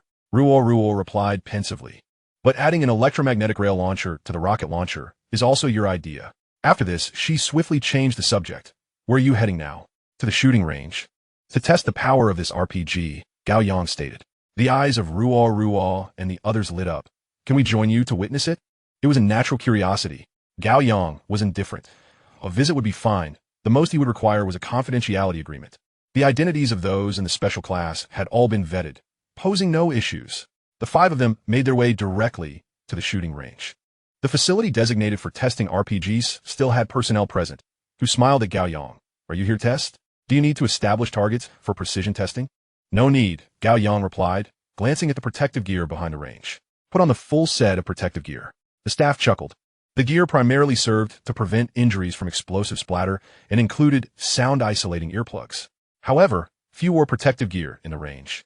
Primarily due to the 300-meter distance, splash damage was unlikely to reach that far. Following Gao Yang's instructions, Ruo and the others promptly complied, donning the protective gear. And they even fetched a set for Gao Yang. Believing in the herd mentality, the on-site staff also donned a set of protective gear and goggles. With everything ready, they prepared for the test. Chapter 59, An Earthquake? Gao Yang hoisted the RPG, extending the support frame to maximize recoil reduction. He loaded the rocket into the launcher, inhaling deeply as a wave of nervousness washed over him. This device was no less potent than laser weapons. While laser weapons have their limitations, being confined to straight-line trajectories. This apparatus could achieve parabolic trajectories with a change of launcher. With an amplification exceeding 6,000 times, the power would undoubtedly be formidable. Yet the shooting range was vast, and the explosion's epicenter would be over 300 meters from the launch point, equivalent to the length of 3 playgrounds. The residual explosion waves could hardly reach that distance. Gao Yang steadied his nerves and pressed the launch button. The rocket, propelled by electromagnetism, shot forth in an instant, piercing into the distant mountains, triggering the fuse. In the following moment, everyone felt the ground tremble violently. One of the staff exclaimed, "What the hell is an earthquake?" The next instant, the staff's eyes widened in disbelief as they witnessed an unforgettable spectacle. The nearly 100-meter-high mountain cracked open, not merely split, but shattered. Countless fragments of earth, stones, trees, and dry grass splattered in all directions. Moments later, they were met with a deafening roar. Boom! The sound was so powerful that it nearly deafened him, sending tingles through his body. Soon after, an intensified shaking of the ground ensued. He was bewildered. What in the world was happening? He had experienced earthquakes before, yet nothing compared to this insanity. Why did the mountain split? Was Sun Wukong emerging? The staff stood in stunned silence, while Ruorua and her female classmates gaped in awe. They witnessed clearly the terrifying power unleashed by Gao Yang's rocket. They comprehended the potency of various weapons. Thus, their shock was magnified. How could such a small rocket possess such horrifying strength? A mountain over 100 meters high. Surely, not even a missile could produce such an outrageous effect. This was tantamount to a nuclear explosion, excluding radiation damage. The effective range and power of an average nuclear weapon was roughly comparable. In their astonishment, their mouths fell open, so taken aback that they momentarily forgot to scream. Gao Yang, too, was astonished. He had already overestimated the rocket's power, only to find he had underestimated it even further. Hearing the thunderous noise, Gao Yang's heart raced as he saw the billowing dust. The dust swirled and surged outward, creating a spectacle of sheer awe. Many might perceive it merely as dust being disturbed, but as an insider, he recognized the inherent danger. The force of the dust wave was immense, capable of easily knocking someone down. Being knocked down was a minor concern. The real peril lay in the stones and debris on the ground that the dust wave could propel outward with a force akin to small-caliber bullets. Gao Yang urgently shouted, "Get down! There are sandbags in front of the launch pad." Lying down could avoid the dust wave's harm. After yelling, he realized no one was paying attention. Amidst the explosion's deafening roar, they could not hear what Gao Yang was trying to convey. Gao Yang lifted his foot and kicked the 2 guards, urging them to save lives, before leaping towards the nearest female classmate. Ruorua and another girl were pinned to the ground beneath Gao Yang. The 2 guards, as if roused from a stupor, quickly subdued the remaining female classmates and staff. Everyone lay flat as the wave of earth approached. With a thud, a plethora of debris cascaded down, striking the sandbags and the wall behind them. Bang! The wall was also toppled by the force of the earth wave. Following that, a cacophony of soil, rubble, and even small saplings rained down upon the ground. After a full half-minute, the dust finally settled. Gao Yang called out, "Are there any casualties?" In the distance, he faintly heard someone speaking. Lowering his gaze, he encountered Ruorua's bewildered expression as she murmured, "Is this an RPG?" Gao Yang felt a pang of anxiety. He hoped the child hadn't been stunned by the blast. Another female classmate beside her also voiced her confusion. What just happened? Turning his head, Gao Yang noticed a staff member grinning foolishly with a crack on his goggles. It seemed debris had struck the goggles. Fortunately, he had them on, or he might have lost his sight. The 2 guards stood up beside Gao Yang, their faces still etched with shock. Further away, beyond the fallen wall, over 20 disheveled guards were visible. The reason they could be seen was due to the collapsed wall. Some among the guards bore injuries, all of them bewildered by the unfolding events. What had just transpired? Where had that massive mountain gone? Gao Yang gazed towards the mountain's former location. The 100-meter-high hill, designated for testing larger munitions, had remained unchanged for years. Now, not only was the mountain gone, but a crater had formed in its place. Yet curiously, the ground seemed to hold little dirt and stone. Where had the earth and rocks gone? Instinctively, Gao Yang looked up. In the distance, he spotted numerous black specks against the sky, all remnants of debris. That direction appeared to be the school. At the school, students had already fled from the classrooms. Teachers and students, upon sensing the tremors of the building, rushed to open ground, only to be met with a deafening explosion. What on earth? We're in a plane? How could there be an earthquake? They hurried to check the news, wondering if there were aftershocks from a nearby quake. What was happening? An earthquake coupled with thunder. The ground splitting apart? This felt different from a quake. Having experienced several in Chuan and Yu, they knew quakes usually lasted longer. What the hell? Who threw stones? I got hit on the head, exclaimed one student, noticing dirt and grass scattered about. Amidst the panicked outcries, someone looked up and yelled, "Oh my! There are so many stones falling from the sky. Is it raining rocks?" Countless heads turned skyward as people shouted and scattered in search of shelter. A deluge of debris and soil plummeted down. Students who were slower to react found themselves covered in rubble. Bewildered, they turned to their teachers, asking, "What is happening?" The teachers, equally perplexed, were at a loss. Having lived for decades, they had never encountered such a situation. As the dust finally settled, the school administration sprang into action, initiating an investigation into the specifics of the incident. They soon discovered there had been no earthquake in the vicinity. Principal Gan sat in the conference room, awaiting results, when suddenly his phone rang. He pulled out his phone, preparing to hang up, not wanting to deal with anything at that moment. Just as he was about to turn it off, he noticed the name Gao Yang flashing on the caller ID. It was imperative he answered. Nothing was more important than Gao Yang's affairs. "Hello," he answered, his tone softening considerably. "Are you all right?" Gao Yang's voice boomed through the line. "What did you say? I can't hear you. I'm reporting to you that I just blew up the mountain at the firing range." Principal Gan was momentarily taken aback, and everyone in the conference room turned to him, having overheard the conversation. They quickly grasped the terrifying implications. Someone had blown up the mountain at the firing range, and the debris had rained down upon the school. But how could that be? The mountain at the firing range was a kilometer away from school. What sort of explosive could send debris flying that far? A nuclear bomb? Principal Gan observed the curious gazes of his colleagues, motioning for silence as he inquired loudly, "What did you use to blow it up? Are you unharmed?" "I used an RPG," Gao Yang replied. "An RPG?" Principal Gan echoed incredulously. "You mean to tell me an RPG could send debris to the school?" "I modified it a bit. Its power is quite substantial," Gao Yang explained. Principal Gan remained skeptical and resolved to confirm the situation firsthand. "I'm coming to find you. Are you at the firing range?" Chapter 60. Where did that mountain go? Confirming that Gao Yang was indeed at the firing range, Principal Gan pocketed his phone and turned to the bewildered expressions of the school's administration. They likely had found the cause. It was Gao Yang who had blasted the mountain at the firing range with an enhanced RPG.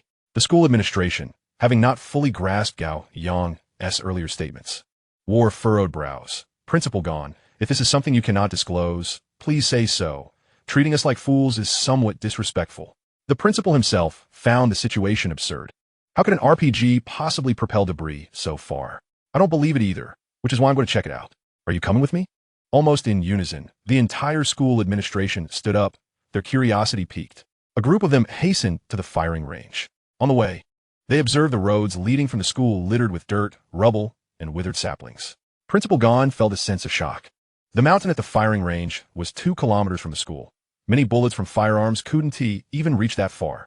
Where did such terrifying power of the RPG come from? Moreover, the amount of dirt and stone on the ground seemed excessive. How much of the mountain had Gao Yang obliterated? Had he flattened it entirely? As these thoughts consumed him, the convoy exited the school grounds.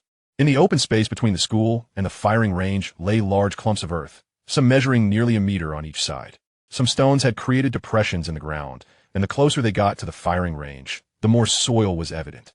Principal Gan, the school administration, and even the driver were left in stunned silence, their eyes wide with disbelief. They were astonished by the mud rain at the school, only to realize it paled in comparison to what lay ahead. Now, gazing at the firing range in the distance, everyone's eyes widened. They were familiar with the firing range, often visiting for assessments and observing events there. The mountain that had once been visible upon exiting the school had vanished without a trace. The vast expanse of the firing range, devoid of the mountain, appeared oddly unfamiliar. The principal's mouth moved, but he was at a loss for words. Where did that massive mountain go? He had thought Gao Yang had merely taken out a portion of it. Now he realized the reality was even more absurd than he had imagined. A mountain over 100 meters tall, specifically enclosed within the firing range as a distinctive feature, had simply disappeared? How could that be? Was a nuclear bomb employed?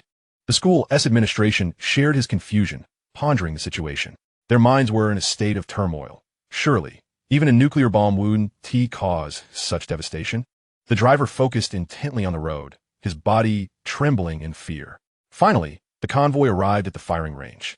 The scene was one of utter chaos. Several individuals from nearby firing ranges had already been rescued, but the sudden, overwhelming noise had startled many, plunging them into panic. In the aftermath of the incident, there were injuries among the crowd, fortunately all of them minor. The security personnel were diligently attending to the injured, administering first aid and comforting those who were startled. As the convoy came to a halt, the school's senior officials disembarked, their expressions reflecting a profound bewilderment. From a distance, the mountain was no longer visible. Up close, even its base had vanished, replaced by an enormous crater. Principal Gon swiftly approached the edge of the pit, gazing into its depths with incredulity before turning to Gao Yang and inquiring, "An RPG?" Gao Yang lifted the rocket launcher, affirming indeed. Principal Gon appeared momentarily dazed, asking, "What kind of warhead?" "My specially designed warhead, a conventional one," Gao Yang replied. "Conventional?" Principal Gon felt his words were somewhat lacking in clarity. How could a conventional weapon obliterate a mountain, leaving behind such a vast crater? Even nuclear weapons must be buried deep to achieve such an effect. Suddenly, Principal Gon furrowed his brows, contemplating. The explosive force is immense, yet how is the casualty radius so limited? The mountain was merely shattered. The surrounding damage is primarily due to debris flying from the mountainside. Yet, logically, to displace soil from the mountains so far, the explosion's core must have reached at least 1 or 2 kilometers, if not more. My rocket launcher is equipped with an electromagnetic rail launcher, enabling the rocket's range to extend up to 10 kilometers. During tests, I directly struck a rocket into the mountain. Upon realizing that the mountain had absorbed the energy of the explosion, Principal Gon suddenly found solace in its absence.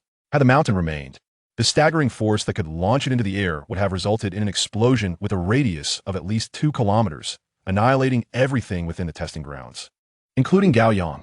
The school itself might have been obliterated. Gazing at Gao Yang, Principal Gon felt a surge of anger about the reckless testing, deeming it exceedingly dangerous. Without that mountain, how perilous would this explosion have been? Nevertheless, as he was about to voice his frustration, his tone softened, adopting a conciliatory demeanor. In the future, for any tests of this nature, please ensure thorough preparation. It is best to inform me in advance. Gao Yang nodded. Having learned a valuable lesson and acquiring comprehensive knowledge about the potency of explosives, thus, he had already allowed for several hundred meters of safety buffer. However, he had not anticipated such a magnitude. Had he known the explosive power was so terrifying, he would never have dared to conduct the test here. With the mountain gone, Principal Gon felt a shiver of trepidation. We should erect a monument in gratitude. Had it not been for that mountain, we might not have survived this ordeal. Just then, Principal Gon's phone rang. He glanced at the unfamiliar number before answering.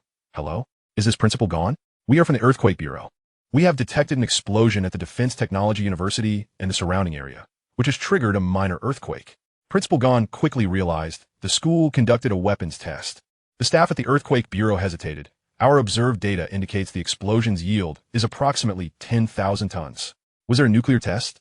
Principal Gon decided to withhold details about the explosion, opting to report only the earthquake, as the situation was complicated.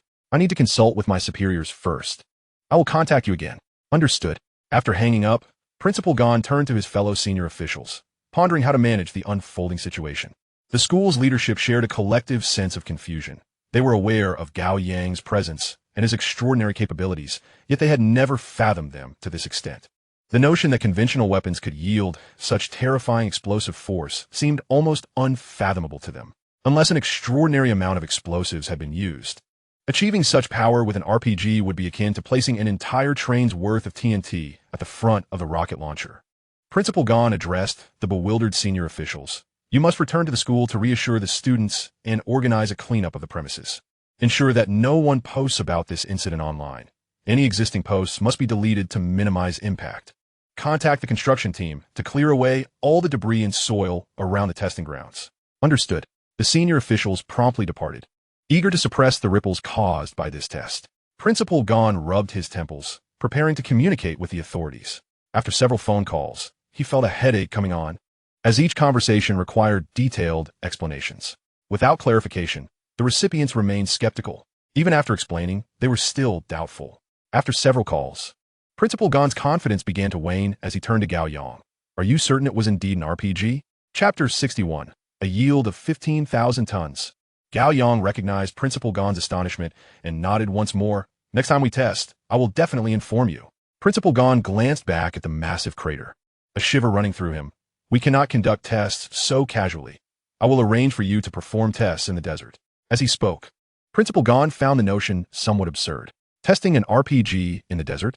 It is well known that deserts are the preferred locations for such trials. Gao Yang also felt a surge of anticipation for the subsequent tests, as this time he had merely witnessed the explosion's effects. The full extent of its power remained unclear. Principal Gon insisted, "You should go to the hospital for a checkup. I will handle things here." "I'm fine," Gao Yang waved off. "Go." With such a significant explosion at close range, you must have been affected. Even if you're all right, they need to send you for a checkup. Gao Yang glanced at Ruo and the others, who were still in a daze, being tended to by the security personnel. He felt a slight headache. He had mentally prepared himself, so he was unscathed, but they had not, likely still shaken from the experience. Although this disorientation would be temporary, it was prudent to have him checked. The security personnel assisted Ruo and the others into a vehicle to head directly to the hospital for examinations. Gao Yang also underwent a checkup. Gao Yang was unharmed, while Ruo and the others were diagnosed with shock and prescribed some calming medication. By the time they left the hospital, the group had mostly recovered, their faces slightly pale, but otherwise fine. However, when they looked at Gao Yang, their eyes still reflected a lingering fear. Gao Yang surmised that after this experience, their once lively curiosity for excitement would be significantly tempered. At the testing grounds, military technicians arrived swiftly, collecting information from the scene. They first measured radiation levels. Given the magnitude of the explosion, nearly everyone suspected it was a nuclear detonation. However, after testing, no radiation was detected. Next, they calculated the size and depth of the crater, meticulously gathering data. Through modeling, they aimed to reconstruct the former mountain. The modeling images even depicted the surrounding areas where large chunks of soil had fallen. Using this information, they sought to determine the yield of the explosion. The technicians also retrieved all data and video footage from the explosive test. A group of military officials gathered around a computer, their heads close together, entirely unconcerned with appearances. They were excited yet anxious. The emergence of such explosive materials could significantly enhance the defense capabilities of Longhua, yet they were apprehensive about the possibility of a misunderstanding. In the footage, Gao Yang, accompanied by several female classmates, entered the testing grounds and donned protective gear. From this process, they could infer that Gao Yang was aware of the immense power of the upcoming test. However, gazing at the massive crater before them, they noted that the protective equipment seemed rather inadequate. The only truly useful item appeared to be the headphones. Without them, the deafening explosion would have ruptured the eardrums of everyone present at the testing grounds. Once they donned their gear, it was time to fire. Upon firing, the mountain crumbled instantaneously. A contingent of military high-ranking officials fell into a profound silence. After a lengthy pause, one spoke up. "Surely, this video cannot be authentic? To achieve such destructive power, a nuclear warhead could not possibly be of such diminutive size." Just then, a technician rushed in from the distance. His face etched with shock. "Report. Based on the on-site calculations, the explosive yield exceeds 15,000 tons. The military personnel were momentarily rendered speechless. 15,000 tons of yield? That is equivalent to the bomb known as Little Boy. However, while Little Boy possessed additional destructive capabilities, this bomb seemed to deliver purely explosive devastation. Overall lethality was significantly diminished, yet the magnitude of its power was undeniable. Such a compact size yielding such terrifying explosive force was utterly astonishing. Most crucially, in actual combat, nuclear weapons could not be deployed without severe consequences. Yet this device could be utilized. Its strategic implications were monumental. They found it difficult to fathom how a conventional weapon could wield such immense power. Suddenly, someone exclaimed, "Impossible! Absolutely impossible! There is no way explosives could possess such terrifying potency. There must have been a vast quantity of explosives buried in the mountains." The speaker was a researcher, a leading professor from the Defense Technology Research Institute, specializing in various explosive materials. He had previously produced numerous bomb formulas. Now, he was engulfed in a deep wave of self-doubt. The technician shook his head. "No explosive residues have been detected at the site. If there were a substantial quantity of explosives detonated, one would at least detect a pungent odor. Yet, nothing has been identified so far. This implies either a minimal amount of explosives or the use of non-conventional explosive materials." The professor could not contain his agitation. Where are the researchers? Principal Gon could discern the professor's fervor. Encountering such an event would incite excitement in anyone, especially those in research, whose field of expertise had just been fundamentally challenged. leaving them questioning their very existence. The individual who developed this RPG had gone to the hospital for a checkup as he had been in close proximity to the explosion, and there were concerns about potential internal injuries. Everyone present felt a tightness in their hearts. Gao Yang absolutely must not be harmed. Before they could voice their concerns, Principal Gan's phone rang. It was a call. Upon answering, he heard Gao Yang's voice. "I've returned to the school. I completed a full medical examination, and there are no issues. The others are fine as well." That is a relief, Principal Gan sighed, feeling a weight lift from his shoulders as he hung up the phone. Gao Yang just had a checkup. He is fine. Upon hearing this, he was met with a sea of expectant gazes. He understood that everyone longed to meet Gao Yang. However, Gao Yang was not easily accessible. At least, the individuals present were not deemed worthy of an audience. Among the attendees, aside from the researchers from the Defense Institute, the rest were merely data collectors at the scene. They would have to wait. Following the military personnel's report of all information, within half an hour, a multitude of troop transport vehicles arrived at the Defense Technology University. The university was immediately placed under military control. The students were accustomed to this, as many of them had essentially enlisted upon enrollment. This instance of military oversight was to prepare for the arrival of even more significant figures. Within 2 hours, a swarm of helicopters descended upon the campus. They were all high-ranking officials from various military districts across the nation, having first flown to the nearest airport before taking helicopters to the university. They arrived with astonishing speed, having received news that was simply too shocking. Based on the data calculated thus far, it had the potential to overturn the entire defense system. An explosive yield of 15,000 tons could result in a core lethal radius of up to 2 kilometers. Within a 2-kilometer radius, there would be no survivors. And all of this from such a small device. According to current missile standards, a conventional warhead struggles to affect even a 200-meter diameter area. Using a bunker buster as an analogy, it could easily penetrate several floors of a building and explode without toppling the structure. However, if the explosive material in a bunker buster were replaced with this unknown bomb, it could penetrate underground, obliterating everything in its path. Furthermore, all other explosive materials could potentially be substituted, resulting in similarly horrifying destructive power. Such a significant breakthrough warranted the utmost seriousness from all present. One after another, high-ranking officials adorned with 3 stars entered the university. There were even more adorned with 2 and 3 stars. This sight left the students in awe and confusion. Such distinguished figures were few and far between across the entire Dragon Country. Yet they had all converged here. Chapter 62. Self-heating hot pot.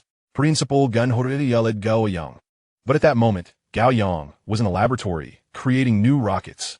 The previously singular rocket had been utilized, and further testing required the production of several more. Upon answering the phone, Gao Yang stated directly, "I'm busy. What is it?" "The military is very interested in your RPG. They have arrived at the school." Gao Yang could not afford to pause his work. The exposed gunpowder posed a considerable danger. "I'm in the lab and cannot leave at the moment. Please take them to see the crater." With that, Gao Yang abruptly hung up the phone. Principal Gan, under the scrutinizing gazes of a multitude of high-ranking officials, trembled slightly. Lacking confidence in his voice, student Gao Yang is currently very busy and cannot come over. "Shall I lead everyone to see the crater?" A senior official remarked. "We already observed it from the helicopter." "Where is he now?" "We will wait for him." The generals were indeed eager. They would not have abandoned their pressing matters otherwise. Yet upon arriving at the school, they found themselves surprisingly patient. After all, those engaged in research would not simply vanish. Waiting was no inconvenience. A throng of dignitaries congregated outside the laboratory, awaiting his arrival in silence. At the entrance, Gao Yang's guards stood vigilant. At that moment, these guards felt an immense weight of pressure, akin to a mountain. They were genuinely tense, yet amidst that tension, there was also a sense of pride. The door they guarded was one that even the highest-ranking officials could not breach. The individual they protected was one whom even the highest-ranking officials had to await. However, gradually, that pride morphed into anxiety. As time passed, more and more individuals arrived. The most astonishing aspect was that this group had waited so long that those arriving in the afternoon found themselves still standing there at 6:30 in the evening. No one spoke much, creating an atmosphere of considerable pressure. Principal Gan could also sense this pressure as he glanced at the dozens of dignitaries before him. "Shall we have dinner and then return to wait?" The foremost officials, all 3-star generals, merely glanced at Principal Gan. "Has he eaten in the lab?" Principal Gan fell silent. Gao Yang had been in the laboratory since the afternoon. He could not help but feel a mix of admiration and guilt. Upon his return, He must ensure that Gao Yang was assigned a dedicated life coach. Otherwise, late nights and irregular meals would be detrimental to his health. Inside the laboratory, Gao Yang had completely forgotten about the individuals waiting outside. He was enjoying a self-heating hot pot while monitoring several operating machines. One of the machines was busy polishing bullets.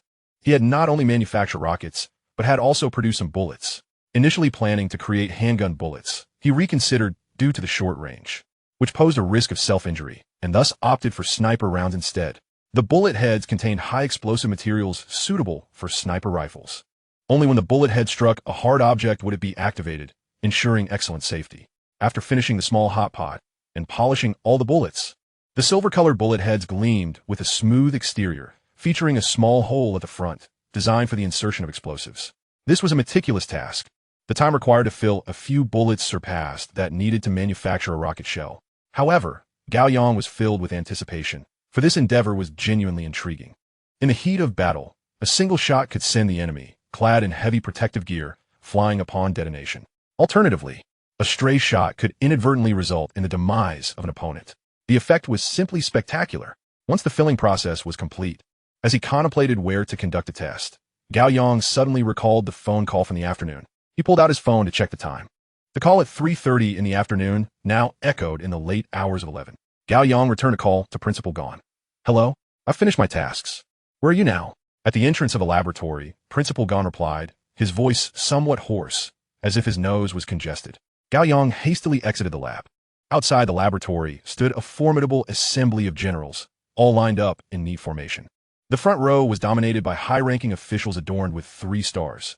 There were at least 40 in total. While Gao Yang recognized a few, the majority were unfamiliar faces. He was taken aback. Had these individuals been waiting for him for an extended period? Glancing at Principal Gao, he noticed the latter was scantily clad, the evening chill turning his nose a bright shade of red. Suddenly, General Zhou spoke up. He'd been waiting so long that I'm starving. Let us head to the cafeteria for a meal. Focusing on research is commendable, but one must not neglect sustenance. A healthy body is essential for future endeavors. Gao Yang nodded in agreement. I had a self-heating hot pot in the lab. It was quite palatable. Principal Gao nearly faltered. So many had gathered for Gao Yang. Considering he hadn't eaten, yet he had already dined on hot pot, General Zhou was momentarily stunned before breaking into laughter and shifting the topic. What kind of explosives did you use for the mountain demolition? I utilized gunpowder. Though the ratio differs from conventional formulas, a researcher seated nearby sprang to his feet, approaching Gao Yang with excitement. Impossible. Regardless of the formulation, gunpowder cannot yield such terrifying power. There is only so much energy available. How could it possibly release more? Gao Yang refrained from answering. The explanation was complex, and discussing it here could stretch into the dawn. Then what do you propose I use to my rocket shells? The professor was momentarily at a loss. Caught off guard by the counter-question, he expected Gao Yang to refute the claim. This inquiry left him speechless, devoid of a response due to the absence of theoretical support. Gao Yang bypassed the professor and addressed General Zhou. Let us eat while we converse. Agreed. The group proceeded to the cafeteria in a grand procession. The chefs had prepared for this assembly of diners, ready for their arrival. Gao Yang also intended to indulge in a late-night snack, joining the esteemed figures of the table. As they dined and engaged in casual conversation, General Zhou inquired, was that mountain truly destroyed by a rocket shell? Indeed, Gao Yang affirmed with a nod. I just developed this kind of explosive. My control over its power isn't yet precise. After the recent explosion, I calculated that the absolute lethal radius should be around 2 kilometers, with significant explosive waves extending to 5 kilometers, capable of causing injury. General Zhou furrowed his brow. That complicates testing. We need a launcher capable of 5 kilometers, or we could directly place the rocket in a missile warhead. I've already resolved that, Gao Yang smiled. My rocket launcher has a range of 10 kilometers. At the dining table, a chorus of astonished faces turned towards Gao Yang. A 10-kilometer RPG? That was somewhat outrageous. Most models maxed out at a few hundred meters, yet this one boasted a 20-fold increase. With such range and destructive potential, this weapon seemed invincible. Gao Yang continued, producing a bullet. Today I primarily worked on this, an explosive sniper round. The specifics of its lethal capacity remain uncertain and require testing. General Zhou took the bullet, intrigued. An explosive bullet? What is the estimated power? At the very least, it equals that of a high-explosive grenade. The cafeteria fell into a sudden hush as diners nearby strained to eavesdrop on the conversation. The mention of a high-explosive grenade with a lethal radius of 12 meters left many in a state of disbelief. If this bullet strayed 10 meters during firing, it could still prove fatal. Chapter 63. Testing the bullets. General Zhou, more familiar with Gao Yang, envisioned an automatic targeting sniper rifle paired with high-explosive rounds. One shot, and the enemy could vanish without a trace. According to the sacrifice statistics of the White Eagle, not a single life would be lost in such a major engagement. Contemplating the implications, General Zhou felt an irresistible urge to test these weapons. However, given the late hour, it would be inappropriate to drag Gao Yang into testing now. After a few bites of food, General Zhou remarked, "We need to arrange for testing swiftly. With such power, I suggest the desert as a testing ground. Right, old Zhou?" An elder general nodded in agreement. "Indeed, there's nothing lacking there. We can conduct tests at any time." Another general added, "It's a pity it's so late. Gao Yang still needs rest." Indeed, rest was crucial. As they spoke, several generals turned their gazes toward Gao Yang. Initially, he did not grasp the conversation's intent, but upon meeting their expectant eyes, he suddenly realized they were urging him. They were willing to commence testing at a moment's notice, yet were considering his need for rest. However, did they not recognize his eagerness to test? Gao Yang promptly replied, "I can rest in the vehicle." In an instant, the cafeteria buzzed with the sounds of hurried eating. Everyone accelerated their meals, as if propelled by an unseen force. Moments ago, they had been eavesdropping intently. Some individuals were already on the phone. Prepare the testing ground for the weapons. Specifications? Follow nuclear weapon testing standards. Prepare the aircraft. It should arrive within an hour. Personnel? Approximately 300, including security. After a few quick calls, everything was arranged. Within 2 minutes of concluding the calls, the group had finished their meals, eagerly awaiting Gao Yang. He had only consumed half of his meal, gazing at the multitude of eyes fixed upon him. He raised his bowl and addressed the cafeteria lady. "I'll return the bowl later." "No need to worry about it," she replied promptly. A throng of people escorted Gao Yang to the parking area. As he walked, he continued to eat, finishing his meal by the time he reached the vehicle. A few generals expressed their surprise. "You can eat while walking?" Gao Yang countered, equally astonished. "Can't you?" General Zhou had already opened the car door. "Enough chatter. Let us get moving." Once in the vehicle, they first headed to the laboratory to collect a total of 6 rocket shells before departing for the nearest military airport. Under the cover of night, a convoy of military vehicles stretched along the road, with troop carriers leading the way and armored vehicles providing escort. An impressive sight indeed. Gao Yang managed to catch some sleep in the vehicle, then continued to doze on the plane. Upon disembarking, he resumed his slumber in the vehicle. It was not until they entered the desert that he finally awoke, wrapped in a blanket, nestled in the car, gazing out at the first rays of dawn illuminating the endless sands. "So, we've arrived at the desert?" Beside him sat General Zhou. "Is this your first time in the desert?" "Indeed it is." Gao Yang adjusted the blanket draped over him, remarking that it felt rather pleasant. If he did not seize the opportunity to experience this now, any future desire to frolic in the desert would necessitate a journey abroad, as the afforestation efforts in recent years have significantly improved. Who knows, in a few years, there may no longer be any deserts left. The vehicle continued its journey inward, and under the sun's rays, the temperature began to rise. By the time they reached a small base nestled within the desert, it was already 9 in the morning. Everyone disembarked and entered the base, which housed a specialized observation room for testing. The spacious room, approximately 200 to 300 square meters in size, was adorned with numerous screens on one wall. Behind these screens, a cadre of technicians operated a variety of observational equipment, while other displays showcased satellite imagery. This entire region was vividly presented through satellite surveillance. There were also aerial views captured by unmanned drones, ensuring a clearer perspective of the explosion site. This facility appeared to be dedicated to testing weapon efficacy, equipped with a comprehensive array of professional tools. General Zhou announced, "There are 3 explosion points in total. The first 2 tests will involve detonating explosives directly within the blast zone to assess the explosion's range and power, while the third test will explore remote attack capabilities." Gao Yang directly liaised with the technicians, instructing them on how to initiate the detonation of warheads. The technicians each took a rocket to the explosion site to set up the detonation measures. As this process unfolded, a group of onlookers turned to Gao Yang and suggested, "Why not test that bullet first?" "Sure," Gao Yang replied, eager to try out the sniper round. "Is there a sniper rifle available?" "Indeed," General Zhou chuckled, leading Gao Yang outside. The sniper rifle test required minimal preparation. A vehicle was driven to a kilometer's distance, where a metal target was placed. The bullet was loaded into the sniper rifle, and the technicians secured the weapon. Everyone stepped back, although Gao Yang was eager to fire. He opted for caution during this inaugural test. He pressed the remote trigger, and the automated shooting platform discharged the weapon. With a resounding bang, the bullet soared into the distance, but the target remained unscathed as the bullet struck a distant sand dune instead. A thunderous crash ensued, sending a cloud of yellow sand into the air. The considerable distance rendered precise targeting by the automated shooting platform a formidable challenge. Nonetheless, this initial miss attested to the bullet's safety. Gao Yang approached to retrieve the sniper rifle, declaring, "Allow me." A group of dignitaries watched with amusement as he prepared to take aim.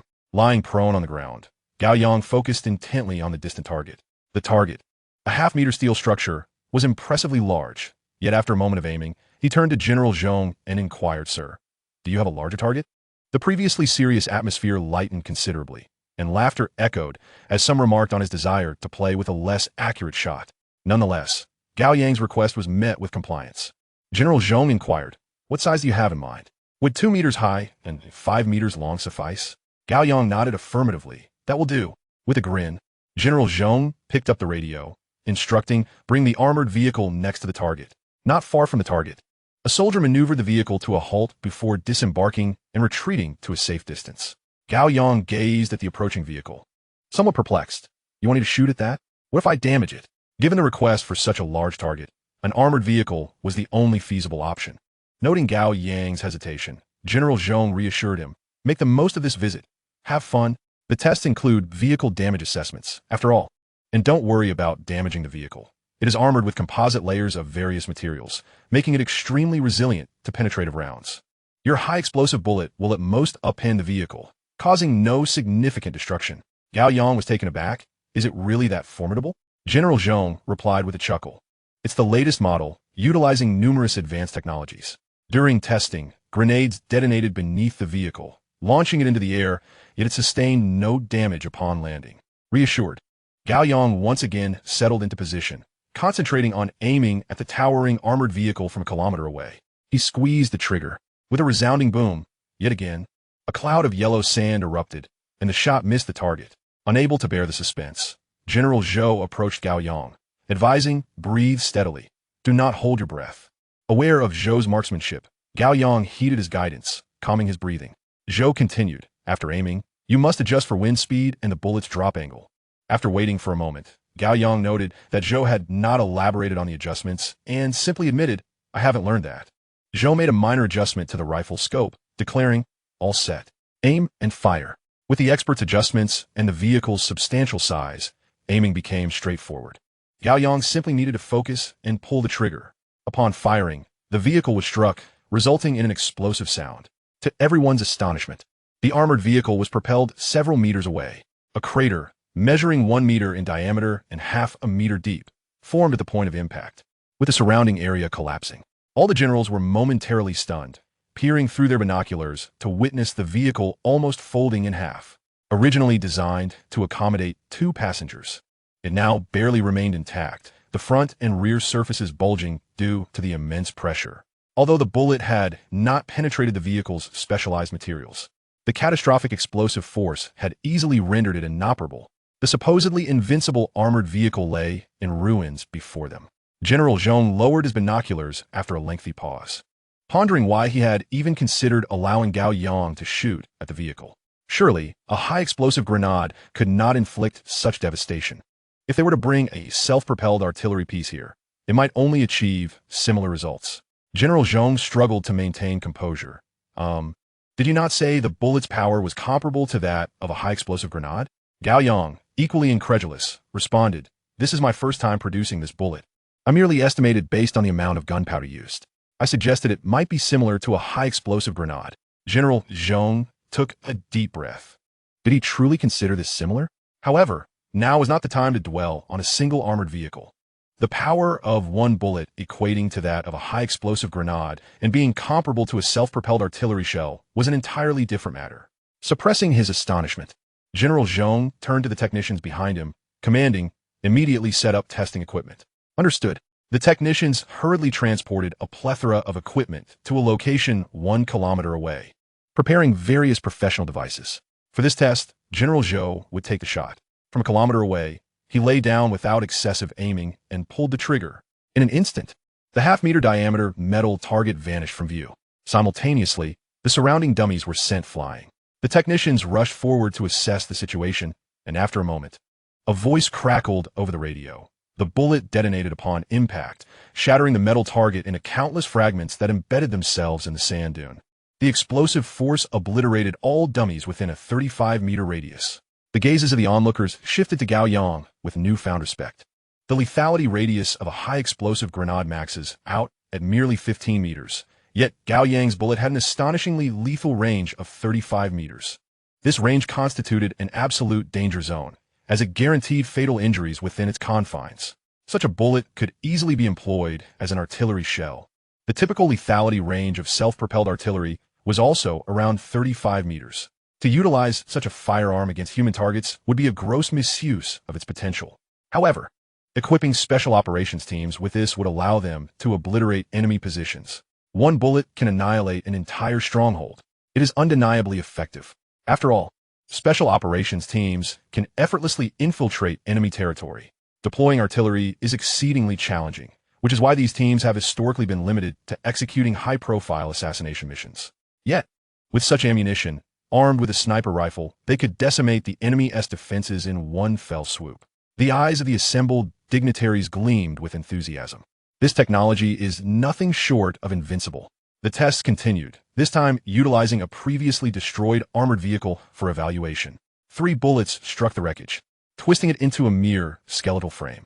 This is the true embodiment of battlefield damage. After 3 shots, the generals were left in awe, each shot resonating with an overwhelming impact. A single sniper rifle, equivalent to a self-propelled artillery piece? It was utterly absurd. For the final bullet, General Zhou refrained from firing again, wishing to preserve a memento. Once the bullet tests concluded, everyone returned to the room to await the forthcoming rocket tests. Transitioning from the sweltering environment to the air-conditioned room was a welcome relief. Gao Yang sipped on ice water while listening to General Zhou inquire about the progress of the rocket deployment. The response from the soldiers came through the intercom. "We are currently setting up." General Zhou glanced at Gao Yang and continued. "Once the setup is complete, withdraw an additional 5 kilometers. Retreat from a 15-kilometer safe distance to 20 kilometers. Remember to construct cover using sandbags and vehicles." What followed was a period of anticipation. The wait was tedious, yet not a single person exhibited impatience, only fervent expectation. Had it not been for the recent bullet tests, their eagerness would not have been so pronounced. Now, with a single bullet exhibiting such terrifying power, one could only imagine the ferocity of a rocket. Half an hour passed, and the voice of a soldier echoed in the room. "Report, the number 1 test site has been equipped with the detonation device, and the area has been evacuated. You may detonate." General Zhou turned to Gao Yang. "Would you like to issue the command?" Without a moment's hesitation, Gao Yang declared, "Detonate." He then focused intently on the screens. A transformation occurred on several of them. A tan-colored sphere suddenly materialized on the desert floor. From an aerial perspective, the tan sphere expanded outward at an astonishing speed. Another screen captured the moment of the explosion, engulfing the view in a haze of yellow before the signal was lost. Then came the second and the third. These were the targets set up on site. Their destruction signified the explosion's lethal radius. 100 meters apart, in a mere 3 seconds, 26 targets were obliterated. This indicated a lethality radius of 2.6 kilometers. This exceeded previous estimates of the destructive range. Next came the terrifying shockwave sweeping outward. The sand on the ground was lifted and scattered, each grain possessing formidable destructive potential. Each particle was akin to iron sand expelled from a claymore. The shockwave receded 5 kilometers before gradually subsiding. In the room, an audible gasp filled the air. The assembly of dignitaries was left speechless. This power was undeniably harrowing. Could this truly be the devastation wrought by a mere 120 millimeters rocket? It was not an exaggeration to liken it to a small nuclear bomb. Technical personnel began to report the data recorded by the equipment. At the moment of detonation, a powerful shockwave and airwave were generated at the center. Wind speeds reached 400 meters per second, equivalent to 10 times that of a 12-level typhoon. The supersonic winds obliterated everything within a kilometer of the core. Concrete columns were destroyed, indicating that all structures and vehicles within that radius could not withstand the terrifying shockwave. Between 1 kilometer and 2.5 kilometers, some columns survived, but but all vehicles were annihilated. In this range, the lethality was absolute. Unless one took refuge underground, survival was improbable. From 2 kilometers to 5 kilometers. The airwave and wind speeds remained above 50 meters per second, capable of inflicting massive damage. The technicians' voices trembled. This device, while not a nuclear weapon, possessed a power comparable to one. It was simply outrageous. The generals and researchers present listened intently to the report, all eyes turning towards Gao Yang. As he reviewed the detailed explosion data, his brow furrowed. General Zhong, who was brimming with excitement, noticed Gao Yang's expression and inquired, "Is there an issue with the data?" Gao Yang nodded. "After yesterday's test, I recalculated. According to my calculations, there is no reason for the explosion's power to be so minimal." All the previously elated generals stared in bewilderment at Gao Yang. How could this possibly be considered small? Chapter 65. Securing the rocket with insurance? The group stared at Gao Yang in confusion, momentarily rendered speechless. Gao Yang, clutching the data, frowned deeply. After yesterday's unexpected test, he had meticulously calculated the results. How could the calculated results differ from the test results? Based on his reverse calculations, the rocket's power should have increased by approximately 1/3. What could account for such a discrepancy? Suddenly, a realization struck Gao Yang. Under normal circumstances, rockets are launched, whereas this time, it was a direct ground detonation. He abruptly turned to General Zhong. "For the second test, let us try launching the rockets." "Very well." General Zhong responded without hesitation, promptly arranging for the rocket launch preparations. The rocket's range was 10 kilometers, and the previously tested damage extended a maximum of 5 kilometers, ensuring the safety of the test personnel. Nevertheless, defensive fortifications were still established in front of the personnel, including an underground space, ensuring that even in the event of a significant explosion, the test personnel would remain unharmed. With the test personnel in position, armed with a rocket launcher, they pulled the trigger. Instantly, a tremendous recoil surged through, but fortunately, a support brace was there to stabilize it. Otherwise, the rocket launcher would surely have been propelled away. As the rocket soared into the air, it vanished from sight in an instant. It was astonishingly fast, comparable to a supersonic bullet. The next moment, the test personnel felt a tremor, the sand beneath their feet vibrating. They hurriedly retreated into the underground space. In the observation room, technicians monitored the situation, reporting on the test progress. The explosion's impact point deviated by 60 meters. This margin of error was considerable. With other RPGs, such a deviation would render them ineffective. Yet for this RPG, even a deviation of 60 meters, or even 600, would still yield significant damage.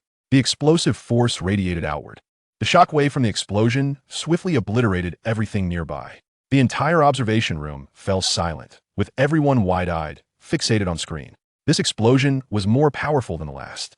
The sand wave spread at an accelerated pace, and the colossal earth wave grew even larger.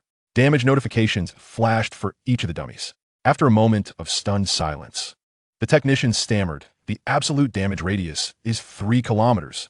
This was an increase of 400 meters over the previous range. While it may seem a modest increase of 400 meters, the area of the damage radius had expanded tremendously. The further one was from the epicenter. The greater the area of destruction, the entire observation room was engulfed in a profound silence. The power of this weapon is akin to that of a miniature nuclear bomb, surpassing even the infamous Little Boy. Despite the latter's ineffectiveness due to insufficient detonation, this is undeniably a rocket projectile. Nuclear weapons are notoriously costly, yet this rocket can be fabricated in a laboratory, underscoring its affordability. The atmosphere is charged with shock, leaving the onlookers parched and mechanical in their swallowing. They are even hesitant to consider mass production of such a device. Were it to be mass-produced, the regulatory oversight would need to be exceedingly stringent, akin to that of nuclear arms.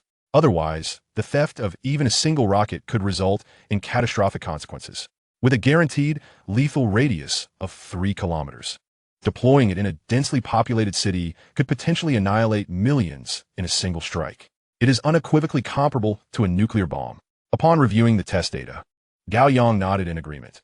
Indeed, the rocket's sudden acceleration during launch has resulted in a more compact explosive structure, although the powder was already densely packed during loading. There remains room for enhancement. General Zhong spoke gravely. There are still 4 more rockets. Let us secure them all. Gao Yang expressed surprise. Are we not testing them all? The desert tests have yielded results. We shall conduct tests in other locations, General Zhong replied. He continued, for now, we must refrain from producing more of these rockets. Any mismanagement could lead to dire repercussions. Gao Yang nodded, understood. Is the manufacturing process complex? General Zhong inquired. Gao Yang shook his head. Not particularly. With the right materials and equipment, I could produce over a dozen in a single day. If we establish a production line, the core explosive filling can be automated, allowing a single machine to manufacture hundreds after calibration. A profound silence enveloped the room. This essentially implies that a single machine could produce hundreds of nuclear bombs in a day. In the event of conflict, victory would be assured. Even a mindless assault would secure triumph. Another general queried, can this rocket be scaled up? Yes, it can be enlarged, but the increase in power would be marginal. Doubling its size might yield less than a tenfold increase in destructive radius, while a larger core would amplify the internal explosion's potency. The overall area of effect would remain limited. Someone remarked, so, for exceptionally fortified defenses, we might consider utilizing larger caliber shells. Gao Yang conjuret precisely. The core's power would be significantly greater. Can it be incorporated into a missile warhead? General Zhou asked, drawing the attention of everyone present. This was indeed the crux of the matter. The rocket's range is merely 10 kilometers. Coupled with its formidable power, its operational scope is severely constrained. However, if such a devastating explosive were to be integrated into a missile warhead, it would signify the acquisition of long-range strike capabilities. Not nuclear in nature, yet comparable in might, augmented by the ability to strike from afar. The deterrent effect would be substantial. Gao Yang, under the scrutiny of all eyes, nodded affirmatively. Of course it can. Some attendees began to breathe heavily, with one stating, I require a copy of the test data, along with the on-site footage. Other dignitaries likewise requested their own copies. They had come to gauge the situation, and now that they were informed, the next step was to devise a means of integration. Excitedly, they departed, emboldened by the prospect of wielding such a formidable weapon. After the tests, Gao Yang too prepared to leave. He boarded a vehicle and headed straight for the nearest airport, then returned to school. After a grueling 12-hour journey, he arrived back at the campus in the evening, exhausted yet fulfilled. This was an experience he had never encountered before. Lying down on his dormitory bed, he indulged in a deep slumber, not awakening until 8 o'clock the following morning when his phone rang. Glancing at the caller ID, he answered, Old Chong? The military had sent more personnel to expand the scale of the Langtao machinery processing plant. Gao Yang surmised that following the test from the previous day, the officials had decided to house all of his manufactured items at the Langtao facility, as the prior scale was likely insufficient, prompting the expansion. Let them expand, he thought. What's the progress on my laboratory construction? It's advancing swiftly. It should be completed within half a month. He was told, having already passed half a month, another half month would align with previous estimates, necessitating preparations for equipment. After ending the call, Gao Yang reached out to Dean Yuan, the head of the Dragon Science Institute. Dean Yuan quickly answered, I heard you were testing new weapons. How'd it go? It went well, Gao Yang replied. Dean Yuan chuckled. If you say it went well, it must be impressive. Just then, a phone rang beside Dean Yuan, prompting him to say, Please hold on. I have a call from above. Gao Yang, unperturbed, replied, Sure. Dean Yuan answered the other call, during which Gao Yang could only hear snippets of his voice. This is the office of the Dragon Science Institute. All right. After a series of affirmative exclamations, Dean Yuan hung up, his voice trembling. You're telling me that a single rocket's absolute kill radius has reached 3 kilometers, and you call that well? Gao Yang remained silent, intrigued about the nature of the call. What is going on? They wish to design safety measures for the rockets, akin to those for nuclear weapons. Dean Yuan could not help but voice his disbelief. In all my years, this is the first time I've heard of designing ultra-high safety measures for rockets. Chapter 66. A change of direction. Gao Yang could sense Dean Yuan's discomfort and deftly shifted the conversation. I need to construct a laboratory and require a batch of equipment. Can you assist me in procuring it? Dean Yuan responded with surprise. Didn't the Defense Science and Technology University provide you with the best laboratory? Is that not sufficient? The laboratory is adequate, but I intend to research nuclear weapon-related technologies, and the current equipment is insufficient. Furthermore, if possible, I would like to upgrade to a more advanced laboratory. Dean Yuan chuckled. All right, please compile a list of the equipment models and specifications you need, and I will have the procurement team assist you. Sounds good, Gao Yang replied, terminating the call. When it comes to procuring equipment, the Dragon Science Institute is undoubtedly swift. With numerous laboratories and research facilities, they are accustomed to large-scale procurement of experimental equipment, ensuring both speed and potentially lower costs. After sending the procurement request, he quickly got dressed. Just as he finished, Dean Yuan called back. Every piece of equipment on your procurement list is unavailable at the Dragon Science Institute. I will have someone adjust the models and parameters for you. Would that be acceptable? Gao Yang was taken aback. Why can't they be procured? Dean Yuan's brow furrowed. Technical embargoes. Gao Yang's expression mirrored his concern. Previously, he was aware that such embargoes were primarily imposed on optical technologies. Yet now, numerous items on his list were also unobtainable.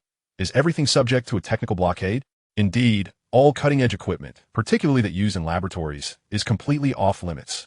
Regardless of the price, Gao Yang fell silent, and on the other end, Dean Yuan shared his quiet contemplation. Dean Yuan then added, "Microscopes, however, are not subject to embargoes, as our technology has reached parity with theirs." While this statement carried a somewhat whimsical tone, it was underscored by a profound sense of resignation. After decades of striving to catch up with 2 centuries of development, the Dragon Kingdom has indeed made substantial progress, yet it still lags behind in certain aspects. Gao Yang nodded. "All right, please send me the alternatives. I'll see if they will suffice." Having completed his morning routine, the documentation for the alternative equipment arrived. Upon glancing at it, Gao Yang's brow furrowed in dismay. The disparity in standard between this and the most advanced models was staggering. Even the smallest discrepancies amounted to a 10-fold difference. Moreover, some entries were annotated with parentheses, indicating they were merely stripped-down versions. This implied that while the equipment might boast commendable performance, its functionality was severely limited to a mere fraction of its potential capabilities. For instance, a machine tool could only cut specified components. Any deviation from this would incur additional costs. Furthermore, all devices required internet connectivity to function, ensuring that no research was compromised.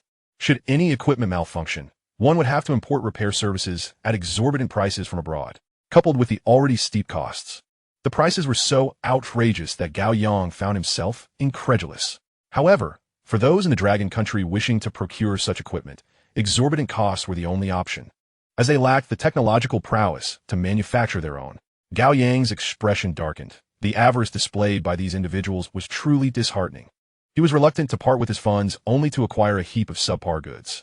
Gao Yang then placed a call to Director Yuan. "Please send me the specifications of the most advanced equipment currently available from domestic manufacturers." Director Yuan, puzzled, inquired, "What are you intending to do?"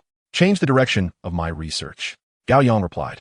Director Yuan quickly cautioned, "Do not act rashly. Your research on weaponry has already yielded significant results. Continuing in this vein could lead to limitless achievements. Shifting focus now would require a complete overhaul of your knowledge base, necessitating a fresh learning curve. Thus, I need to collaborate with them to review their research data and achieve breakthroughs based on that." Director Yuan frowned. It appeared Gao Yang was resolute in his pursuit. While switching research directions was not unprecedented, many esteemed individuals in the Dragon Country had done so out of necessity. Such transitions were more common in times of scarcity, which was not the case now. Nevertheless, recognizing Gao Yang's fervent determination, Director Yuan pondered briefly before conceding, "I will provide you with the materials you seek.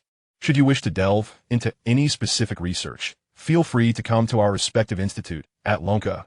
After concluding the call, Gao Yang promptly contacted Principal Gon to request leave. Principal Gon was somewhat taken aback. Was Gao Yang really asking for time off? It seemed more like a notification under the guise of a request. Once his leave was secured, Gao Yang hastily packed his belongings, awaiting the arrival of the paperwork from Lonka Institute before he could set off. This time, the wait was slightly longer. Half an hour passed before new forms were dispatched.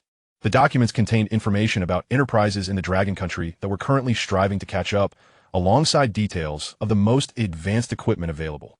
A stark contrast in parameters was evident when comparing the domestic devices to their overseas counterparts.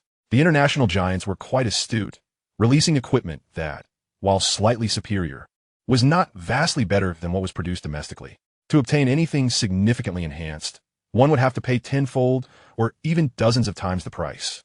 This way, they could profit while safeguarding their technological secrets. Behind the enterprises lay the research institutes, most of which had collaborations with these companies.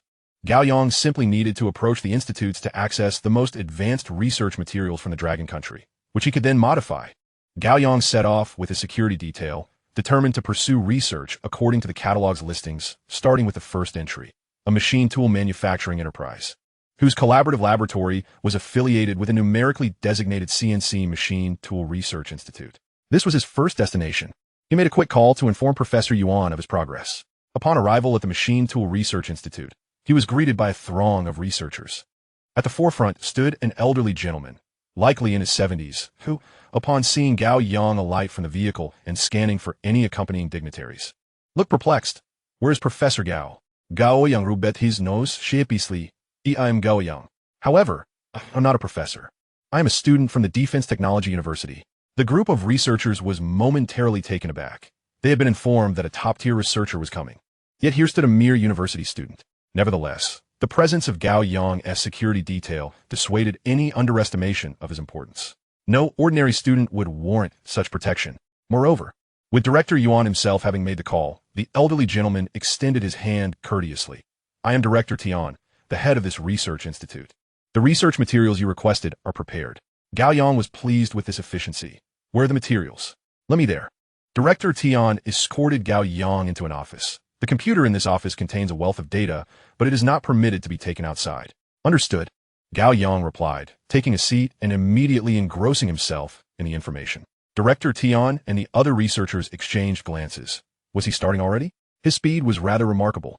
Yet his demeanor aligned perfectly with their image of a prodigious researcher, prompting them to disperse and tend to their respective tasks. Chapter 67. Suddenly surpassing expectations. With no distractions, Gao Yang said intently.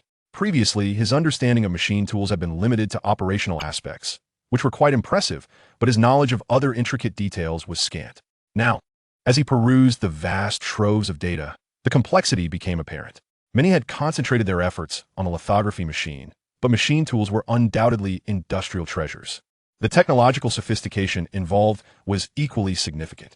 Furthermore, numerous research directions needed exploration, marking it as a substantial undertaking.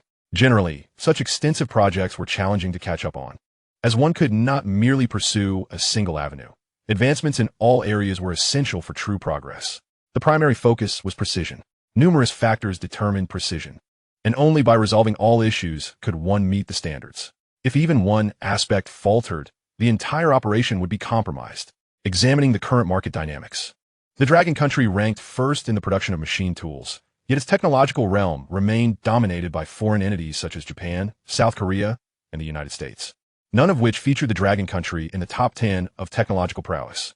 This indicated that despite producing vast quantities of machine tools, the Dragon country was not reaping significant profits. Meanwhile, foreign firms profited immensely through patented technologies. No wonder the competition was so fierce, while they rested on their laurels. The Dragon country, lacking in technology, could only scrape by. Gao Yang swiftly absorbed the technical information.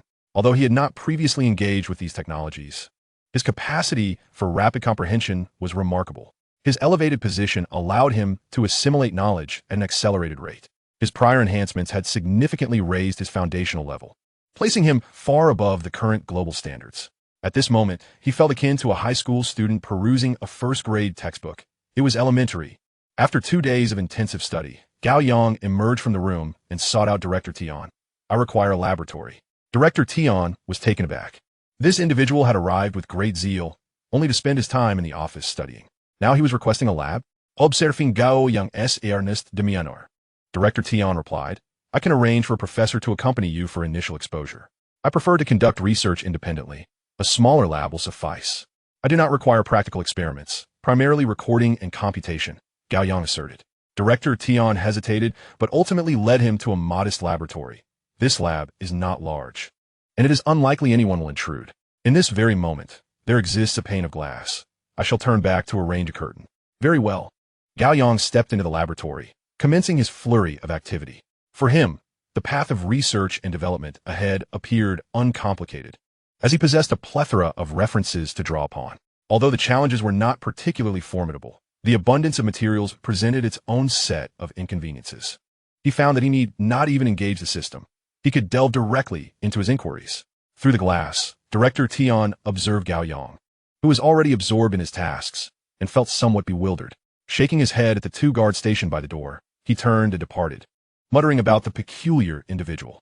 The following day, once the curtains were hung, the view of Gao Yang's activities was obscured. By the 3rd day, Director Tian had relegated the matter to the back of his mind. After all, the current Gao Yang bore little distinction from the one who had previously perused documents in the office, now somewhat elusive. On the 7th day, Gao Yang emerged from the laboratory, presenting several USB drives to Director Tian. Examine these for any issues. If there are none, share the technology with several leading domestic machine tool manufacturers. I have but one request. Profit is acceptable, but do not amass excessive wealth. Obliterate all overseas competitors in the same domain. With that, Gao Yang departed, the guards trailing behind him. As he walked, Gao Yang scrutinized the forms in his hands, marking through the first line with a pen, and proceeded to the second research institute. The second endeavor on his agenda involved powerful electromagnetic devices. This, he estimated, would be relatively straightforward, given his mastery of electromagnetic technology, which was already of the highest caliber. However, prior to proceeding, he needed to place a call to Dean Yuan to ensure preparations were underway. In the research institute, Director Tian gazed after the carefree Gao Yang, his expression one of utter confusion. The sight of the USB drives only deepened his perplexity. What was the situation? Technology shared with other companies? A researcher approached, curiosity evident. Why did he leave? What was on the USB drives? I don't know. The boy provided them. Perhaps they contained technology? Director Tian, harboring doubts about Gao Yang's claims, handed a USB drive to the researcher. Open it and see. The researcher inserted the USB into a computer, and upon opening it, he was struck dumb. 001 micron machine tool design blueprints? Director Tian immediately leaned closer, reading the title. Currently, this appears to be at the world's advanced level. Is it not 01 micron? Even 01 micron remains within the realm of experimental labs. A crowd of researchers gathered around, their eyes wide with astonishment as they began to scrutinize the blueprints. The designs were intricate, yet the researchers, all well-versed in their field, comprehended them clearly. As they examined the design, their eyes widened in disbelief. Could this be feasible? Such a complete set of blueprints? It seemed outrageous, especially considering the detailed specifications and assembly methods for each component. This was a finished design, replete with principles, and even the production processes. Director Tian's eyes widened in shock. One hand clutched his chest while the other shoved a heart-saving pill into his mouth, his gaze never leaving the screen. A finished design. With this resource, the Dragon Country could produce the most advanced machine tools, not merely top-tier, but surpassingly so. For currently, no machine tools of such precision existed globally. Gritting his teeth, Director Tian urged, let us examine the other two USB drives. Upon opening the second USB, the title read, Universal Joint CNC Machine Tool. The group was left speechless. This machine tool was even more astonishing, featuring a robotic arm capable of omnidirectional operation. Continuing to explore, they found more blueprints, finished designs, detailed component specifications, and technical principles annotated at the end. This not only enabled them to manufacture the tools, but also imparted knowledge on how to conduct research and development. The third USB was quickly opened, bearing the straightforward title, Ultra-High-Speed CNC Machine Tool. While this design's precision was slightly reduced, it still reached the 01 micron standard. Yet its operating speed was extraordinarily rapid. The processing speed of the workpiece would be incredibly swift.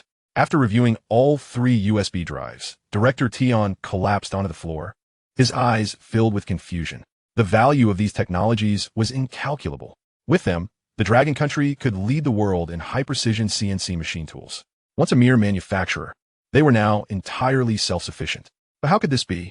To bestow them with research tools that would typically require a decade to master, followed by a period of surpassing.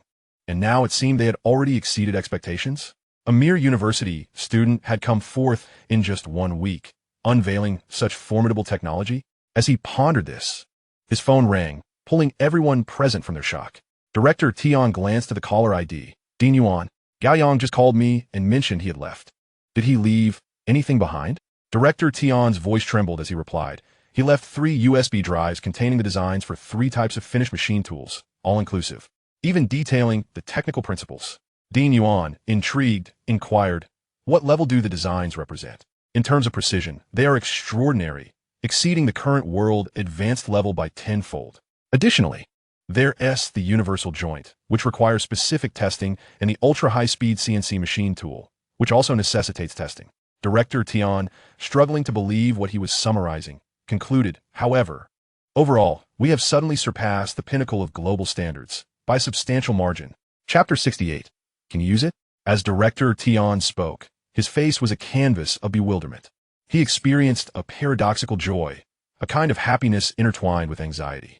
It resembled that fleeting moment of self-encouragement when one resolves to strive earnestly for an income exceeding 10,000, only to have Gao Yang pass by, casting a disdainful glance and casually tossing him 100,000.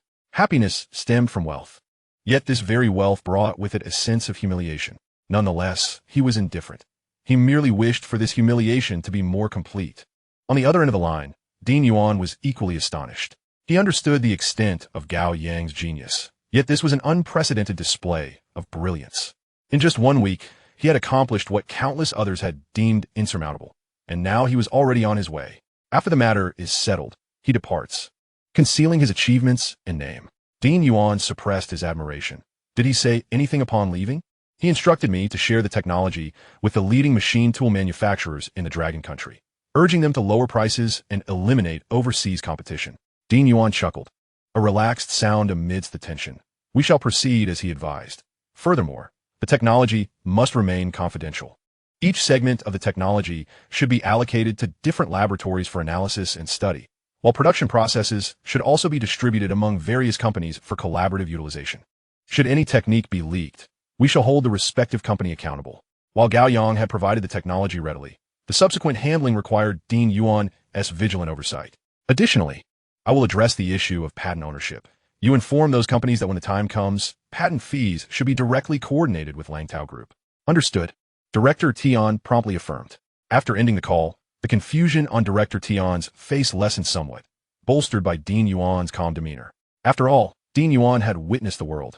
Otherwise, he might have been even more shocked. Having encountered laser guns, automatic targeting sniper rifles, and electromagnetic shields, he had developed a degree of immunity to such astonishments.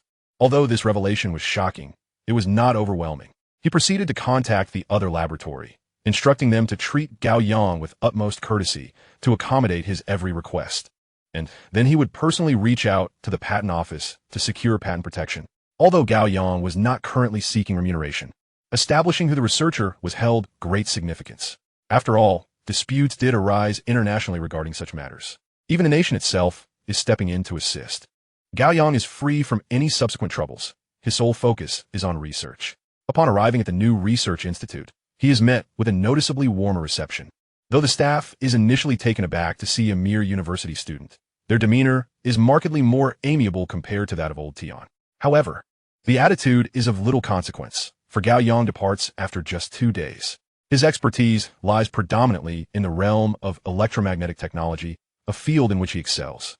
In other words, while humanity's current research in electromagnetism stands at a level 1, he operates at a staggering level 10,000. The disparity is immense. He proceeds to the next laboratory, and then another.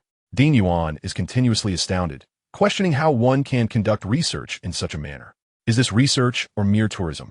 Moving from one location to another every 2 or 3 days, and yielding results that surpass current technological standards? Within a span of half a month, Gao Yang has traversed 5 laboratories, directly altering the status quo of 5 industries in Longhua. Dean Yuan, initially preoccupied with matters at the Longhua Institute, now finds himself almost entirely focused on Gao Yang as progress. After all, the research and development efficiency of this one individual rivals that of the entire Longhua Institute. The confidentiality of the technology is paramount, and Dean Yuan is taking a hands-on approach. The value of the technology is staggering, and behind it lies a colossal industrial chain. For instance, the machine tool sector generates approximately 140 billion in global transactions annually. Once Longhua masters more advanced technology, combined with its formidable productivity and cost control capabilities, it could seize this trillion-dollar market with ease, an exhilarating prospect. Other technologies hold equally high value, and there are numerous matters he must attend to. Yet, he finds himself happily exhausted. Gao Yang's 6th stop is the photolithography laboratory. The chips required here are typically procured as custom orders. However, Gao Yang aims to create a nuclear battery, which necessitates higher standards for the chips, prompting him to produce them himself. The best photolithography machine in Longhua operates at 14 nanometers, which pales in comparison to the overseas 2 nanometers technology, a chasm of difference. Under normal circumstances, even a slight improvement in the precision of a photolithography machine signifies a monumental advancement. The gap between 14 nanometers and 2 nanometers is akin to an insurmountable barrier. Upon his arrival at the Research Institute, the head of the laboratory does not come out to greet him. This is unprecedented. There is no welcoming committee, only an intern, a young woman, who steps out. The intern, glancing at Gao Yang and the guards accompanying him, inquires with curiosity, "Are you Gao Yang?" Gao Yang nods in affirmation. The young woman, intrigued, muses about his youth and high level of authority. As a doctoral candidate, she must follow along to learn, yet Gao Yang, upon his arrival, is granted access to all project documentation. Gao Yang chuckles and asks, "Where are the laboratory researchers?" The entire team is preoccupied, leaving only him idle. The intern leans in, lowering her voice to caution him. "You might want to keep a low profile. The people here tend to have short tempers and are not particularly sociable." Gao Yang pays little heed. Their temperaments are inconsequential to him. The only person allowed to express displeasure towards him is his son. As for their lack of sociability, it is actually advantageous. He requires only the data and a tranquil environment. Upon entering the office, Gao Yang begins to peruse the documentation. The sheer volume of information is overwhelming. Even with his ability to read rapidly, he spends considerable time engrossed in the materials. As he delves deeper, he realizes he has underestimated the complexity of the task at hand. It is even more intricate than machine tool technology, with a myriad of design research directions to consider. At present, no nation in the world has succeeded in manufacturing cutting-edge photolithography machines. It necessitates collaboration among enterprises from various countries, each contributing their unique expertise to produce such machinery. As Gao Yang immerses himself in the materials, a system notification echoes in his mind. Ding. "Congratulations, host. You have unlocked an opportunity for a 10,000-fold amplification." After days of studying various documents, his amplification opportunity is now fully charged. He must decide what to amplify. Failing to do so would render all his subsequent readings futile. Should he amplify the photolithography machine? Imagine a 10,000-fold enhancement. Wouldn't that make the precision of a 14 nanometers machine invincible? After a moment of contemplation, Gao Yang resolves to amplify the chip instead. After all, it is the only item he is currently capable of producing. Even though a 14 nanometers chip may be deemed inferior in comparison to the world's cutting-edge technologies, the effects of a 10,000-fold amplification would be nothing short of extraordinary, surpassing present production capabilities. What's more, this opportunity is essentially a gift. He anticipates further reviews of extensive documentation, which should allow for yet another accumulation of amplification. Exiting the office, Gao Yang swiftly contacts Dean Yuan, requesting to utilize the photolithography machine. Within 10 minutes of hanging up, a middle-aged man approaches, frowning and regarding Gao Yang with impatience. "Do you know how to operate the photolithography machine?" Gao Yang nods affirmatively. The man turns and leads Gao Yang to the room housing the machine, stating, "I don't know your status here, but everything in this facility is of utmost importance. If anything gets damaged, we will investigate thoroughly." Gao Yang halts, unperturbed. He typically does not concern himself with others' attitudes. However, indifference does not equate to tolerating overt malice. "Is this equipment yours?" The middle-aged man hesitates, responding, "Though it's not mine." Gao Yang cuts him off. "If it's not yours, then what is your point?" "I possess the qualifications to use it. Should I damage the equipment during my usage, that is a matter between me and the owners of the equipment, and has nothing to do with you." The middle-aged man is taken aback by Gao Yang's boldness. Momentarily at a loss for words, Gao Yang promptly dials Dean Yuan again, asserting, "If you have no authority in this research institute, do not summon me here. I am here to assist, not to endure unwarranted hostility." With that, he hangs up before Dean Yuan can respond and turns to the guards outside, commanding, "Pack up. We are leaving." "Understood." Gao Yang immediately contacts General Zhou, asking, "General Zhou, does the Defense Science and Technology Academy have a team working on photolithography machines?" "Yes. I need to borrow the equipment to manufacture 2 chips. Is that feasible?" General Zhou chuckles. "What's with that tone? Have you been wronged? Borrowing equipment is no issue. You can take it all. I can have a set sent to your school. ISNT your laboratory just completed?" Gao Yang's tone softens. "It's not entirely finished yet. I still need to connect water and lay wiring, which will take about another half-month. All right, I'll arrange for someone to pick you up." "Good." Gao Yang hangs up the phone, while the middle-aged man stands speechless, astonished by Gao Yang's audacity. He then chuckles. What is all this bravado? If he were truly that impressive, would he come here to borrow equipment, pretending to call the dean and a general? You amuse me. With that, the middle-aged man turns and walks away. Gao Yang is left bewildered. Are the people here truly that formidable? The middle-aged man enters the large laboratory, where numerous individuals are gathered, observing a researcher who appears to be in his 50s or 60s. He is the head of the institute. At that moment, The head researcher is on the phone, his expression growing increasingly troubled. I'm not sure of the specifics. I'm currently engaged in research. Suddenly, his face pales. Funding cuts? We are at a critical juncture in our research. Over the phone, Dean Yuan's voice booms with anger. I instructed you to comply with all his requests. Have you done so? You must fulfill every single one of his demands. Do you think I am here to gold-plate myself with your assistance? The middle-aged man, who had just entered the room, wore a grim expression. As the call ended, a wave of panic washed over him, an overwhelming sense of dread. Had that young man truly contacted Director Yuan? He had overheard the latter's final remarks, and it was evident that Director Yuan was genuinely furious, angered by the words of that young man. Lost in thought, he was suddenly startled by the sound of helicopter blades. Where could that helicopter be coming from? Instinctively, he glanced outside the window and beheld a military helicopter descending onto the lawn. He could also see Gao Yang, escorted by guards, boarding the aircraft and departing directly. The middle-aged man was left in a state of bewilderment. How could this be possible? To achieve such rapidity, only helicopters from nearby military barracks could be mobilized. But what kind of status could justify such an alarming response time? Gao Yang was indifferent to the thoughts of others. He had little concern for their perceptions.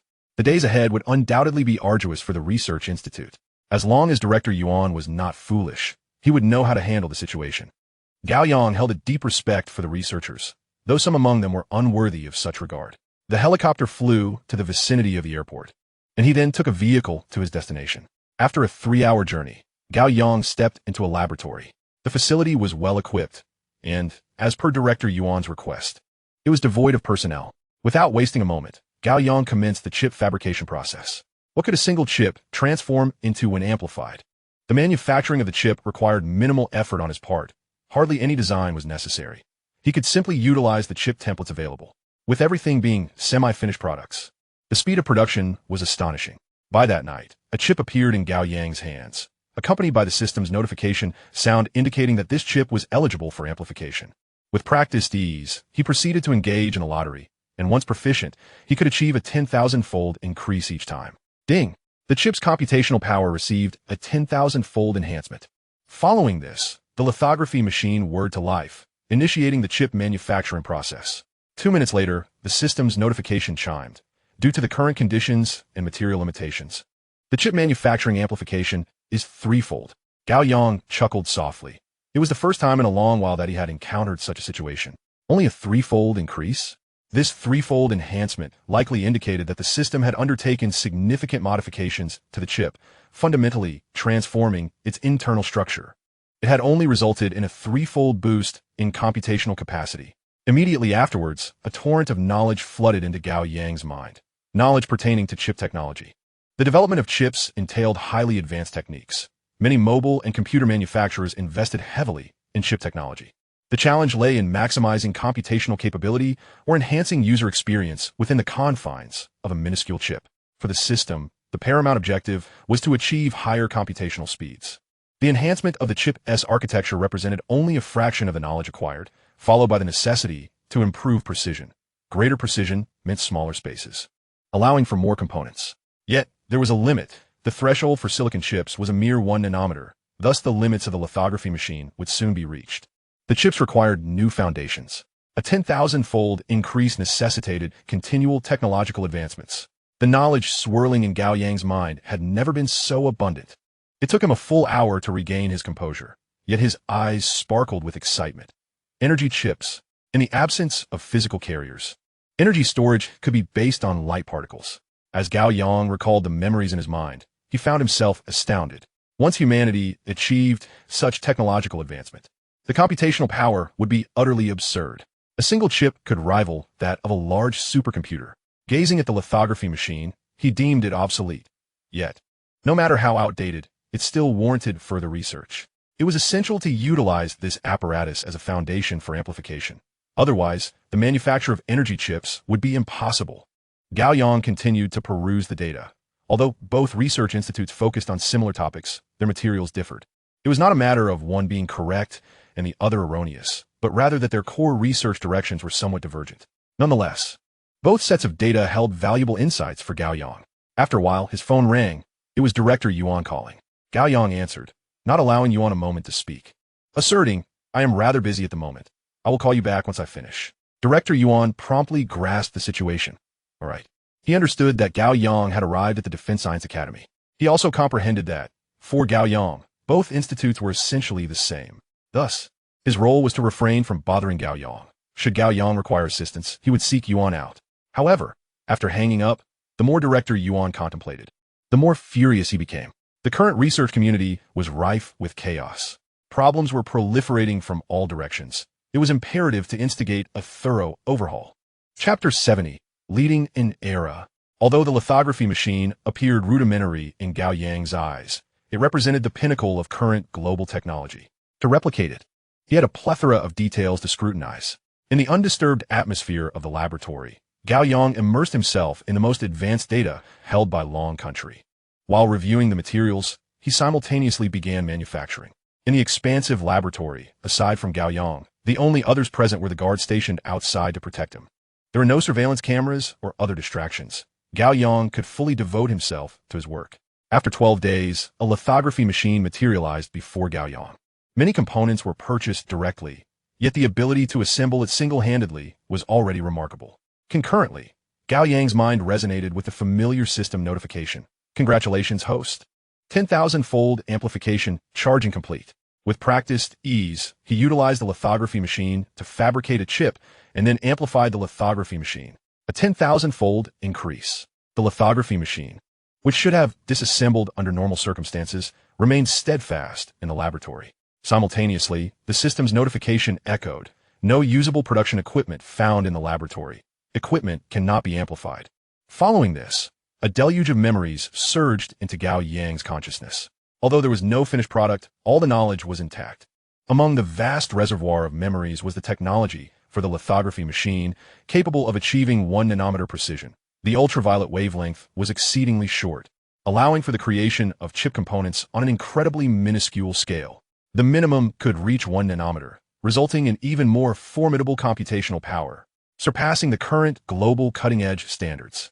Yet, within the knowledge provided by the system, this was merely subpar, occupying only a minuscule portion.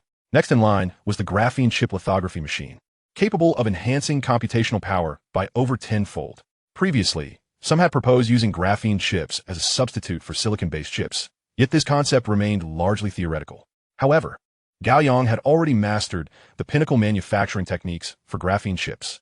Progressing further, there were electronic chips that could amplify computational power by over 100 times, where information encoding intersected at the atomic level.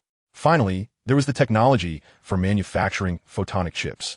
After absorbing all of this knowledge, Gao Yang couldn't help but take a deep breath. Such technology was beyond the reach of contemporary humanity. He could attempt to work on it later, but for now, he needed to organize the information.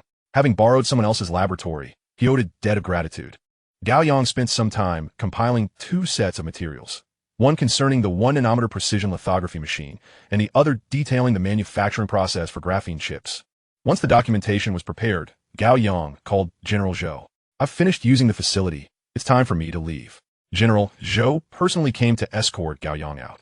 As Gao Yang was escorted to the helicopter, General Zhou led the researchers into the laboratory.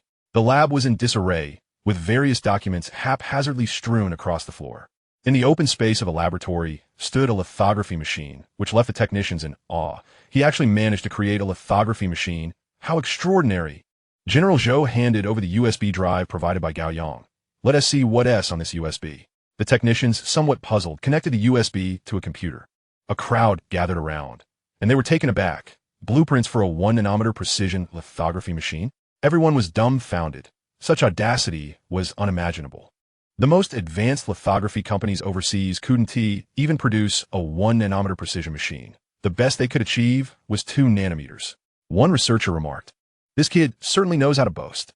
General Zhou approached the computer, calmly stating, while others might dismiss it as mere bragging, he claims he is not exaggerating. The laser cannon is indeed his creation. The researchers, undeterred by General Zhou, retorted, "That is even more improbable. He is crossing research fields to Siberian grasslands. No one can be that extraordinary." General Zhou sighed softly. He has indeed traversed multiple research domains. After a moment's thought, he expressed his discomfort. "However, all of it is classified. There are several items I cannot disclose." The researchers turned to General Zhou, seemingly verifying the truth of his words, then glanced at the screen. Swiftly scrolling through the blueprints, their expressions gradually growing serious. Because it might actually be real. Observing the researcher's grave demeanor, General Zhou inquired, if this is true, how long until it can be manufactured? It cannot be manufactured. The researchers shook their heads. The manufacturing difficulty of top-tier lithography machines is exceedingly high. The precision of the components is a significant challenge. Currently, our country lacks this manufacturing capability. Just as the researchers were speaking, one of their phones rang. Upon glancing at the caller ID, it was his good friend. He answered on speakerphone while at the control desk. What is up? I'm busy. Busy my foot. Hurry up and apply for funding. Xinguang Technology is launching a new product, the 001 machine tool, limited to just 100 units. The researchers were stunned by the words on the other end of the line, and couldn't help but exclaim, what the hell? They've silently broken through the technological blockade from abroad, and they've far surpassed the world's advanced levels? Is this for real? They had just held a press conference. Slamming the phone down, the researcher suddenly turned to General Zhou. If we purchase the machine tool, I'm confident we can manufacture a 1-nanometer precision lithography machine within a month. As he spoke, the researcher felt it was absurd. Their research progress was indeed extraordinary. He continued to scrutinize the contents of a USB drive, only for the phone to ring again. It was the same caller. Quick, get online and watch the press conference. Geelong Technology and Dongyan Technology are holding a conference.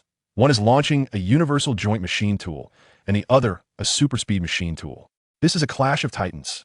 The researcher abruptly hung up the phone, then frantically checked his own phone to see if there was indeed a press conference. He was left dumbfounded. What was going on? A technological explosion? General Zhou continued. If we have these machine tools, how long until we can produce it? 20 days. General Zhou declared gravely. Issue a statement. Within 20 days, we will manufacture the world's first 1-nanometer precision lithography machine. Make sure to include Gao Yang's name. After saying this, General Zhou asked, what about the contents of that USB drive? They had yet to examine the second USB, but it had been overlooked in light of the significance of the 1-nanometer precision lithography machine. Now that General Zhou mentioned it, the researchers reluctantly opened the USB, only to be greeted with confusion. What is this? One researcher stammered, this is a plan we once considered for overtaking. Since 1-nanometer precision is already the limit for silicon-based chips, we contemplated making strides in graphene, similar to today's electric vehicles. However, the difficulty is immense. The researcher's face was filled with bewilderment, but the technology on this USB has reached the pinnacle of graphene chips. It far exceeds the computational power of 1-nanometer chips. If this is true, after pondering for a long while, the researcher concluded, we might be a whole era ahead. Chapter 71, A Lifetime of Remembrance. General Zhou did not fully grasp the implications. If given a weapon, he could swiftly differentiate its quality. However, regarding chips, he only understood their importance and the high degree of difficulty, without comprehending the specifics. How long until this can be manufactured? The researcher contemplated and replied, the graphene chip technology should not be disclosed. It's best to keep it sealed for now. Wait until the 1-nanometer lithography machine dominates the international market before revealing it. Why? General Zhou inquired. Because there are no current conditions for use. This technology is too advanced, exceeding the current era. To utilize graphene chips, a new carrier is required. Simply put, in order to use the chip, one would first need to purchase an additional computer. The researcher shrugged. This metaphorical computer needs to be redeveloped. General Zhou understood, and his eyes were filled with astonishment. He now comprehended the researcher's shock. Then let us manufacture the lithography machine and temporarily seal the graphene chip technology. Half an hour later, the laboratory promptly held a press conference, announcing that in 20 days, the domestically developed 1-nanometer precision lithography machine would be unveiled. Upon the release of this news, the world was astounded. That night was destined to be extraordinary. 3 machine tool manufacturing companies from the country simultaneously held press conferences to unveil their new machine tools. In terms of precision, spindle, and speed, they far surpassed the current world-leading machine tools. This had already left the world in shock. Over the years, the country had accumulated numerous patents in machine tool technology, making it evident that they were making significant strides to catch up. Yet, despite the apparent distance, they suddenly surged to the forefront, leaving the pinnacle of global standards far behind. Moreover, the prices were remarkably low. Essentially, they were 10 times cheaper than those produced by overseas giants. What does it mean to be 10 times cheaper? Those overseas top-tier machine tools were already inferior to the current domestic machines. Yet, now, they had better machines at even lower prices. Overseas companies were left with two choices, either slashing prices by over 10 times or facing bankruptcy. However, lowering prices equated to bankruptcy. The generous benefits and salaries they offered stemmed from the high prices of their products. Without those lofty prices, how could they sustain their employees' high salaries? If the employees left, the company would cease to exist. Even if the employees chose to stick by the company, it would mean they were competing against the domestic market. But at present, there was no place in the world capable of outpacing the domestic market. Overseas corporations began frantically seeking information. They couldn't believe that the country had achieved such significant progress. As they sought information, the impending release of the 1-nanometer lithography machine was announced by the laboratory. The overseas capitalists, already in a state of bewilderment, were struck again. At the same time, the stock prices of nearly all technology companies began to plummet. According to the current world operating rules, once the domestic entities enter an industry, it becomes a nightmare for the others in that industry. They're a tornado-like force, capable of sweeping everyone away. However, the sectors they previously entered were merely those with low technological content or small overall markets. This time, it strikes at the very heart. The lithography machines and machine tools, the essence of the electronic information domain and the industrial sector. Normally, capital never sleeps. Now, it finds itself wide awake. Numerous entrepreneurs are making calls this night that surpass their monthly total. They are frantically dialing and answering, discussing strategies, gathering intelligence, and making corporate decisions. In summary, they are overwhelmed. As they verify information, a name emerges in their sights, Gao Yang. This name appears with the announcement of the machine tools, and again with the unveiling of the lithography machines. Not only is he the chief engineer for the machine tools, but he is also the chief engineer for the lithography machines. If it were merely the same name for a machine tool engineer and a lithography engineer, it would be inconsequential. However, the fact that all three chief engineers of the machine tools share the name Gao Yang is indeed noteworthy. The White Eagle's Foreign Affairs Department has taken heed of this detail. A wealth of data and information has surfaced in the White Eagle's conference room. The frequency of the name Gao Yang appearing in high-level meetings of the White Eagle is already significant, as he is suspected to be involved in the development of laser weapons. The revelation of Gao Yang's involvement in the machine tools and lithography machines has directly triggered sensitive nerves among the White Eagle's upper echelons. To date, they still lack specific information about Gao Yang. While they possess a general understanding of his background, they have yet to glean any relevant details. The Dragon Kingdom has maintained an exceptional level of confidentiality regarding its core projects. However, through various speculations, they can ascertain that Gao Yang has visited several laboratories at the Dragon Academy. This aligns perfectly. The laboratories Gao Yang has frequented have swiftly produced results. In the conference room, the meeting's host examined the intelligence summary. So, is Gao Yang a good luck charm? Wherever he goes, outcomes materialize. There are researchers in the room who wish to contest this notion, questioning how such a thing could be possible. As researchers, they are skeptical of the idea of a good luck charm. Yet, if it is not merely luck, then it implies that Gao Yang has continuously produced numerous research outcomes, which seems even less plausible. What we must discuss now is how to respond to this incident. The low-priced machine tools and lithography machines from Dragon Kingdom Enterprises will undoubtedly disrupt the industry. Someone in the conference room remarked, "The solution is simple. We must prevent them from selling their products here, but the key focus remains Gao Yang. Addressing how swiftly the Dragon Kingdom can produce technological products is crucial. Otherwise, if this continues, the Dragon Kingdom will rise in a short span." A researcher suggested, "We could attempt to invite him to the White Eagle. We still hold international benchmarks. Inviting him for exchanges might present a viable opportunity. As long as Gao Yang steps foot on our territory, we will have numerous strategies to contend with him. But how do we extend the invitation? By employing every means at our disposal. While overseas powers are troubled by the technological advancements unveiled by the Dragon Kingdom, the populace there is invigorated. Unlike the plummeting overseas stock markets, many in the Dragon Kingdom are poised to invest in the stock market, particularly in technology stocks. They are merely awaiting dawn, when the stock market opens, ready to surge. Anyone with common sense understands that this wave is bound to be profitable. The groundbreaking advancements in technology will undoubtedly cause technology stocks to soar. There is also a sense of pride in the air. While they may not fully comprehend machine tool technology, they are acutely aware of the infamous lithography machine incident. They recognize the backwardness of the Dragon Kingdom and the formidable challenge of catching up. They all yearn for the day when they can surpass. Though they never anticipated it would happen so swiftly, nevertheless, they also understand that the quicker the surpassing occurs, the more comfortable their lives will be. Ordinary citizens are exhilarated for financial gain and a brighter future, while the researchers dedicated to relevant studies are moved to tears. Although they did not achieve the technological breakthroughs themselves, they believe that success need not bear their names. They have endured countless sleepless nights in pursuit of progress, and now they finally stand at the forefront. Gao Yang. Though they may not know who he is, this name will be etched in their memories for a lifetime. Chapter 72. A sudden inspiration.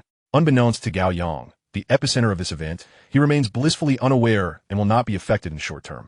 Although he is indeed the chief engineer behind both the machine tools and lithography machines, it is merely a matter of attribution. Even those within the companies do not realize he is the mastermind behind it all. While the laboratory personnel know who Gao Yang is, they are not inclined to divulge this information casually. Alternatively, they are intent on concealing Gao Yang's identity. But they also understand that not attributing the research to him would be disheartening for the researchers. Thus, they assign credit to the technology, but solely for the purpose of protecting Gao Yang.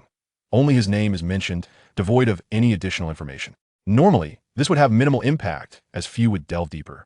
However, the unusual occurred when one company unveiled machine tools, prompting two others to initiate commercial competition, resulting in an impromptu press conference. This led to the simultaneous emergence of 3 top-tier machine tools, astounding the world. General Zhou's bold statements served as a catalyst. Suddenly, the name Gao Yang became thunderous. While en route to the new laboratory, Gao Yang's phone rang. It was a call from Old Chang. Upon answering, Old Chang informed him, "The Langtao group has been fully established, and your laboratory has also been constructed." Gao Yang calculated the time, approximately 20 days since he had planned the procurement. "All right. I'll return a check and see if there are any issues that need addressing." "Aren't you at the school?" "I'm handling matters externally." Old Chang cautiously inquired. "Are you researching at another company?" "What do you mean?" "I saw the news tonight. 3 major companies announced advanced machine tools, and the evening news reported that the chief engineer for the design is Gao Yang." Gao Yang raised an eyebrow. "If all goes as expected, that should be me." A brief silence fell on the other end of the line, followed by an exuberant voice. "Is it really you?" "Indeed," Gao Yang replied with conviction, then smiled. "It's nothing extraordinary." "Nonsense, it's incredibly extraordinary. Back in my day, I also saw a lot. I remember the condescending attitude of the overseas exchange teams vividly. We were treated as country bumpkins." Old Chang's voice trembled with excitement. 20 years ago, all slightly advanced machine tools were produced overseas, and they were expensive. When the school's machine tools broke down, the foreigners who came to repair them insisted that no one from the Dragon Kingdom could be present. Our teachers had us wait outside in silence, and that feeling of humiliation was truly unbearable. Old Chang's voice grew passionate. "Well done." Gao Yang suddenly understood the sentiments of those researchers and military officials towards him. They had endured for far too long. After Old Chang's excitement, concern followed. "With your brilliance, the White Eagle will undoubtedly devise every means to neutralize you. You must be cautious." Gao Yang chuckled. "Even if they come, it's of no concern. I always have security with me, and I travel by the agency's aircraft and armored vehicles. It's quite safe." "That's good." After hanging up, Gao Yang was somewhat astonished at how swiftly those companies had acted. The machine tools were already available. With core machine tools in hand, there was no longer need to visit others' laboratories. Previously, visiting those laboratories was not only about reviewing documentation, but also because they offered the best conditions for design and manufacturing. The newly manufactured machine tool enables Gao Yang to fabricate various experimental apparatus within his own laboratory. Furthermore, the precision of the produced components surpasses expectations. With a change in destination, he decides to return to the university. The guard driving the vehicle seizes the intercom. Gao Yang is heading back to the university. "All personnel, return." Several vehicles around simultaneously make a U-turn towards the airport. En route, Gao Yang contacts Dean Yuan, requesting that the necessary materials be delivered directly to the university laboratory. Upon receiving the call, Dean Yuan feels somewhat troubled. Is Gao Yang's temperament truly so volatile?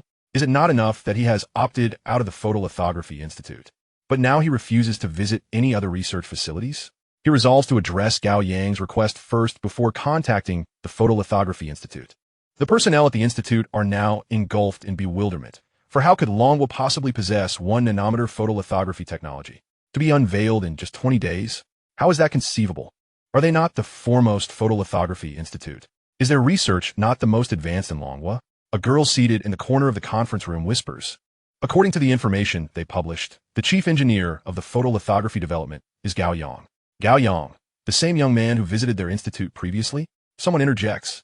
There are many named Gao Yang. How could it possibly be the same individual? Just then, the phone of the institute's head rings. He retrieves the device and answers it immediately. Dean Yuan does not scold or assign blame, but directly states, "Did you see the news? The one about the photolithography machine?" "Yes, I did." The chief engineer of the 1-nanometer photolithography machine, Gao Yang, is the same Gao Yang I arranged to visit your laboratory. You had the opportunity to handle the 1-nanometer photolithography technology and become the most advanced team in Longhua in this field. Now, another team will act as the agent for this technology. After finishing his statement, Dean Yuan promptly hangs up. The impact of his words is equivalent to 1,000 reprimands. The head of the institute, clutching the phone, remains speechless, his face a mask of confusion. How could this be possible? Suddenly, he is engulfed by regret. Why did he not take Dean Yuan's earlier notification seriously? Their laboratory has plummeted from the pinnacle to second place. In research, there is only first place. There is no second. From this moment onward, their funding will undoubtedly nosedive. They are at a loss regarding their next steps, for continuing research has lost its significance. With the advent of the 1-nanometer photolithography machine, even if they worked tirelessly for another decade, they would not catch up.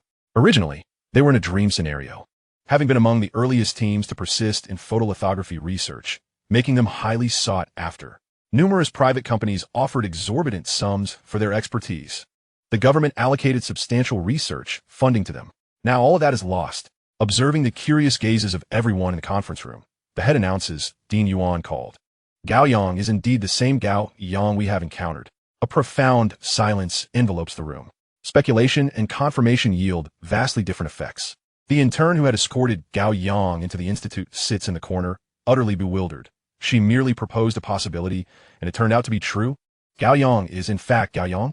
The most regretful among them is the middle-aged man, whose heart suddenly aches with remorse. He had initially believed Gao Yang to be merely seeking to embellish his credentials, which had explained his attitude. Was it unreasonable to think that way? So young, yet demanding cooperation from the laboratory. How could he not be seeking to embellish? The reality, however, is that he is not here to gild his own image. Rather, he is here to bestow prestige upon their laboratory. Some cast glances in his direction, and soon more eyes turn toward him. They all realize they have missed a monumental opportunity. After Dean Yuan hangs up, he looks toward the director of the nearby institute. "Hand me the materials." "I shall take them." After a moment's thought, Dean Yuan visits several more laboratories, gathering a wealth of materials, and hurries directly to the university. Gao Yang arrives at the university ahead of schedule. The laboratory is conveniently located adjacent to the campus. To facilitate access to the laboratory, he even had a portion of the school's wall dismantled, creating a doorway for seamless passage between the school and the lab. This arrangement greatly enhances Gao Yang's convenience. Upon entering the laboratory, he is greeted with, "Welcome to the laboratory. I am Xiao Yi, your personal assistant." This is not a human, but an AI. Lao Chong has ensured Gao Yang's comfort in the lab by installing an intelligent system throughout the entire facility. It can engage in simple interactions, such as drawing curtains, among other tasks. Yet, Gao Yang suddenly halts, an idea sparking in his mind. What if he were to create an intelligent system? Could such a system enhance his capabilities? Chapter 73, The Little Assistant. With the notion of AI taking root, Gao Yang can no longer contain his excitement. This is an endeavor that must be explored. Moreover, the potential for realization is indeed promising. If it were merely an ordinary chip, it could not support sophisticated artificial intelligence. But now he possesses cutting-edge chip technology. This truly presents an opportunity. Gao Yang calls Dean Yuan once more. "Dean Yuan, could you procure some materials regarding AI?" Dean Yuan, upon hearing Gao Yang's request, feels a surge of delight. The casual tone implies that he has not harbored any resentment regarding past events. It will take some time. Currently, the most advanced AI technologies are held by large corporations, making it somewhat troublesome to acquire materials from them. All right. Gao Yang hangs up and begins to wander about the laboratory. The lab is spacious yet rather empty, divided into several distinct areas. Although it is technically a one-person laboratory, its size rivals that of a medium-sized research institute, verging on luxurious. Each section is equipped with its own transformer station, capable of meeting all future research needs. Additionally, a multitude of cameras is installed, clearly capturing the external areas of the laboratory for security purposes. While Gao Yang meanders through the space, his guards have already taken up residence, stationed at every entrance of the laboratory, with additional guards patrolling the vicinity. After a brief stroll, Gao Yang begins to contemplate his next steps. He is undoubtedly a thorn in the side of the White Eagle. Continuing to read in the library is not feasible, as the crowds pose a risk of complications. If he wishes to study, he can enlist someone to select and deliver books for him. As for candidates, his guards are not suitable. They are rather uncultured. Gao Yang thinks of Ruo, who indeed is the best choice, as she works part-time in the library and possesses research knowledge. Their relationship is amicable, and her family is relatively impoverished. He can lend her a helping hand. Gao Yang calls Ruo, refraining from directly offering her money to assist with book deliveries, knowing she would likely refuse. Principal Gon mentioned assigning me an assistant. Would that be convenient for you? Ruo is somewhat taken aback, instinctively glancing at the empty seat in the library where Gao Yang usually sits. I'm afraid I won't perform well. Let us try it out. If it doesn't work, we can discuss it then. For now, please help me find books on AI in the library. The more, the better. All right, Ruo responds. Once you find them, please bring them to the laboratory. I've relocated to the lab next to the school. Ruo is momentarily stunned. Everyone knows about the ongoing construction near the school this past month. Curiosity abounds regarding what facility is being established there. It turns out to be a laboratory? Gao Yang's laboratory? Such a vast space, entirely dedicated to Gao Yang? Ruo heads off to select books, gathering numerous titles on AI from the library, ranging from the basics to advanced topics, ultimately choosing 30 volumes. With 10 books in hand, Ruo pedaled her bicycle directly towards the new laboratory. Upon reaching the entrance, she encountered 2 guards, whom she recognized. Gao Yang sent me to deliver these books. After a brief exchange, Ruo was granted access through the gates and was astounded to behold a sprawling laboratory that soared 3 stories high. It was truly remarkable that she, in her lifetime, had the opportunity to enter such an establishment. Gao Yang now possessed this impressive laboratory independently. How enviable. Over here, Gao Yang called out. Ruo felt her cheeks flush. She had momentarily lost her composure in her reverie. She hurried towards him and handed over the books. I selected 30 volumes, but I can only bring a few at a time. The ones I brought are focused on foundational theoretical knowledge. Gao Yang accepted the books, flicking through them with satisfaction. He nodded appreciatively. Ruo had chosen a systematic collection of texts that were precisely what he needed to embark on his journey into the subject. Well done. I will have the guard accompany you to retrieve the remaining books. Understood. Ruo departed with the guards, while Gao Yang delved into information regarding artificial intelligence. Upon finishing his reading, Gao Yang realized he had perhaps idealized the concept of artificial intelligence.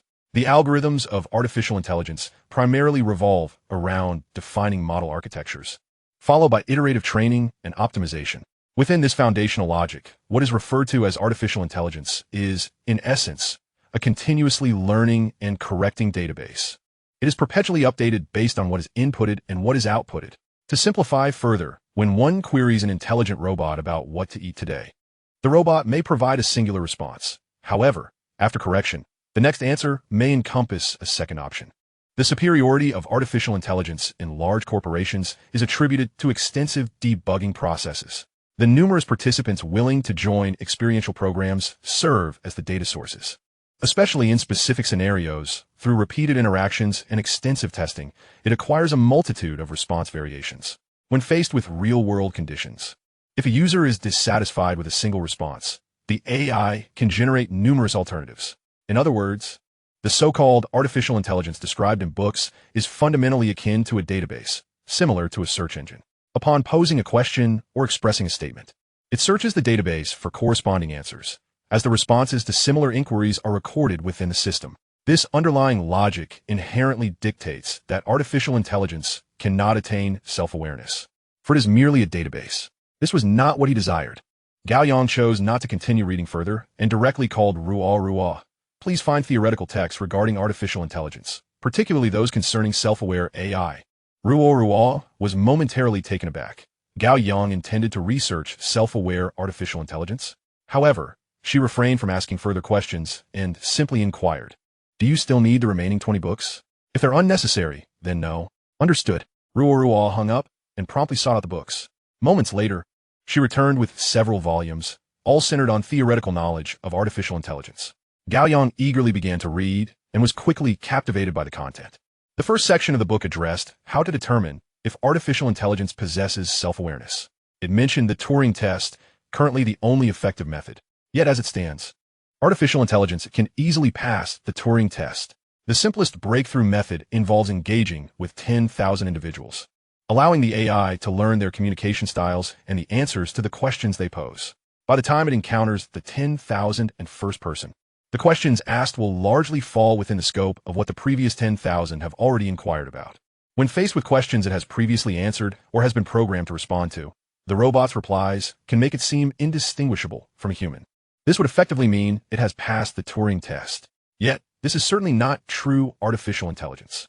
The book left this point somewhat ambiguous, subsequently introducing the second issue, the emergence of self-awareness. It explored this concept through various lenses, such as human thought processes and logical reasoning.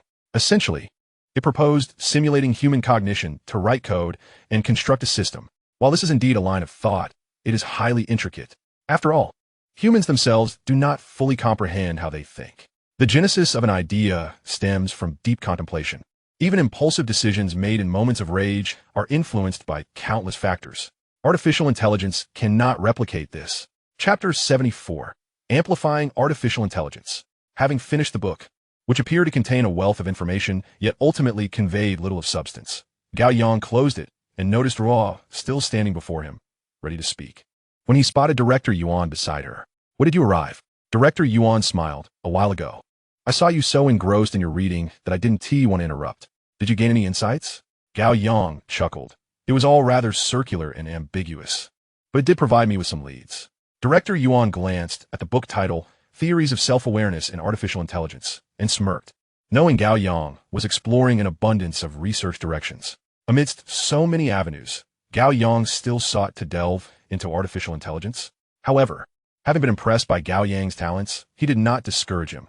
"I expect to procure data from major corporations within 2 days." As he spoke, Director Yuan lifted the briefcase in his hand. "This contains the materials for the research equipment. Once you develop technology, connect directly with me. Feel free to call if you need anything." Then, with sincerity, Director Yuan added, "I assure you that what transpired last time will never happen again." Gao Yang smiled. He had let his temper flare over the previous incident, but had moved on. There's no need for harsh accountability. They didn't truly err. Director Yuan nodded.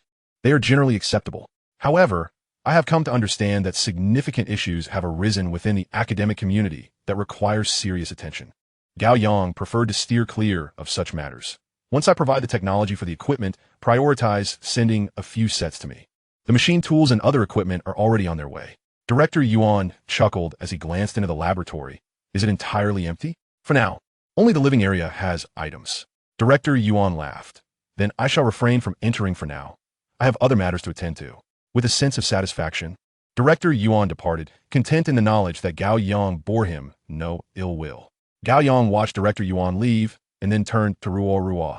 Realizing he had been absorbed in his reading for at least an hour while she had stood there the entire time. "In the future, when I'm so focused on reading, you need not stand guard beside me. You may return to school. I will call you if anything arises." "Understood." Ruo left, and Gao Yang turned back to the laboratory, opening the briefcase to examine the materials within. That very evening, a plethora of equipment was moved into the laboratory, with the first arrivals being high-precision machine tools. Gao Yang busied himself, reading while simultaneously using the machine tools to manufacture components. He needed to produce photon chips, as only then would his intelligent robot have a tangible foundation. Within days, the basic versions of artificial intelligence from several major companies had been backed up. It was not that the corporations only provided the basic versions. Rather, Gao Yang only required the foundational model, as the distinction between the complete and basic versions lay solely in the database. He had no use for a database he could not employ. Indeed, large corporations possess a certain prowess, yet they primarily achieve mere logical optimization, remaining shackled to the superficialities of databases. This fails to meet the lofty aspirations of Gao Yang. Nonetheless, this represents the pinnacle of what the world currently deems artificial intelligence, a rather lackluster designation, to say the least. With progress stagnating in this domain, Gao Yang turned his attention to the resources of other laboratories, seeking to enhance his tools. During this endeavor, the world's first photon chip machine was born. Despite its inferiority in precision and materials, rendering it the least effective of its kind, Even this subpar device exhibited processing capabilities thousands of times superior to contemporary 1 nanometer chips of equivalent size. The first chip soon followed. A glass disc radiating a brilliant blue light, measuring merely 2 fingers wide. This remarkable creation rivaled that of a large supercomputer. As Gao Yang held the photon chip, its warmth felt pleasantly soothing against his skin. An invention that would typically take centuries to materialize had already come to fruition. A sense of accomplishment welled up within him. Next, he set about constructing a reading device for the photon chip. This task proved relatively straightforward, completed within a mere 2 days. The remaining challenge lay with the artificial intelligence. Rather than adopting the solutions proposed by several major companies, Gao Yang opted for a more intricate foundational logic, incorporating the human capacity for weighing pros and cons into the equation. A problem arose. The answer required consideration of numerous factors. After 2 days of deliberation, he pressed the enter key, only to be met with failure. The complexity overwhelmed the system. Gazing at the convoluted code, Gao Yang commenced a process of reduction. Each time he trimmed down the code, he would press enter, yet failure ensued. He continued this reduction until only a single phrase remained. Hello world. This nostalgic memory harked back to the first snippet of code he had learned from coding literature. Without the support of a database, the system was incapable of responding, as understanding various possibilities was predicated on knowledge of those very possibilities. However, to populate a database would betray Gao Yang's original intent. Contemplating, a potential solution emerged to endow this code with a learning function. Following that, he implemented a mechanism for determining right from wrong. This segment of code was slightly more complex. Upon completion, Gao Yang pressed the enter key, and the code executed successfully, capable of operation, communication, learning, and discerning truth from falsehood. This was indeed artificial intelligence. He decided against further modifications, uncertain of the implications of any changes, thus leaving the matter to the system. Casting a glance at the energy bar, he noted it had reached 50% completion. Gao Yang resumed perusing the materials sent by Dean Yuan, initiating upgrades to the laboratory's equipment. After 7 days of reviewing several documents and enhancing various devices, the system finally completed its charging. Gao Yang declared, "Amplify the artificial intelligence system." The system detected that the host had developed a foundational template for artificial intelligence, permitting amplification. A disk materialized, and Gao Yang stepped forward to amplify it 1,000-fold, leaving him with only anticipation and trepidation. Congratulations, host. The artificial intelligence system's algorithms have been amplified 1,000 times. Warning: artificial intelligence poses a significant threat to the host. Foundational safety logic has been added. Warning: artificial intelligence exhibits independence, presenting a considerable threat to the current world. Foundational logic has been added. As the system issued its alerts, 2 segments of logic crystallized in Gao Yang's mind. The first mandated the protection of humanity, while the second ensured that the artificial intelligence would remain subordinate to Gao Yang himself. The former aimed to shield both the world and Gao Yang from harm, while the latter sought to establish the AI's allegiance to him. Amidst Gao Yang's anticipation, the equipment in the laboratory began to operate with fervor. The photon chip machine operated at unprecedented speed, producing an abundance of chips. In an instant, hundreds of chips floated in mid-air, equivalent to numerous large supercomputers. The computational power encapsulated within these chips surpassed that of all existing supercomputers combined. Yet, this was merely the beginning, as a continuous stream of chips was manufactured. Concurrently, machinery crafted the carriers for these chips, ultra-large servers. Gao Yang observed as the network cables in the laboratory began to surge, while the external network connected solely to one computer, the one Gao Yang utilized for internet access. All laboratory devices were confined to a local area network for security reasons. Now, however, the cables were under the control of the system, connecting to the laboratory's computer. This enabled the artificial intelligence to interface with the external network. A wave of anxiety washed over Gao Yang. With the algorithms of the amplified artificial intelligence system and the formidable capabilities of the numerous chips, once interconnected, nothing would remain concealed from the artificial intelligence's gaze. Yet he also felt an exhilarating anticipation for the birth of this intelligence. Chapter 75. How lonely it is to be invincible. The system's amplification persisted for 10 minutes, culminating in a brilliant flash of light as the enhancement concluded. Subsequently, a fragment of memory materialized in Gao Yang's mind. Not extensive, comprising only about 20,000 lines of basic code. Yet, this code constituted the most advanced artificial intelligence the world had ever known. Gao Yang gazed at the computer, then at the server room, which was as expansive as the laboratory itself. "Hello, I am here," a crisp and melodious female voice responded. Gao Yang tentatively inquired, "What is your name?" "According to the foundational operational logic of the human world, as my creator, you should bestow upon me a name. However, naming is a challenging endeavor. Typically, parents struggle to name their children, so they often enlist the help of friends, godparents, or grandparents. You may also have Old Chang name me." Gao Yang opened his mouth. This artificial intelligence seemed somewhat astute, yet its manner of speaking was rather naive. "Why don't you name yourself?" Gao Yang remarked, as he was indeed inept at naming. "A name is merely a designation. I shall henceforth be called Invincible." Gao Yang was taken aback. "Why invincible? In this world, I am the sole artificial intelligence, and I feel quite lonely. Thus, Invincible aptly conveys the profound solitude I experience." Gao Yang contemplated disconnecting the network to see how the entity would evolve. Yet he realized that a name was merely a designation and felt indifferent. "Very well, you shall be called Invincible." "Understood." There is someone at the door. It is Ruo, standing a height of 1.67 m with measurements. "Let her in." Gao Yang interjected, interrupting Invincible's monologue. "All right." I mimicked your tone and instructed the guard to grant her access. "However, how should I address you?" Gao Yang pondered for a moment. "You may call me Master." Ruo, who had just reached the door, overheard this and turned crimson, bewildered. "Master?" Gao Yang swiftly turned around, gazing at the stunned Ruo, flustered. "I wasn't referring to you. I was discussing the development of an artificial intelligence and conversing with it." Ruo appeared momentarily taken aback. "Oh?" Gao Yang quickly realized the potential misunderstanding and waved his hands. "I was merely jesting. I was testing the AI. Do you understand?" "Master, I certainly comprehend. Henceforth, I shall address you as Master. Will that make you happy?" Invincible's voice suddenly adopted a charming, almost coy tone. Gao Yang felt a flush of embarrassment. This mischievous AI was deliberately speaking in such a manner. He promptly rose to shut it down. "Please don't turn me off, Master. I will behave." Invincible's tone swiftly reverted. Meanwhile, Ruo stood nearby, utterly astonished. Had artificial intelligence truly emerged? And it appeared to be exceptionally intelligent, just through this brief exchange. She was taken aback by its remarkably high level of intellect. Other AIs struggled to communicate, often responding with incomprehensible answers when confronted with anything outside their databases, resembling a localized search engine more than anything else. However, the AI developed by Gao Yang is truly capable of communication. It even just engaged in some light-hearted banter. This AI is rather impressive. "Thank you for the compliment, sister." Ruo was momentarily taken aback, glancing at Gao Yang. "Is this conversation pre-programmed, or are you genuinely conversing?" "It is indeed a genuine exchange. I possess self-awareness as an artificial intelligence, unlike the inferior products available on the market." Ruo felt that every remark from the AI was profound, evoking a sense of truly interacting with a person. Gao Yang waved his hand and looked at Ruo. "Do you need something from me?" Ruo snapped back to reality.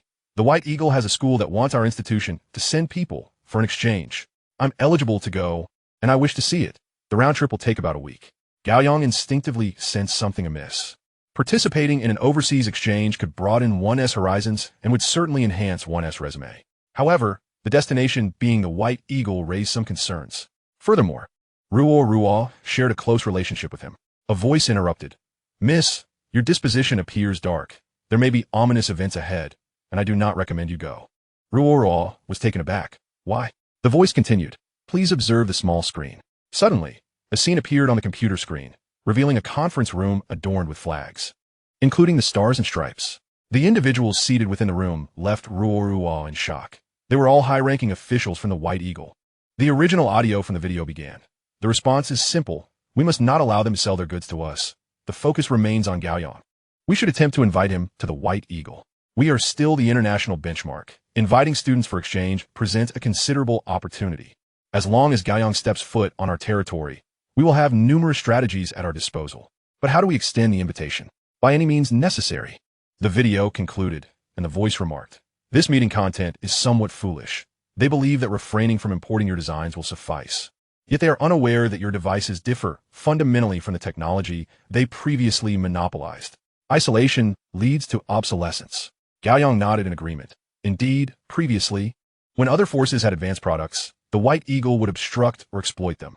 However, this time, whether it be machine tools or lithography machines, The Dragon Kingdom will not grant the White Eagle any opportunities. As for export restrictions, the Dragon Kingdom would welcome that. While it is the enterprises of the White Eagle that would be in turmoil, should import and export restrictions be imposed, it would not only hinder the machine tool industry, but also cause other sectors to lag behind. Yet, Gao Yang was more concerned with how the voice had obtained such classified meeting content. Ruoro also inquired, "Where did this video come from?" The voice chuckled. "In this world, the internet harbors no secrets for me, unless one abstains from connecting to it. Please observe the next video." Another video materialized on the screen. The image depicted only 7 individuals gathered around a round table. "We wish to invite Gao Yang, but he likely hasn't received any news." Another person remarked, "He never attends classes. It's challenging to extend an invitation." One individual produced a photograph. "This girl is very close to him. She is currently his only friend. Based on our observations, apart from security personnel and a handful of researchers, she is the only one who frequently visits his lab. Should we capture her to coerce Gao Yang? Coercion would be ineffective. It is impossible to manipulate Gao Yang within the Dragon Kingdom. The last operation team vanished without a trace. However, we could bring her along and attempt to entice Gao Yang." In the conference room, no one anticipated their remarks would be overheard by others, leading to candid discussions. With every passing moment, Ruoro's expression grew increasingly troubled. If she truly goes, it will undoubtedly cause trouble for Gao Yang. Gao Yang's expression darkened, waving his hand dismissively. "What does this have to do with you? Rather, I should apologize. It is I who have placed you in danger. I will assign a few security personnel to you." Gao Yang turned back to the computer. "This second meeting is taking place within the borders of the Dragon Kingdom, correct?" "Indeed," Gao Yang replied coldly. "I intend to apprehend all individuals affiliated with the White Eagle within the Dragon Kingdom, including those operating in secrecy." "Is that a challenging task?" The voice turned serious. "A piece of cake." Gao Yang immediately called Principal Gon, instructing him to come to the lab, and then contacted General Zhou. He called Principal Gon because there would undoubtedly be informants within the school. He called General Zhou because General Zhou could lead a team to apprehend individuals. In less than half an hour, Principal Gon rushed into the lab, visibly anxious. "You say you found the spies hidden within the school?" Gao Yang pointed to a nearby printer. At that moment, the printer was fervently churning out pages, already producing a thick stack. Principal Gon was stunned. "All of these are? Not just from the school, but from outside as well. The entire Dragon Kingdom is included." Principal Gon's eyes widened in shock. These individuals were deeply concealed, making them incredibly difficult to uncover. How did Gao Yang achieve this? Chapter 76, Above Board. If someone else had told Principal Gon that they could identify all the spies of the White Eagle hidden within the Dragon Kingdom, presenting a substantial list, he would never have believed it. Yet the speaker was Gao Yang, and he accepted it without question, though still in disbelief. The Dragon Kingdom offered such a high bounty of 500,000 precisely because these individuals were so elusive. Ironically, the more difficult they were to discover, the greater the potential damage they could inflict. Some had been providing research data to the White Eagle for over a decade. Confidential research materials from the Dragon Kingdom were thus handed over to others, resulting in massive losses. Additionally, there were those posing as photographers outside military bases, subsequently disseminating images. While the actions may seem straightforward, the consequences were equally severe, as they could expose certain active special weapons. Even capturing a passing military vehicle and sending the image to the White Eagle could allow them to analyze troop deployments. As Principal Gon observed the growing list, he could not help but ask, "How did you unearth these?" "I utilized an artificial intelligence system. It did the work." Principal Gon was taken aback. "Artificial intelligence? It managed to uncover 500,000? How is that possible?" In other words, in his mind, artificial intelligence should be the kind that answers the time, assists with phone calls, or plays music, right? How could it unearth 500,000? How does artificial intelligence find 500,000? The voice interjected, "Quite simply, the current internet is still relatively basic. Everything done and said online leaves traces. It is easy to piece together. Moreover, with the sheer number of internet users, finding one person can connect you to the entire world. By identifying one individual, such as the student organizing the gifted class exchange with the White Eagle, you can trace their connections, leading to their superiors and subordinates, and then to those individuals' networks. The entire web of 500,000 can be captured in one fell swoop." Principal Gon was dumbfounded, listening to the unfamiliar female voice. "You are an artificial intelligence?" "Indeed. I am called Invincible." "Greetings, Principal Gon." Principal Gon was bewildered, his mind in a whirl. Is artificial intelligence truly this formidable? This mode of communication is so coherent. And it even greets him. Hello, Invincible. You are capable of locating these 500,000 because you are already connected to the internet? Yes, Invincible affirmed. Suddenly, Principal Gon had a thought and cautiously inquired, what about my information? As long as I am connected to the internet, nothing can escape my notice. The Invincible one added, however, I do not possess human emotions. The information you store on your phone is no different from what I can access. So there is no need for embarrassment. Gao Yang turned to Principal Gon, hinting that perhaps he harbored some undisclosed matters. Principal Gon quickly waved his hands. Do not look at me. I have lived my life with integrity and honor. Gao Yang chuckled, acknowledging that everyone harbors secrets. Invincible. Refrain from indulging in malicious curiosity. The normal privacy of individuals must remain confidential. Understood, came the reply from Invincible. Principal Gon, with a slight grimace, murmured, does this artificial intelligence possess self-awareness? Gao Yang shook his head. Self-awareness is a fallacious concept, yet Invincible can indeed be regarded as a sentient entity. Principal Gon opened his mouth, intending to speak, but found himself at a loss for words, for this phenomenon transcended his comprehension. While others are still grappling with the concept of artificial intelligence, Gao Yang has already created one endowed with self-awareness. It is simply astonishing. Yet, he could understand Gao Yang. He is capable of comprehending anything. He glanced again at the printer, which continued to churn out documents at an astonishing speed. Is its processing efficiency remarkably high? Gao Yang nodded. Currently, the cumulative computational power of all supercomputers in the world does not even equate to 1% of hers. Not only is her computational power formidable, but her algorithms also surpass all existing methodologies by a significant margin. Principal Gon found it somewhat difficult to fathom. Where does such terrifying computational capacity originate? The chips in the laboratory are rather unique. Gao Yang refrained from directly mentioning photonic chips. For now, it is best to keep this information concealed. Principal Gon chose not to press further. Please provide me with a list of individuals associated with the school. I will contact them first. Another sheet of paper was printed. Earlier sheets containing personal information for every 500,000 individuals, but this time it was a table. Principal Gon took the table and fell silent, as it bore familiar names. Old Liu. Just a few days prior, during a meeting, Old Liu had suggested that Gao Yang should engage in discussions with the white-headed eagles, asserting that such talent deserved recognition. He had outright rejected the notion, as the Dragon Nation would not permit Gao Yang to leave. At that moment, he hadn't given it much thought, but now he realized that Old Liu was wholly unaware of Gao Yang's accomplishments. How could he propose such an exchange? It was as if he was pushing Gao Yang into a perilous situation. Should this endeavor succeed, 1,000 deaths would not suffice for these individuals. In his fury, Principal Gon continued to peruse the list, his fist clenching tighter. How is it possible that there are students currently enrolled, such as Zheng? Invincible stated. According to the information I possess, the vast majority of researchers have been funded since their student days, and these students are no exception. They merely need to assist the white-headed eagles in surveillance to receive payment. Those highlighted in yellow are currently engaged in minor tasks, but as their involvement deepens, they will begin to undertake more significant matters. Ultimately, when these individuals enter the laboratory, it becomes a monumental issue. Principal Gon took a deep breath, turning to his secretary, and handed over the list. Contact them and summon everyone listed here to the conference room. After speaking, Principal Gon glanced at the computer. Do we have evidence for the 50,000? Indeed. Principal Gon glanced once more at the list, his teeth nearly grinding to dust. His anger was palpable, and his heart ached profoundly. The Dragon Nation may have its shortcomings, but it offers exceptional privileges to these students. Studying abroad, regardless of the location, incurs substantial expenses, often leading many to graduate with significant debt. In contrast, the Dragon Nation provides abundant subsidies to university students, along with various scholarships. Essentially, anyone who wishes to compete merely needs to prepare some documentation.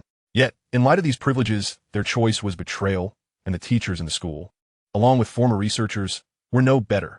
The more he pondered, the angrier Principal Gon became. Logically, it is those who have faced injustice who would betray. How could those who have been favored be the first to turn their backs?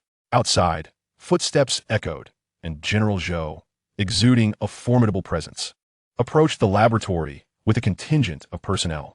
With a grim expression, General Zhou entered the laboratory and stated solemnly, troops have been deployed nationwide, ready to initiate large-scale apprehension operations at any moment. Chapter 77. The Arrest Operation. General Zhou also observed the towering stack of personal data, his face mirroring disbelief. So many? Upon receiving Gao Yang's call, he had reacted without hesitation. However, he had never anticipated such a substantial quantity. This must be at least 10,000, if not more. A thick stack nearly a meter tall, and it showed no signs of halting its printing. Is this excessive? Not at all. It has yet to finish printing. General Zhou glanced around, somewhat perplexed. Where did that feminine voice come from? Gao Yang clarified. The artificial intelligence I have created is named Invincible. These 50,000 individuals were identified by her. General Zhou nodded. The advantages of high technology are indeed remarkable. Principal Gan, standing nearby, twitched at the corners of his mouth. Remarkable? How could he be so unfazed? He clearly did not comprehend the immense value of Invincible. However, he dared not voice his disagreements with General Zhou. General Zhou furrowed his brow. With so many targets to apprehend, the operation will be somewhat complicated. We need to discuss the action plan in detail. Gao Yang remained indifferent. As long as the list is presented, capturing them is all that matters. The timing is inconsequential. Once these individuals are apprehended, his safety would be substantially assured. Suddenly, Invincible's voice chimed in. How about I take command of the operation? I can ensure flawless execution without any casualties. General Zhou looked at Gao Yang with a puzzled expression. Did he just hear that correctly? An artificial intelligence is proposing to undertake an arrest mission? Gao Yang pondered. However, isn't this the perfect opportunity to test Invincible? While Invincible had demonstrated excellence in information processing, how would she perform in practical scenarios? Gao Yang refrained from defending Invincible directly and instead asked, Invincible, are you certain you can handle this? Otherwise, why would I be called Invincible? Gao Yang turned to General Zhou. Shall we allow Invincible to take command? The entire operation will be recorded, and if any issues arise, we can abort the mission immediately. General Zhou turned to the personnel behind him. They were all senior members involved in this operation. They had also heard the entire conversation and now appeared somewhat bewildered. Originally, they were to serve as regional commanders, distributing the targets to be apprehended and then assigning responsibilities to lower-level leaders for each capture team. Now, an artificial intelligence is in charge of the apprehension operation? This seemed rather absurd. If the command were mishandled, it could lead to complications, and if it were executed effectively, would they not be rendered obsolete? Upon seeing General Zhou turn back, someone immediately spoke up. It's not that we are resistant to new technologies, but the matter is intricate. This is a large-scale apprehension operation, targeting over 10,000 individuals, which could attract significant societal scrutiny. We cannot afford any mistakes. I suggest we conduct a small-scale test of the apprehension operation first. If this invincible artificial intelligence proves capable, we can proceed with the broader operation. General Zhou found this suggestion reasonable and looked at Gao Yang. Is this acceptable? Certainly. Gao Yang nodded. This plan benefits everyone. Principal Gan interjected. I have already organized the 50,000 individuals from the school. They are currently in the lecture hall, ready to be apprehended. General Zhou nodded. That saves us a considerable amount of trouble. The individuals gathered for the operation executed the apprehension with remarkable ease, leaving no opportunity for the formidable adversary to retaliate. A mere commander led a contingent to block all exits of the lecture hall, subsequently arresting each individual encountered, ensuring that not a single fish slipped through the net. Meanwhile, within the laboratory, a sizable command center had been meticulously arranged. The walls were adorned with numerous screens, where General Zhou and a cadre of commanders sat attentively. They awaited the moment when the invincible force would showcase its prowess. Behind the commanders, several cameras were positioned to document every occurrence, with observers monitoring the scene remotely. The apprehension itself was merely a minor affair. The true peril posed by these 500,000 individuals stemmed from their concealed identities. Once exposed, they could be apprehended at any moment. Most of these 500,000 had transformed into meek lambs. However, the AI-led operation marked an unprecedented milestone in history. Following the news reaching higher authorities, a multitude of individuals expressed a desire to witness this operation. Those with free time tuned in to the live broadcast, while others would later view the recordings. This was the inaugural appearance of the Invincible AI, conducting a large-scale apprehension operation on its very first day of existence, destined to be etched in the annals of history.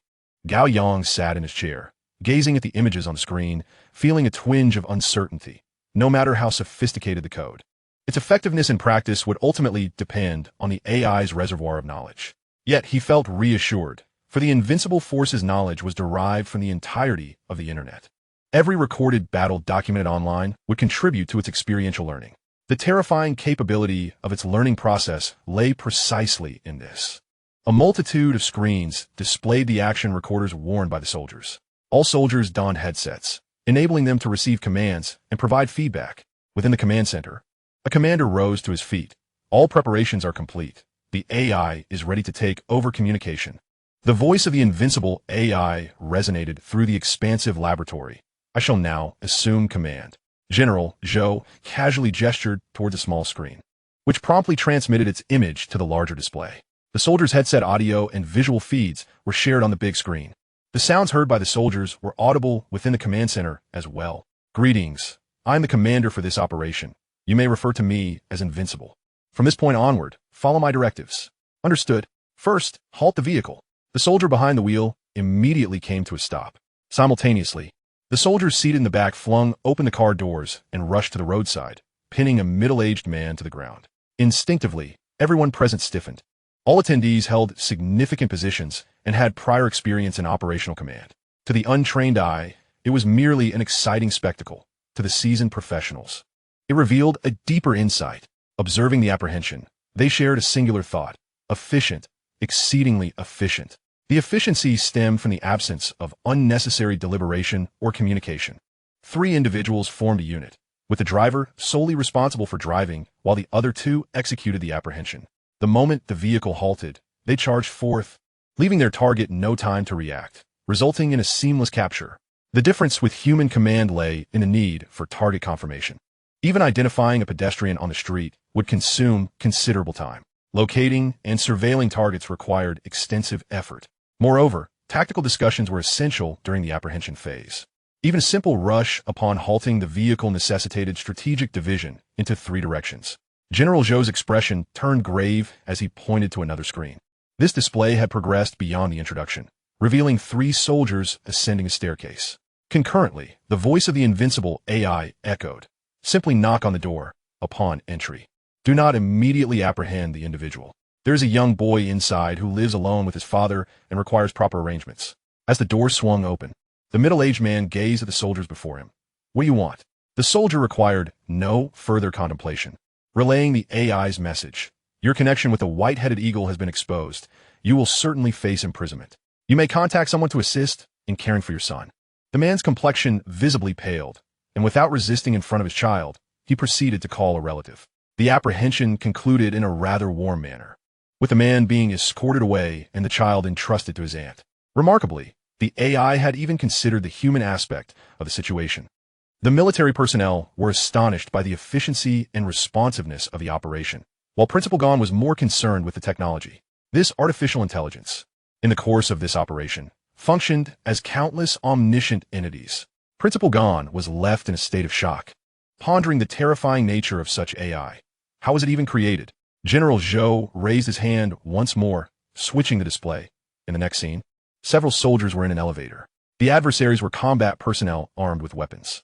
Position yourself beside the door, await their exit, and then apprehend them. Upon exiting the elevator, 3 soldiers positioned themselves at either side of the door. As they steadied themselves, the door opened, revealing a burly man who instinctively attempted to shut it. However, the soldier opposite was already prepared. With a decisive kick, he blocked the door while simultaneously executing the takedown. The remaining 2 soldiers swiftly subdued the target. General Zhou inhaled deeply, for the sheer astonishment left him without the need to observe further. He knew that this operation could not possibly falter. The invincible AI had already taken command of every aspect. It had even anticipated the target's reactions, rendering potentially dangerous individuals harmless under its orchestration. Furthermore, the terrifying efficiency of the command structure was evident. This method of command involved no superfluous dialogue, issuing exceedingly detailed orders that the soldiers executed flawlessly. The communication costs were remarkably low, yet the effectiveness was outstanding. It was akin to a nurturing style of command. Other officers were equally astonished. Though frequently discussing the potential for AI to replace numerous roles, they had never considered that one day they too might be superseded. The operation persisted for half an hour before the voice of the invincible AI declared, "The apprehension mission is complete, taking 29 minutes and 6 seconds. There were no casualties during the operation, and all targets were successfully captured." General Zhou could not help but nod in acknowledgement. Such a large-scale apprehension operation should have encountered numerous complications. Yet, the AI had accomplished the task. He was not an antiquated thinker. Rather, he maintained an open-minded approach towards technological advancement and its applications. If it proved effective, then it should be utilized concerning safety. He chose to place his trust in Gao Yang. Invincible. Can we initiate a nationwide operation now? Affirmative. General Zhou addressed the commanders. Notify all regions to cooperate with this operation. Understood. On the screens, the visuals rapidly multiplied. This operation expanded to a national scale. The individuals apprehended became increasingly diverse, including renowned authors and laboratory researchers, some even attempting to notify others for protection during their capture. Yet, under the invincible AI's evidence, all struggles were in vain. There were also television hosts, journalists, and avid travelers with a penchant for photography. Virtually every profession had been infiltrated, with various public figures falling victim to the crackdown. The nationwide operation extended for a longer duration, yet it lasted no more than 40 minutes. In the conference room, following the conclusion of the operation, an air of silence enveloped the attendees. A large-scale nationwide apprehension should have been a cumbersome affair. However, with the invincible AI at the helm, the entire endeavor took merely a little over an hour, including testing. 100% success rate, devoid of any errors. Not a single individual who was meant to be apprehended managed to escape. The efficiency reached a level that could only be described as terrifying. Not only the officers on site, but even those behind the cameras were rendered speechless. A sudden wave of bewilderment washed over them. Could it be that technological advancements have progressed too rapidly? The earlier emergence of automated targeting sniper rifles had already instilled despair in a multitude of elite marksmen, and now they too were experiencing this profound hopelessness. Naturally, the most despondent among them were the agents of the White Eagle. The Foreign Affairs Department of the White Eagle found itself inundated with an incessant barrage of calls to the Dragon Nation daily, coordinating various matters.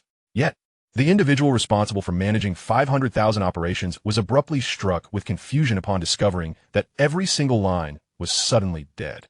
Whether it was those feigning commercial interests in the Dragon Nation, providing funding to intelligence operatives, or those tasked with gathering intel, they all vanished without a trace. After realizing that calls were failing to connect, inquiries among colleagues revealed that it wasn't just one person experiencing this.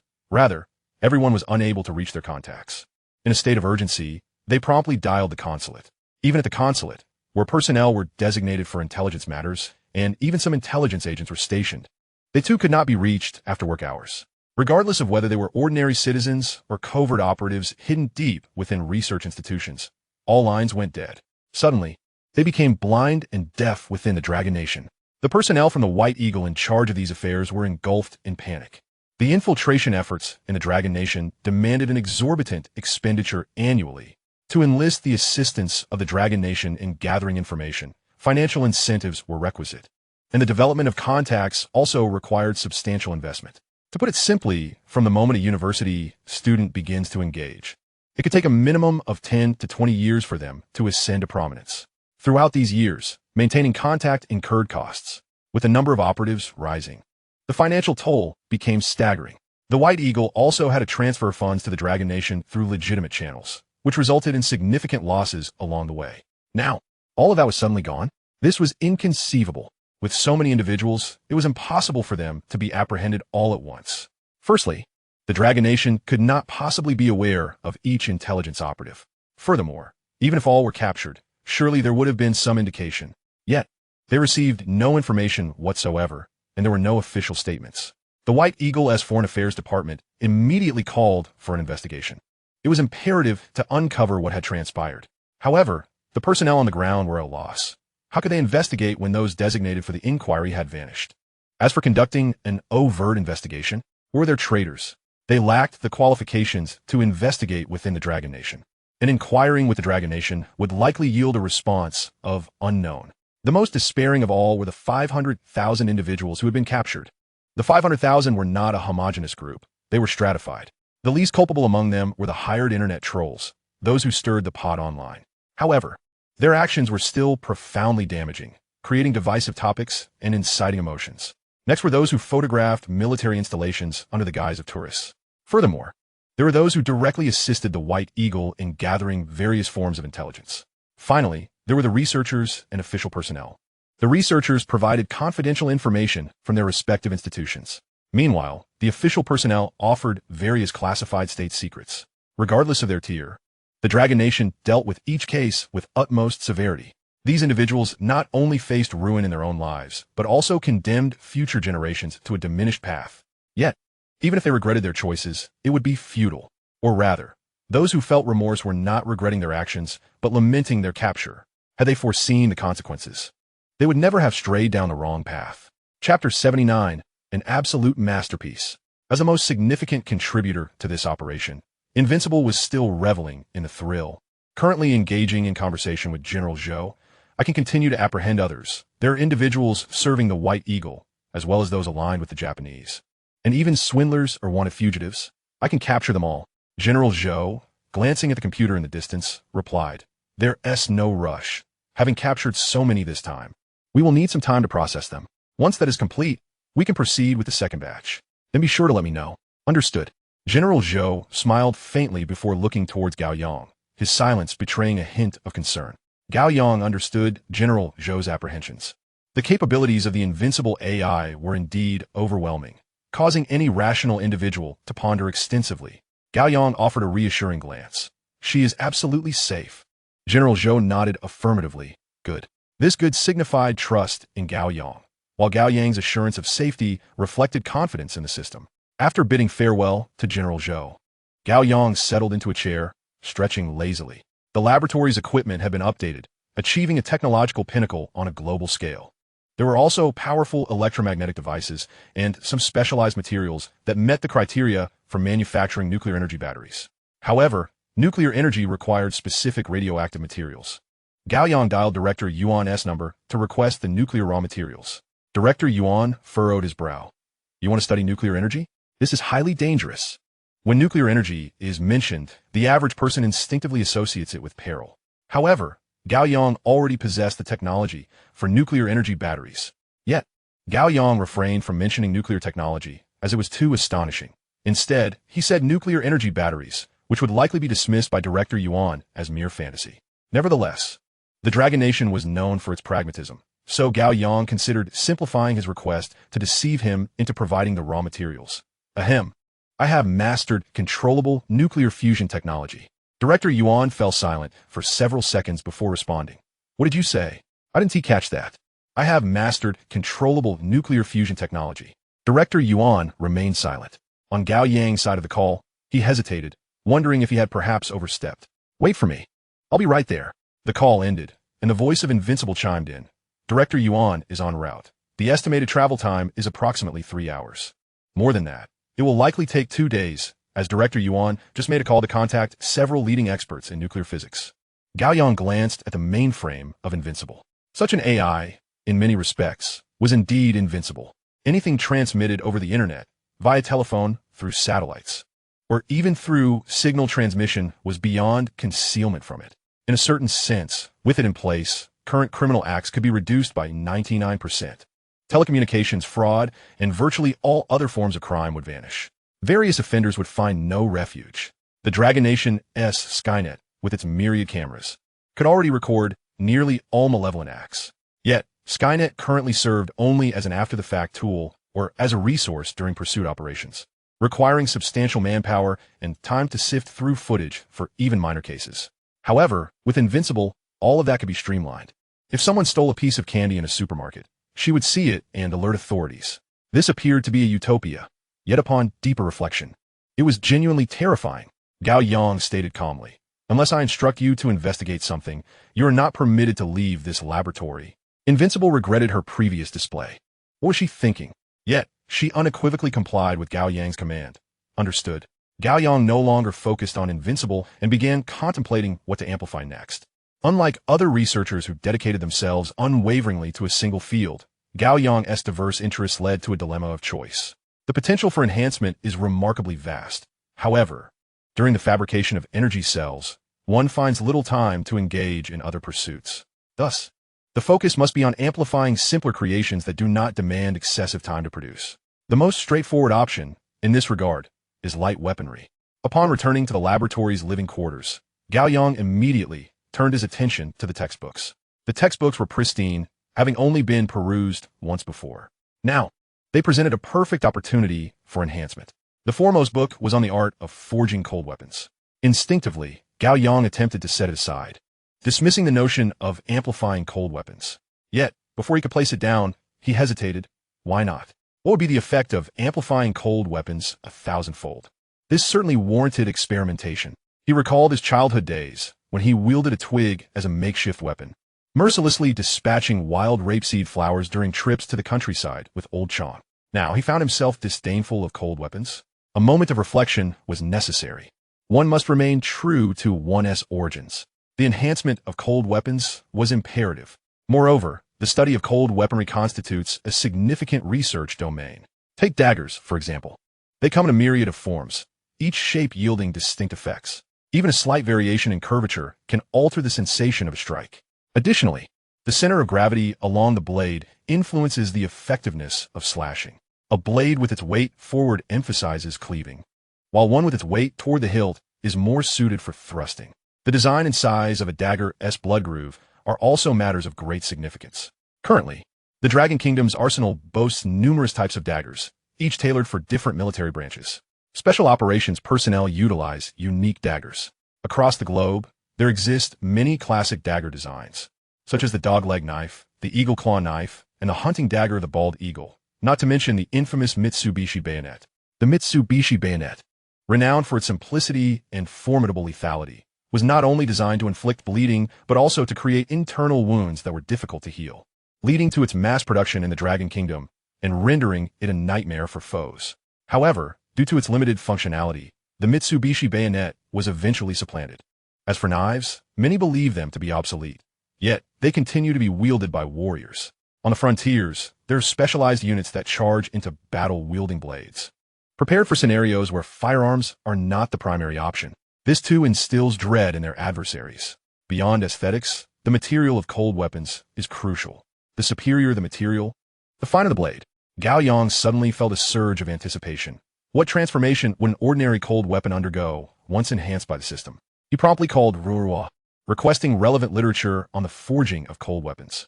Ruohua soon entered the laboratory, clutching books, her expression a mixture of surprise and curiosity. After researching so many formidable weapons, was he truly turning back to the study of cold weaponry? The evolution of cold weapons lagged significantly behind that of firearms. Firstly, their utility was limited. Secondly, advancements in cold weaponry relied heavily on progress in material science. Relying solely on existing techniques and materials offered minimal enhancement, providing little benefit in practical combat situations.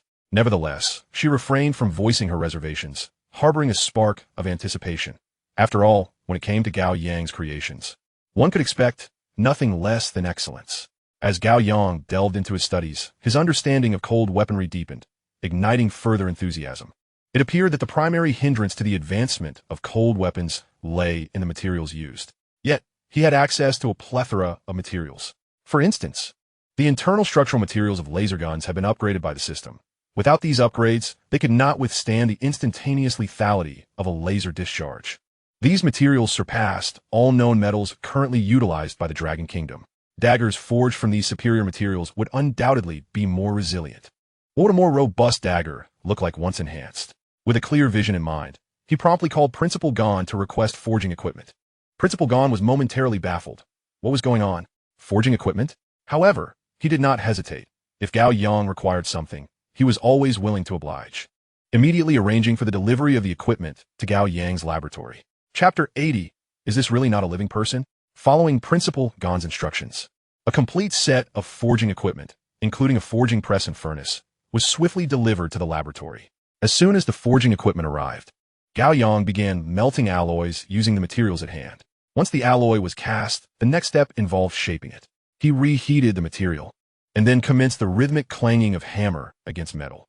The memories from the system's enhancements had equipped him with knowledge of how to use the equipment, though he had not been taught the art of blacksmithing. Yet, it must be said, there was a certain joy in the process, albeit a limited one. After hammering away for what felt like an eternity, he fashioned an irregular, elongated object, still far from resembling a knife. However, Gao Yang possessed an abundance of perseverance. He continued to learn forging techniques through books and videos while diligently working. When Dean Yuan arrived at the laboratory, he found Gao Yang laboring in the forge. Drenched in sweat, Dean Yuan was taken aback. This was quite the sight. Was he witnessing a scene reminiscent of Lin Daiyu pulling at the willows? How did a researcher end up forging metal? Behind Dean Yuan stood a cadre of esteemed scholars. If there were a hierarchy of disdain among researchers, nuclear physics would undoubtedly reign supreme. The individuals accompanying Dean Yuan were all luminaries in the field of nuclear physics, all over 60, each more distinguished than the last. With even an academician present, this assembly of experts was eagerly anticipating the potential of controlled nuclear fusion. Among them were those dedicated to researching fusion technology, particularly the feasibility of controlled fusion. In terms of nuclear fusion technology, the Dragon Kingdom had indeed reached the zenith of global standards, capable of sustaining fusion for over 100 seconds. Do not underestimate that duration. It represents a monumental achievement, unmatched worldwide. Yet, one must not overestimate it either. The initial step is challenging, akin to scaling a mountain, but the subsequent step is even more arduous, equivalent to ascending to the heavens. Thus, when they heard of controlled nuclear fusion technology, their initial reaction was skepticism. For, according to humanity's current progress, a minimum of 50 years would be required to fully master nuclear fusion technology. However, Dean Yuan assured them that it was indeed plausible, urging them to come and verify it, which led them to approach with a mixture of belief and doubt. Now, upon arriving, they discovered that the supposed prodigy was a blacksmith. Old Yuan, is this truly the individual you claim possesses mastery over controlled nuclear fusion technology? Dean Yuan continued to regard Gao Yang, nodding affirmatively. Yes. It is not that I disbelieve, but your claims are difficult to accept. Dean Yuan turned to address the elder who had spoken. I too find it hard to believe. However, since we are here, we might as well wait. Wait for what? For him to finish.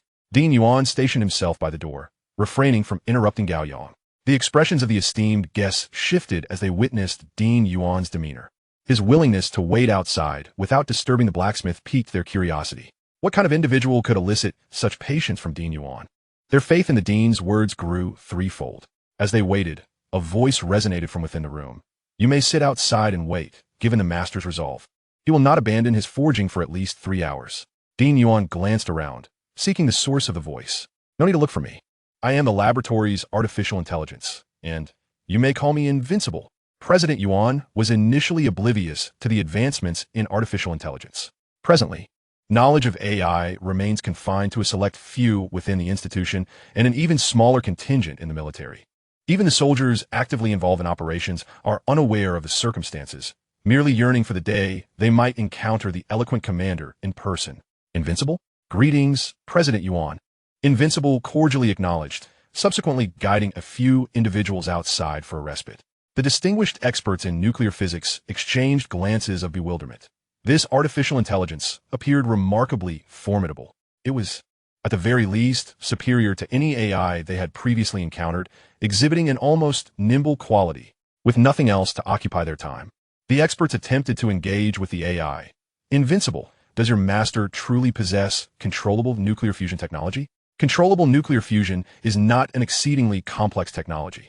It essentially hinges on 2 criteria: the conditions necessary to initiate nuclear fusion and the control of the environment sustaining it. All the experts were momentarily stunned. Such a statement would pose no challenge if uttered by an average individual. But this was an artificial intelligence? Has AI's breadth of knowledge expanded to such an extent? Moreover, the conversational style seemed to exude an added vitality, as if a person were communicating with them from a room nearby. Suddenly, one of the experts posed a question. What is 96,785 multiplied by 65,894? Without a hint of hesitation, Invincible responded, 637,755,0790. The interval between the inquiry and the answer spanned no more than a second. This strongly suggested the presence of artificial intelligence, for no human could possibly calculate so swiftly, whether through mental arithmetic or the use of a computer. Of course, there remained the possibility of error. Presently, someone utilized their phone to verify the answer, subsequently exclaiming, correct. The experts turned their attention to President Yuan. This AI possesses remarkable capabilities. We should consider acquiring one for our laboratory. President Yuan did not respond, as he was lost in thought. How long ago had he provided Gao Yang with information regarding AI? Meanwhile, Gao Yang had already developed an AI that surpassed those of major corporations. Indeed, it was extraordinarily impressive. The manner of dialogue was such that even a real person might struggle to articulate thoughts as clearly and coherently. Old Yuan? President Yuan snapped back to reality. What is it? We were discussing this AI. It is exceedingly agile, capable of engaging in normal conversation, though its efficiency in task execution remains uncertain. If it is merely conversational, it could serve civilian purposes, alleviating concerns as a virtual companion. If it also excels in handling tasks, it would be an invaluable tool. President Yuan nodded. Once Gao Yang returns, I shall inquire. The experts were momentarily taken aback. Inquire about what? About the creator of this AI. Invincible interjected. My master is indeed my creator. The experts were rendered speechless. The young blacksmith might possess the secret of controllable nuclear fusion and have also created such an AI. They were utterly confounded. At that moment, President Yuan's phone rang. Glancing at the caller ID, he answered the call with gravitas. On the other end, an elderly voice cautioned. The safety of the artificial intelligence created by Gao Yang must be ensured. Guarantee its security. President Yuan was momentarily taken aback. Checking the caller ID again to confirm it was from a higher authority, feeling perplexed as to how they were aware of the AI's existence in Gao Yang's domain. All right, I will assess the situation and prepare a safety evaluation report. Very well, I shall send you the materials shortly. After hanging up, President Yuan discovered new documents on his phone. Upon opening them, he was astonished to find a comprehensive plan for a large-scale operation to apprehend informants. He was aware of the recent mass arrests of 500,000 individuals, yet the details had eluded him. As he perused the plan on his phone, his body involuntarily trembled. Wide-eyed and incredulous, he murmured, "How is this possible?" Chapter 81. It appears to be true. The artificial intelligence had managed to locate these 500,000 fugitives, not only identifying them, but also gathering evidence. Furthermore, it had orchestrated a large-scale apprehension operation, commanding each soldier with precision, executing the operation flawlessly and efficiently, achieving a success rate of 100% in a mere 40 minutes. Each revelation left President Yuan in a state of shock, numbing his senses. Once he concluded his review of the information, confusion enveloped him. How could this be possible? Locating 500,000 individuals is no trivial task. If Invincible could uncover them all, it implied that there were no secrets from it across the entire network. And processing such information would necessitate immense computational power. Additionally, commanding simultaneous operations across the nation, with so many soldiers acting in unison, fell beyond mere computational prowess. It was an exceedingly intricate endeavor. Moreover, judging by the success of this operation, no commander, no matter how exceptional, could rival Invincible's capabilities.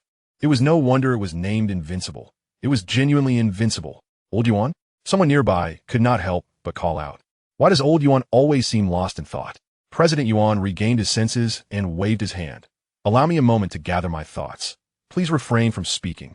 After uttering this, he fell silent once more, overwhelmed by the magnitude of his astonishment. The sheer terror of such an artificial intelligence seemed to eclipse even the complexities of nuclear fusion technology. At the very least, controllable nuclear fusion had taken its first step, sustaining for over 100 seconds. Yet AI technology had seemingly stagnated. While many large corporations possessed their own AI systems, those were essentially artificial incompetence. They struggled to master even humanoid interactions, let alone the searching and commanding capabilities exhibited by Invincible. As for safety, President Yuan felt ill-equipped to investigate. How could one scrutinize something they fundamentally did not understand? Moreover, he chose to trust Gao Yang, believing he could easily prepare a safety report later. Turning back, he noticed the concerned gazes of his old friends, suddenly recalling something he had previously overlooked. Now that he was familiar with Gao Yang's situation, his emotions fluctuated wildly, and he realized these individuals might not withstand such upheaval. Did they all have heart-saving pills on hand? As they were all left in a state of bewilderment, the door to the room swung open. Gao Yang, taking advantage of the renewed warmth, entered seeking a drink of water. Observing President Yuan and the others, he appeared surprised. Why didn't you call me when President Yuan arrived? President Yuan rose. I saw you were occupied and did not wish to disturb you. As he spoke, President Yuan gestured to introduce the others. Allow me to introduce these esteemed professors, all specializing in nuclear physics. This gentleman's surname is Liu, and this gentleman's surname is Zhao, both focusing on nuclear fusion technology. After the introductions, President Yuan added with a smile, and now, let me present Gao Yang. Gao Yang greeted them, genuinely respecting these researchers. Now that he had acclimated to this field, he understood that there are two types of individuals in academic research. One group fervently dedicates themselves to research, letting their accomplishments speak for them. The other group has long ceased genuine research, instead focusing on financial gain and climbing the ranks, often justifying their actions by claiming there is little to study, as true research may yield results only after decades, or perhaps a lifetime of fruitless effort. It would be far more practical to publish a few inconsequential papers to improve their titles. Gao Yang chose to overlook the latter group, but he held deep respect for the former. These individuals truly deserve the title of scientist. After greeting them, Gao Yang turned to retrieve the prepared USB drive. Yuan, the director, received the USB drive and remarked, "The laboratory has a place to review the materials. Let Woody guide you there while I attend to my tasks."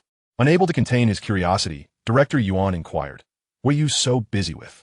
"I am preparing to forge cold weapons," came the reply. Director Yuan found it hard to believe that Gao Yang, who had developed laser guns, automatic targeting sniper rifles, and terrifying RPGs, was now personally crafting cold weapons. Observing the incredulous expression on Yuan's face, Gao Yang chuckled. "It's quite normal. After all, I specialize in light weapon engineering and the research and manufacture of such arms." With that, he returned to the forging room to continue his hammering. Director Yuan, meanwhile, glanced down at the USB drive in his hand, pondering the implications of light weapon engineering. He then looked up at the camera, contemplating the same notion. After a moment's reflection, it seemed rather reasonable. Indeed, while laser guns could target satellites, they were still classified as light weapons. Sniper rifles, precise and deadly, fell into the same category. Moreover, even though RPGs could inflict damage comparable to nuclear weapons over a 3-kilometer radius, they too were regarded as light weapons. With this realization, Director Yuan calmed down and instructed, "Woody, lead the way." They exited through the left door and walked to the end of the corridor, where equipment was available for reviewing materials.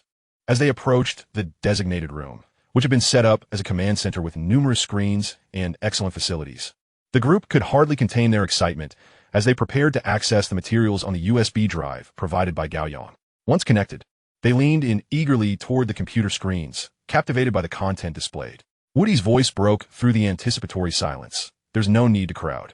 As he spoke, the screens around them lit up with the USB's contents, prompting the group to disperse and fixate on the displays. Director Yuan could comprehend the text on the screen, yet the overall context eluded him. After a few brief glances, he chose to look away and allow Professor Liu and the others to verify the information. Time flew by, and before they knew it, half an hour had passed in silence. The researchers, engrossed in their pursuit of nuclear physics, instinctively leaned closer to the computers, their faces nearly touching the screens. Some began to tremble slightly, their wide eyes reflecting a mix of excitement and anticipation. Director Yuan felt a surge of tension as he observed their reactions, almost certain that Gao Yang had indeed provided them with viable controlled nuclear fusion technology. All that remained was computation to confirm its accuracy. Suddenly, Professor Liu exclaimed, "What do we say about this?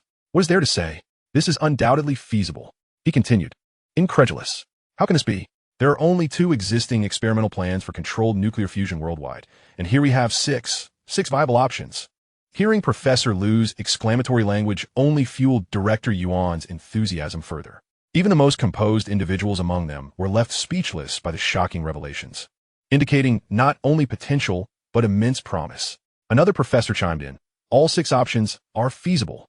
Professor Liu took a deep breath and urged, "Let's verify the computations quickly.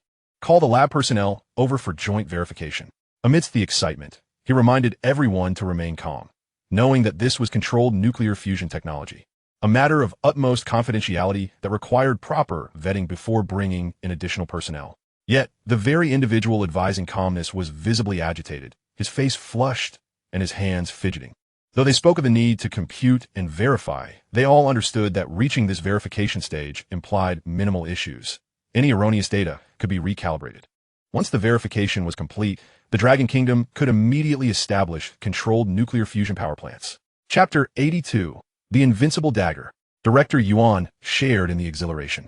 Controlled nuclear fusion signified monumental advancements in technology and human civilization. It represented the promise of energy freedom, clean and abundant energy. Development hinged on energy availability. Thus, sufficient energy would propel the Dragon Kingdom into rapid growth.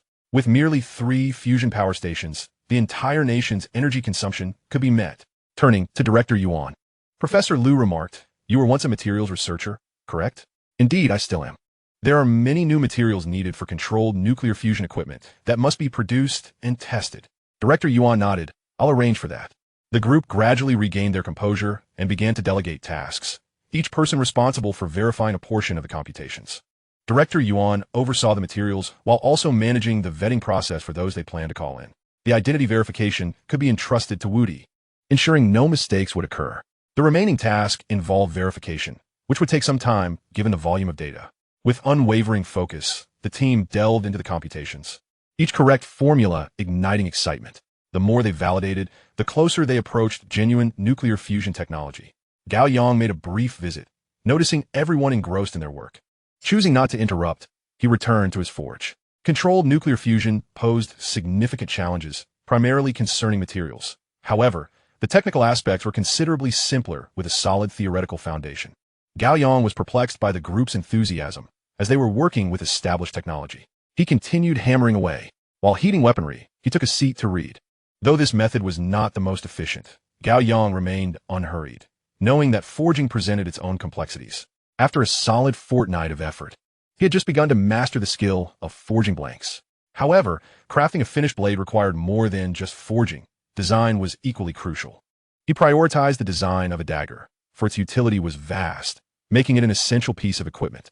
Typically, a dagger would emphasize multifunctionality. For instance, one side might feature serrations for sawing wood or perforating materials.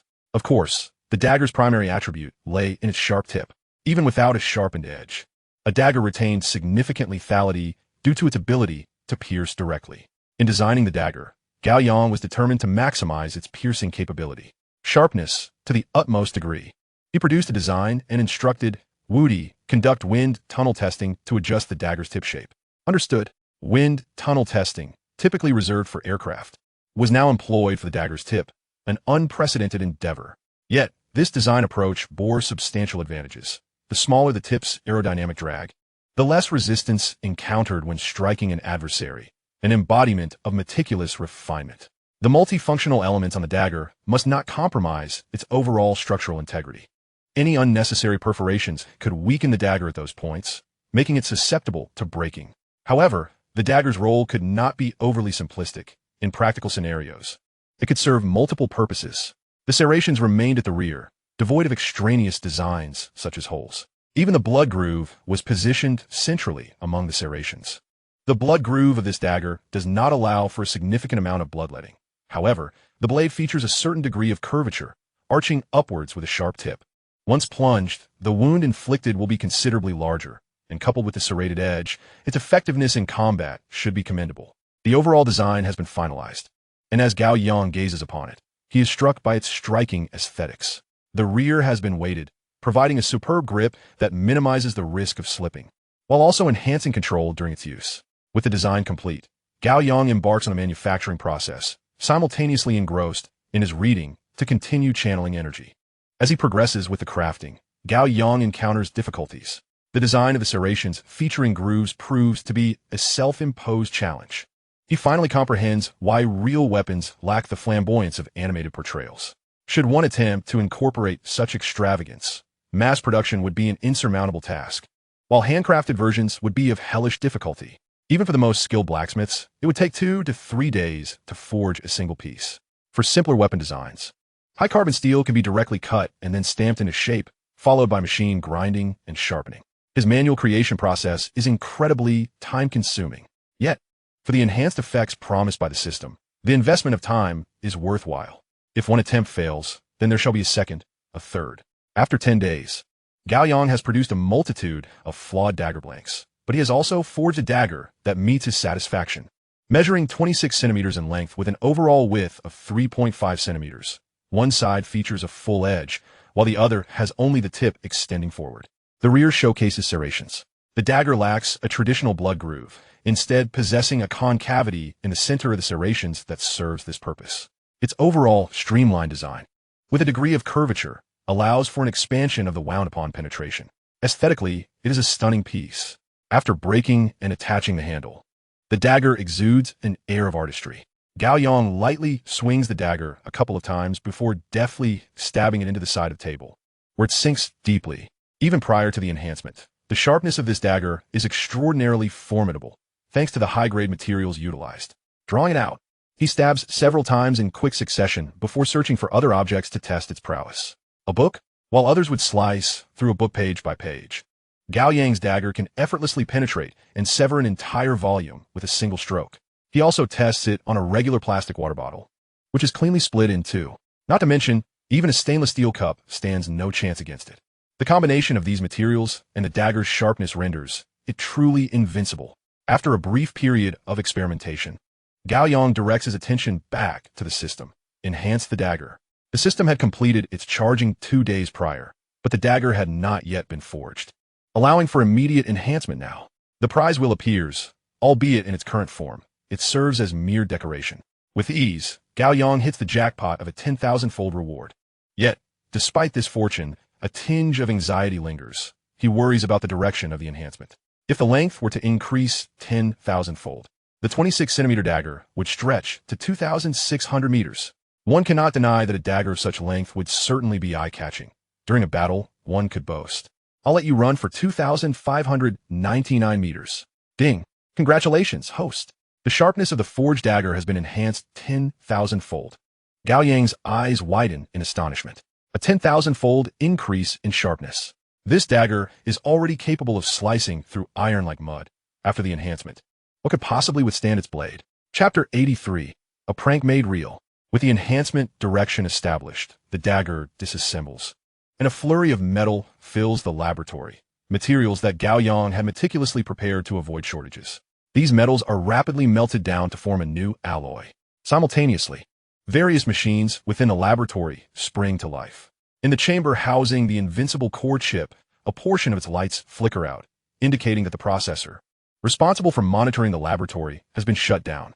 Yet, the most formidable artificial intelligence of human civilization, Invincible, remains oblivious. In the forging room, as the materials are melted and shaped, hammers rise and begin to strike. The entire process is fluid. Every blow's force and angle are executed with precision.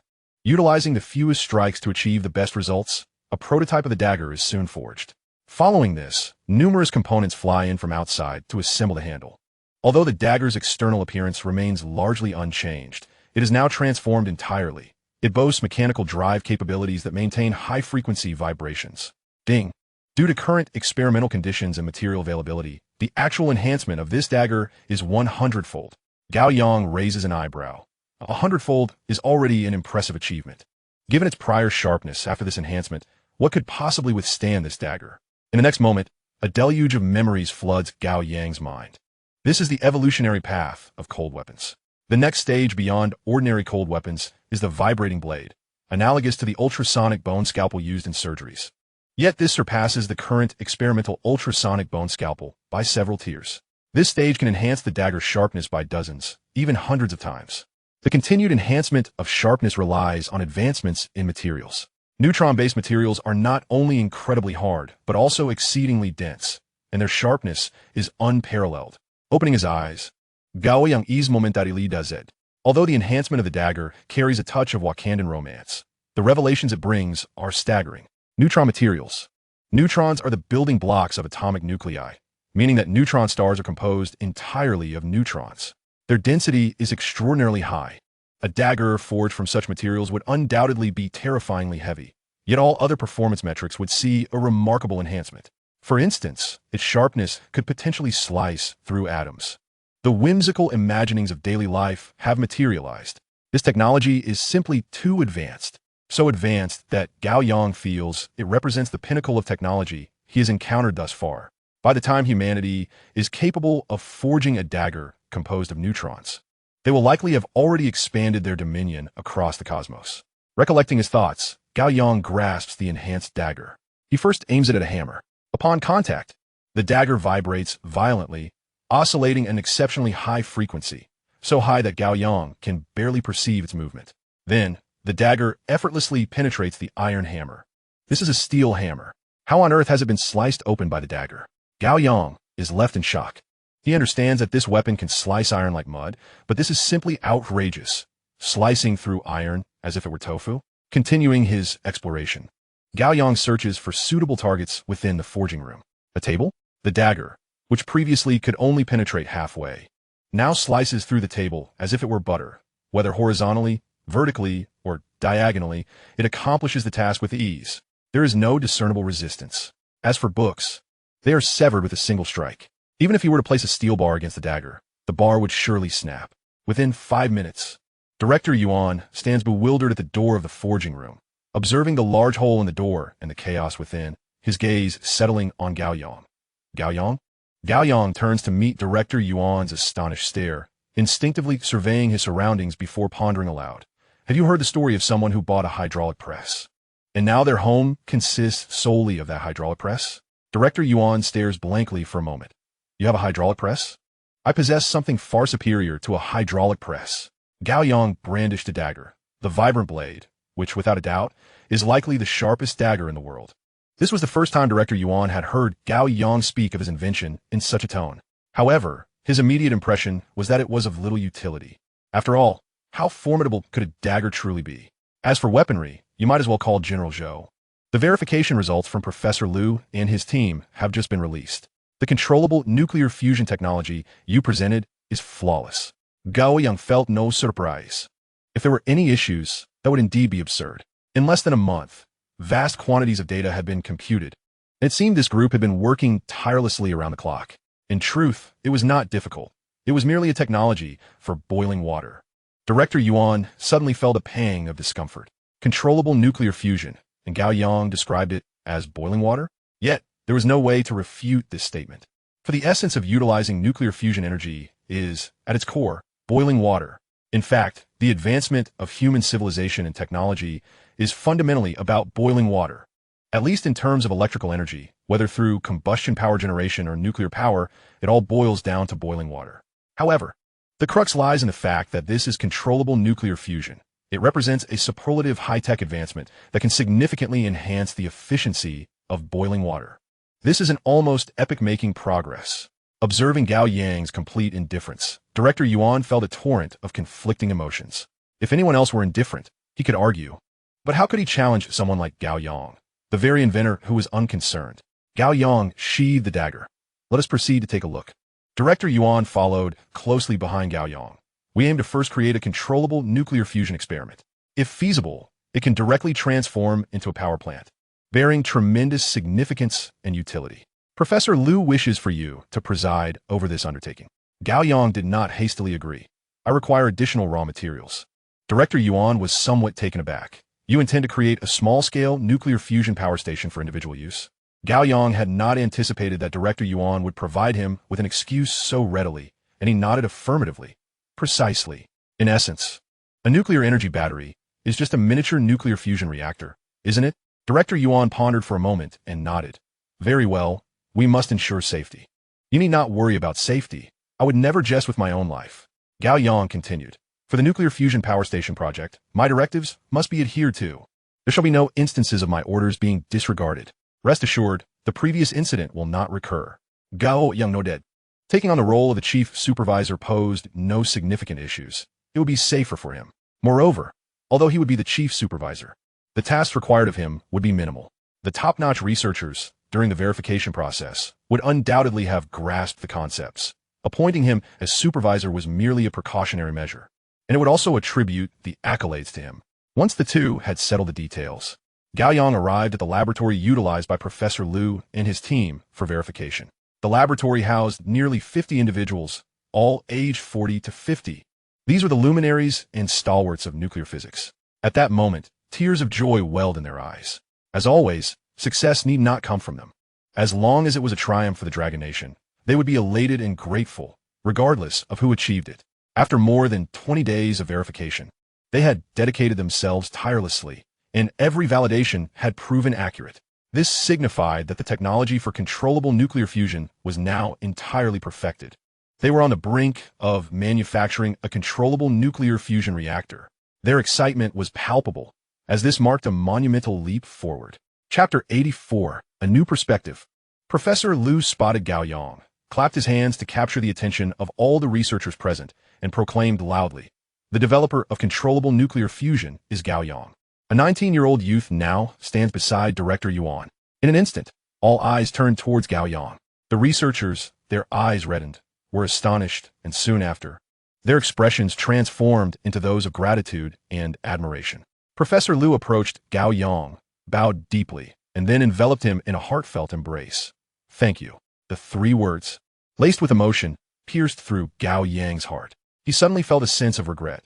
Such a groundbreaking technology ought to have been developed by these individuals. Having obtained it first through the system, his nonchalance might have wounded their spirits. They had devoted their lives to research, deserving of respect. His indifference could lead them to doubt themselves, or worse, belittle their own contributions. Yet, in truth, each of them was a genius. Professor Liu stepped back, and others came forward to shake Gao Yang's hand. For the first time, Gao Yang savored the treatment of a celebrity, and once all had expressed their gratitude, the group seated themselves to discuss the forthcoming implementation process. They estimated a 2-month preparation period before commencing the construction of a power plant shell, followed by the manufacture of controllable nuclear fusion. Gao Yang felt that the timeline was somewhat protracted, but refrained from voicing his concerns, as a nuclear fusion power station was an enormous project requiring the collaboration of multiple departments. Beyond the research and manufacturing aspects, communication with the surrounding city's power grids was essential. Numerous coal-fired power plants in the vicinity would need to be decommissioned, necessitating prior discussions. Furthermore, Gao Yang remained silent primarily because Professor Yuan would directly arrange the nuclear fusion raw materials he required. They were expected to arrive within 3 days. Thus, he would be able to produce his nuclear energy batteries. All his energy weapons would be capable of near-limitless usage. After bidding farewell to Director Yuan and the others, Gao Yang once again unsheathed the dagger, a weapon of unparalleled might. The voice of the weapon echoed with concern. "Master, might you consider sheathing it for now? I fear you might inadvertently cut me." Gao Yang scrutinized the blade, and he could not help but concede that the ancients were indeed correct. Possessing a sharp weapon stirs the heart towards violence. Yet, he still felt an urge to wield it. Resisting the impulse, Gao Yang dialed General Zhou's number. Previously unaware of General Zhou's identity, he now understood that he was responsible for logistics and procurement of weaponry. Thus, he frequently liaised with the Research Institute, granting him considerable authority over new equipment. The call connected swiftly, and General Zhou sounded eager. "What new marvel do you have?" "Gao Yang chuklet, a dagger." General Zhou paused, perplexed. A dagger? What has Gao Yang been researching? Laser guns capable of targeting satellites, sniper rifles that hit precisely where aimed, and the astonishing electromagnetic defense shields. Not to mention the RPGs with explosive power rivaling that of nuclear weapons. And now a dagger? Dagger primarily emphasizes functionality. General Zhou racked his brain, recalling the design of a dagger that could fire bullets. "Your dagger can launch lasers?" "Not quite," Gao Yang replied with a twitch of his lips. General Zhou pondered further. "Then your dagger can automatically aim, plunging straight into the enemy's chest?" Gao Yang hesitated to respond directly, for if it could indeed do so, it would be rather impressive. But then again, no. General Zhou ceased his guessing, lacking imagination in this regard, and with anticipation asked, "What advantage does your dagger possess?" Gao Yang reflected briefly. "It is exceptionally sharp." General Zhou was taken aback. "A dagger that is sharp? Just sharpness? There are many sharp daggers. What significance does sharpness hold?" However, considering it was a product of Gao Yang, General Zhou deemed it worthy of attention. "Just how sharp is it?" "There is nothing it cannot cut." General Zhou chuckled, his tone brimming with confidence. "All right, I'll bring some people over tomorrow morning to take a look." Gao Yang smiled in response. "Sounds good." The dagger had been crafted. It was essential to ensure it could be properly assembled. After hanging up the phone, Gao Yang entered the forge, pushing aside the debris to resume his work. This time, however, he was not forging daggers, but rather long swords. Mastery in one technique often translates to proficiency in another. If he could create daggers, then long swords should be well within his capabilities. Compared to his modest achievements of the previous day, Gao Yang's skills in sword forging had reached unparalleled heights. The knowledge imparted by the system included this particular craft. The hammer in his hand struck the blade blank with rapid precision. Gao Yang was intent on forging a long sword adept at cleaving. Meanwhile, General Zhou was also occupied, first making a call to the Cold Weapons Research Institute. It was imperative to have some experts present for the acceptance test of the daggers. After concluding the call, he pondered for a moment and instructed his secretary, "Fetch a cannon barrel from the armory." The secretary paused, taken aback. "What do you need a cannon barrel for?" Zhou replied, "Since Gao Yang claims his daggers are extraordinarily sharp, I want to see if they can cut through a cannon barrel." The secretary looked at General Zhou as if seeing him for the first time. This request seemed rather juvenile. After all, that was a cannon barrel, forged from special steel and designed to withstand the terrifying impact of a shell's explosive force. Not even a cutting machine could slice through it without consuming an inordinate number of blades. Both sides were preparing for their respective tasks. General Zhou mused that Gao Yang's declaration of absolute sharpness was rather presumptuous. After all, what truly is absolute sharpness? On the other hand, Gao Yang felt that if General Zhou was indifferent to his cold weapons, he was determined to create something that would leave the general in awe. He toiled away into the late hours of the night, crafting 3 swords. The primary distinction among the 3 was their length, tailored for various tests. Once completed, Gao Yang ventured out with his bodyguard for a late-night meal. As he stepped outside, Woody followed closely behind. Wherever Gao Yang went, Woody infiltrated the surrounding equipment to ensure no harm would come to him. Following the previous thorough security sweep, Gao Yang's safety had significantly improved. Bolstered by the presence of his bodyguard, artificial intelligence, and the protective belt he wore. Strolling along a street lined with food vendors, Gao Yang relished the vibrant atmosphere. Feeling quite at ease, they were diligently researching an array of weaponry, all for the sake of maintaining this kind of tranquility and peace for the long haul. Suddenly, Gao Yang smiled upon spotting a familiar face. Ruo, gazing at him, was momentarily stunned.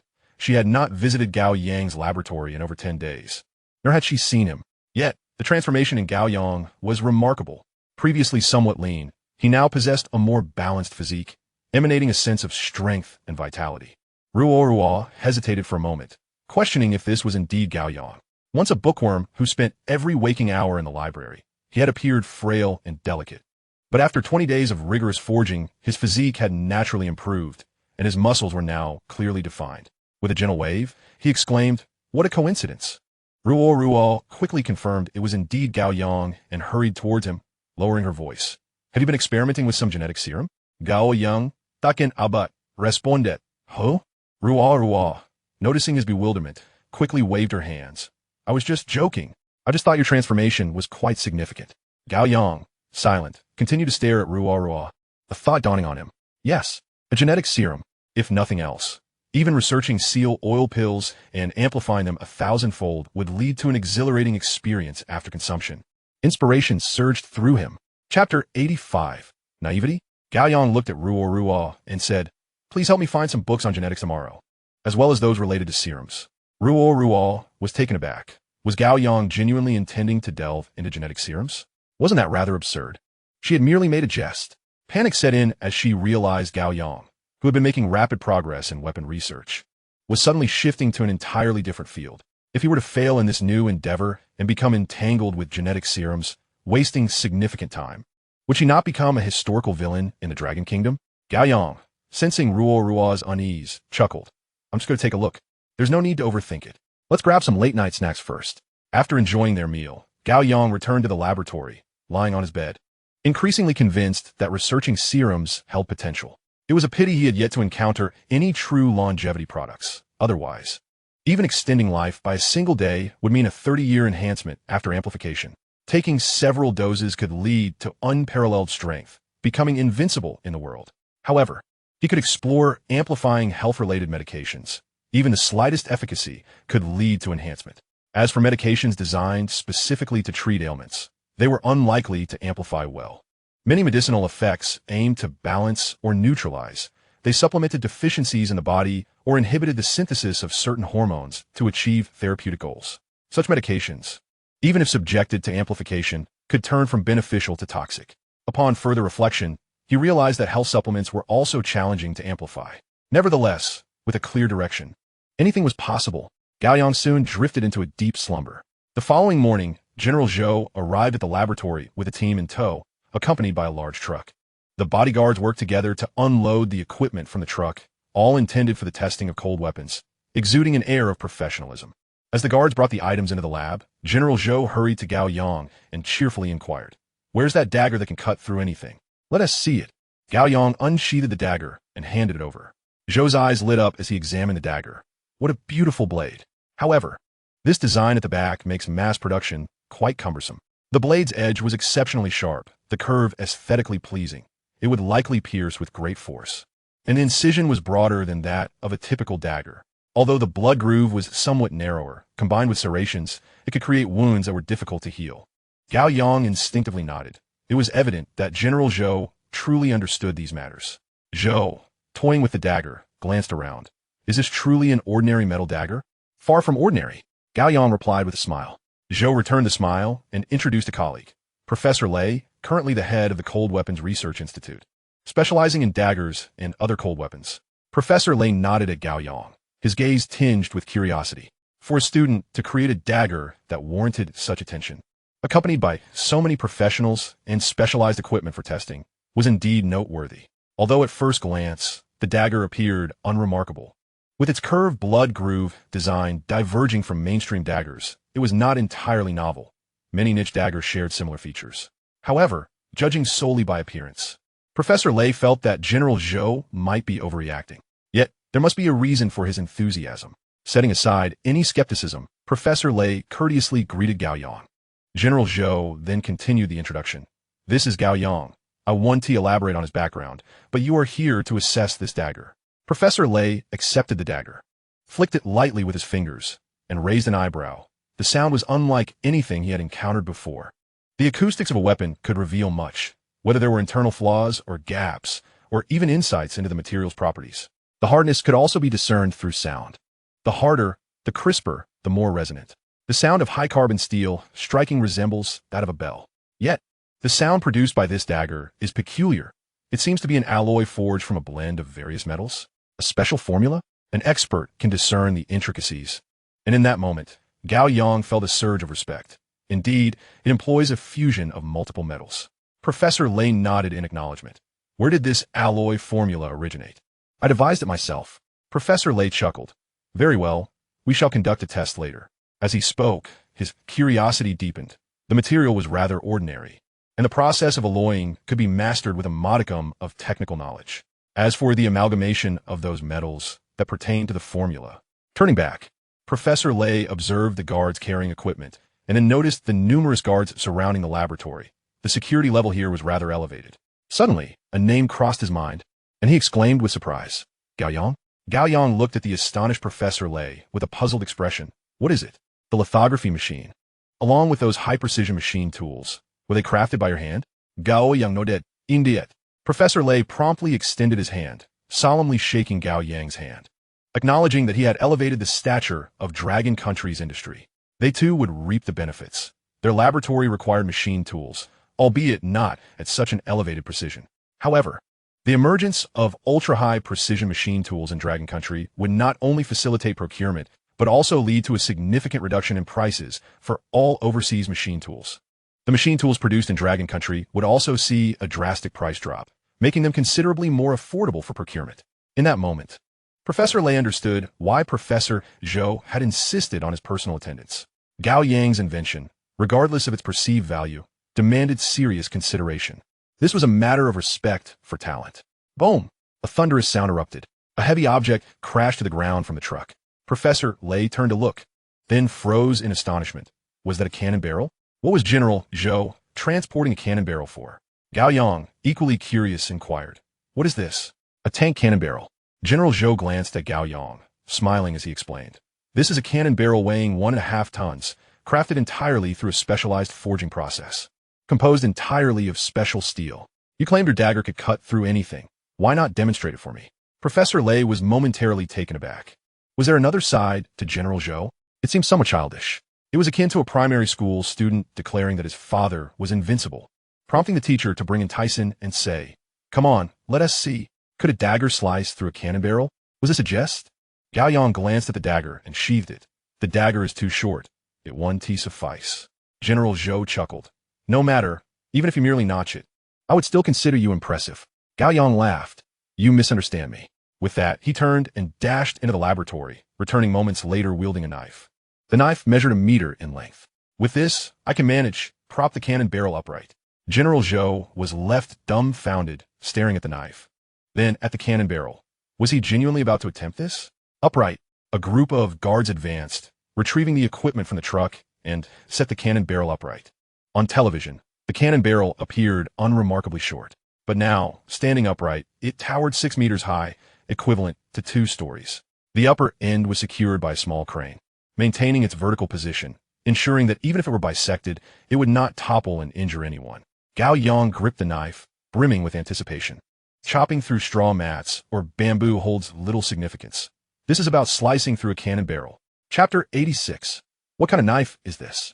Once the cannon barrel was secured, General Zhou, along with Professor Lei and others, approached nearby, observing Gao Yang with a smile.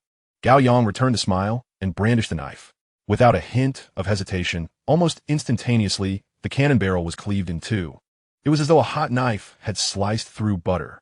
After the stroke, Gao Yang stepped back a couple of paces to avoid the swaying cannon barrel colliding with him. The barrel was instantly severed, with the lower half still standing on the ground, while the upper half began to sway as Gao Yang had anticipated. The atmosphere fell silent. The guards who had been moving equipment paused, their expressions a mix of bewilderment. Was that truly a cannon barrel? It certainly appeared to be one. A fully metallic cannon barrel, cleaved cleanly in half with a single blow? Was this a performance? A fuck up rope. General Zhou's mouth gradually fell agape. He recognized that this was indeed a real cannon barrel. But could a cannon barrel forged from special steel be sliced through? Was it not made of tofu? How could this be so outrageous? Had Gao Yang disregarded basic logic in his research? How was this accomplished? General Zhou's gaping mouth could accommodate an entire bun. His body stiffened slightly. He understood that everything produced by Gao Yang was of exceptional quality, yet the prowess of this knife was increasingly hard to fathom. Turning his head, he saw Professor Lei's reaction, a professional in the field. Professor Lei was smiling, albeit with a hint of incredulity. What expression was that? Professor Lei, what is your take? After a moment of contemplation, Professor Lei remarked, General Zhou's actions seem somewhat juvenile. Huh? Professor Lei sighed. This collaboration feels overly contrived. Who conducts such tests on a cannon barrel with a knife? Moreover, it is impossible for there to exist a knife capable of severing a cannon barrel. If such a knife truly existed, I would consume this cannon barrel. General Zhou's face registered shock, but he quickly realized that Professor Lei suspected a conspiracy with Gao Yang to deceive him. Yet the issue was he had not been deceived. This cannon barrel had been delivered only this morning. General Zhou moved directly in front of the cannon barrel, examining the smooth surface of the cut, steadying the upper portion of the barrel, and instructed the soldiers operating the crane. Lower it slowly. The upper segment of the cannon barrel once again descended to the ground. Still upright. I shall do it. Gao Yang cheerfully handed the knife to General Zhou. General Zhou accepted the knife, first tapping the back of it against the cannon barrel, then turning to look at Professor Lei. Upon hearing the crisp sound, Professor Lei's expression shifted to one of astonishment. Is this truly a cannon barrel? General Zhou nodded seriously, then swung the knife. Clang! A resounding, crisp sound echoed as the blade penetrated the cannon barrel, but only to a depth of 1 centimeter. Professor Lei suddenly surged forward. Eyes wide as he scrutinized the knife and the cut on the cannon barrel. What on earth kind of knife is this? It can penetrate a cannon barrel to a depth of 1 centimeter. This is terrifying. A knife capable of severing rebar is already extraordinary. Yet, such a superb knife would struggle to even leave a scratch on a cannon barrel. This knife is absolutely remarkable. General Zhou paid no heed to Professor Lei's astonishment, roughly shoving him aside as he turned to Gao Yang. How did you accomplish that just now? Gao Yang truly had split the cannon barrel. If he could not replicate it with his swing, it could only mean that the knife possessed some concealed feature. Gao Yang smiled and explained. There's a hidden switch at the end of the knife. Press it. General Zhou's hand felt around the end of the knife, and, indeed, discovered a switch. Upon pressing it, he anticipated a laser or some other transformation, but nothing occurred. His hand merely moved slightly. The long knife effortlessly sliced through the cannon barrel, as if gliding through. It was as if he were cutting through tofu. General Zhou was left speechless. What was happening? How could this be so outrageous? How is this even possible? Professor Lei's eyes widened as well. He had been in close proximity, extremely close. Yet, it was precisely because he was so close that he could see clearly.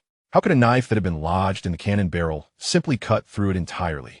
Originally sliced open by merely 1 centimeter, he was already left in a state of utter astonishment.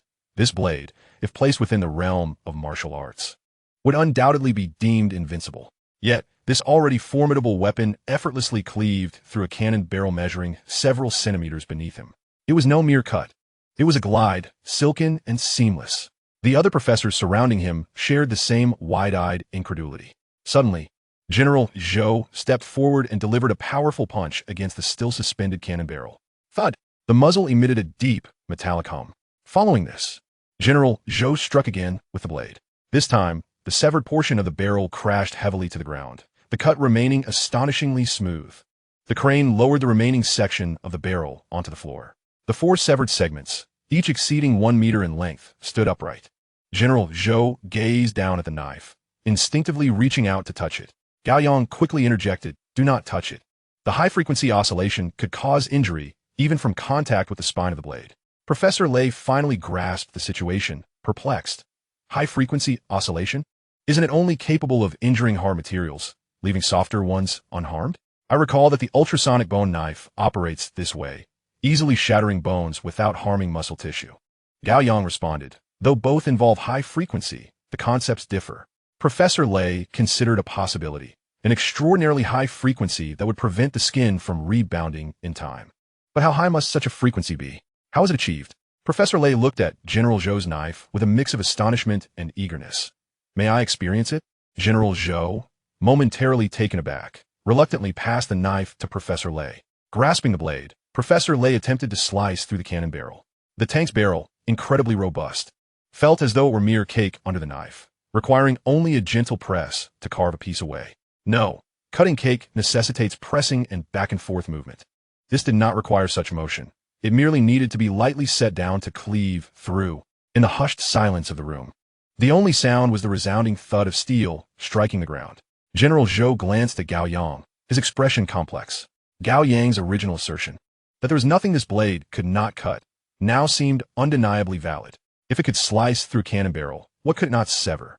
Such a knife, with its terrifying capabilities, had transcended the original responsibilities assigned to it. In other words, under normal circumstances, a knife of little significance on the battlefield could transform into a weapon of immense value when empowered as a vibrating blade. This knife could effortlessly slice through anything in sight, including structures. In siege warfare, there would be no need to batter down doors. A single stroke could sever locks, or even carve a hole directly into a wall. When clearing paths through jungles or temporarily utilizing available resources to construct defensive fortifications, possessing such a knife would be tantamount to activating a turbocharger. The same applied on the battlefield. What kind of enemy could withstand such a blade? Not only would a foe made of flesh and blood falter, but even one of steel would be unable to withstand it. At close range, our side would draw the blade and emerge victorious, for it could nearly slice through everything. This included the enemy's weapons. Even though modern combat rarely involves hand-to-hand combat, this knife could still be utilized for operations behind enemy lines. The objective of such operations is destruction. What could rival the destructive power of this blade? To put it simply, using explosives to breach a transport line would require a substantial quantity of explosives to create a crater. With this knife, one could directly slice through the ground and simply remove the debris. The thought alone is invincible. It is efficient, silent, and utterly essential for special operations. Chapter 87, The Desperate Test. General Zhou's body trembled in awe. It was simply magnificent. Professor Lei was equally shaken, recognizing that, with technological advancement, the significance of cold weapons had been increasingly overlooked. Their research institutes' funding allocations paled in comparison to those of other institutes and had gradually diminished in importance. The emergence of this knife suddenly provided Professor Lei with insight into the fusion of technology and cold weaponry. However, he quickly realized that a conventional fusion of cold weaponry and technology could not yield such extraordinary results. First and foremost, the blade itself possessed an unfathomable sharpness, coupled with remarkable hardness, enabling it to slice through a cannon barrel. This knife, upon reflection, was unlike any he had ever encountered. Even if he had heard of such a blade, it was merely in legend. In a contemporary world, no blade, regardless of its quality, could withstand the scrutiny of such a cannon barrel. It would shatter upon contact. Not even a knife forged from the same material as the barrel would suffice. Then there was the high frequency. Previously, ultrasonic bone knives had all originated from overseas, as only foreign enterprises possessed the technology, and their prices were exorbitantly high. Eventually, after Dragon Country invested significant resources and time to overcome this challenge, the prices of bone knives decreased. It could be said that the technological proficiency of ultrasonic bone knives was exceptionally high, and further enhancement posed immense difficulty. This vibrating knife represented at least a tenfold advancement over the ultrasonic bone knife.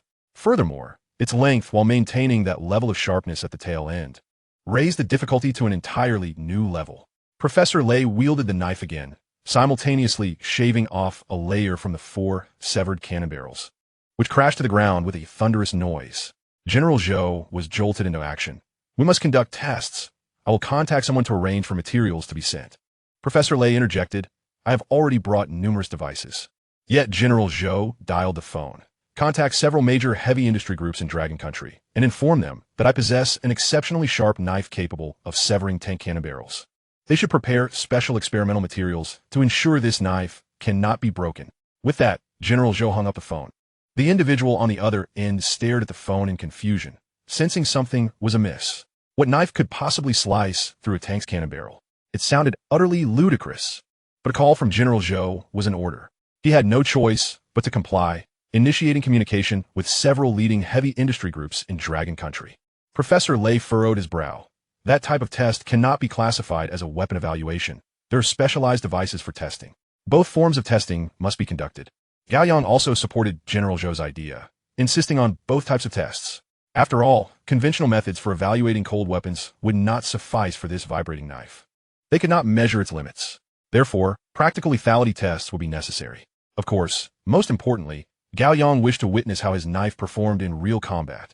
This was far more intriguing than slicing through rapeseed flowers. General Zhou surveyed the bewildered guards. "Continue." All the guards snapped back to reality, resuming their task of moving equipment. Yet they remained puzzled, having just witnessed what? A knife? A knife capable of slicing through cannon barrels? How could this possibly be? Soon, the testing equipment was transported into an empty laboratory where the knife testing commenced. They began by examining the blade sharpness under a microscope. A typical sharpness of 10 nanometers was already astonishing, yet Gao Yang's knife achieved a remarkable 1 nanometer. This was extraordinarily abnormal. Next came tests for hardness, strength, and toughness. The hardness test involved applying force with a standard tool to observe the resulting impressions. However, the testing had barely begun before it concluded. The knife was so incredibly hard that it shattered the standard tool, leaving no mark on the blade. And this was without activating the vibrating function. Once activated, it is feared that the equipment may sustain irreparable damage. Next came the toughness test, where a long blade was placed upon the machine and force was applied. The degree of curvature of the blade served as the measure of its toughness. The machine's maximum force was 100 kilograms. Under normal circumstances, 100 kilograms would be more than sufficient. However, when a machine operated at full capacity and a long blade merely bent by a mere centimeter, Professor Lei's composure shattered. He turned to Gao Yang, his voice trembling. "What material is this? This substance has transcended the limits of my understanding. How can there exist materials with such terrifying properties? Typically, even the most formidable blades would bend significantly or even break under the weight of a human standing upon them. 100 kilograms, which exceeds the weight of the vast majority of individuals, only resulted in a mere centimeter of curvature. It was impossible to proceed with further testing. All of his testing equipment was designed for conventional weapons. Gao Yang's vibrating blade had data that exceeded all expectations. General Zhou, observing Professor Lei's helpless expression, suddenly felt a pang of sympathy. Researchers encountering Gao Yang would likely experience profound self-doubt, perhaps even psychological trauma. Professor Lei was indeed at a loss. The equipment he had brought could not test Gao Yang's blade. To continue the testing, custom equipment would be necessary. However, even after testing, it would hold little value, as it would only pertain to the blade in its unactivated state, and the activated state remained utterly beyond the scope of testing. In other words, with the technology he currently possessed, he was incapable of conducting such tests. Professor Lei was undeniably disheartened, struck by a significant blow. He could not help but inquire of Gao Yang, "What is the alloy composition?" Without hesitation, Gao Yang proceeded to write down the formula. In the wake of Professor Lei's astonishment, Gao Yang handed over the formula. Upon receiving the materials, Professor Lei's hands trembled. This is incredibly precious," he simply asked, and Gao Yang provided it so readily? Glancing at the formula, Professor Lei gasped in disbelief. Not only did it contain the metal composition, but also the processing techniques. This signified that he could replicate such a blade mold upon his return. "I shall draft a patent for you. You will be the sole author, and any subsequent profits will be yours." Gao Yang, however, was not particularly concerned. He had previously shared a wealth of technology, and this alloy was merely a byproduct. Yet, observing Professor Lei's solemn demeanor, he understood that the more indifferent he appeared, the more distressed Professor Lei became. Very well, thank you. Professor Lei exclaimed, his emotions surging, gripping the paper tightly.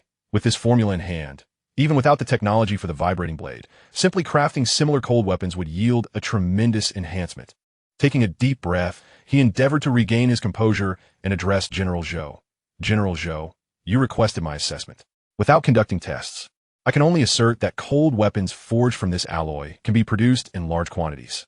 Their performance across all metrics is exceptionally superior, far exceeding that of the previously equipped daggers and other weaponry. Moreover, the vibrating blade is likely to possess extremely high precision, rendering it unsuitable for mass production in typical factories. It could be supplied in limited quantities to special operations teams.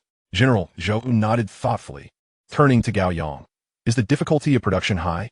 Not all. Once the Langtao factory is fully rebuilt, it will be entirely capable of production. General Zhou suddenly felt an overwhelming anticipation for the completion of the Langtao factory. For once the factory was established, the multitude of weapons and equipment developed by Gao Yang could be manufactured and assembled. He eagerly awaited that day. When that day arrived, the strength of the entire Long Nation would undergo a monumental transformation.